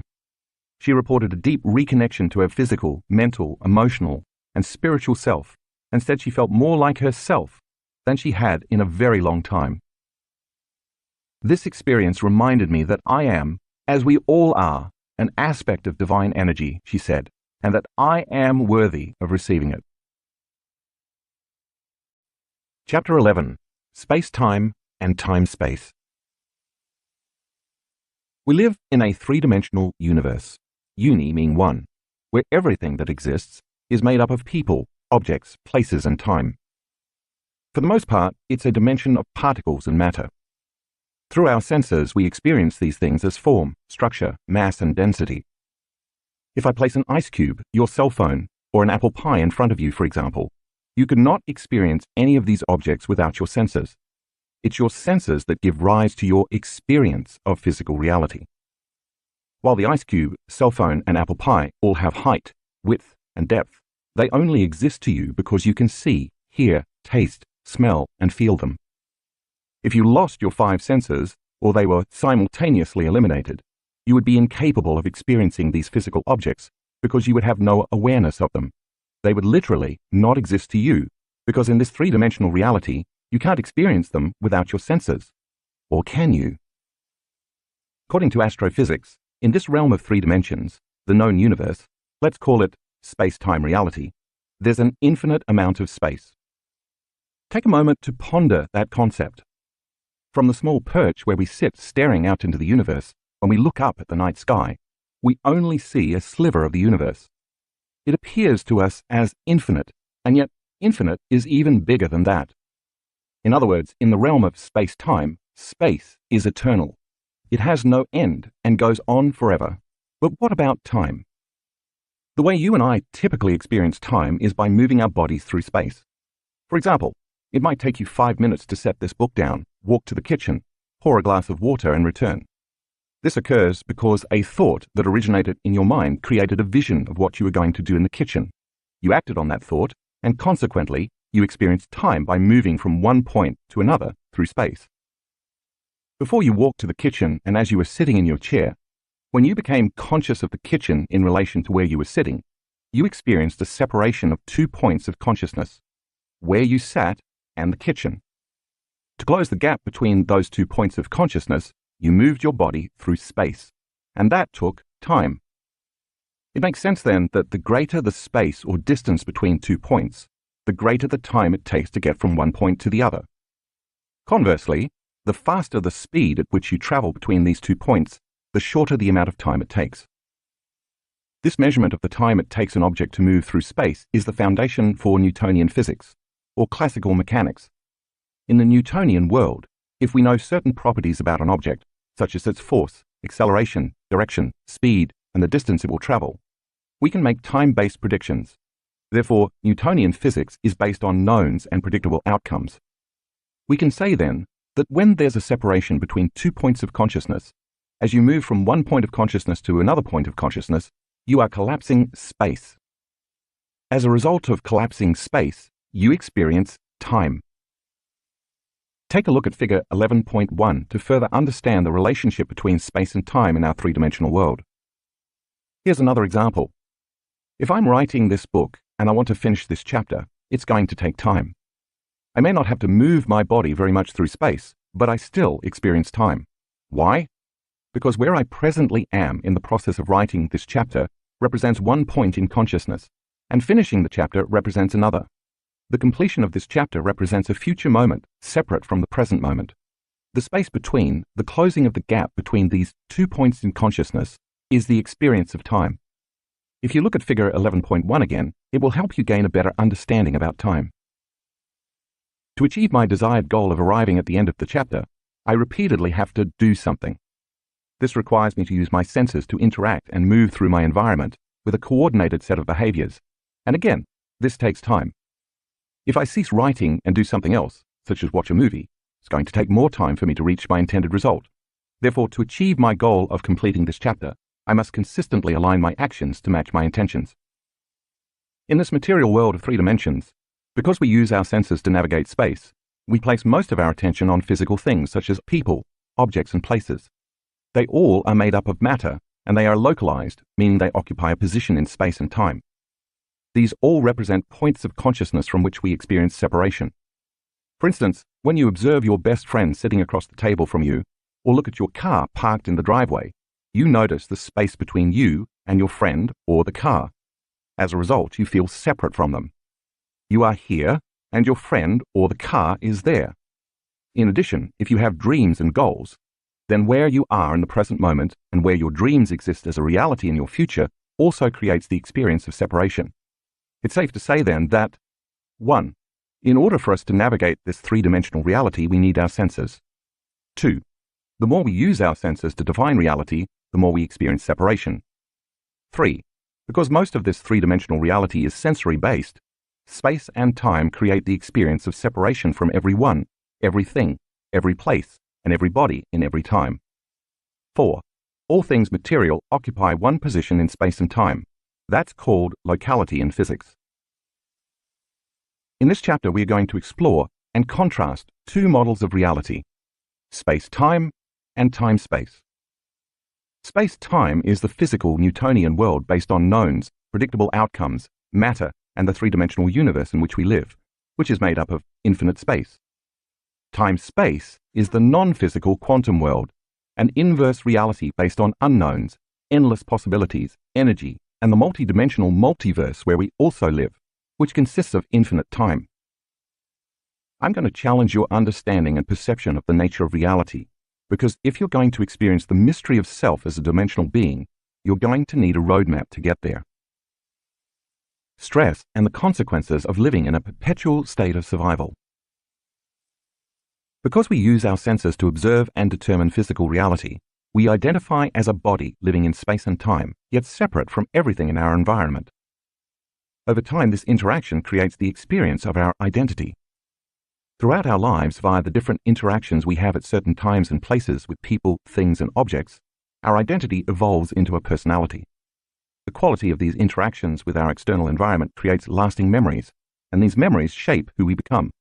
We call this process experience, and it is life's experiences that shape who we are. And as you know, the majority of people's personality is based on past experiences. As you learned in Chapter 8, to our brains, the material objects, things, people, and places that we perceive daily occur to us as patterns, and the recognition of these patterns is called memory. If the self is created from memories of past experiences, then memories are based on knowns. Therefore, most of our three-dimensional world is based on knowns. This is where most of us focus our attention. When you align everything material in your external world with the memories of your past experiences, you recognize them as familiar. You're matching a physical reality with a set of neurological networks in your brain. This is called pattern recognition, and it's the process whereby most people perceive reality through a lens of the past. We could say, then, that we're materialists, not only living in this dimension, but also enslaved to and limited by it, because we've defined ourselves as a body living in an environment at certain times, and our focus is more on matter and less on energy. From a quantum perspective, we're keeping our attention on the physical particle, matter, instead of the immaterial wave of possibilities, energy. This is how we become immersed in this three-dimensional reality. When stress is thrown into the equation, our body begins to draw from the invisible electromagnetic field of energy around us to produce chemistry. The greater the frequency, intensity, and duration of the stress, the more energy our body consumes. The very nature of these chemicals endorses our senses, causing us to pay attention to matter and knowns. As this vital field of energy around our body shrinks, we feel more like matter and less like energy. In fact, when our frequency slows down, our bodies become more dense as we run out of energy. As we've discussed, this is fine for the short term when danger, crisis, or a predator is lurking around the corner. In fact, the fight or flight response has been a cornerstone of our evolution. In this state, stress chemicals heighten our senses, narrowing our focus to whatever matter in our environment represents potential danger. When this happens, our neocortex, the part of our brain involved in sensory perception, motor commands, spatial reasoning, and language, fires and becomes aroused. For survival purposes, this narrows our focus on our body and the external threat, causing us to become preoccupied by the time between the moment of the perceived threat and the moment we reach physical safety, both of which are points of consciousness. The more we experience stress, the more we feel separation. As you read in Chapter 2, the long-term effect of living in survival mode is that we begin to thrive on and become addicted to these stress chemicals. The more addicted we are to them, the more we believe we are our bodies that are local, that is, that are living in a particular place in space and occupying a particular position in linear time. The result is a manic, frenetic state where we continuously shift our attention from one person to one problem, to one thing, to one place in our environment. The evolutionary trait that once protected us now works against us, and we live in a constant high alert, obsessing about time. Because we view our external environment as unsafe, all of our attention is on our environment. As our outer world now appears more real than our inner world, we're addicted to someone or something in our external environment, and the longer we live in this state, the more our brain moves into high beta brainwaves. And as you know by now, prolonged high beta brainwaves cause us to feel pain, anxiety, worry, fear, anger, frustration, judgment, impatience, aggression, and competition. As a result, our brainwaves become incoherent, and so do we. When the emotions of survival have a hold on us, we need the conditions in our external world, our problems with different people, financial hardships, fear of terrorism, disdain for our job, to reaffirm our addiction to those emotions. These emotional addictions cause us to become preoccupied by whatever we think might be causing the upset in our environment, whether it be someone or something, and as a result, the survival gene switches on. Now we're living in a self-fulfilling prophecy.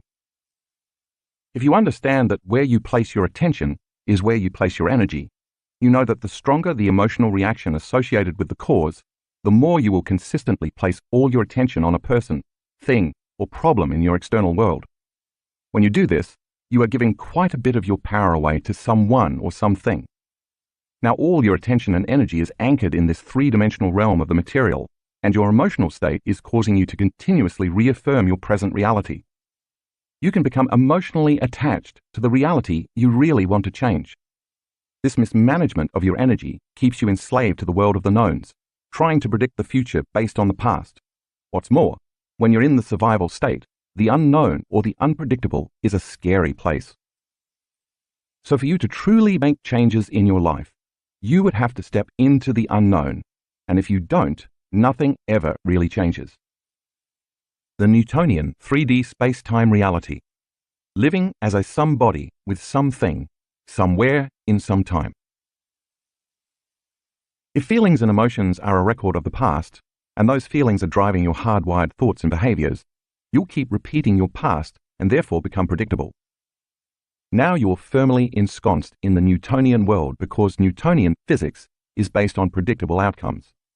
The more you live in stress, the more you are simply matter trying to affect matter, matter trying to fight, force, manipulate, predict, control, and compete for outcomes.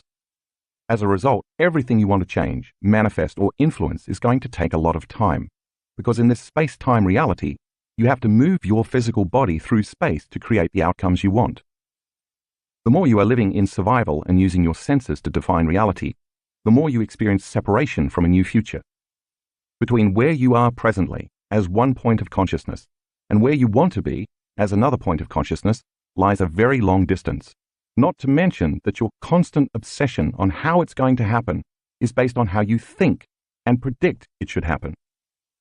But if you're predicting, your thinking is based on knowns, so there's no room for an unknown or new possibility in your life. If you were trying to buy a house, for example, you need to save for a down payment, look for a house, get a loan, go through the application process, beat out other buyers, and then spend 30 years dragging your body back and forth to work, through space, trying to pay it off. These 2 points in consciousness, having the idea to buy the house and having the house with the mortgage paid off, are going to take time to intersect. In a similar way, if you want a new relationship, you might go online, set up a profile, scroll through countless other profiles, make a list of people to reach out to, contact each one, and eventually go on many dates in the hope of finding someone intriguing. If you want a new job, you might take the time to create a resume, search for open positions, and go on interviews. What these processes have in common is they require time, which you experience as linear. You may get what you want, but the more you live in survival, the more time it's going to take because you're matter trying to influence matter, and there's a distinct separation in space and time between where you are and where you want to be. We can agree then that in this three-dimensional reality, within your experience of time, there's a definite past, present, and future. Since you live in linear time, you also experience a separation from time because the past, present, and future appear as separate moments in time. You are here and your future is there. Figure 11.2 graphically represents how the past, present, and future all exist as distinct, discontinuous moments. As I said earlier, thanks to Newtonian physics, we've unraveled the natural laws of force, acceleration, and matter, allowing us to predict outcomes. If we know the general direction, velocity, and rotation of an object traveling through space, for the most part we can predict where it's going to end up and how long it will take. This is why we can travel from New York to Los Angeles by plane, predict how long it's going to take to get there, and know where the plane will land. Within the understanding of Newtonian physics and this three-dimensional world we live in, many of us spend most of our lives focusing our attention outward on trying to become a someone, have some body, own some things, go somewhere, and experience something in some time. When we don't have the things we want, we experience lack, and lack and separation cause us to live in a state of duality and polarity. It's natural for us to want what we don't have. In fact, this is how we create things. When we experience separation from our future desires, we think and dream of what we want, and then set about performing a series of actions in linear time to get them. If we're always under financial stress, for example, we want money. If we have a disease, we want health. If we feel lonely, we want a relationship or companionship. Because of this experience of duality and separation, we are driven to create, and this is how we naturally evolve and grow toward our dreams. But if we are matter, focused on matter, trying to influence matter to get money, health, love, and so on, as we've established, it's going to take quite a bit of time and energy. When we finally attain what we're seeking, the emotion we feel from the fruition of our creation, or the meeting of those 2 points of consciousness, satiates the sense of lack we formerly experienced. When the new job comes, we feel secure. When the new relationship manifests, we feel love and joy. As we heal, we feel more whole. If we are living in this state, we are waiting for something or someone outside of us to change how we feel internally. Once we feel relief from the experience of lack, because we are embracing the emotion correlated with the manifestation of the external event, we pay close attention to whomever or whatever caused the relief. This cause and effect forms a new memory, and to some degree, we evolve. When something in our world doesn't happen, or seems to be taking a long time to happen, we experience more lack because we feel even more separate from what we are trying to create. Now, our own emotional state of lack, frustration, impatience, and separation is keeping our dreams at a distance, further increasing the time it will take for our desired outcome to occur. From somebody to nobody, from someone to no one, from something to no thing, from somewhere to nowhere, and from some time to no time. If Newtonian laws are an outward expression of the physical material laws of space-time, a dimension where there's more space than time, we could say, in a sense, that quantum laws are the inverse. The quantum is an inward expression of the laws of nature, an invisible field of information and energy that unifies everything material. This immaterial field organizes, connects, and governs all the laws of nature. It is a dimension where there's more time than space. In other words, it's a dimension where time is eternal. As you learned in chapters 2 and 3, when we take our attention off people and things at certain places in our external world, no longer placing our attention on our body and ceasing to think about time and schedules, we become no body, no one, no thing, nowhere, and in no time. We do this through a process of disconnecting from our body, our identity, our gender, our disease, our name, our problems, our personal relationships, our pain, our past, and so on. This is what it means to get beyond the self, to go from the consciousness of somebody to nobody, from the consciousness of someone to no one, from the consciousness of something to no thing, from the consciousness of somewhere to nowhere, and from the consciousness of being in some time to being in no time. See figure 11.3. And take a glance at figure 11.4. As we move from a narrow focus to an open focus and begin to surrender all aspects of self, we move away from the external world of people, things, places, schedules, to-do lists, and so on, and turn our attention to the inner world of energy, vibration, frequency, and consciousness. Our research shows that when we take our attention off objects and matter, and instead open our focus to energy and information, different parts of the brain work together in harmony. The result of this unification of the brain is that we feel more whole. When we do this properly, our heart begins to open, beat more rhythmically, and thus become more coherent. As the heart moves into coherence, so too does our brain. And because our identity is out of the way, meaning we've gotten beyond our body, a particular place in our known environment and time, the act of eliminating those things causes us to move to alpha and theta brainwave patterns, and we connect with the autonomic nervous system. As the ANS becomes activated, its job is to restore order and balance, causing coherence and wholeness in our heart, brain, body, and energy field. This coherence is then reflected in all aspects of our biology. It is in this state where we begin to connect to the quantum, or unified field. From the illusion of separation to the reality of oneness. If Newtonian physics explains the physical laws of nature and the universe on a grand scale, the gravitational force of the sun upon planets, the speed with which the apple falls from the tree, and so on, the quantum world deals with the fundamental nature of things at their smallest scale, such as atomic and subatomic particles. Newtonian laws are physical constants of nature, so the Newtonian world is an objective world of measurability and predictable outcomes. Quantum laws, however, deal with the unpredictable and the unseen, the world of energy, waves, frequency, information, consciousness, and all spectrums of light. Governing this world is an unseen constant, a single field of information called the unified field. We can think of the Newtonian world as dealing with the objective, where mind and matter are separate, and of the quantum world as dealing with the subjective, where mind and matter are unified by energy, or better yet, where mind and matter are so connected that it's impossible to separate the two. In the quantum or unified field, there's no separation between 2 points of consciousness. It is the domain of oneness or unity consciousness. Whereas in our three-dimensional reality, space is infinite, in the quantum world, time is infinite. If time is infinite and eternal, it's no longer linear, meaning there is no separation of past or future. With no past or future, everything is happening right now, in this eternal present moment.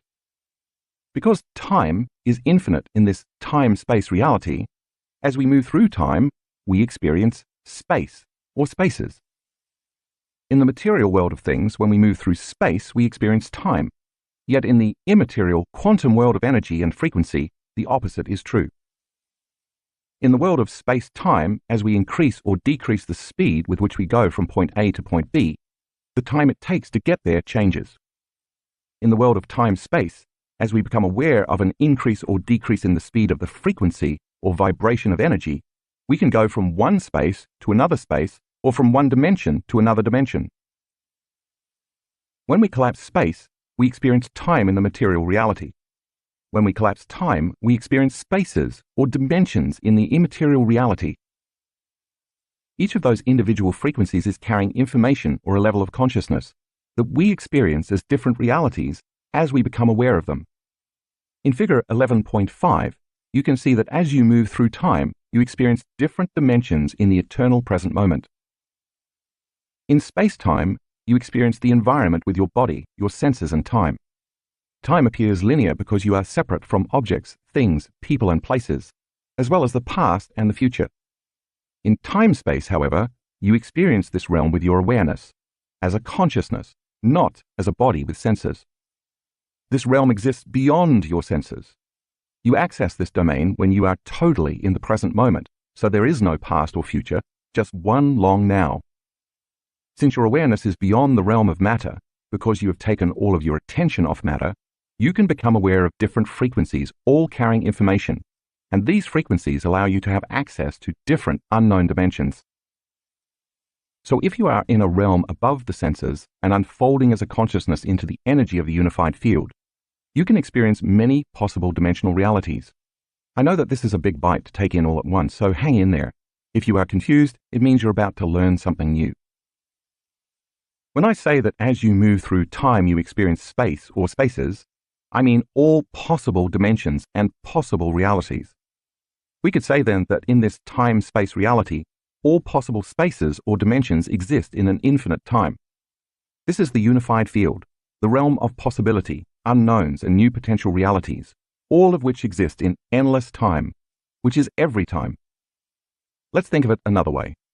Everybody I know is always saying that they want or need more time to get more things accomplished. If you had more time, you could create more experiences, do more things, and therefore get more things done. This would mean more possibilities could happen and you could live more of life. So now imagine that there was an infinite amount of time because the past and the future no longer exists, so time is standing still. And you had all the time you needed. Wouldn't you agree that you could have endless possible experiences, and therefore could live many lives? We could say then that an infinite number of experiences would be available to you, equal to your imagination. To say it yet another way, if time is eternal, then more spaces can exist in that infinite time. If we keep elongating or making more time, it makes sense that we can fit more spaces in time. If there is an infinite time, then there are infinite spaces we can fit in time, which are endless possibilities, potential realities, dimensions, and experiences. In the quantum field, there is no separation of past or future because everything that is exists in the eternal now, or the eternal present moment. If everything that is exists unified or connected in the quantum field, then its infinite frequencies contain information about every body, everyone, everything, everywhere, and every time. As your consciousness begins to merge with the consciousness and energy of the unified field, you will go from the consciousness of somebody to the consciousness of nobody to the consciousness of everybody, from the consciousness of someone to the consciousness of no one to the consciousness of everyone, from the consciousness of something to the consciousness of no thing to the consciousness of everything, from the consciousness of somewhere to the consciousness of nowhere to the consciousness of everywhere, and from the consciousness of being in some time to the consciousness of being in no time to the consciousness of being in every time. Take a look at figure 11.6. The atom, fact and fiction. To help you understand how the quantum field is constructed, you first need to revisit the possibilities that exist in the atom. When we reduce matter to its smallest unit of measurement, we get the atom, and the atom vibrates at a very high frequency. If we could peel back the atom like an orange, we'd find a nucleus and subatomic particles such as protons, neutrons, and electrons. But for the most part, we'd find that it's 99.99999999999% empty space, or energy as you read earlier. Take a look at figure 11.7. On the left, we see the classical model of the atom that we were taught in grade school. But this is in fact an outdated model. In actuality, electrons don't move in fixed rotations around the nucleus like planets orbiting the sun.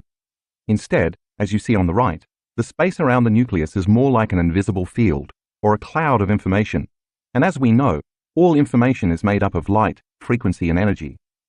To get an understanding of just how small these subatomic particles are, if the nucleus of an atom were increased to the size of a Volkswagen Beetle, the size of the electron would be equal to the size of a pea. Meanwhile, the space where the electron could exist would be 85,000 square miles. That's twice the size of Cuba. That's a lot of empty space for the electron to exist in. According to Heisenberg's uncertainty principle, we never know where the electron is going to appear in the electron cloud, yet from nothing comes something. This is why quantum physics is so exciting and unpredictable. The electron is not always physical matter. Rather, it exists as the energy or as the probability of a wave. It is only through the act of observation by an observer that it appears. Once an observer, mind, comes along and looks for it, the act of observation, directed energy, causes all that potential energy to collapse into an electron, matter. Thus it manifests from the realm of infinite possibilities, an unknown, to a known. It becomes local in space and time. When the observer is no longer observing it, the electron turns back into possibility. That's the wave function. In other words, it turns back into energy, returning to the unknown and to its own agenda. When it turns back to energy and possibility, it becomes non-local. In the realm of the quantum, mind and matter are indivisible. Therefore, if Newtonian physics is the world of the predictable, the quantum is the world of the unpredictable. When we close our eyes in meditation and open our focus to infinite space, this is exactly what we are doing. We are putting more of our attention on energy, space, information, and possibility rather than on matter. We are becoming less aware of the material realm and more aware of the immaterial realm. We are investing our energy into the unpredictable and unknown and disinvesting our attention and energy from the predictable and the known. Each time we do this, we develop a deeper understanding of what the unified field is. Before we go any further, let's briefly review what we just learned. Take a moment to review Figure 11.8. The three-dimensional Newtonian world is made up of objects, people, places, matter, particles, and time, basically most of the nouns, or everything we know in our external world. And in this world, there's more space than time. As a body, we use our senses to define this infinite space we live in, a universe of form, structure, dimension, and density. This is the realm of the known and predictable. Because we experience the material universe with our senses provide us with information that occurs as patterns in our brain, which we recognize as structures, and it is through this process that things in our external environment become knowns. It is also through this process that we become a somebody, a someone with some things in some place and in some time. Finally, because we experience the universe with our senses, we experience separation. Therefore, this is the realm of duality and polarity. Now review Figure 11.9. If the Newtonian world is a material world defined by the senses, in the quantum world the opposite is true. This is an immaterial world defined by non-sense. In other words, there's nothing sensory-based here, and there's no matter. Whereas the Newtonian world is based on predictable knowns such as matter, particles, people, places, things, objects, and time. This is an unpredictable dimension made up of light, frequency, information, vibration, energy, and consciousness. If our three-dimensional world is a dimension of matter, where there's more space than time, the quantum world is a dimension of antimatter, a place where there's more time than space. Because there is more time than space, all possibilities exist in the eternal present moment. Whereas the three-dimensional world is our universe, meaning one reality, the quantum world is a multiverse, meaning many realities. If the space-time reality is based on separation, then the immaterial quantum world, or unified field, is based on oneness, connectedness, wholeness, and unity, non-locality. In order for us to go from our known space-time, three-dimensional universe, a universe made up of matter where we experience duality and polarity, to the unknown time-space, five-dimensional, multiverse, a place where there is no matter, but instead light, information, frequency, vibration, energy, and consciousness, we have to cross a bridge. That bridge is the speed of light. When we become pure consciousness and become no body, no one, no thing, nowhere, in no time, we are crossing that threshold from matter to energy. When Einstein introduced the equation E equals mc squared in his theory of special relativity, for the first time in the history of science, he demonstrated from a mathematical standpoint that energy and matter are related. What converts matter to energy is the speed of light, which means anything material traveling faster than the speed of light leaves our three-dimensional reality and turns into immaterial energy. In other words, in the three-dimensional world, the speed of light is the threshold for matter, or anything physical, to retain its form. No thing can travel faster than the speed of light, not even information. Anything traveling from one point to another that is traveling slower than the speed of light is going to take time. Therefore, the fourth dimension is time. Time is the nexus that connects the three-dimensional world to the fifth-dimensional world and beyond. Once something is traveling faster than the speed of light, there is no time or no separation between 2 points of consciousness, because every thing, material, becomes energy. This is how you go from 3 dimensions to 5 dimensions, from a universe to the multiverse, from this dimension to all dimensions. Let me give you an example to help simplify this complex idea. French physicist Alain Aspect performed a famous quantum physics experiment in the early 1980s called the Bell test experiments. In the study, scientists entangled 2 photons, causing them to bond together. They then shot the 2 photons in opposite directions, creating distance and space between them. When they influenced one photon to disappear, the other photon vanished at exactly the same time. This experiment was a cornerstone study in the breakthrough of quantum physics because it proved that Einstein's theory of relativity wasn't completely correct. What it showed was that there is a unifying field of information existing beyond 3-dimensional space and time that connects all matter. If the 2 particles of light were not connected by some invisible field of energy, it would have taken time for information to travel from one local point in space to the other local point in space. According to Einstein's theory, if one particle disappeared, the other particle should disappear a moment later, unless they were occupying the same space at the same time. Even if the second photon was affected a millisecond later, because they were separated by space, time would have played a factor in relaying the information. This would have reaffirmed that the ceiling of this physical reality is the speed of light, and everything material that exists here is separate. Because the two particles vanished at exactly the same time, it proved that all matter, bodies, people, things, objects, places, and even time are connected by frequency and information in a realm beyond three-dimensional reality and time. Everything beyond the material is unified in a state of oneness. The information was communicated between those two photons non-locally. Since there is no separation between 2 points of consciousness in the five-dimensional reality, there is no linear time. There is only all times. Mystical quantum physicist David Bohm called the realm of the quantum the implicate order, where everything is connected. He called the explicit order the material realm of separation. If you look at figures 11.8 and 11.9 again, it will help you to get your mind around both worlds. When you take your attention off being somebody, someone, something, somewhere, in some time, and you become no body, no one, no thing, nowhere, in no time, you are becoming pure consciousness. Your consciousness merges with the unified field, which is made only of consciousness and energy, where you connect to the self-organizing consciousness of everybody, everyone, everything, everywhere, in every time. Thus, as you surrender as an awareness, without your senses, into this field of oneness where there is no separation, and you keep going deeper into the void or blackness, because nothing physical exists there, you, as a consciousness, become less separate from the consciousness of the unified field. If you can keep becoming more conscious and aware of it, and keep paying attention to it, you are investing your energy in it, and your attention directly at it. Thus, as you keep moving toward it, you will feel less separation and more wholeness.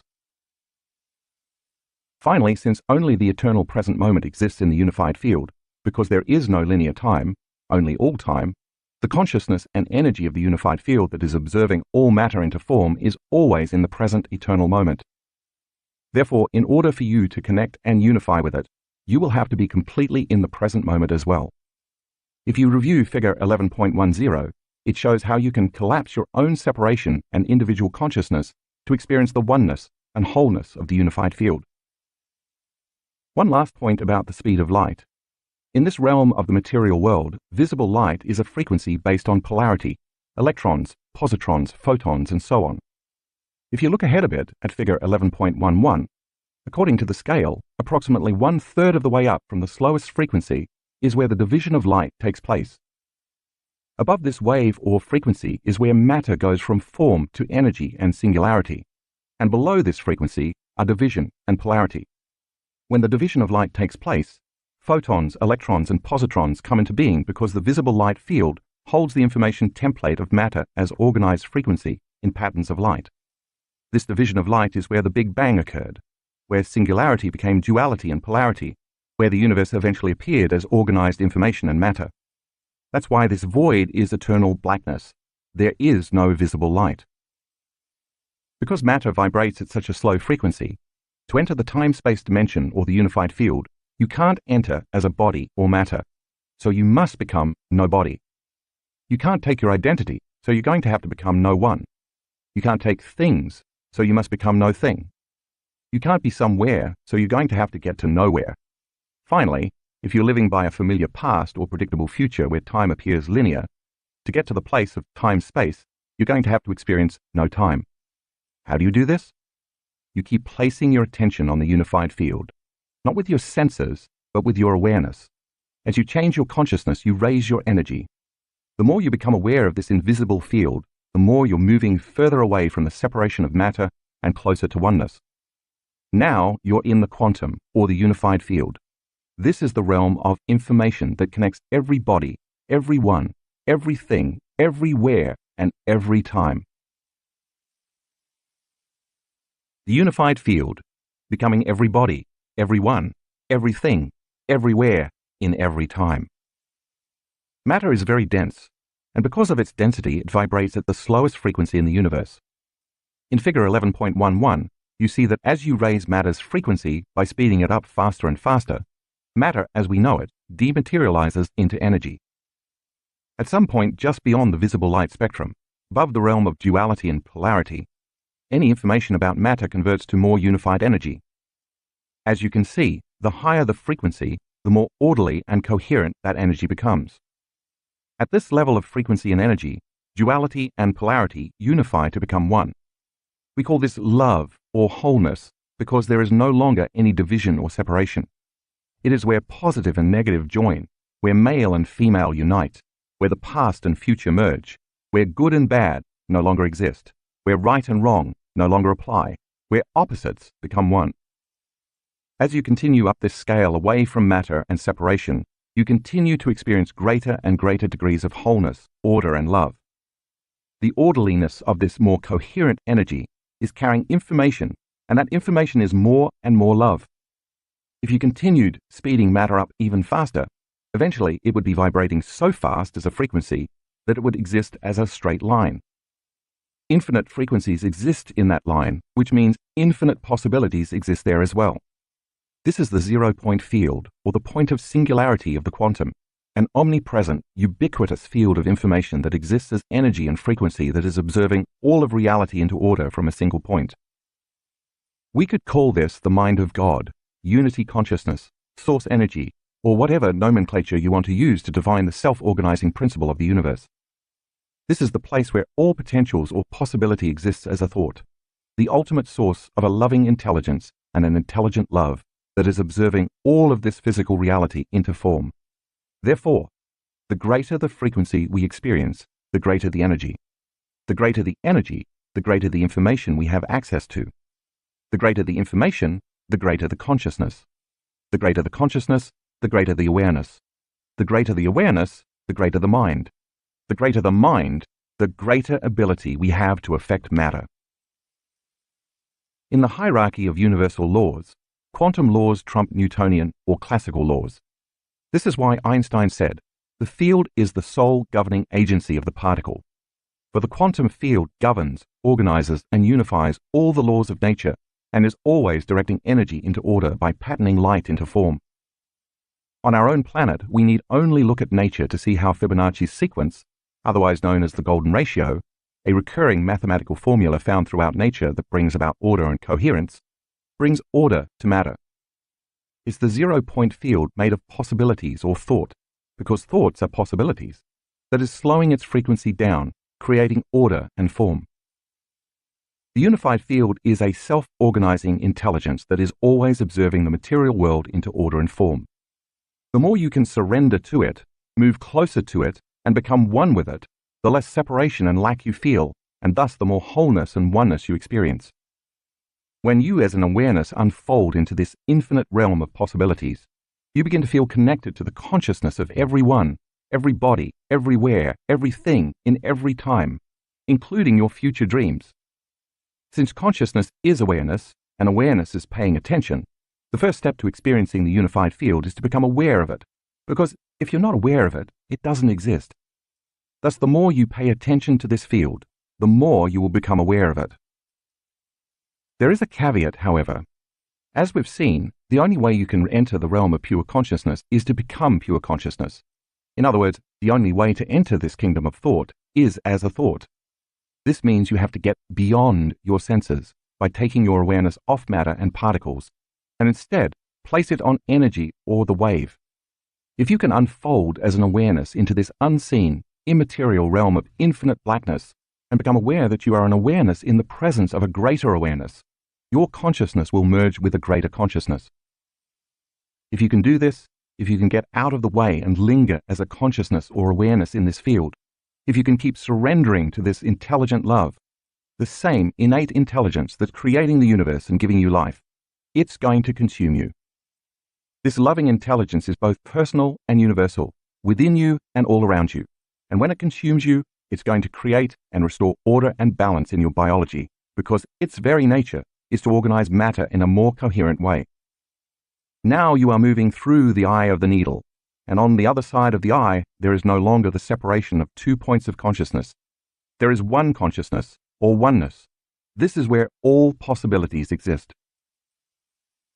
Because you are entering the domain of consciousness, thought, information, energy, and frequency, the bridge that gets you from space-time to time-space is going from being somebody, someone, something, in some place, in some time, to being nobody, no one, no thing, nowhere, in no time. This is the nexus, the threshold to the unified or quantum field. Go back and review figures 11.8 and 11.9. In this realm of infinite unknown possibilities, unlimited new potentials and experiences await you, not the same old familiar ones that you've experienced time and time again. After all, isn't that what the unknown is? An unknown is just a possibility that exists to you as a new thought. When you are in this realm of pure thought as a thought, the only thing limiting you is your imagination. But when in this realm of thought, if you find yourself thinking again about someone, something, somebody, somewhere, in some known time, your awareness, and thus your energy, is back in the known reality of three-dimensional space and time, back to the realm of separation. Since every thought you think has a frequency, the moment you start thinking about the pain in your body, or the advancement of your disease, or the problems at work, or the issues you have with your mother, or the things you must do within a certain amount of time, you are back in this space and time. Your awareness is back in the realm of the material world, and your thoughts are producing the same frequency equal to matter and particles. Review figure 11.10. Your energy is back to vibrating at the same level of the known physical world of three-dimensional reality, so you exert less of an effect on your personal reality. You are back to vibrating as matter, and we know how that goes. As your frequency moves further and further into density, you are moving further and further away from the unified field. As a result, you feel separate from it. In this scenario, if your dreams exist as thoughts in the unified field, it's going to take a lot of time for your dreams to come true. If you are thinking about somebody, someone, something, at some place in some time, you are not getting beyond your identity, which has been shaped by the totality of your past experiences. You are literally still in the same memories, habitual thoughts, and conditioned emotions that you've associated with all the familiar people and things at certain times and places in your known reality, which means your attention and energy are bound to your past, present, personal reality. You're thinking equal to your identity, so your life is going to stay the same. You're the same personality, trying to create a new personal reality.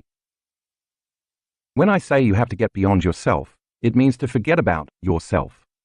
Take your attention off your personality and your past personal reality. It makes sense then that to heal your body, you're going to have to get beyond your body. To create something new in your life, you're going to have to forget about your same old life. To change some problem in your external environment, you're going to have to get beyond your memory and the corresponding emotions related to that problem. And if you want to create a new, unexpected event in your future timeline, you'll have to stop unconsciously anticipating the same predictable future based on your familiar memories of the past. You are going to have to move to a greater level of consciousness than the consciousness that created any of those realities. In the unified field, there is nowhere to go because you are everywhere. There is nothing you can want because you are so whole and complete that you feel like you have everything. You can't judge anyone because you are everyone, and it's no longer necessary to become anybody because you are everybody. And why would you be worried that there is never enough time if you exist in a domain where there's infinite time? The more whole you feel, the less lack you experience, and therefore the less you want. How can you want or live in lack when you feel whole? If there is less lack, there is less of the need to create from duality, polarity, and separation. How can you want when you're whole? When you create from wholeness, you feel like you already have it. There is no longer wanting, trying, wishing, forcing, predicting, fighting, or hoping. After all, hope is a beggar. When you create from a state of wholeness, there are only knowing and observing. This is the key to manifesting reality, being connected, not separate. If time in your three-dimensional world is created by the illusion of space between two objects, or 2 points of consciousness, then the more one you are with the unified field, the less separation there is between you and everything material. When your consciousness merges or becomes more connected to the unified field, to the realm of wholeness and unity, there is no longer separation between 2 points of consciousness. This wholeness is then reflected in your biology, chemistry, circuitry, hormones, genes, heart, and brain, thus restoring balance to your entire system. A greater frequency or energy is now moving through your autonomic nervous system, a system that continuously gives you life, whose agenda it is to create balance and order. This energy is carrying a message of wholeness, and as a result you become more holy. The greater the frequency you experience, the shorter amount of time it takes to unfold in this three-dimensional space-time reality. As we learned earlier in this chapter, when you diminish the space between 2 points of consciousness, you collapse time. When this illusion of separation no longer exists, you perceive less space between you, an identity living in a body in a physical environment in linear time, and people, objects, things, places, matter, and even your dreams. Therefore, the closer you move to the unified field, the more connected you feel you are to everyone and everything. You, as a consciousness, are in the realm of oneness, and because there is no separation, time is eternal. And remember, when there is infinite time, there are infinite spaces, possible dimensions, and realities to be experienced. Wherever you think you are, or whoever you think you are, you are. In fact, there is nothing to try to create because it already exists as a thought in the realm of all thoughts. All you have to do is to become aware of it and observe it into being by experiencing it. Take a peek at figure 11.12 to follow along. As you do this and move your attention from being somebody to being nobody to becoming everybody, you can create anybody. As you move from living as someone to becoming no one to being everyone, you can become anyone. As you can take your attention off something, move into the realm of no thing, you merge with everything. Thus you can have anything. As you move your awareness from somewhere to nowhere, you will be everywhere, and you can live anywhere. And finally, when you shift your consciousness from some time to no time to become every time, you can be in any time. Now that's becoming supernatural. In the work I do around the world, I have labored for many years teaching our students how to get beyond themselves. I now know the first step in this process is for them to master their body, get beyond the conditions in their external environment, and transcend time. When they accomplish that, they find themselves on the precipice of experiencing the unified field. Once they arrive at this nexus, however, they must be taught that there is even more to experience. If learning means making new synaptic connections, the more you learn about something, the more you can appreciate it, become aware of it, and experience it because now you can engage it with a new set of neural networks. It is in the act of learning that you further change or enrich your experience. After all, if you haven't learned anything new, your experience will probably stay the same, since you're perceiving reality with the same neural circuitry as before. Knowledge is the harbinger that evolves your experience. For example, I love red wine, and I lead several wine tours a year in different parts of the world. Many people who come to these week-long events initially tell me that they know nothing about wine. How I translate this statement is that they probably never learned anything about, or have had limited exposure to, the fermented grape. The truth of the matter is that because they have limited knowledge and experience from their past, they have very limited neural hardware installed to perceive any real taste or nuance. We could say then that they just don't know what to look for to truly enjoy the experience. But what if they learn how winemakers produce wine and understand its history, the type of grapes they use and why they are used? Then they learn about how the wine is stored in oak barrels, for how long and why. This would familiarize them with the whole process and reasoning as to what makes a particular wine so enjoyable. That's the process, but now think of that great wine in the bottle. If they are not aware of the plum flavor, the notes of black cherry and currants, its hints of vanilla and leather, the smell of its floral perfumes, its percentage of tannins, and whether it was aged in oak barrels or stainless steel drums, and for how long, then they don't know what to look for, and they are not going to be able to fully experience it. Only in the moment when they know what to look for and what to become aware of, does it exist. We could say then that their awareness changes their experience. I know this to be true because in just 1 week, those same people who initially said they didn't like red wine or knew nothing about it, walk away with a whole new experience of interacting with it. After many full days of learning and discovering what to look for, repeatedly staying present and focusing all their awareness on specific flavors and aromas, day after day experiencing all types of wines and deciding what they like and don't like, continuously paying attention and therefore firing, wiring, and assembling new neural connections, those folks get very specific about what type of wine they like. In 1 week, they gain a whole new level of appreciation, awareness, and understanding. Again, the experience changed them. The same is true when it comes to the unified field. If you are not aware of it, then it doesn't exist for you. Yet the more you know about it, and the more aware you are of what to look for, the more you can pay attention to it with your awareness and experience it more deeply. And it should change you. Starting at birth, you're trained to keep your attention on matter and not on energy. You are conditioned into believing you need your senses to experience reality. In other words, if you don't see, hear, feel, smell, touch, or taste something, it doesn't exist. Because of this, the majority of people place most of their attention on matter, objects, and the particle, while taking very little time to put their attention on energy, information, and the wave. For instance, you are not aware of your big toe on your left foot until you put your attention on it. It has always existed for you, but you were unaware of it. The moment you put your awareness on it, however, it comes into being. The same is true for the unified field. The more you become aware of it, the more it will exist in your reality. By focusing solely on matter, people exclude possibility from their life. That's what the wave is, an energy of possibility.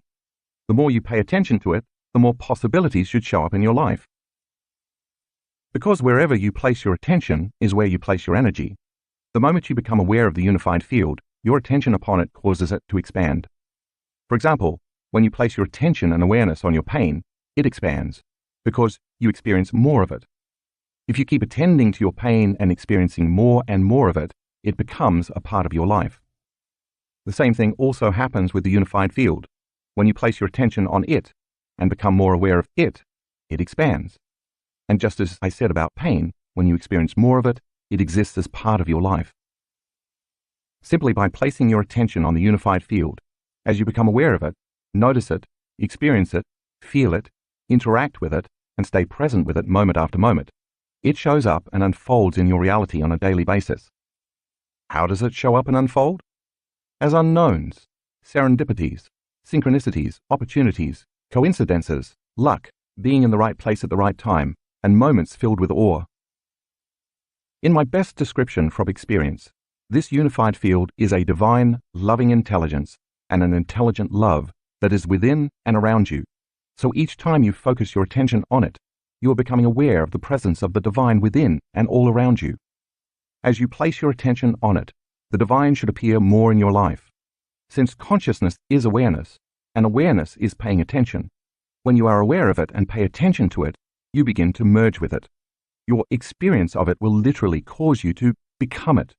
And as you unfold deeper and deeper into this unified field, there's more and more for you to explore and experience. If you look at figure 11.11 again, as you move closer and closer to that straight line that represents source energy or oneness, it makes sense that the only way you can move closer to it is by keeping your attention on it and becoming more conscious of it. If you do this correctly, as you journey away from duality or separation and toward unity and oneness, since feelings are the end product of experience, you should feel more and more levels of love, unity, and wholeness. Once you feel and experience more of this intelligent love, three things happen in your life. The first thing that happens is that as you place your attention and awareness on the unified field, as you move closer to source and deeper into it, you experience more of it. That journey carves a neurological path from your thinking brain straight to your autonomic nervous system. Now, each time you venture deeper into it, as you slow your brainwaves down, you're building a neurological highway with more lanes, and that neuro pathway becomes thicker because you are using it more. Over time, this enables you to more easily merge with the field. The second thing that happens is that because experience enriches the brain, each time you interact with this unified field and experience it, your brain changes. This is what experience does. It enriches and refines brain circuitry. Now you are installing the hardware in your brain to be more aware of this field the next time you merge with it. Likewise, since experience produces an emotion, as you feel the unified field, you begin to embody it. Thus you embody more of the divine. According to the quantum model of reality, since all disease is a lowering and incoherency of frequency, the moment the body experiences this new coherent elevated frequency, the energy from that event raises the body's vibration into coherence and order. Numerous times in our advanced workshops around the world, when our students' bodies have been upgraded by a new frequency and new information, we have witnessed instantaneous changes in their health. Since the autonomic nervous system's agenda is to create balance and health, the instant we get out of its way, stop analyzing, cease thinking, and fully surrender, this intelligence steps in and creates order. But this time it's carrying a newer, more self-organizing message with a greater frequency from the unified field. That very same coherent energy raises the frequency of matter.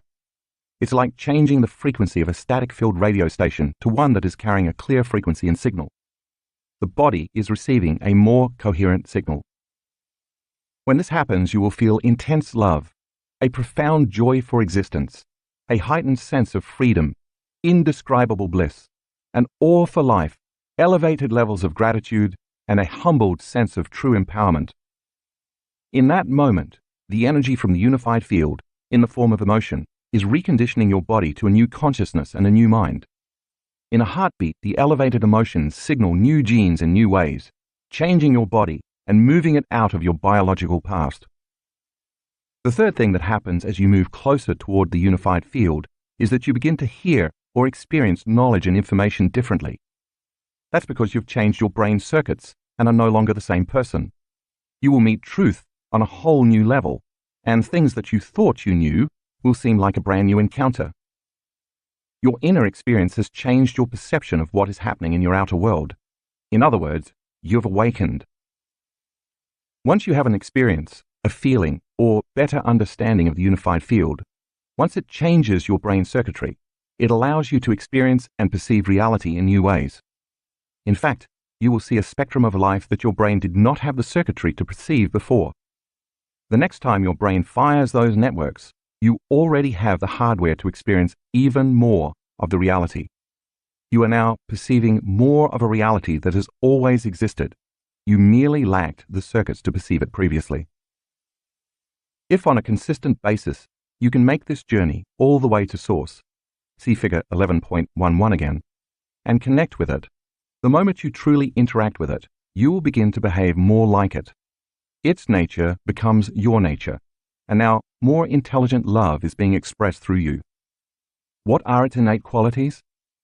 You will become more patient, forgiving, present, conscious, aware, willful, giving, selfless, loving, and mindful, to name but a few of them. You realize that which you have been seeking is seeking you. You become it, and it becomes you. The discipline then is to allow your consciousness to merge with a greater consciousness. Surrender deeper into intelligent love. Trust in the unknown. Continuously surrender some aspect of the limited self to join the greater self. Lose yourself in nothing to become everything. Relax into an infinite deep sea of coherent energy. Keep unfolding deeper and deeper into oneness. Continuously let go of control. Feel greater and greater degrees of wholeness. And finally, as a consciousness, moment by moment, become aware, pay attention to, experience, be present with, and feel more and more of this unified field all around you, without returning your awareness back to three-dimensional reality. If you do this properly, you won't be using any of your senses because you're beyond your senses. You'll simply be awareness. Space-time, time-space meditation. Begin by resting your awareness on your heart, and once you are locked in on the space your heart occupies in space, become aware of your breathing. Allow it to flow in and out of your heart, all the while deepening and relaxing your breath. Keeping your attention on your heart, call up an elevated emotion and sustain this feeling for a period of time while paying attention to your breathing. Radiate that energy beyond your body in space. Next, using any song that inspires you, like the one you used for the meditation in Chapter 5, do that meditation to pull the mind out of the body. Take all the energy stored in your body as survival emotions and liberate it into elevated emotions, using a level of intensity that is greater than the body as the mind. For the next 10 to 15 minutes, listen to 1 or 2 songs without lyrics that will induce trance. Now become pure consciousness, becoming no one, no body, no thing, nowhere, in no time, unfolding as an awareness into the unified field. Now it's time to become connected to the consciousness of everyone, everybody, everything, everywhere, in every time, unifying with a greater consciousness in the unified field. All you have to do is become aware of this field. Pay attention to it, stay present with it, and feel it moment by moment. You will begin to feel more wholeness and oneness, which will be reflected in your biology, because your body is experiencing more coherent energy moving through it, and you are building your energy field. Maintain this state for about 10 to 20 minutes, surrendering deeper and deeper into it. When you're done, bring your awareness back to a new body, to a new environment, and to a whole new time. Chapter 12. The Pineal Gland. As you now know, when we as a consciousness move beyond the world of the senses in this three-dimensional reality, we can tap into frequencies that carry specific information beyond the vibration of matter and the speed of light. When this happens, the brain processes extremely high amplitudes of energy. Time and time again, we've measured and observed this phenomenon in our advanced students' brain scans. You've also learned that when there is an increase in energy in the brain, there will always be an increase in consciousness and awareness, and vice versa.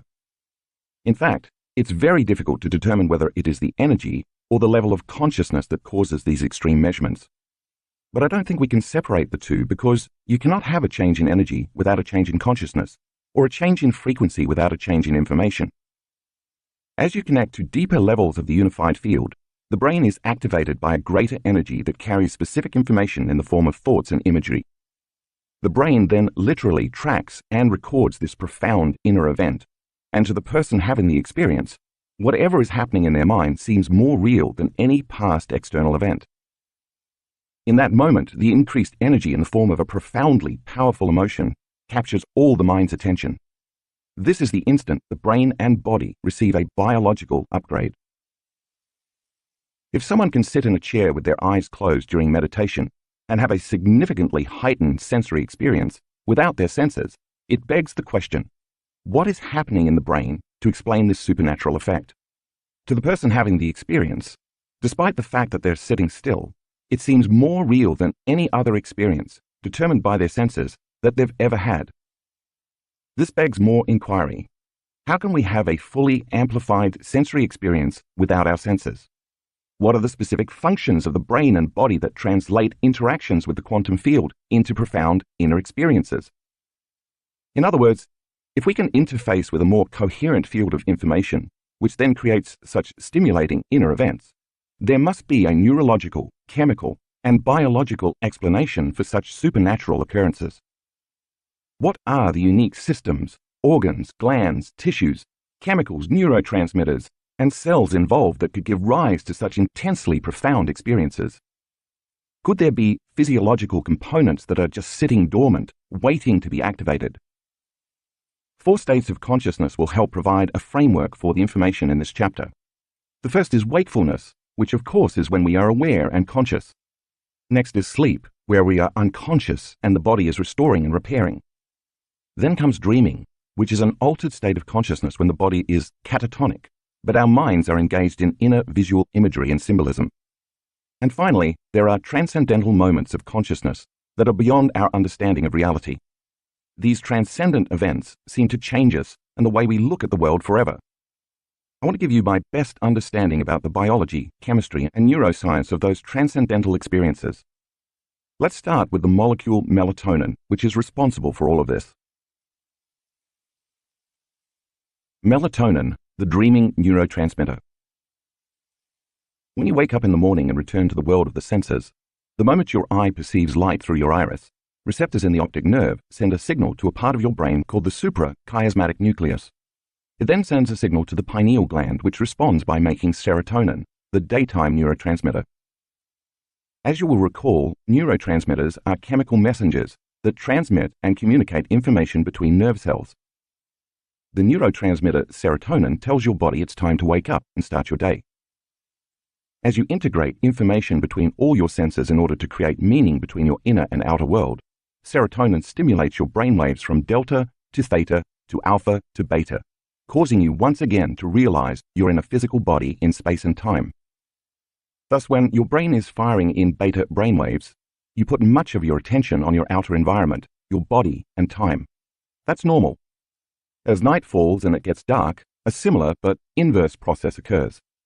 The inhibition of light sends a signal along the same route back to the pineal gland, but now the pineal gland transmutes serotonin into melatonin, the nighttime neurotransmitter. This production and release of melatonin slows down your brainwaves from beta to alpha, making you sleepy, tired, and less likely to want to think or analyze.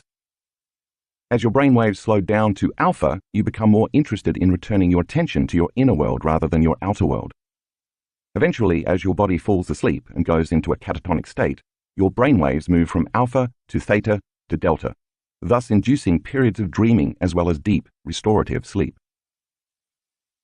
By living within the rhythm of our external environment, within this diurnal pattern of wakefulness and sleep, based on where we live in the world, our brain becomes automatically entrained to the daily production of these chemicals at very specific times in the morning and evening. This is called the circadian rhythm. Most of us know that when we move out of this natural rhythm, we become out of sorts, such as when we travel to another part of the world where the sun rises and sets several hours ahead of our normal time zone. This is jet lag, and we need some time to recalibrate. When the body gets out of its natural circadian rhythm, it will usually take a few days to readjust to the new environment's rhythm of sunrise and sunset. This is all chemistry produced from our interaction with our external, three-dimensional world, from our eyes' reaction to the sun and the frequency of visible light. Melatonin induces rapid eye movement, REM sleep, a phase of the circadian rhythm that causes dreaming. As the thoughts and chatter in our head diminish, giving way to sleep and eventually the dreaming state, the brain begins to internally see and perceive in images, pictures, and symbols. But before we get into why melatonin is so important, let's take a closer look at the molecular structure of this dreaming neurotransmitter. The process of creating melatonin starts with the essential amino acid, L-tryptophan, the raw material responsible for making serotonin and melatonin. To be converted into melatonin, it must pass through a series of chemical changes known as methylation. Methylation is the process of taking a single carbon and 3 hydrogens, known as a methyl group, and applying it to countless critical functions throughout our body, such as thinking, repairing DNA, turning genes on and off, fighting infections, and so on. In this case, it's part of the production of melatonin. In figure 12.1, we see methylation in action. Because this methyl group is made up of very stable chemicals, the basic structure of the 5- and 6-sided rings stay the same during this series of chemical reactions. However, as different groups of molecules attach to those rings, they change the properties and characteristics of the molecule.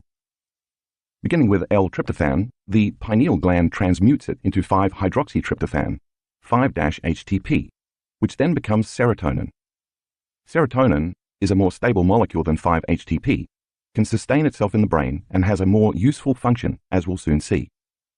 Through another chemical reaction, the pineal gland converts serotonin into N-acetyl-serotonin, and then an additional reaction turns it into melatonin. And all of this happens in the pineal gland. In a 24-hour cycle, the production of melatonin is highest between the hours of 1 a.m. and 4 a.m. This is important to remember. We now know there's an inverse relationship between our adrenal hormones and melatonin. As adrenal cortisol levels go up, melatonin levels go down. This is the reason why we can't sleep when we're under stress. In antiquity, this served as a biological safety mechanism. For instance, if you were chased by a predator a few times on the way to the watering hole, and then you spotted more large beasts in your territory, your body, in its innate intelligence, would want to prevent you from becoming prey yourself. In such cases, sleep and restoration become less important than surviving. More aptly put, staying alive by remaining awake through the night is more valuable than sleeping and risking death. When the body is trying to rest in this vigilant state, it never gets the restorative sleep it needs because the survival chemicals, like cortisol, have switched on the survival genes. If the perceived stressor is not a saber-toothed tiger, but instead your strained relationship with your ex-spouse, whom you must interact with daily, that chronic stress keeps the survival system activated. Now, this safety valve is no longer adaptive, but maladaptive. This type of chronic stress alters typical levels of melatonin, and even serotonin, knocking the body out of homeostasis. But if you lower the levels of cortisol, melatonin levels will increase. In other words, when you break the stress response by overcoming the emotional addiction to those chemicals, your body can go back to long-term building projects instead of constantly dealing with the perceived emergency. Take a look at figure 12.2 to review the relationship between melatonin and cortisol. Melatonin has many other interesting applications. For example, it's been proven to improve carbohydrate metabolism. This is important because when certain people respond to stress, the body takes carbohydrates and stores them as fat, and fat is nothing more than stored energy. This is a result of primitive genes signaling the body to store energy in case there's a famine. Melatonin has also been known to help with depression. It's even been proven to increase levels of DHEA, the anti-aging hormone. For more facts about the importance of melatonin, the dreaming neurotransmitter, see figure 12.3. Now, let's deepen your understanding of all the information you've been studying in this book up until this point. Activating the pineal gland. For years, I spent enormous amounts of time studying the pineal gland and seeking researchers who did extensive measurements of its metabolites and tissue. My interest was in tying together my findings with some ancient mysteries. One abstract in particular piqued my interest. The pineal gland is a neuroendocrine transducer secreting melatonin responsible for physiological circadian rhythm control. A new form of biomineralization has been studied in the human pineal gland and consists of small crystals that are less than 20 microns in length. These crystals are responsible for electromechanical biological transduction mechanism in the pineal gland due to the structure and piezoelectric properties. That's a lot of words to digest, but let's break it down into two meaningful points. The key words here, in reverse order, are piezoelectric properties and transducer. The piezoelectric effect occurs when you apply pressure to certain materials, and the mechanical stress is changed into an electrical charge.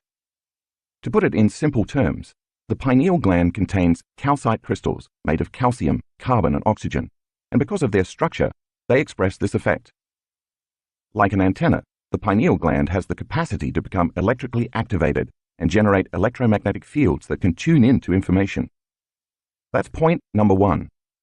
In addition, in the same way an antenna pulsates a rhythm or frequency to match the frequency of an incoming signal, the pineal gland receives information carried on invisible electromagnetic fields. Since all frequency carries information, once the antenna connects to the exact signal of the electromagnetic field, there must be a way to convert and descramble that signal into a meaningful message. That's exactly what a transducer does. And that's the second point. A transducer is anything that receives a signal in the form of one type of energy and converts it into a signal in another form. Take a moment to look around you. The space you are sitting in is filled with TV, radio, and Wi-Fi waves that are all different frequency ranges of invisible electromagnetic energy. You can't see any of them with your eyes, but they're still there. For example, the antenna that picks up a range of frequencies carrying a signal to your TV is transduced into a picture on your TV screen. When you tune in to an FM station, you are tuning your antenna to a specific electromagnetic frequency. The information carried in that frequency range is then transduced into a coherent signal, which is the music you hear with your ears. The study I quoted says the pineal gland is a neuroendocrine transducer capable of receiving and converting signals within the brain.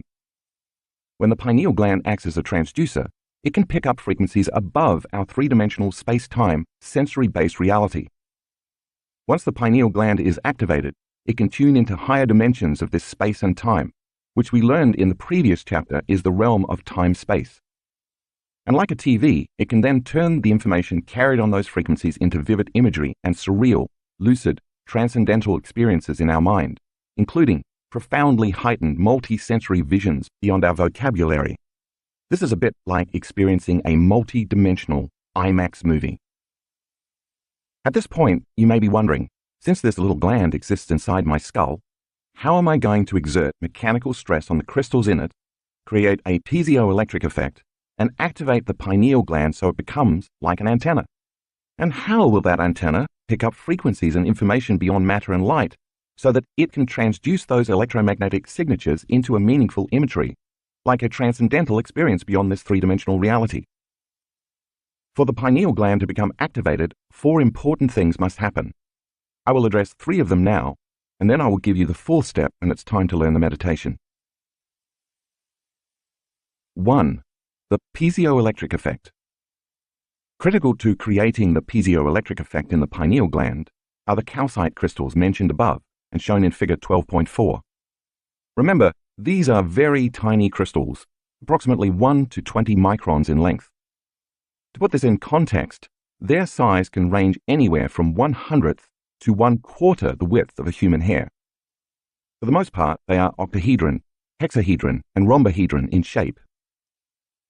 As we already learned in Chapter 5, the purpose of the breathing technique we do before many meditations is to pull the mind out of the body by liberating potential energy, stored as emotions, in the lower 3 energy centers. As we inhale and contract those intrinsic muscles, follow our breath from the perineum all the way up our spine to the top of our head, and then hold our breath and squeeze those muscles more, we're increasing intrathecal pressure. As I mentioned earlier in the book, this is the internal pressure created when you push up against your insides. For example, when you hold your breath and lift something heavy. The word piezoelectric is derived from the Greek words piezein, which means to squeeze or press, and piezo, which means to push. So it's no coincidence that I ask you to hold your breath and squeeze those intrinsic muscles. When you do this, you are pushing cerebrospinal fluid up against the pineal gland, exerting mechanical stress on it. This mechanical stress translates into an electrical charge, and it's this exact action that compresses the stacked crystals in the pineal gland and creates a piezoelectric effect. The crystals of the pineal gland generate an electric charge in response to the stress you're applying. One of the unique characteristics of the piezoelectric effect is that it's reversible, meaning that the materials exhibiting the direct piezoelectric effect, the crystals, also exhibit a converse piezoelectric effect. Once the crystals in the gland are compressed and are creating an electrical charge, the electromagnetic field that is emanating from the pineal gland causes the crystals in it to stretch as the field increases. When the crystals generating the electromagnetic field reach their limit and can stretch no further, they contract, and the electromagnetic field reverses direction and moves inward toward the pineal gland. When the electromagnetic field reaches the pineal gland crystals, it compresses them again, producing yet another electromagnetic field. This cycle of expanding and reversing the field perpetuates a pulsating electromagnetic field. It's no wonder then that I ask you to hold your breath, squeeze and contract those muscles. And it's no surprise that I insist you repeat this process over and over. As you keep doing the breath and holding and squeezing again and again, with every cycle of breathing, you are activating the piezoelectric properties of the pineal gland. The more you do this, the more you speed up the cycles per second of the expansion and contraction of this electromagnetic field, making the pulses get faster and faster. Now the pineal gland becomes a pulsating antenna, capable of picking up subtler and subtler, faster electromagnetic frequencies. Take a close look at figure 12.5. We talked about the movement of cerebrospinal fluid during the breath in Chapter 5, but let's build on the teaching. As the fluid enters the brain, it moves up through the central canal, through the space between the spinal column and the spinal cord. From this juncture, it flows in 2 directions. First, the fluid moves into the 4th ventricle, followed by the 3rd ventricle. As the fluid travels from the 4th to the 3rd ventricle, it passes through a narrow path or channel, and nestled right at the back of the 3rd ventricle rests what looks like a tiny pine cone. That's what pineal means. This is the pineal gland, and it's about the size of a large grain of rice. Second, the cerebrospinal fluid also flows around the back of the cerebellum to the other side of the pineal gland, surrounding the entire gland with pressurized fluid. By increasing the intrathecal pressure, you funnel a greater volume of fluid into the chamber of the 3rd ventricle, as well as from the space around the cerebellum. So when you hold your breath and squeeze, this extra volume of fluid exerts pressure from both directions up against the crystals, causing them to compress and create the piezoelectric effect. This is the first event that must take place to activate the pineal gland. 2. The pineal gland releases its metabolites. Cerebrospinal fluid moves through a closed system called the ventricular system, review figure 12.5. The ventricular system facilitates the movement of this fluid from the base of the spine, up through the spinal column, through the 4 chambers of the brain, called aqueducts or ventricles, and back down to the sacrum, the base of the spine. When you inhale and follow your breath to the top of your head, and then hold your breath and squeeze up and in, you are accelerating the cerebrospinal fluid. On the surface of the pineal gland are tiny hairs called cilia, Latin for eyelashes, see figure 12.6. The action of the accelerated fluid moving faster than normal through the chambers of the ventricular system tickles the tiny hairs, which overstimulates the pineal gland. Because the pineal gland is shaped like a phallus, the stimulation produced by the acceleration of fluid moving past it, combined with the electrical activation created by an increase in intrathecal pressure in a closed system, causes the gland to ejaculate some very profound, upgraded metabolites of melatonin into the brain. You're now one step closer to activating the pineal gland and having a transcendental experience. 3. Energy is delivered directly to the brain. Much like sending a rocket ship into space, overcoming gravity to get it off the ground is the part that requires the most energy. So to move that energy from our lower centers demands a great deal of intensity and effort. The breath becomes our passionate intention to free ourselves from the self-limiting emotions of our past. The spinal column becomes the delivery mechanism for this energy, and the top of the head becomes the target.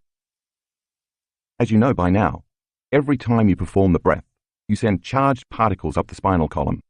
As these particles increase in velocity and acceleration, they create what's known as an inductance field, see figure 12.7. This inductance field reverses the flow of two-way information that typically facilitates communication from the brain to the body and the body to the brain. Much like a vacuum, the inductance field draws the energy from those lower centers, energy involved with orgasm, consumption, digestion, fight or flight stress, and control, and delivers it directly to the brainstem in a spiraling motion. As the energy travels up through each vertebrae, it passes the nerves that run from the spinal cord to different parts of the body, and some of that energy is then transferred through the peripheral nerves that affect the tissues and organs of the body. The current that runs along these nerve channels activates the body's meridian system, resulting in all other systems of the body getting more energy. Once the energy reaches the brain stem, it must pass through the reticular formation. It's the job of the reticular formation to constantly edit information going from the brain to the body, as well as from the body to the brain. This formation is part of a system called the reticular activating system, RAS, which is responsible for levels of wakefulness. For instance, when you wake up from a deep sleep because you hear a sound in your house, it's the RAS that alerts you and arouses you. That's its rudimentary function. However, as the sympathetic nervous system is activated and merges with the parasympathetic nervous system, instead of depleting the body's stored energy, it releases that energy back to the brain. Once this energy reaches the brain stem, the thalamic gate opens like a door and energy moves through the reticular formation to the thalamus, where it relays information to the neocortex. Now the reticular formation is open and you experience greater levels of awareness. In a sense, you become more conscious and awakened. Think of the thalamus as a big train station with tracks leading to higher centers of the brain. That's how the brain goes into gamma brainwave patterns. As a side note, there are two individual thalami in the midbrain, one on each side, which feed each hemisphere in the neocortex. The pineal gland sits right between them, facing the back of the brain. See figure 12.8. When the energy reaches each thalamic junction, remember the thalamus is like a relay station to all other parts of the brain. These thalami send a message directly to the pineal gland to secrete its metabolites into the brain. The effect is that the thinking neocortex becomes aroused and goes into higher brainwave patterns like gamma. The nature of those chemical derivatives of melatonin relaxes the body and at the same time awakens the mind. If you remember, when you're in beta brainwaves, your sympathetic nervous system is aroused for an emergency in your outer world and utilizes energy to survive. The difference with gamma brainwaves is that instead of losing vital energy, you're liberating and creating more energy in your body.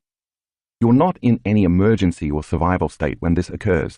You're in bliss, and your sympathetic nervous system is switching on to arouse you to pay more attention to whatever is happening within your mind. In Chapter 5, I said that when energy moves from the body to the brain, a torus field is created around the body. As you run a current up your spinal column by accelerating the movement of cerebrospinal fluid, your body becomes like a magnet and you create an electromagnetic field around it. A torus field represents a dynamic flow of energy. At the same time the torus field is moving up, out, and around your body, when the pineal gland becomes activated, A reverse torus field of electromagnetic energy is drawing energy into your body through the top of your head. Since all frequency carries information, now your pineal gland is receiving information from beyond the visible light field and from beyond your senses. See figure 12.9. When these three happenings occur in tandem, it's going to feel like you're having an orgasm in your head.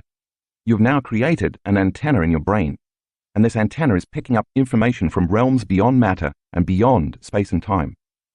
Information is no longer coming from your senses or your eyes' interaction with your environment. Instead, you're getting information from the quantum field moving to another eye, your third eye, from the pineal gland in the back of your brain. When melatonin gets an upgrade, magic happens. When your pineal gland, or the third eye, is awakened, because it is picking up higher frequencies, these higher energies alter the chemistry of melatonin. The higher the frequency, the greater the alteration. It's this translation of information into chemistry that primes you for those transcendental, mystical moments. Now you're opening the door to higher dimensions of space and time. This is why I like to call the pineal gland an alchemist, because it transmutes melatonin into some very profound, radical neurotransmitters. Take a look at figure 12.10.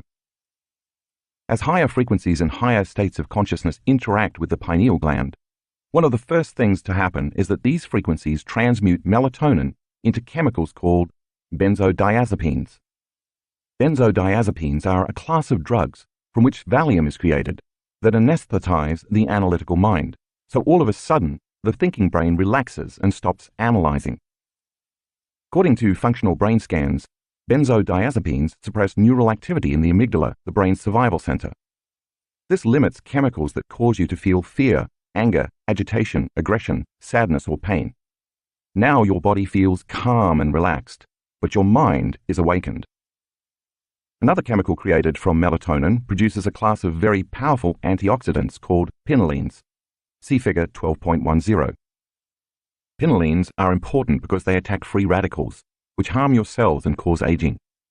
These antioxidants are anti-cancer, anti-aging, anti-heart disease, anti-stroke, anti-neurodegenerative, anti-inflammatory, and antimicrobial. That's a perfect formula to upgrade melatonin's normal role as an antioxidant to the role of a supercharged antioxidant that further restores and heals the body to a greater degree than the melatonin molecule normally does. See the powerful antioxidants listed in figure 12.10 that are all produced from metabolites of melatonin. If you take that molecule and tweak it again into a cousin of melatonin, you find the same chemical that makes animals hibernate. When melatonin, which makes us sleepy and dreamy, alters just slightly into this more powerful molecule, it carries a message to extend rest and repair even further. This message also causes the body's metabolism to slow, in some cases for months. It makes sense, then, that when mammals hibernate, they break the typical habits of their habitat. For example, they lose their sex drive, their appetite, their interest in or need to move about in their environment, and their connection to social networks. They hide to protect themselves and to feel safe, and during this time of going within, their body goes into stasis. The same might be true for us as these values elevate. Because the body is no longer the mind, we temporarily lose our interest in the outer world. And because we have no biological drives and aren't distracted with bodily needs, we're able to move more fully into the present moment and go deeply within. If you're going to dream the dream of the future, wouldn't it be a good idea to get your body out of the way? If you take that molecule and advance it yet again, you produce the same chemical found in electric eels, a phosphorescent, bioluminescent chemical that amplifies energy in the nervous system. You can refer to figure 12.10 again. This chemical can be powerful enough to cause a significant shock. I have a strong hunch this is the rare chemical that influences the brain to process those increased amplitudes of energy that we've repeatedly measured in our students. Just imagine an electric eel that literally lights up with energy when it gets stimulated. That's what happens in the brain when it gets activated. But the energy and information that are created do not come from an experience in our environment that we perceive through our senses, but instead from within the brain, caused by an upgrade in frequency. When we see those high energy levels in the brain, we know that the person is having a profound, subjective experience that can be measured objectively. Think about that for a moment. Via sensory input from our environment through our eyes, the pineal gland makes serotonin and melatonin. This visible light coming from the sun causes us to move into harmony with our environment, which we call the circadian rhythm. As a result of this process, serotonin and melatonin carry information equal to the frequency coming from the physical world.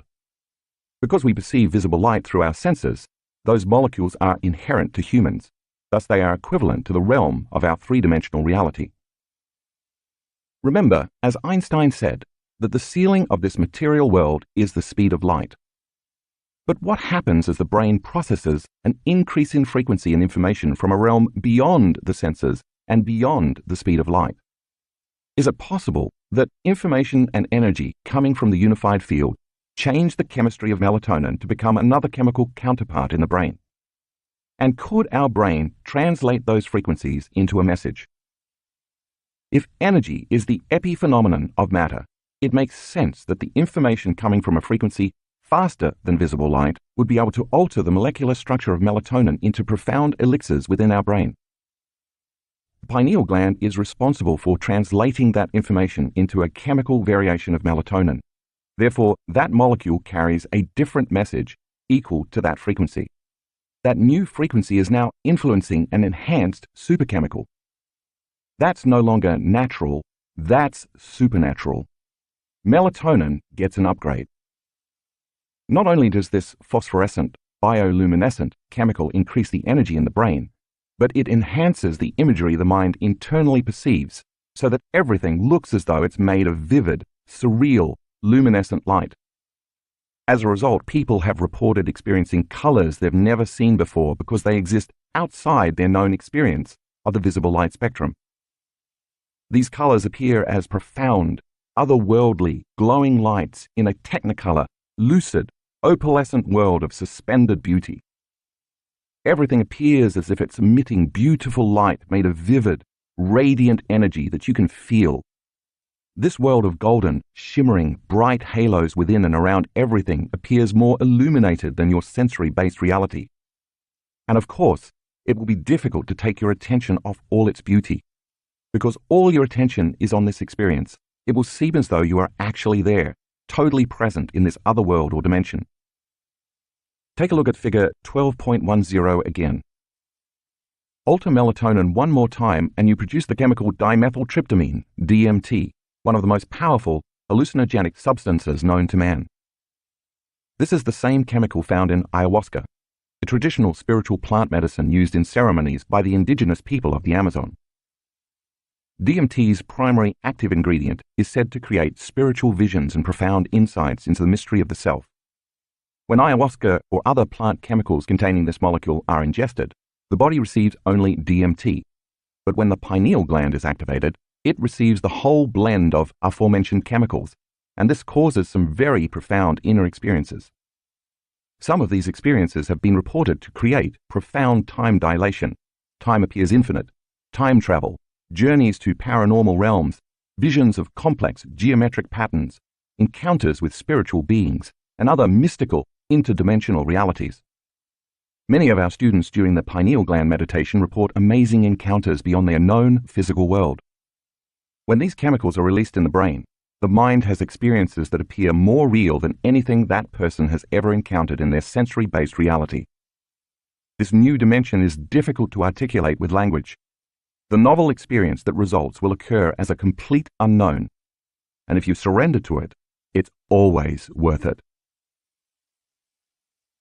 Tuning in to higher dimensions, the pineal gland as a transducer.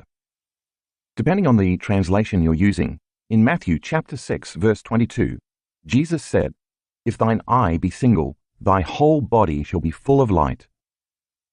I believe he was talking about activating the pineal gland, because this allows us to experience a broader spectrum of reality. Many of our students can attest to the fact that when their pineal gland becomes activated, when they fully connect with the unified field, their whole body becomes filled with energy and light. Beginning from the cosmic field, energy from beyond their senses enters through the top of their head and travels down throughout their whole body. When this occurs, they experience downloadable information beyond their memory base or the predictable knowns of their daily lives. and it all begins with the chemical alteration of melatonin in the pineal gland. In all of my research about the pineal gland, I've evolved my own understanding of it into the following definition. The pineal gland is a crystalline superconductor that sends, as well as receives, information through the transduction of energetic vibrational signals, frequency beyond the senses, also known as the quantum field, and translates it into biological tissue, the brain and the mind, in the form of meaningful imagery, the same way as an antenna translates different channels onto a TV screen. When the pineal gland is activated, because you now have this tiny antenna in your brain, the higher the frequency it picks up, the more energy it exerts towards altering and transmuting the chemistry of melatonin.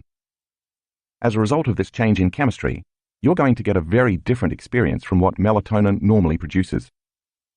Perhaps a better way to say it is that you're going to get a clearer picture. Think of it this way. The higher the frequency, the more your experience will feel like you've gone from the picture of a 1960s television screen to a 360-degree IMAX 3D experience, complete with surround sound. Melatonin, the dreaming neurotransmitter, evolves into a more powerfully lucid neurotransmitter to make our dreams more real. Throughout this process, the pineal gland has a co-conspirator called the pituitary gland. The pituitary gland looks like a pear, and it sits behind the bridge of the upper nose, right in the middle of the brain. The front, anterior, part of it is responsible for making most of the chemicals that influence the glands and hormones associated with each of our energy centers. Once the pineal gland is activated and it releases certain upgraded metabolites, the back, posterior, of the pituitary gland awakens, causing it to produce two important chemicals, oxytocin and vasopressin. The first chemical, oxytocin, is known to produce elevated emotions that cause your heart to swell with love and joy. It's been referred to as the chemical of emotional connection or the bonding hormone. When oxytocin levels are elevated above normal, most people experience intense feelings of love, forgiveness, compassion, joy, wholeness, and empathy. Not an inner state you'd probably be willing to trade for something outside of you.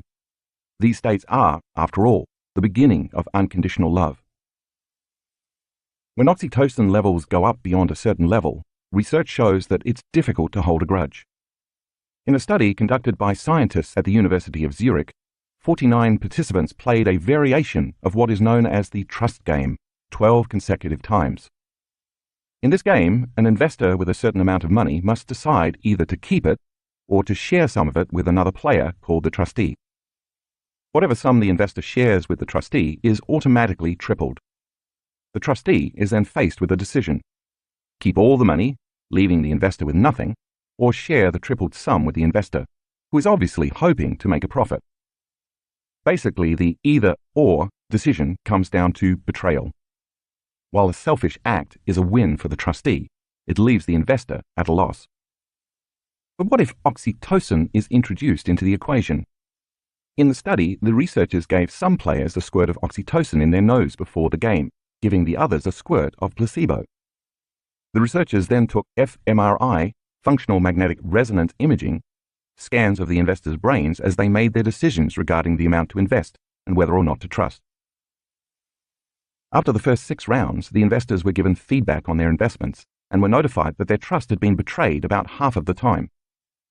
The participants who received the placebo before playing the game felt angry and betrayed, so they invested much less in the closing 6 rounds. The participants who received a squirt of oxytocin, however, invested the same amount as they had in the first rounds, despite having been betrayed.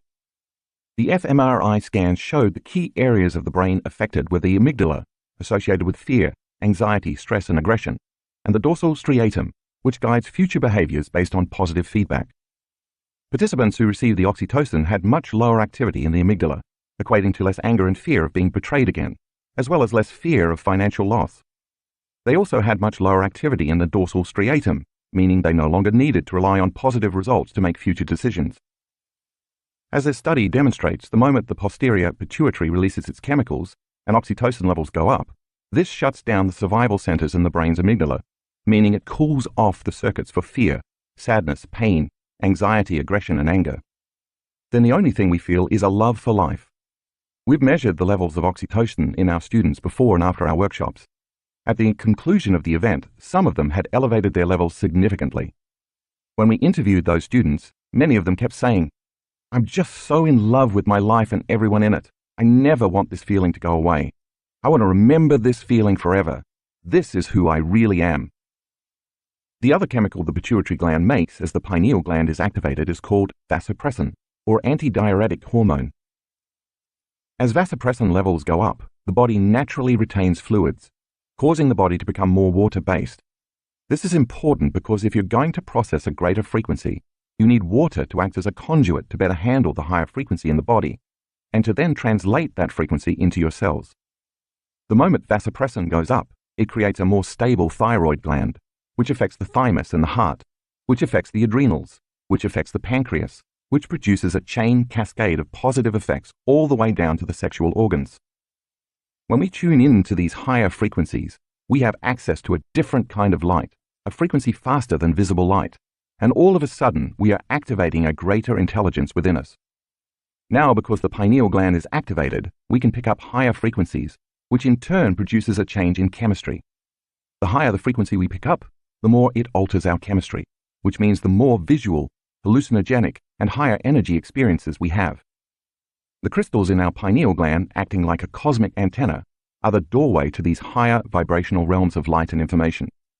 This is how we have internal experiences that are more real than our external ones. These pineal metabolite chemicals your body produces fit into the same receptor sites as serotonin and melatonin, but they carry a very different chemical message from a realm beyond sensory-based material reality. As a result, the brain is now primed for a mystical experience, opening the door to other dimensions and moving the individual from space-time reality to a time-space reality.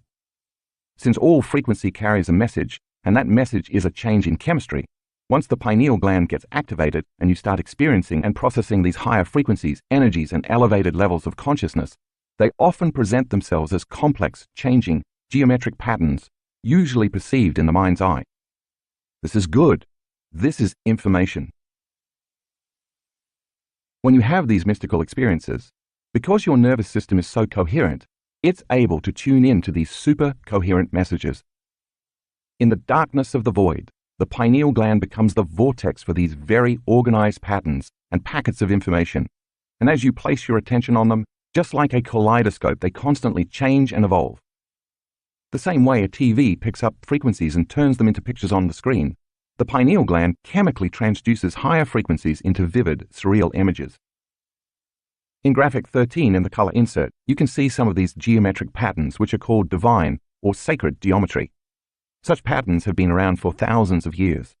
In chapter 8, I mentioned that these patterns appear to look like ancient mandalas. They're energy and information in the form of frequency, and if you can surrender to them, your brain, via the pineal gland, will transduce those forms, messages, and information into very vivid pictures, imagery, or lucid experiences. The best thing to do when you see or experience these patterns is to surrender to them and not try to make anything happen. These patterns and forms usually do not appear as two-dimensional or static. Instead, they are alive, have depth, and comprise mathematical and very coherent fractal patterns, never-ending and infinitely complex. Another way to see this is through the concept of cymatics. Derived from the Greek word for wave, cymatics are a phenomenon based on vibration or frequency. Here's a way to picture them. Imagine if you took the cover off an old speaker box and laid it flat. If you filled that speaker with fluid, shined a light on it, and began playing classical music up through it, the frequency and vibration of the music would eventually create coherent standing waves. These waves would interfere with each other and eventually create geometric patterns within patterns within patterns. As with a kaleidoscope, you would see these evolving geometric arrangements become more highly organized. The difference between the images in the kaleidoscope and cymatics is that the images in the kaleidoscope appear two-dimensional. Geometric patterns such as cymatics, however, appear to be alive and are three-dimensional or even multi-dimensional. In addition to water, the vibrational effects of cymatics are translatable to sand and air. In other words, these three mediums pick up vibration and frequency and turn them into coherent geometric patterns. If you search, you can find several videos showing this on YouTube. When your pineal gland picks up information, it's picking up these same types of waves in the environment around you. These coherent, highly organized standing waves that exist beyond the visible light spectrum are constantly being consolidated into packets of information and transduced into images by your pineal gland. They are just patterns of information that are intersecting in a very coherent way, and when you put your awareness on them, they change and evolve to become increasingly more fractal, intricate, beautiful, and divine. It's all information, and just like a transducer, your pineal gland takes that information and descrambles it into imagery. This is one of the reasons I decided to use the kaleidoscope as a tool in our advanced events, to train students' brains to be disarmed when they experience this mode of complex imagery, as well as to more easily recognize and open up to receiving this type of information. Additionally, as the kaleidoscope causes the brain to move into alpha or theta brainwaves, and you become more suggestible, you can see how gazing into it in a state of trance primes your subconscious mind for a mystical experience.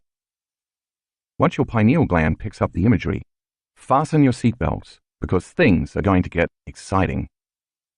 You might come out of your body and travel down a tunnel of light, or your entire body might become filled with light. You might even feel like you've become the entire universe, and when looking down at your body, even find yourself wondering how you're going to get back into it. When you start having these very profound, unknown experiences, you have one of two choices. You can contract in fear because it's the unknown, or you can surrender and trust because it's the unknown. The more you surrender and trust, the deeper and more profound your experiences become. And because the experience is so profound, you're not going to want to rouse yourself back to wakefulness, thereby changing your brainwaves back to beta. Instead, this is the time to surrender, relax, and go even deeper into this transcendental state of consciousness. In this moment, you are not sleeping, you are not awake, you are not dreaming. You are transcendent of this reality. If your brain chemistry is right, your body will be totally and completely sedated. This is what we are training for, to experience greater levels of wholeness, oneness, love, and higher consciousness. But there's more. Alteration in chemistry creates a new reality. Imagine if in this moment all your senses were increased by 25%. If that were the case, everything you were seeing, hearing, tasting, smelling, and feeling would cause you to become more aware of everything around you. If awareness and consciousness are the same, then as your consciousness is heightened, the energy your brain is receiving would also be increased. Because you can't have a change in consciousness without a change in energy, or vice versa. As your brain connects to a different frequency that is processing a new stream of consciousness, it is literally turning on. And because your senses feel amplified, you've produced an elevated level of awareness. The higher the energy or frequency, the greater the alteration in your chemistry. And the greater the alteration in your chemistry, the more lucid your experience will be. So when you're in this transcendental state, you feel more awake and more aware than you are in your day-to-day reality. As your awareness amplifies, you would feel as if you were truly in that transcendental reality. If you're picking up information from beyond your senses, information that is not originating from visible light or the sun, then it makes sense that it's called the third eye. Because you had such a profound internal experience, and since new experiences assemble new neural networks, that experience enriches the circuitry in your brain.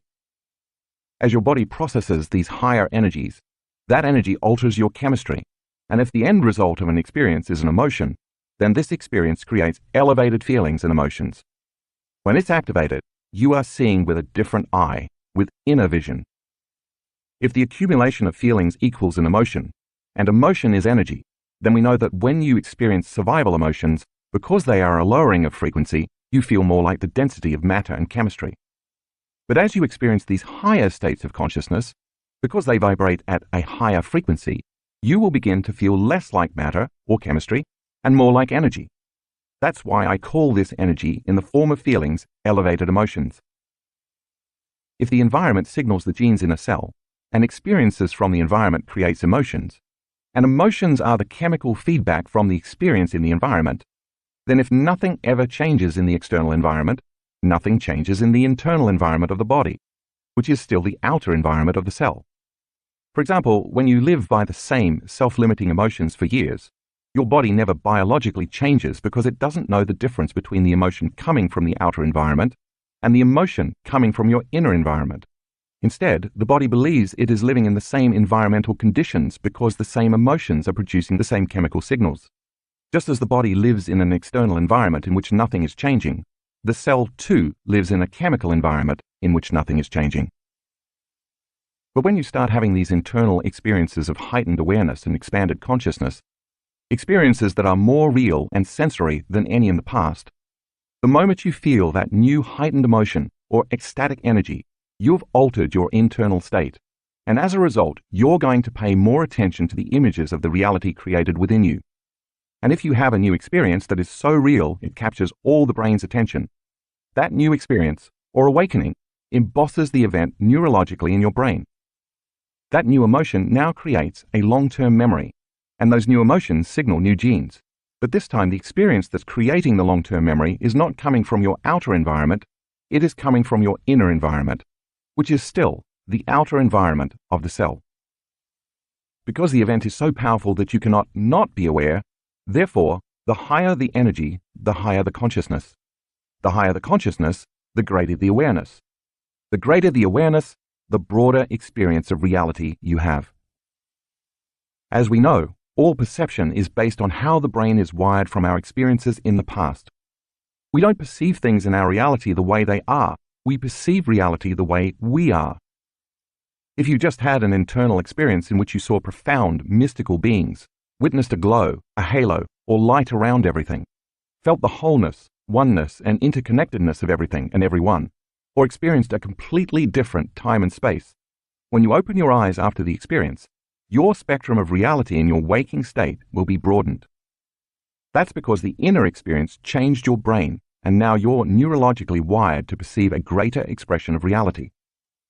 This is how you begin to change who you are, from the inside out. This is how you alter your experience of the three-dimensional world of matter. Evolution on both an individual and a species level is a slow process. You have experiences, you get hurt, you learn your lesson, you grow a little bit. Then you have some more pain, you get the next lesson, you move on to the next challenge, you succeed and achieve goals, you set more goals, you grow again, and the cycle continues. It's a slow process because you're not receiving much new information from your outer environment. But once you have these unknown internal experiences that are more real than anything in your external world, you can never again see reality in the same manner because the experience changes you so profoundly. Another way to say it is that you receive an upgrade or a software update. If all of the reality you perceived is based on your experiences, and you've just had an interdimensional experience, your brain is now going to be able to perceive what has always existed, but you have never before had the brain circuitry to perceive. If you continuously have these expansive experiences, you will continuously experience a broader and broader spectrum of reality. This lifts the veil of illusion, and when that veil is lifted, you can see reality as it truly is, vibrating, shining, connected, and shimmering in luminescent light. And energy is driving the whole process. You're now tuning in to a greater spectrum of information where all of a sudden everything looks and feels different than it did when you saw it simply as matter, and your relationship changes. This is how the mystics and masters made their way, by tuning into their inner world and thus broadening their perception of the nature of reality in their outer world. Imagine who you could become if you stopped living by the hallmarks of the lower three energy centers, including survival, fear, pain, separation, anger, and competition, and instead live from the heart and operated out of love, oneness, and connection to all things, both seen and unseen. By having enough interdimensional experiences from information beyond the senses, the mystics and the masters no longer saw equal to the genes they were born with.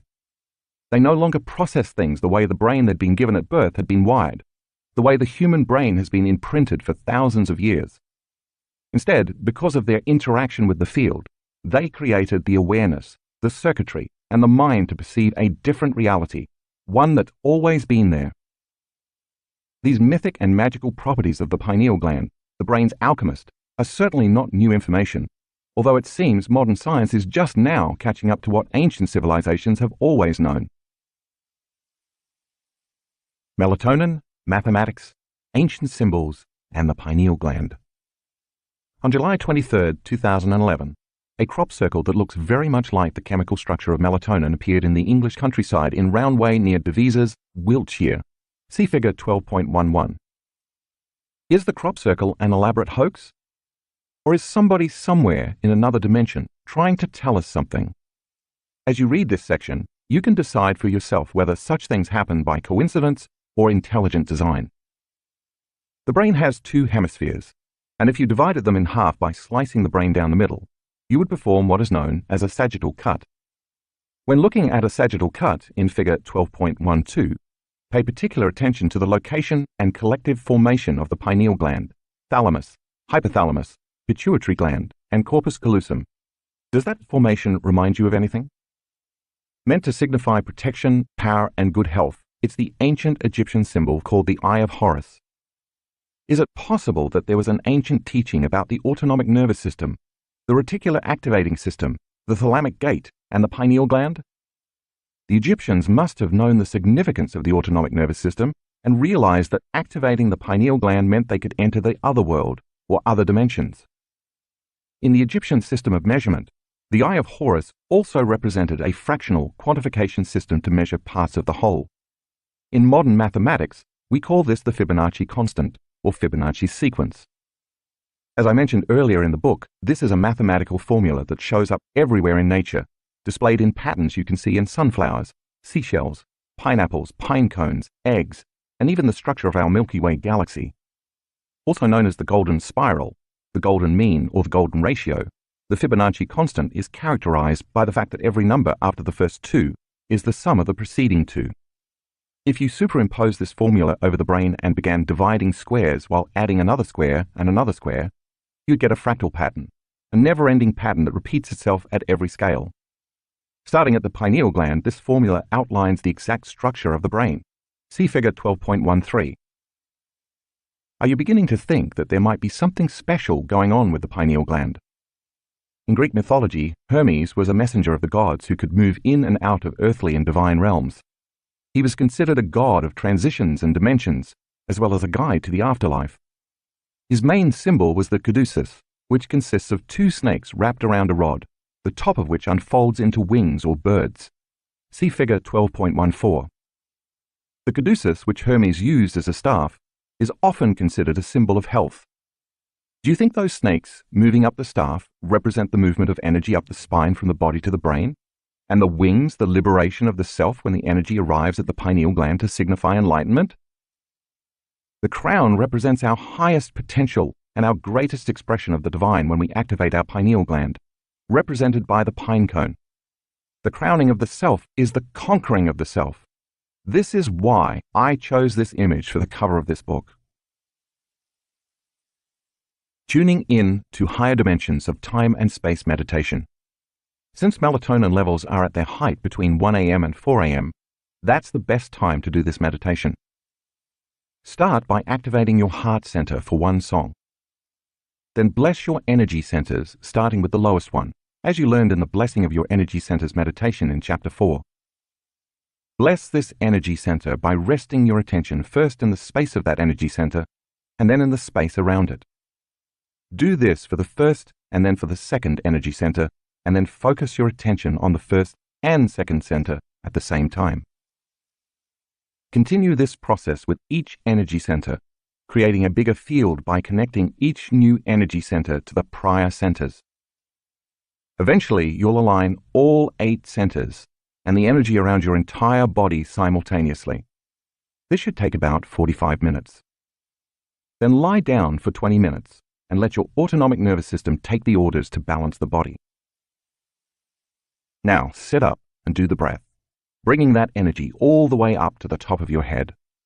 Hold it and squeeze, compressing the crystals of the pineal gland, thus activating it and creating an electromagnetic field. That field is going to stretch as far as it can go, and then it's going to reverse and compress those crystals. As you increase the frequency, you're going to pick up higher and higher vibrational realms, and then your brain is going to take that information and turn it into imagery. One last point about this breath. I want to emphasize that it is not necessary to take a fast, deep breath and then squeeze your intrinsic muscles and then hold your breath to the point that you turn purple. Instead, I want you to take a very slow, long, steady breath, coordinating the breath with the contraction of your intrinsic muscles equally as you inhale and slowly follow that breath all the way to the top of your head. This is the fourth way you can activate the pineal gland. When you're done with the breath, rest your attention between the back of your throat and the back of your head in space.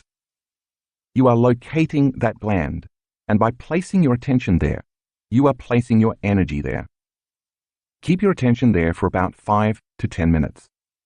As a thought, an awareness, and consciousness get really tiny and move into the chamber of the pineal gland and sense the space of that room in the center of this organ in space. Linger there for about 5 to 10 minutes. Then sense the frequency in space beyond the boundaries of the gland. Radiate the energy beyond that room into the big black space. Direct that energy to carry the intention that this gland release its sacred metabolites for the mystical experience. Broadcast that information into the space beyond your head in space. Now open up. Tune into the energy beyond your head in that vast, eternal black space, and just receive. The longer you're conscious of this energy, and the more you can receive that frequency, the more you are altering and upgrading melatonin to its radical metabolites. Don't expect anything to happen. Don't try to anticipate. Just keep receiving. Finally, lie down again and let the autonomic nervous system take over. Enjoy the scenery. Chapter 13. Project Coherence, Making a Better World. We are living in a time of extremes, and these extremes are both a reflection of an old consciousness that can no longer survive and a future consciousness in which planet Earth herself and all of us on Earth are transforming. This old consciousness is driven by survival emotions like hatred, violence, prejudice, anger, fear, suffering, competition, and pain. Emotions that serve to seduce us into believing we are separate from one another. The illusion of separation taxes and divides individuals, communities, societies, countries, and Mother Nature herself. The mindless, careless greed and disrespect of human activity is threatening life as we know it. By pure logic and reason, this type of consciousness cannot sustain itself for much longer. Because everything is moving toward extreme polarities, undeniably many of the current systems, whether political, economic, religious, cultural, educational, medical, or environmental, are being pulled apart as antiquated paradigms collapse. We can see this most prominently in journalism, where no one knows what to believe anymore. Some of these changes reflect people's choices, while others reflect increasing levels of personal awareness. One thing is apparent, however. In this age of information, everything that is not in alignment with the evolution of this new consciousness is coming to the surface. If you aren't aware that there is an increase in frequency and energy occurring at this time, an increase in anxiety, tension, and passion, then you might not be paying attention to your own state of being and mankind's interconnectedness to this energy.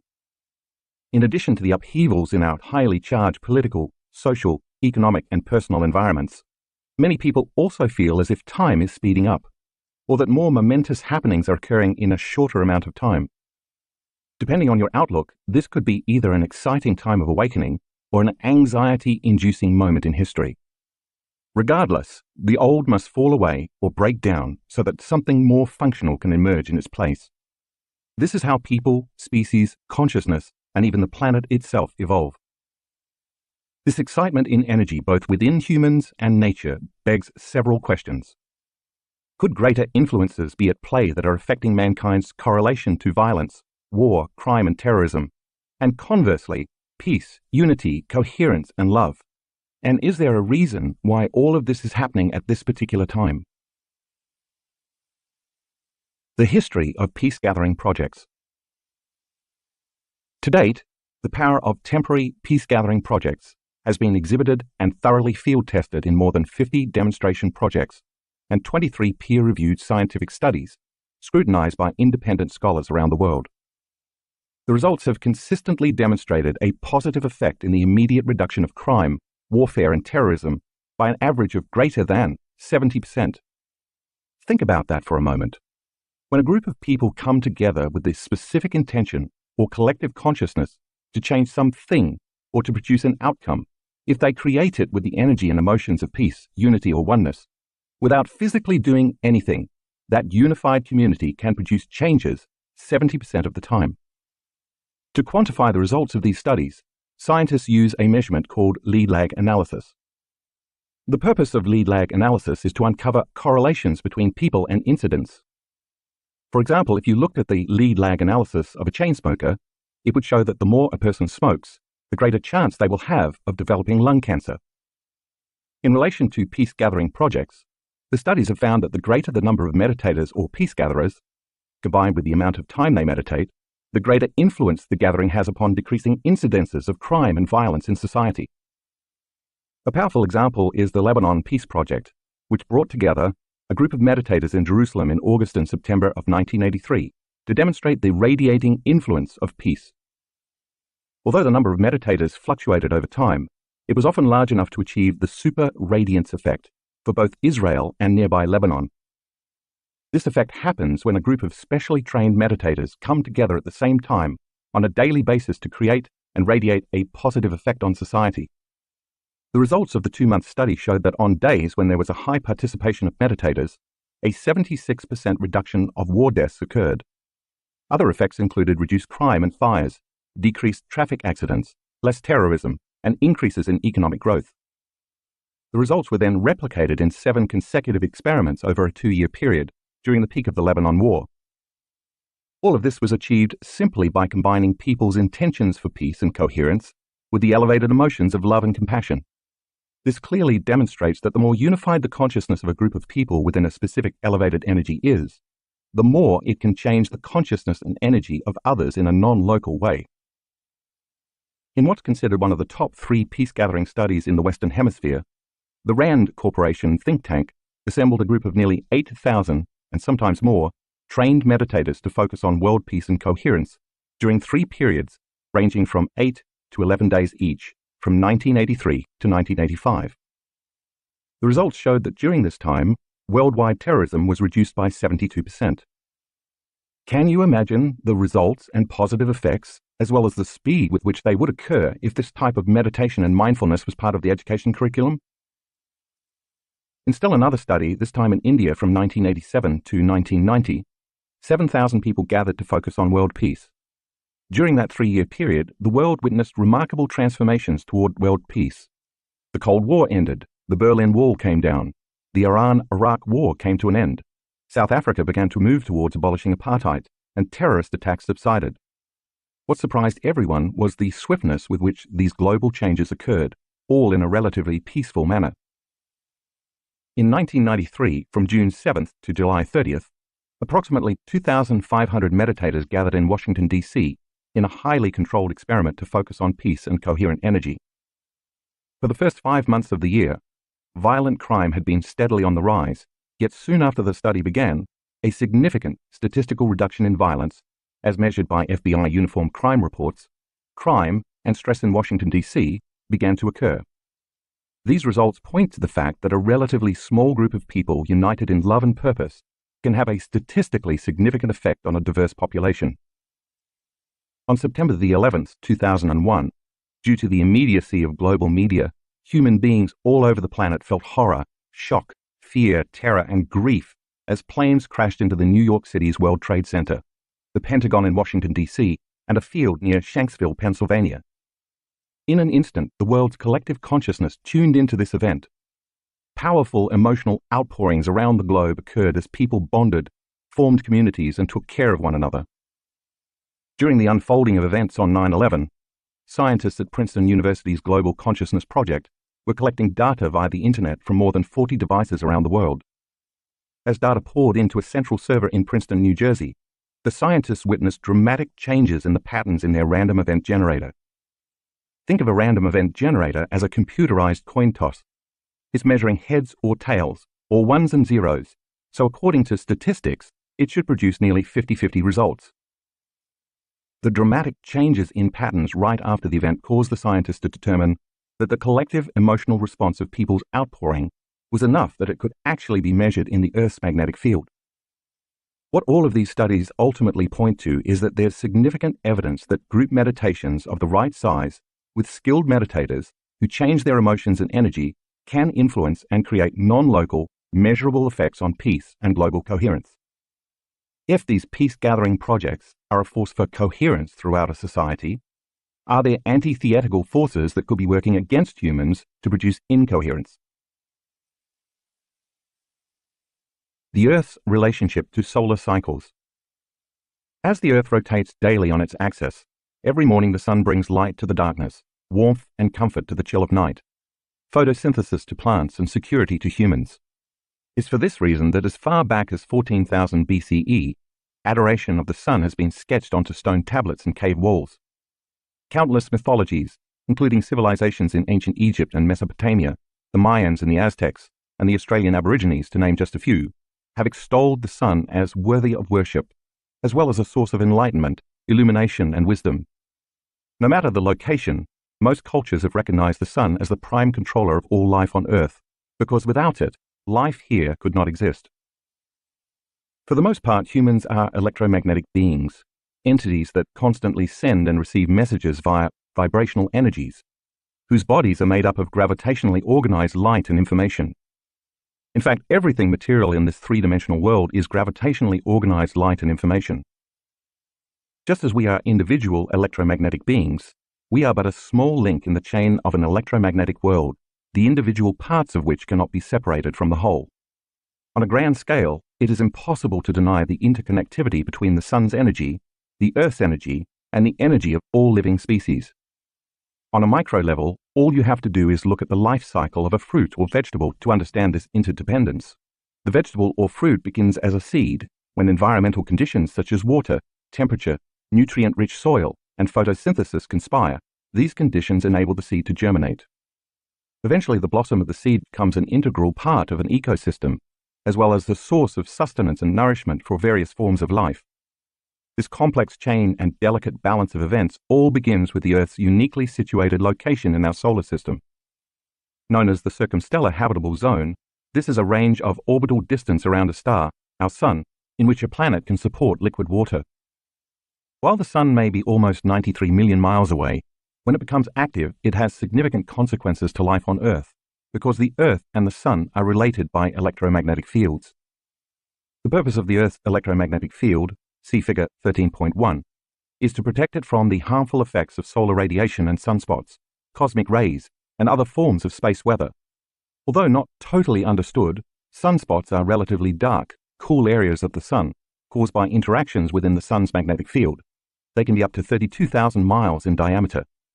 You can think of sunspots as a cap on a seltzer bottle. If you shake the bottle and then remove the cap, it's going to produce a large release of photons, light, and other forms of high-frequency radiation. If it were not for the protection and insulation of Earth's electromagnetic fields, life as we know it could not exist, for we would be constantly bombarded by a steady stream of deadly particles. For example, when there are solar flares, the Earth's electromagnetic field protects the planet by deflecting trillions of tons of photonic emissions called mass coronal ejections. Mass coronal ejections are huge explosions of plasma and magnetic fields from the Sun's corona that can extend millions of miles into space. Their effects tend to reach the Earth an average of 24 to 36 hours after they occur. These ejections compress the Earth's field, heating the Earth's iron core. As this core becomes altered, it changes the planet's electromagnetic field. These ejections are part of solar cycles that occur approximately every 11 years, and they have the potential to disturb all living organisms on Earth. The recording of solar cycles began in 1755. But in 1915, an 18-year-old Russian boy named Alexander Chizhevsky took mankind's understanding of the Sun and its relation to the Earth to the next level when he spent his summer observing our Sun. During that summer, he began hypothesizing that periods of solar activity might have effects on the organic world. A year later, he entered World War I, and when not fighting for Russia, he again cast his observations towards the Sun. He noticed in particular that battles tended to wax or wane depending on the strength of solar flares. See graphic 14 in the color insert. Chizhevsky later compiled the histories of 72 countries from 1749 to 1926, comparing the annual number of important political and social events, such as the start of wars, revolutions, outbreaks of diseases, and violence, with increased solar activity, demonstrating a correlation between the Sun's activity and human excitability. Equally interesting, solar activity has also been associated with great human flourishing, including innovations in architecture, science, the arts, and social change. Every place where you see the red line spiking in the graphic represents an active solar flare or sunspot that occurred between the years 1750 and 1922. The blue lines represent historically important events that took place within the same period. Chizhevsky eventually determined that 80% of these countries' most significant events occurred during solar events and geomagnetic activity. The solar release of energy, which is always carrying information, seems to be in almost perfect coherence with the activities, the energy, and the consciousness of our planet. It just so happens that at the time of this writing, in 2017, we are in the midst of a very active solar cycle. In the past decade, much has been said about how this solar energy is affecting the planet and all of life that inhabits it. In 2012, doomsayers thought the end of the Mayan calendar, which correlates to the December solstice, meant the end of the world was at hand. Today, astrologers talk about the age of Aquarius. An astrological age is a period consisting of approximately 2,150 years that corresponds to the average time it takes for the vernal equinox to move from one constellation of the zodiac into the next, and how it will usher in a new awareness for humanity. Astronomers and cosmologists talk about galactic alignment, a rare astronomical event occurring every 12,960 years that brings the Sun into alignment with the center of the Milky Way galaxy. Regardless of what you believe, all of these occurrences point to solar cycles that increase the energy coming toward the Earth from the Sun. Since we are electromagnetic beings connected to the Earth through electromagnetic fields and shielded from the Sun by electromagnetic fields, this increase in energy from the Sun is going to change both the energy of the Earth and our personal energy. This means that this new energy has the potential to influence human beings in either positive or negative ways, depending on our individual energy. For example, if you are feeling separation, living by survival emotions, and enslaved to the hormones and chemicals of stress, your brain and heart are going to fire incoherently. This will cause your energy and awareness to become divided and out of balance, and the increase in energy from the Sun is going to enhance that state of being. Therefore, if you are living in incoherence, that incoherence is going to become amplified. By the same means, if you are living in the coherent alignment of head and heart, working daily in your meditations to connect to the unified field, and to overcome your limited beliefs and attitudes, you are going to be propelled even further into the truth and understanding of who you are and what your purpose is. The bottom line is that we are in the midst of an initiation, and it is going to take a tremendous amount of will, awareness, and consciousness to stay focused so as not to succumb to these excitable energies. If we can maintain our focus, then instead of being victims of the uncertainty, we can transmute this energy into greater degrees of orderliness, coherence, and even peace, both personally and globally. In the simplest terms, this energy is going to endorse who you are being, that is, how you are thinking and feeling. The Schumann resonance. In 1952, German physicist and professor W.O. Schumann hypothesized that there were measurable electromagnetic waves in the atmosphere in the cavity or space between the Earth's surface and the ionosphere. According to NASA, the ionosphere is an abundant layer of electrons, ionized atoms and molecules that stretches from approximately 30 miles above the surface of the Earth to the edge of space, about 600 miles up. This dynamic region grows and shrinks, and further divides into subregions, based on solar conditions, and it's a critical link in the chain of Sun-Earth interactions. It's this celestial power station that makes radio communications possible. In 1954, Schumann and H. L. Koenig confirmed Schumann's hypothesis by detecting resonances at a main frequency of 7.83 Hz. Thus, the Schumann resonance was established by measuring global electromagnetic resonances generated and excited by lightning discharges in the ionosphere. You can think of this frequency as a tuning fork for life. In other words, it acts as a background frequency influencing the biological circuitry of the mammalian brain, the subconscious brain below the neocortex, which is also the home of the autonomic nervous system. The Schumann frequency affects our body's balance, health, and very nature as mammals. In fact, the absence of the Schumann resonance can cause serious mental and physical health issues in the human body. This was demonstrated through research by German scientist Rutger Weaver from the Max Planck Institute for Behavioral Physiology in Erlangen-Andechs, Germany. In the study, he took young, healthy student volunteers for 4 weeks at a time and placed them in hermetically sealed underground bunkers that screened out the Schumann frequency. Throughout the 4 weeks, the students' circadian rhythms changed, causing them to suffer emotional distress and migraine headaches. When Weaver introduced the Schumann frequency back into the bunkers, after only a brief exposure to 7.83 Hz, the volunteers' health returned to normal. As far back as we know, the Earth's electromagnetic field has been protecting and supporting all living things with this natural frequency pulsation of 7.83 Hz. You can think of the Schumann resonance as the Earth's heartbeat. The ancient Indian rishis referred to this as Om, or the incarnation of pure sound. Whether by coincidence or not, 7.83 Hz also happens to be a very powerful frequency used with brainwave entrainment, as is associated with low levels of alpha and the upper ranges of theta brainwave states. It is this range of brainwaves that allows us to get beyond the analytical mind and into the subconscious. Thus, this frequency has also been associated with high levels of suggestibility, meditation, increased human growth hormone levels, and increased cerebral blood flow levels. It appears then that the Earth's frequency and the brain's frequency have very similar resonances, and that our nervous system can be influenced by the Earth's electromagnetic field. Perhaps this is why getting out of the city and into nature often provides such a calming effect. The concept of emergence. In 1996, researchers at the HeartMath Institute discovered that when an individual's heart is in a state of coherence, or harmonious rhythm, it radiates a more coherent electromagnetic signal into the environment, and that this signal can be detected by the nervous systems of other people as well as animals. In fact, as you know by now, the heart generates the strongest magnetic field in the body, and it can be measured several feet away. This provides a credible explanation for the fact that when someone walks into a room, you can feel or sense that individual's mood or emotional state, independent of their body language. From a purely scientific standpoint, we can then ask, if this phenomenon works on an individual level, can it work on a global level? In 2008, more than a decade later, the HeartMath Institute launched the Global Coherence Initiative, GCI, a science-based, international effort that seeks to help activate the heart of humanity to promote peace, harmony, and a shift in global consciousness. GCI is based on the beliefs that 1.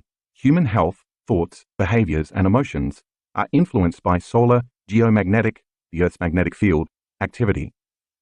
2. The Earth's magnetic field is a carrier of biologically relevant information that connects all living systems. 3. All human beings influence the Earth's electromagnetic field of vital information. 4. Collective human consciousness, where large numbers of people are intentionally focused on heart-centered states, creates or affects the global information field. Therefore, elevated emotions of care, love, and peace can generate a more coherent field environment that can benefit others and help offset the current planetary discord and incoherence. Because human heart rhythm and brain frequencies, as well as cardiovascular and autonomic nervous systems, overlap with the Earth's resonance field, GCI scientists suggest we are part of a biological feedback loop in which we not only receive relevant biological information from the field, but we also feed information into this field. In other words, human thoughts, consciousness, and emotions, energy, interact with and encode this information into the Earth's magnetic field, and this information is then distributed on carrier waves, a signal on which the information is impressed or carried, around the globe. To further their research and test this hypothesis, using state-of-the-art sensors located in various locations around the globe, the HeartMath Institute created the Global Coherence Monitoring System, GCMS, to observe changes in the Earth's magnetic field. Designed to measure global coherence, the GCMS uses a system of highly sensitive magnetometers to continuously measure magnetic signals that occur in the same range as human physiological frequencies, including our brain and cardiovascular systems. They also continuously monitor activity caused by solar storms, flares, and solar wind speed activity resulting from solar storms, disruptions of the Schumann resonances, and potentially the signatures of major global events that have a strong emotional component. Why are they doing this, and what does it point to? If you can intentionally create a coherent electromagnetic field around your body, and you are related or connected to someone in your life who is also intentionally creating an electromagnetic field around their body, the waves of this shared field would begin to synchronize in a non-local way. As the waves from both individuals synchronize, they generate bigger waves and stronger magnetic fields around you, connecting you to the Earth's electromagnetic field with an increased field of influence. If we could create a community of people scattered all over the world, with each individual intentionally raising the energy of their own personal field toward greater peace, isn't it possible that this community could begin to produce a global effect within the Earth's electromagnetic field? This intentional community could then create coherence where there is incoherence, and order where there has been disorder. The evidence from peace-gathering studies suggests that our thoughts and feelings do in fact have a measurable effect on every living system. You may have heard of this as the concept of emergence. Envision the synchronicity of a school of fish or a flock of birds flying in unison, where all creatures appear to be operating from one mind, connected by an invisible field of energy in a non-local way. What is unique about this phenomenon is that it is not a top-down phenomenon, meaning there is no leader. Instead, it is a bottom-up phenomenon, meaning everyone is leading because they are acting as one mind. When a global community comes together in the name of peace, love, and coherence, according to emergence, we should be able to produce an effect in the Earth's electromagnetic field, as well as in each other's fields. Just imagine, then, what it would be like if we were all behaving, living, thriving, and operating as one. If we understood we were of one mind, one organism connected and united through consciousness, we would understand that to hurt another or affect another in any way is to do the same to ourselves. This new paradigm in thinking would be the largest evolutionary leap our species has ever made, causing the need for warring, fighting, competing, fearing, and suffering to become an antiquated concept. But how could this possibility become a reality? Coherence versus incoherence. In order for us to create some type of effect in the Earth's field, which in turn can influence another individual's field, as you might guess, we have to activate two significant centers in the human body, the heart and the brain. As we learned in Chapter 4, while the brain is of course the center of consciousness and awareness, the heart, the center of oneness, wholeness, and our connection to the unified field, has its own brain. When people can regulate their internal states of care, kindness, peace, love, gratitude, thankfulness, and appreciation, as their hearts become more coherent and balanced, they send a very strong signal to the brain, causing the brain to become more coherent and balanced. This is because the heart and the brain are in continuous communication with each other.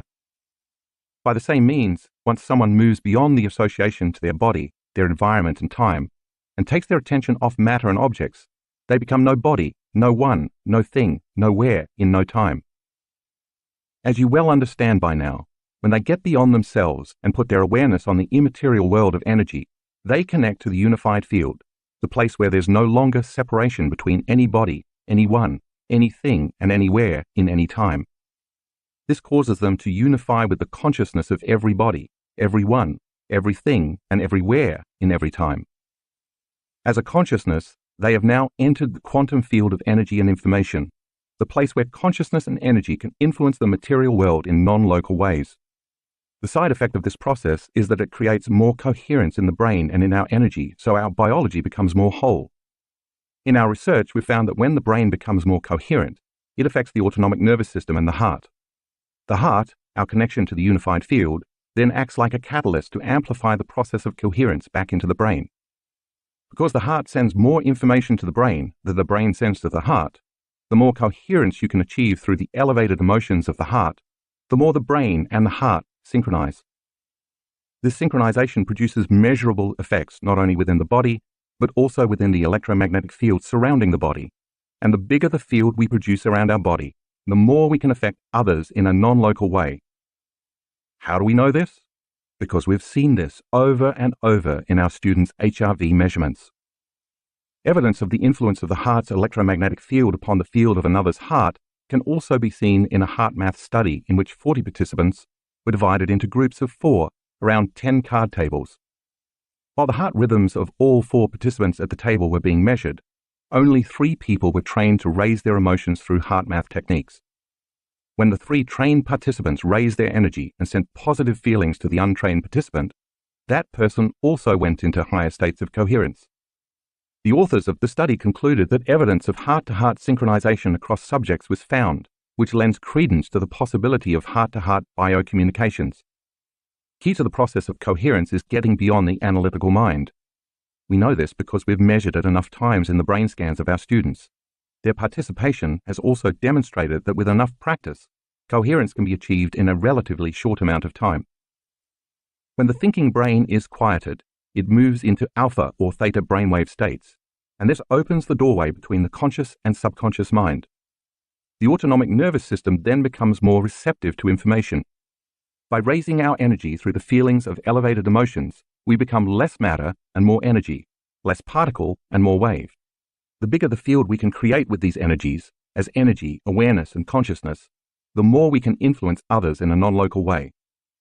The greater energy you can create through the elevated emotions of the heart, the more you're going to connect with the unified field, which means you're going to experience more wholeness, connection, and oneness. But you can't experience that connection when you're incoherent, feeling separate, or living by the hormones of stress. When the chemicals released during stress rouse the brain, we feel disconnected from the unified field, and we tend to make less evolved choices.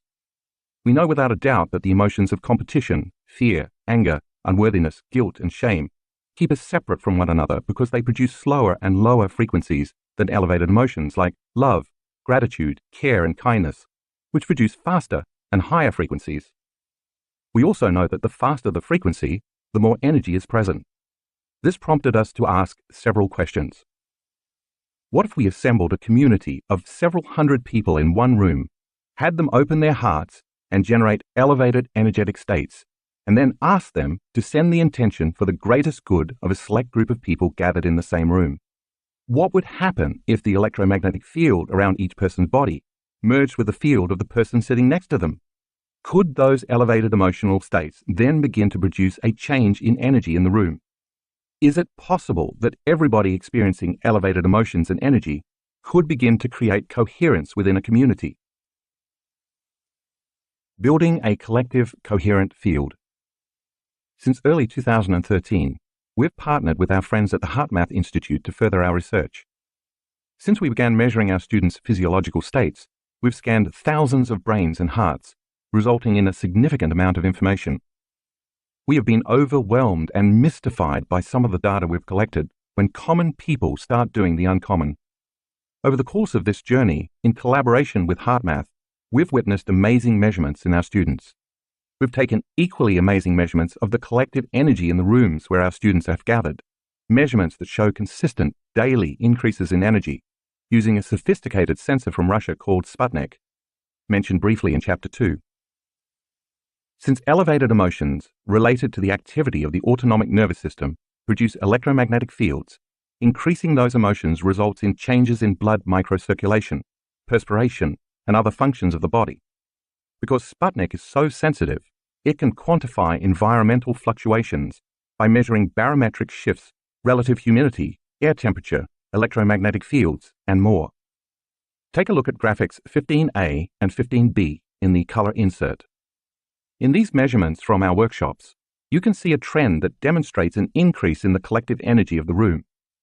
The first line in red is our baseline measurement and shows the room's energy before the start of the event. As you look at the red, blue, green, and finally the brown lines, each color representing a different day, you can see that each day the energy steadily increases. In graphics 15C and 15D, the same color scale applies. However, these measurements reflect specific time intervals during each day's morning meditations. This means our students are getting better at raising the energy of the room by creating more unified coherence. The Sputnik readings demonstrate that the collective energy created by our students from the first day of the workshop to the final day consistently makes incremental increases.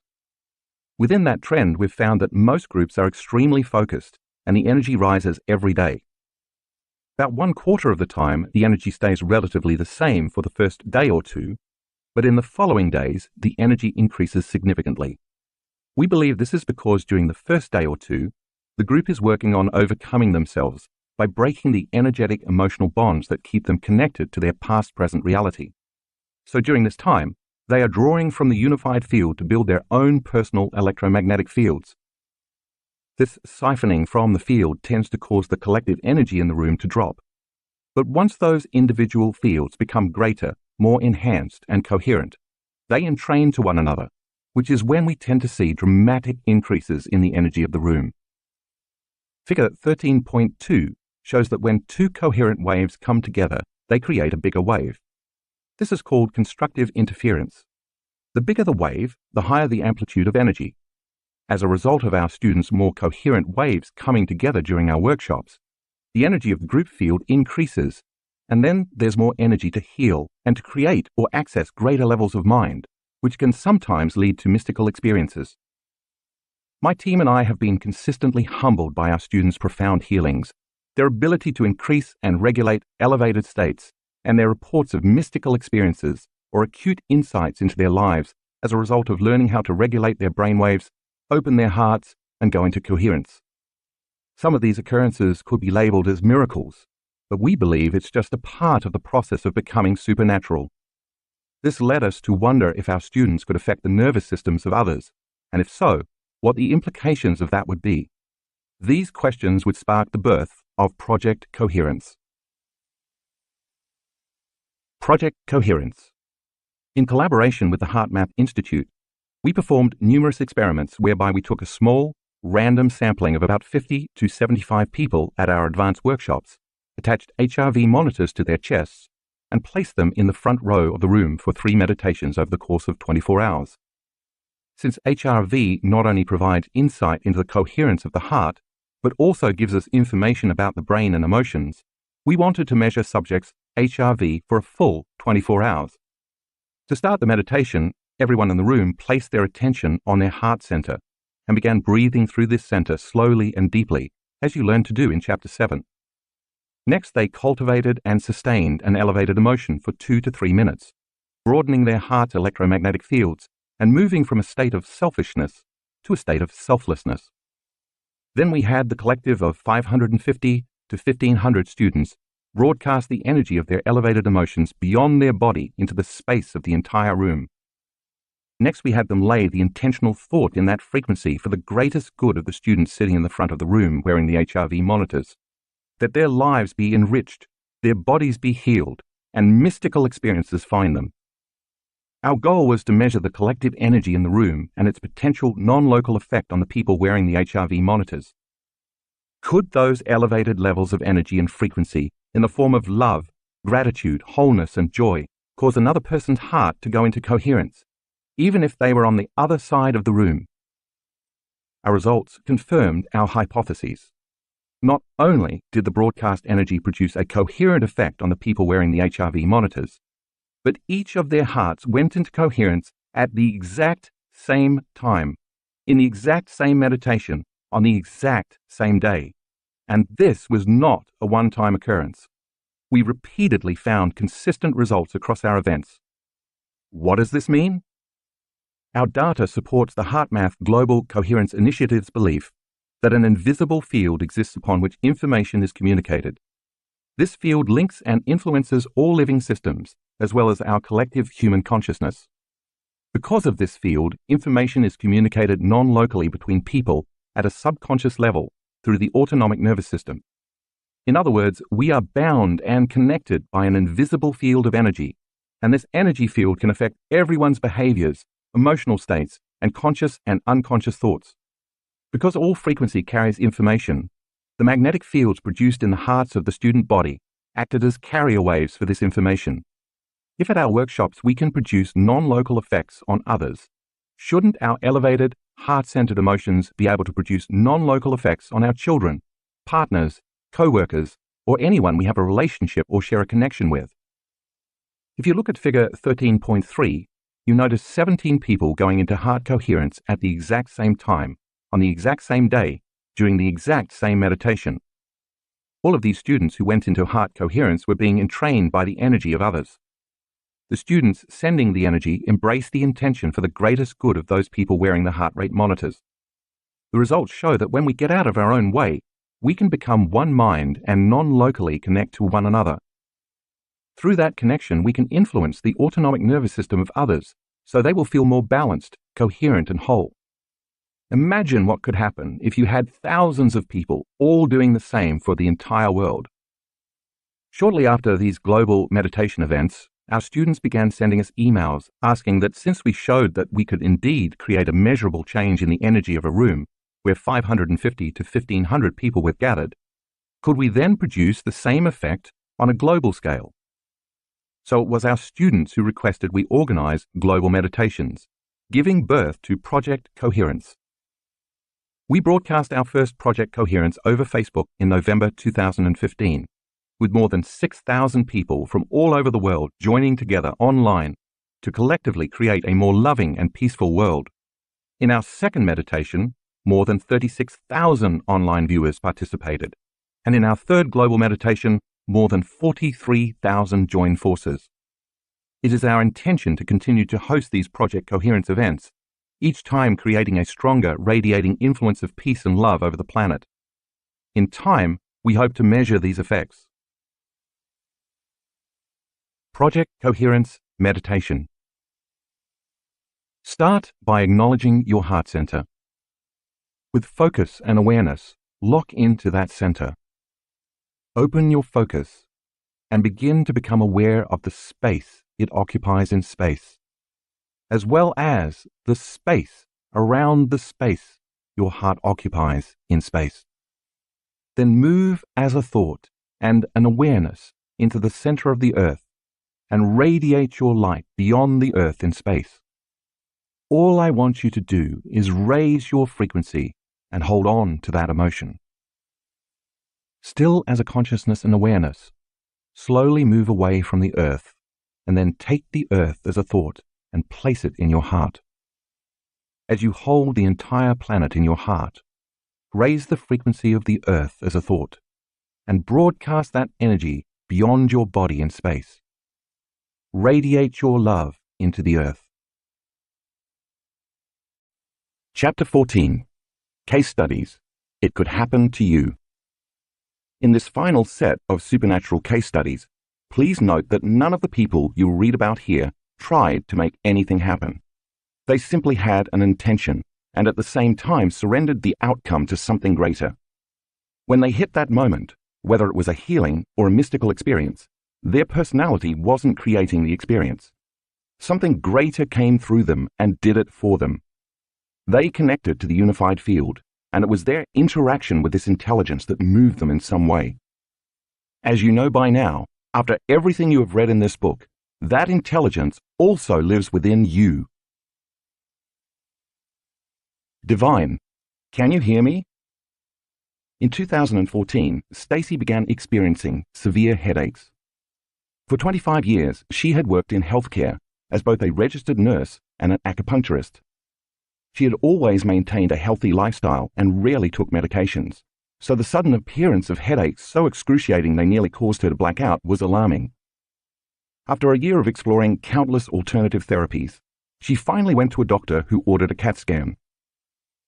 The diagnosis was a meningioma, a benign tumor that wraps around certain nerve tissue in the spinal nerves. Stacy's was sitting on or near her 8th cranial nerve, which began obstructing her acoustic nerve and creating significant changes in her neurological functions. The acoustic nerve has 2 branches, one for hearing and the other for balance. So, in addition to unrelenting pain and loss of hearing, she was dizzy and nauseated. As the lesion grew, it also began pushing against another cranial nerve that ran along her face and continued down into her shoulder, resulting in a diagnosis of Pitcher's shoulder. Soon, she also experienced pain in her eye. According to her physician, the only solution was a craniotomy, which basically entailed drilling a large hole in the back of her head to remove the tumor. Stacy did not want to pursue this path, so she continued exploring other healing modalities. By the time she attended her first weekend workshop in Seattle in 2015, she estimated she had lost 70% of her hearing in her left ear. In the fall of 2016, she attended her first advanced workshop in Cancun, where she felt herself surrender at a whole new level. Then, in the winter of 2017, she attended another advanced workshop in Tampa. Upon arrival on Thursday, she had a very intense earache that became much worse the next day. She said the sensation she felt was that her ear was closing up. By the end of that day, after the blessing of the Energy Center's meditation, her earache curiously ended. Then on Sunday morning, during the pineal gland meditation, Stacy lost track of time and space. I almost felt like I was going to fall off my chair, she said. In that moment, this amazing flash of light consumed the left side of my head. Imagine if you put 1,000 diamonds together and shined a light on them. That wouldn't even begin to touch this light. Then, boom! Her body shot upright, and a bluish-white light, like nothing she had ever seen or experienced, entered her ear. It was the most divine, loving feeling that I've ever had, she reported. I felt like the hand of God was caressing me with grace. It was so powerful and amazing that I struggled to put it into words, but every time I think of it, I still cry. First her sinuses cleared, then the whole left side of her head cleared, and then her left shoulder relaxed and let go. Finally, for the first time in 3 years, she could hear out of her left ear. I just sat there in awe, laughing and crying as tears flowed down my face, she said. Music was playing, and I could hear it crystal clear. It was as if I could hear the celestial sound of angels singing above the song. I knew that what I was hearing was beyond the normal auditory range. The energy continued to move through the back of the left side of my head, which for years had felt like cement. When I instructed everyone to lie down, relax, and let the autonomic nervous system take the orders, the energy continued to move through Stacy's whole body, down her arms, and into her hands. She began to shake uncontrollably.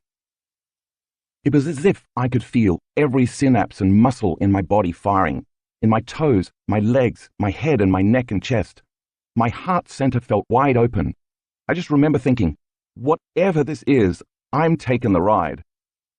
She completely surrendered to the unknown, and once again she lost track of time and space.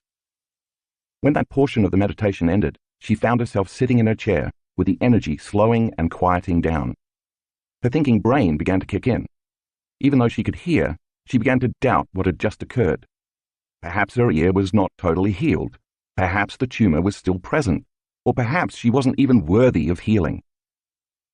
No sooner did she have that thought than the energy and light appeared in front of her. But this energy was different.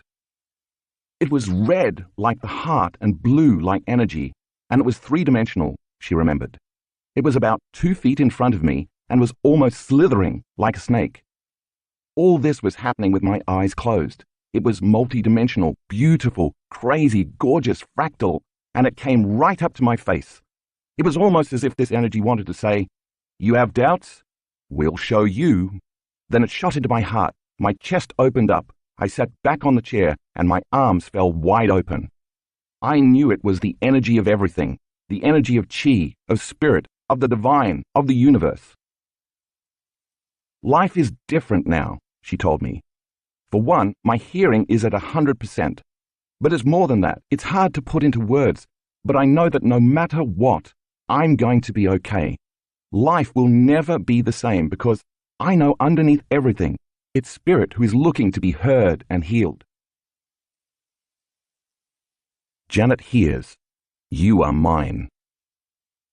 While Janet occasionally meditated, it was never a regular habit.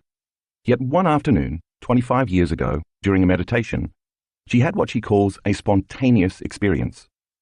With her eyes closed, she was suddenly in the presence of an incredibly bright light, yet the light had a softness that didn't hurt her eyes. She described it as the purest, most intense, perfect love she had ever experienced.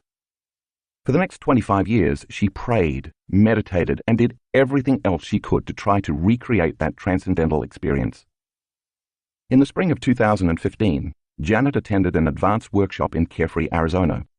She was in a state of deep depression and exhaustion, unable to see any solutions to the problems in her life, yet she was determined to have a healing or breakthrough.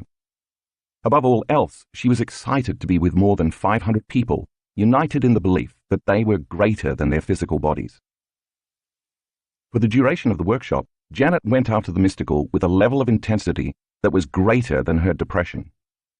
During the pineal gland meditation, she was sitting in the lotus position and resting her loving intention in the space of her pineal gland.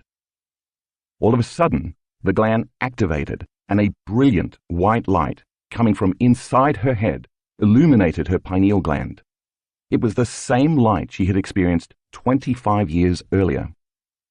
The light came into the space of my pineal gland and illuminated all of the crystals in that little cave of that tiny gland, she later explained. The light continued to illuminate my entire being down to the cellular level. My spine then straightened, my head went back, and I just embraced it. I just let it all happen. I was simultaneously in ecstasy, bliss, gratitude, and love. Next, an inverted triangle of light came down from above her, through the top of her head. She knew this triangle was the presence of a loving intelligence. The point of the inverted triangle joined the peak of her pineal gland, forming a double geometric shape. The intense frequency of coherent light was carrying a message for Janet. The light kept saying to Janet over and over, "You are mine, you are mine," which she took to mean, "I love you more than anything else in the world." "Please enter and take charge of my life," Janet responded, and as she surrendered to it, she started to experience a download of information coming through the top of her head in the form of the brilliant light. The light was threaded with strands that looked like luminous cobalt blue pearls. The light moved slowly and descended through her entire body. This energy was the result of a reverse torus field, the field that moves in the opposite direction of the upward field created during the breath. And it was energy from the unified field, from beyond the visible light spectrum and beyond our senses.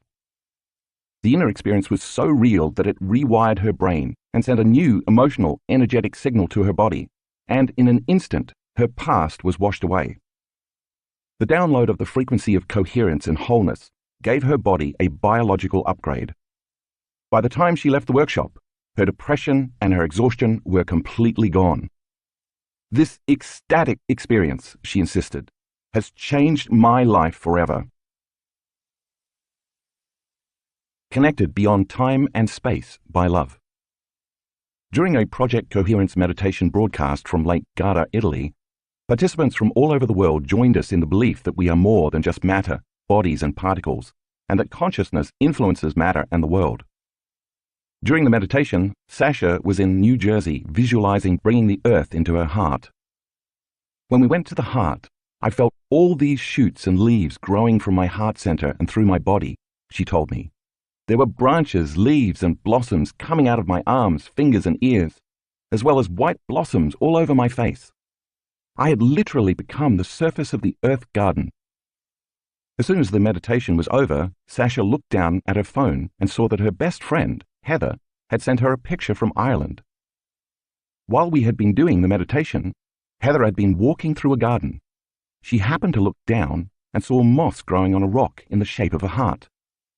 Heather took a picture of the moss with her phone and sent it to Sasha with a note that says, "Saw this and had the overwhelming feeling of your presence. Love you." Donna helps souls cross over. When Donna attended her first weekend workshop in 2014 in Long Beach, California, she never would have called herself a meditator. She'd only meditated a handful of times before. A technical writer, she had a very analytical mind. But that's the beauty of this work. When you have no expectations, you are often more open to wherever the experience takes you.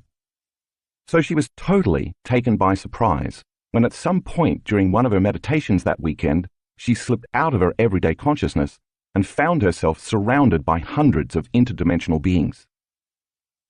They weren't angry or malevolent, she told me, but it was very clear to me that they wanted something from me. Some of them were fairly young, like 12 or 13. I knew immediately that they were the people my fiancé had killed. Donna was engaged to a former United States Army Ranger, and during his service in Iraq, he had been a sniper. When Donna returned home from the workshop and told her fiancé about her experience, he confirmed that some of the people he killed to protect his fellow soldiers were quite young.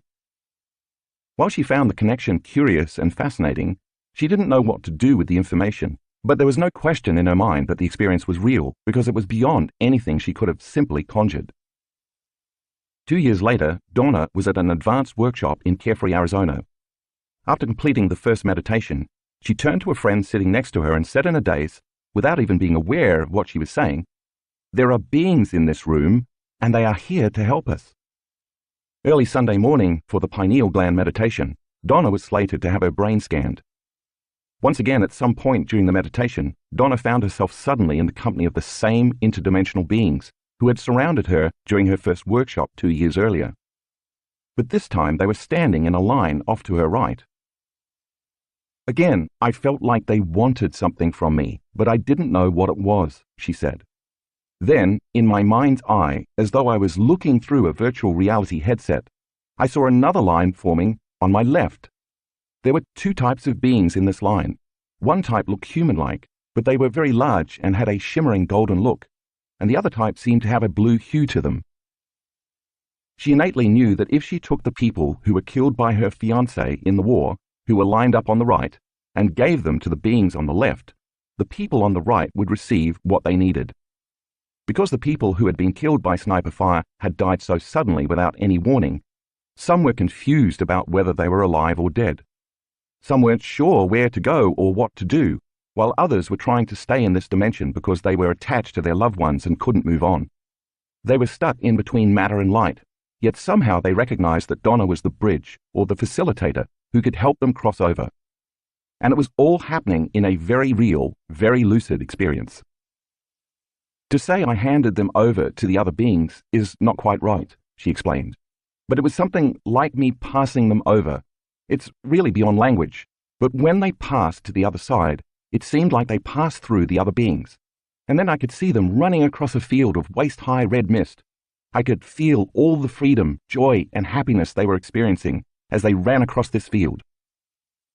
Again, as if looking through a virtual reality headset, Donna turned to the right in her mind's eye and saw a winding dirt road filled with people stretching far into the distance.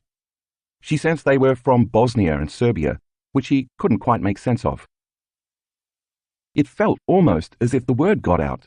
I didn't have the sense that they were unaware they were dead. It was more like they were stuck in limbo. They didn't know how to get to the other side. This was the longest meditation of the workshop, perhaps 2 to 3 hours, but to Donna, it seemed like it was 10 minutes.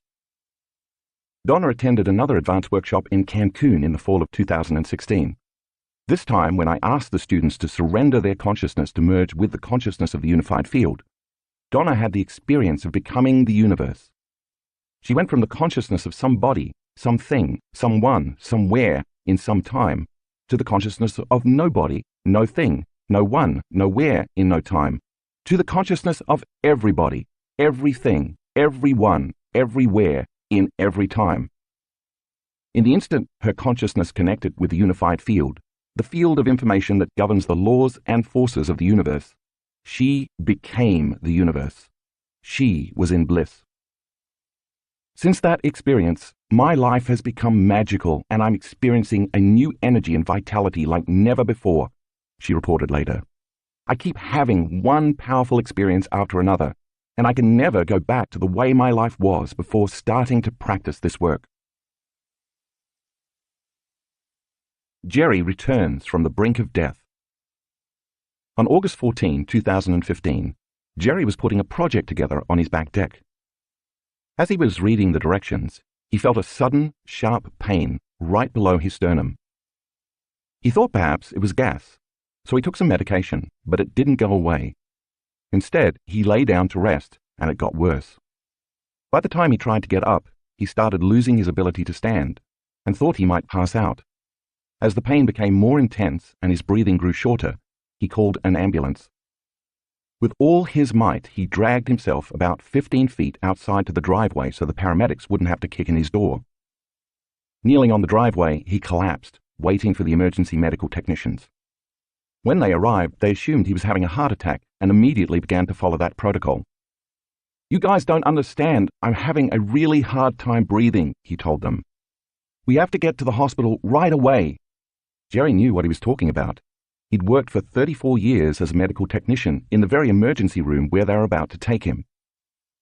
Jerry knew everyone in the ER, and once he arrived, doctors, nurses, technicians, and specialists began frantically running lab work on him. When a doctor who was also Jerry's friend told Jerry that red flags had come up in every test administered, Jerry knew things were not looking good. One test in particular was particularly alarming. His levels of protease, amylase, and lipase, enzymes produced by the pancreas, were 4,000 to 5,000 units per litre, way above the norm of about 100 to 200. They put Jerry in the intensive care unit. The pain soon worsened, and none of the drugs they were giving me worked, Jerry said. They told me that a duct to my gallbladder had been blocked, and it was causing trouble in my pancreas. Worst of all, fluid started to develop in my lungs. I was now down to 80% breathing capacity in both lungs. That's when the doctors put me on a ventilator, and I knew things were bad. The doctor then asked his team to turn on the TV to Boston, allowing the doctor to have an immediate teleconference with other doctors in a larger hospital in the nearest big city.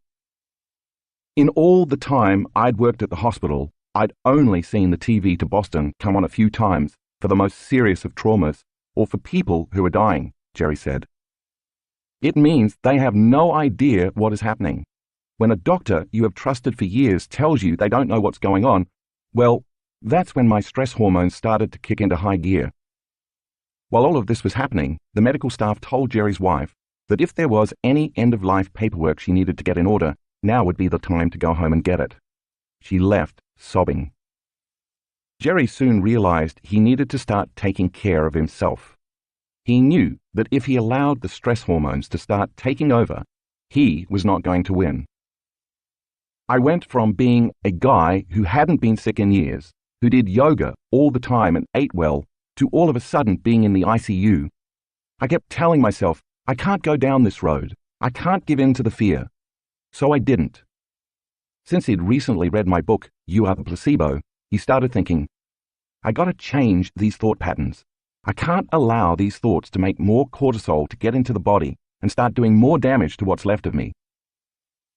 The doctors eventually found out that Jerry had a large mass blocking a duct in his pancreas.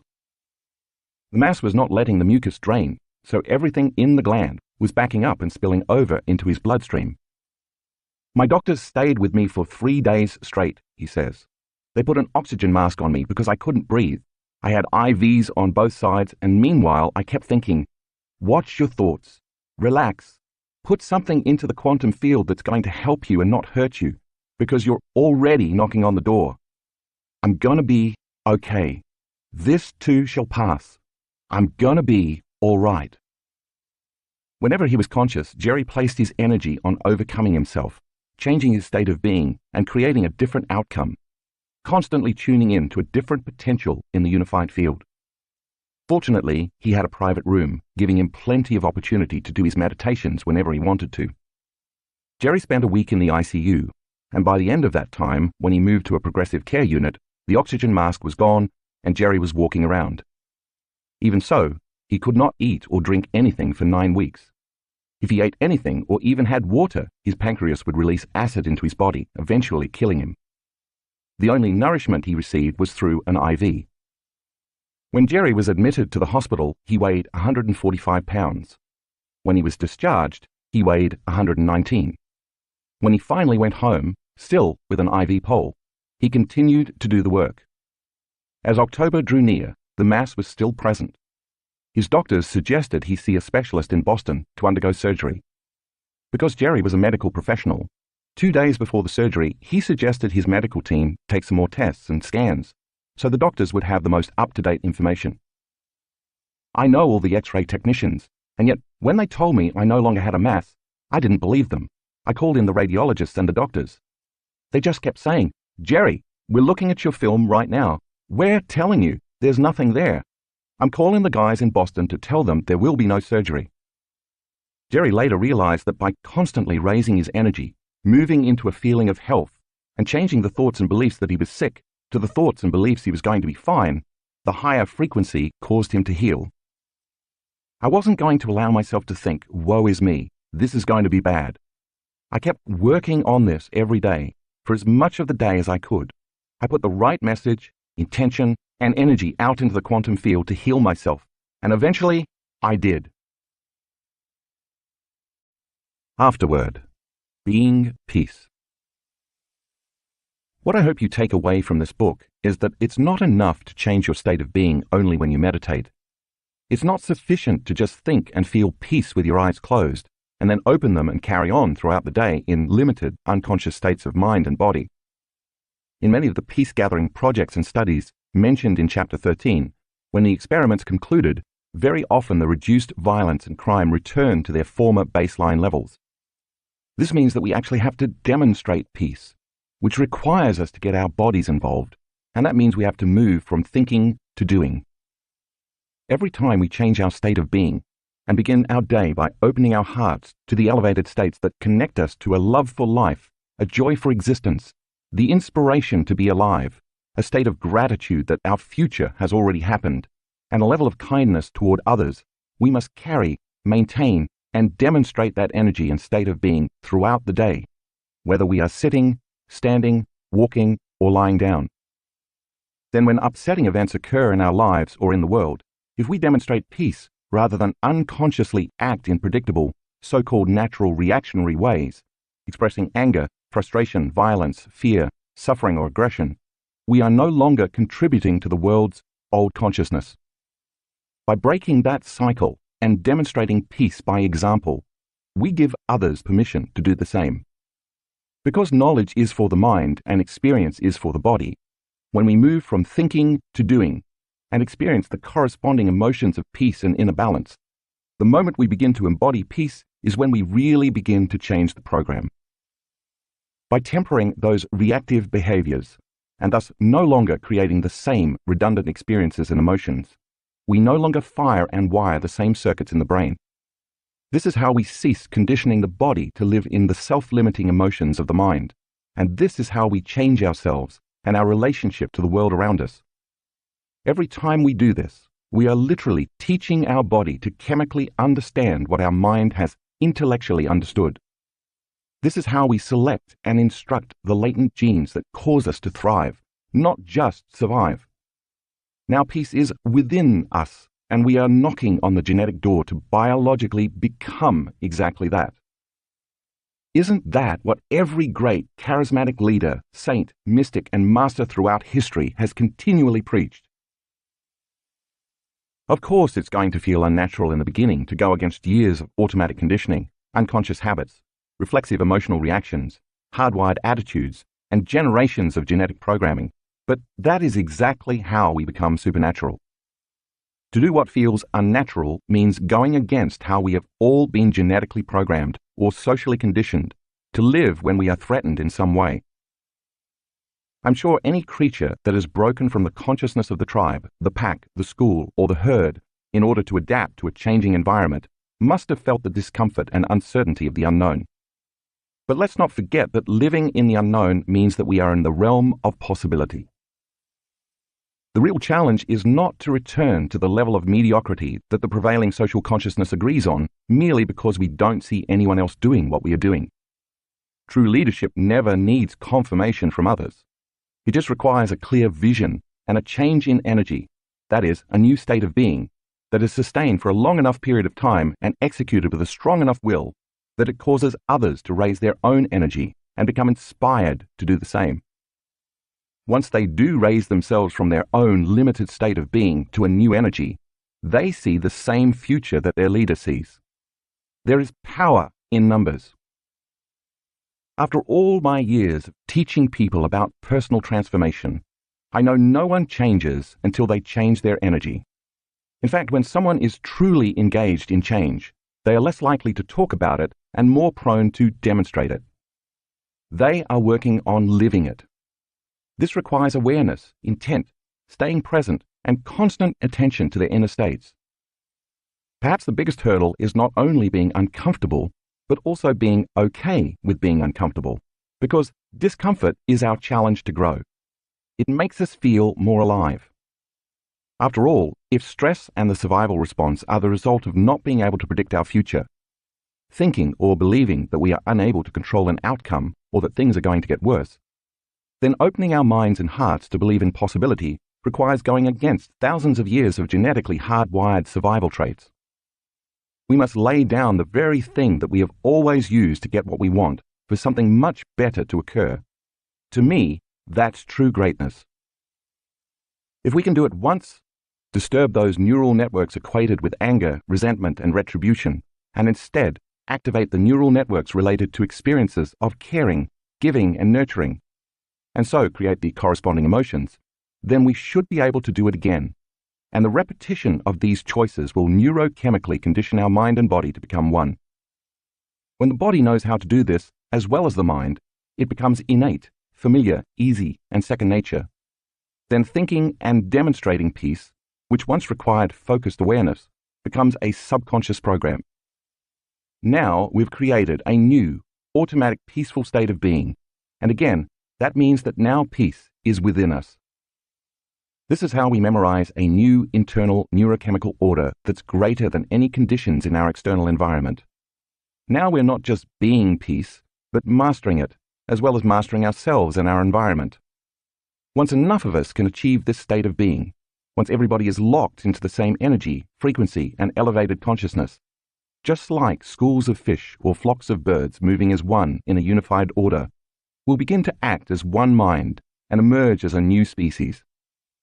But if we continue to act as a cancerous organism at war with itself, our species will not survive, and evolution will continue its grand experiment. Take time out of your busy life to invest in yourself, because when you do, you are investing in your future. If your familiar environment is controlling how you think and feel, it's time to retreat from your life and go inward so you can reverse the process of being a victim of life and instead become a creator of it. After reading this book, by now you know that it's possible to change yourself from within, and that when you do, it will be reflected in your outer world. This is a time in history when it's not enough to simply know.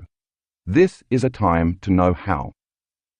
According to the philosophical understanding and scientific principles of quantum physics, neuroscience, and epigenetics, we now understand that our subjective mind influences the objective world. Because mind influences matter, we are compelled to study the nature of mind. Our understanding then allows us to assign meaning to what we're doing. If knowledge is the precursor to experience, then the more knowledge we have about how powerful we are, as well as understanding the science behind how things work, the more we can understand the limitlessness of our potential, both as individuals and as a collective. Because we are constantly deepening and broadening our understanding of the interconnectedness of all living systems, and because each of us is a contributor to the Earth's field, I believe we can collectively create and guide a new, peaceful, and prosperous future upon this planet. It all begins by making a habit of practicing leading with our hearts, raising our energy, and tuning in to greater information and frequencies of love and wholeness. With effort and intention, we should begin to produce a coherent electromagnetic signature. Just like dropping pebbles in a still lake over and over, as we continue to raise our energy and open our hearts, we're producing bigger and bigger electromagnetic fields. This energy is information, and we each have the power to direct our energy with intention to produce non-local effects on the nature of reality. When we direct our energy as an observer, a consciousness, or a thought, we can begin to affect a downward causation of matter. In other words, we can literally make our minds matter.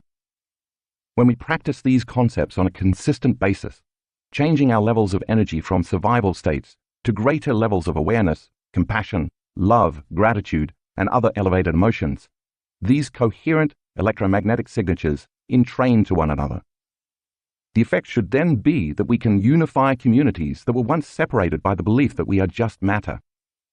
Once we transition our state of being from survival into love, gratitude, and creation, then instead of reacting to violence, terrorism, fear, prejudice, competition, selfishness, and separation, which, by the way, the media, commercials, video games, and all types of stimulation are constantly reminding and programming us to live within, we can come together during crisis.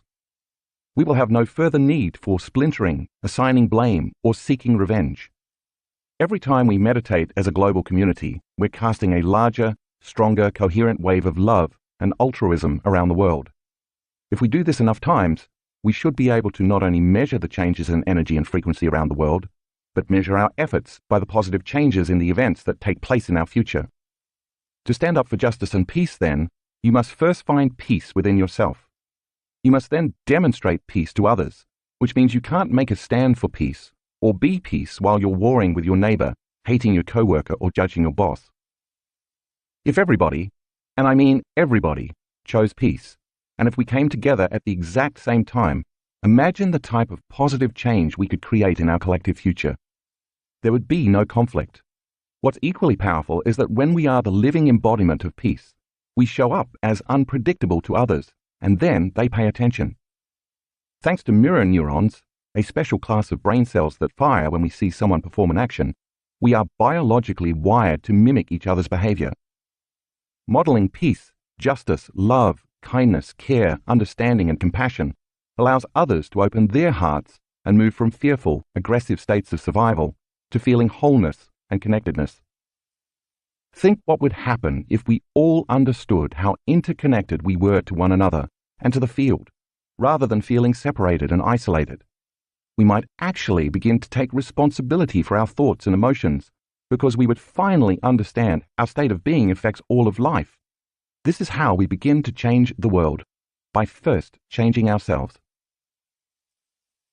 The future of humanity does not rest on one person, leader, or messiah with a greater consciousness to show us the way. Rather, it requires the evolution of a new collective consciousness, because it is through the acknowledgement and application of the interconnectedness of human consciousness that we can change the course of history. While it appears old structures and paradigms are collapsing, we should not face this with fear, anger, or sadness, because this is the process by which evolution and new things occur. Instead, we should face the future with a whole new light, energy, and consciousness. As I have mentioned, the old has to fall apart and fall away before something new flourishes. Integral to this process is not squandering our energy by emotionally reacting to leaders or people in power. When they capture our emotions, they capture our attention, and thus they have captured our energy. This is how people gain power over us. Instead, we must make a stand for principles, values, and moral imperatives like freedom, justice, truth, and equality. When we achieve this through the power of the collective, we will unite behind the energy of oneness rather than be controlled by the idea of separation. This is when standing up for truth is no longer personal, but through unifying and building community becomes universal. I believe we are on the verge of a great evolutionary jump. Another way to say it is that we are going through an initiation. After all, isn't an initiation a rite of passage from one level of consciousness to another? And isn't it designed to challenge the fabric of who we are so we can grow to a greater potential? Maybe when we see, remember, and awaken to who we truly are, human beings can move as a collective consciousness from a state of surviving into a state of thriving.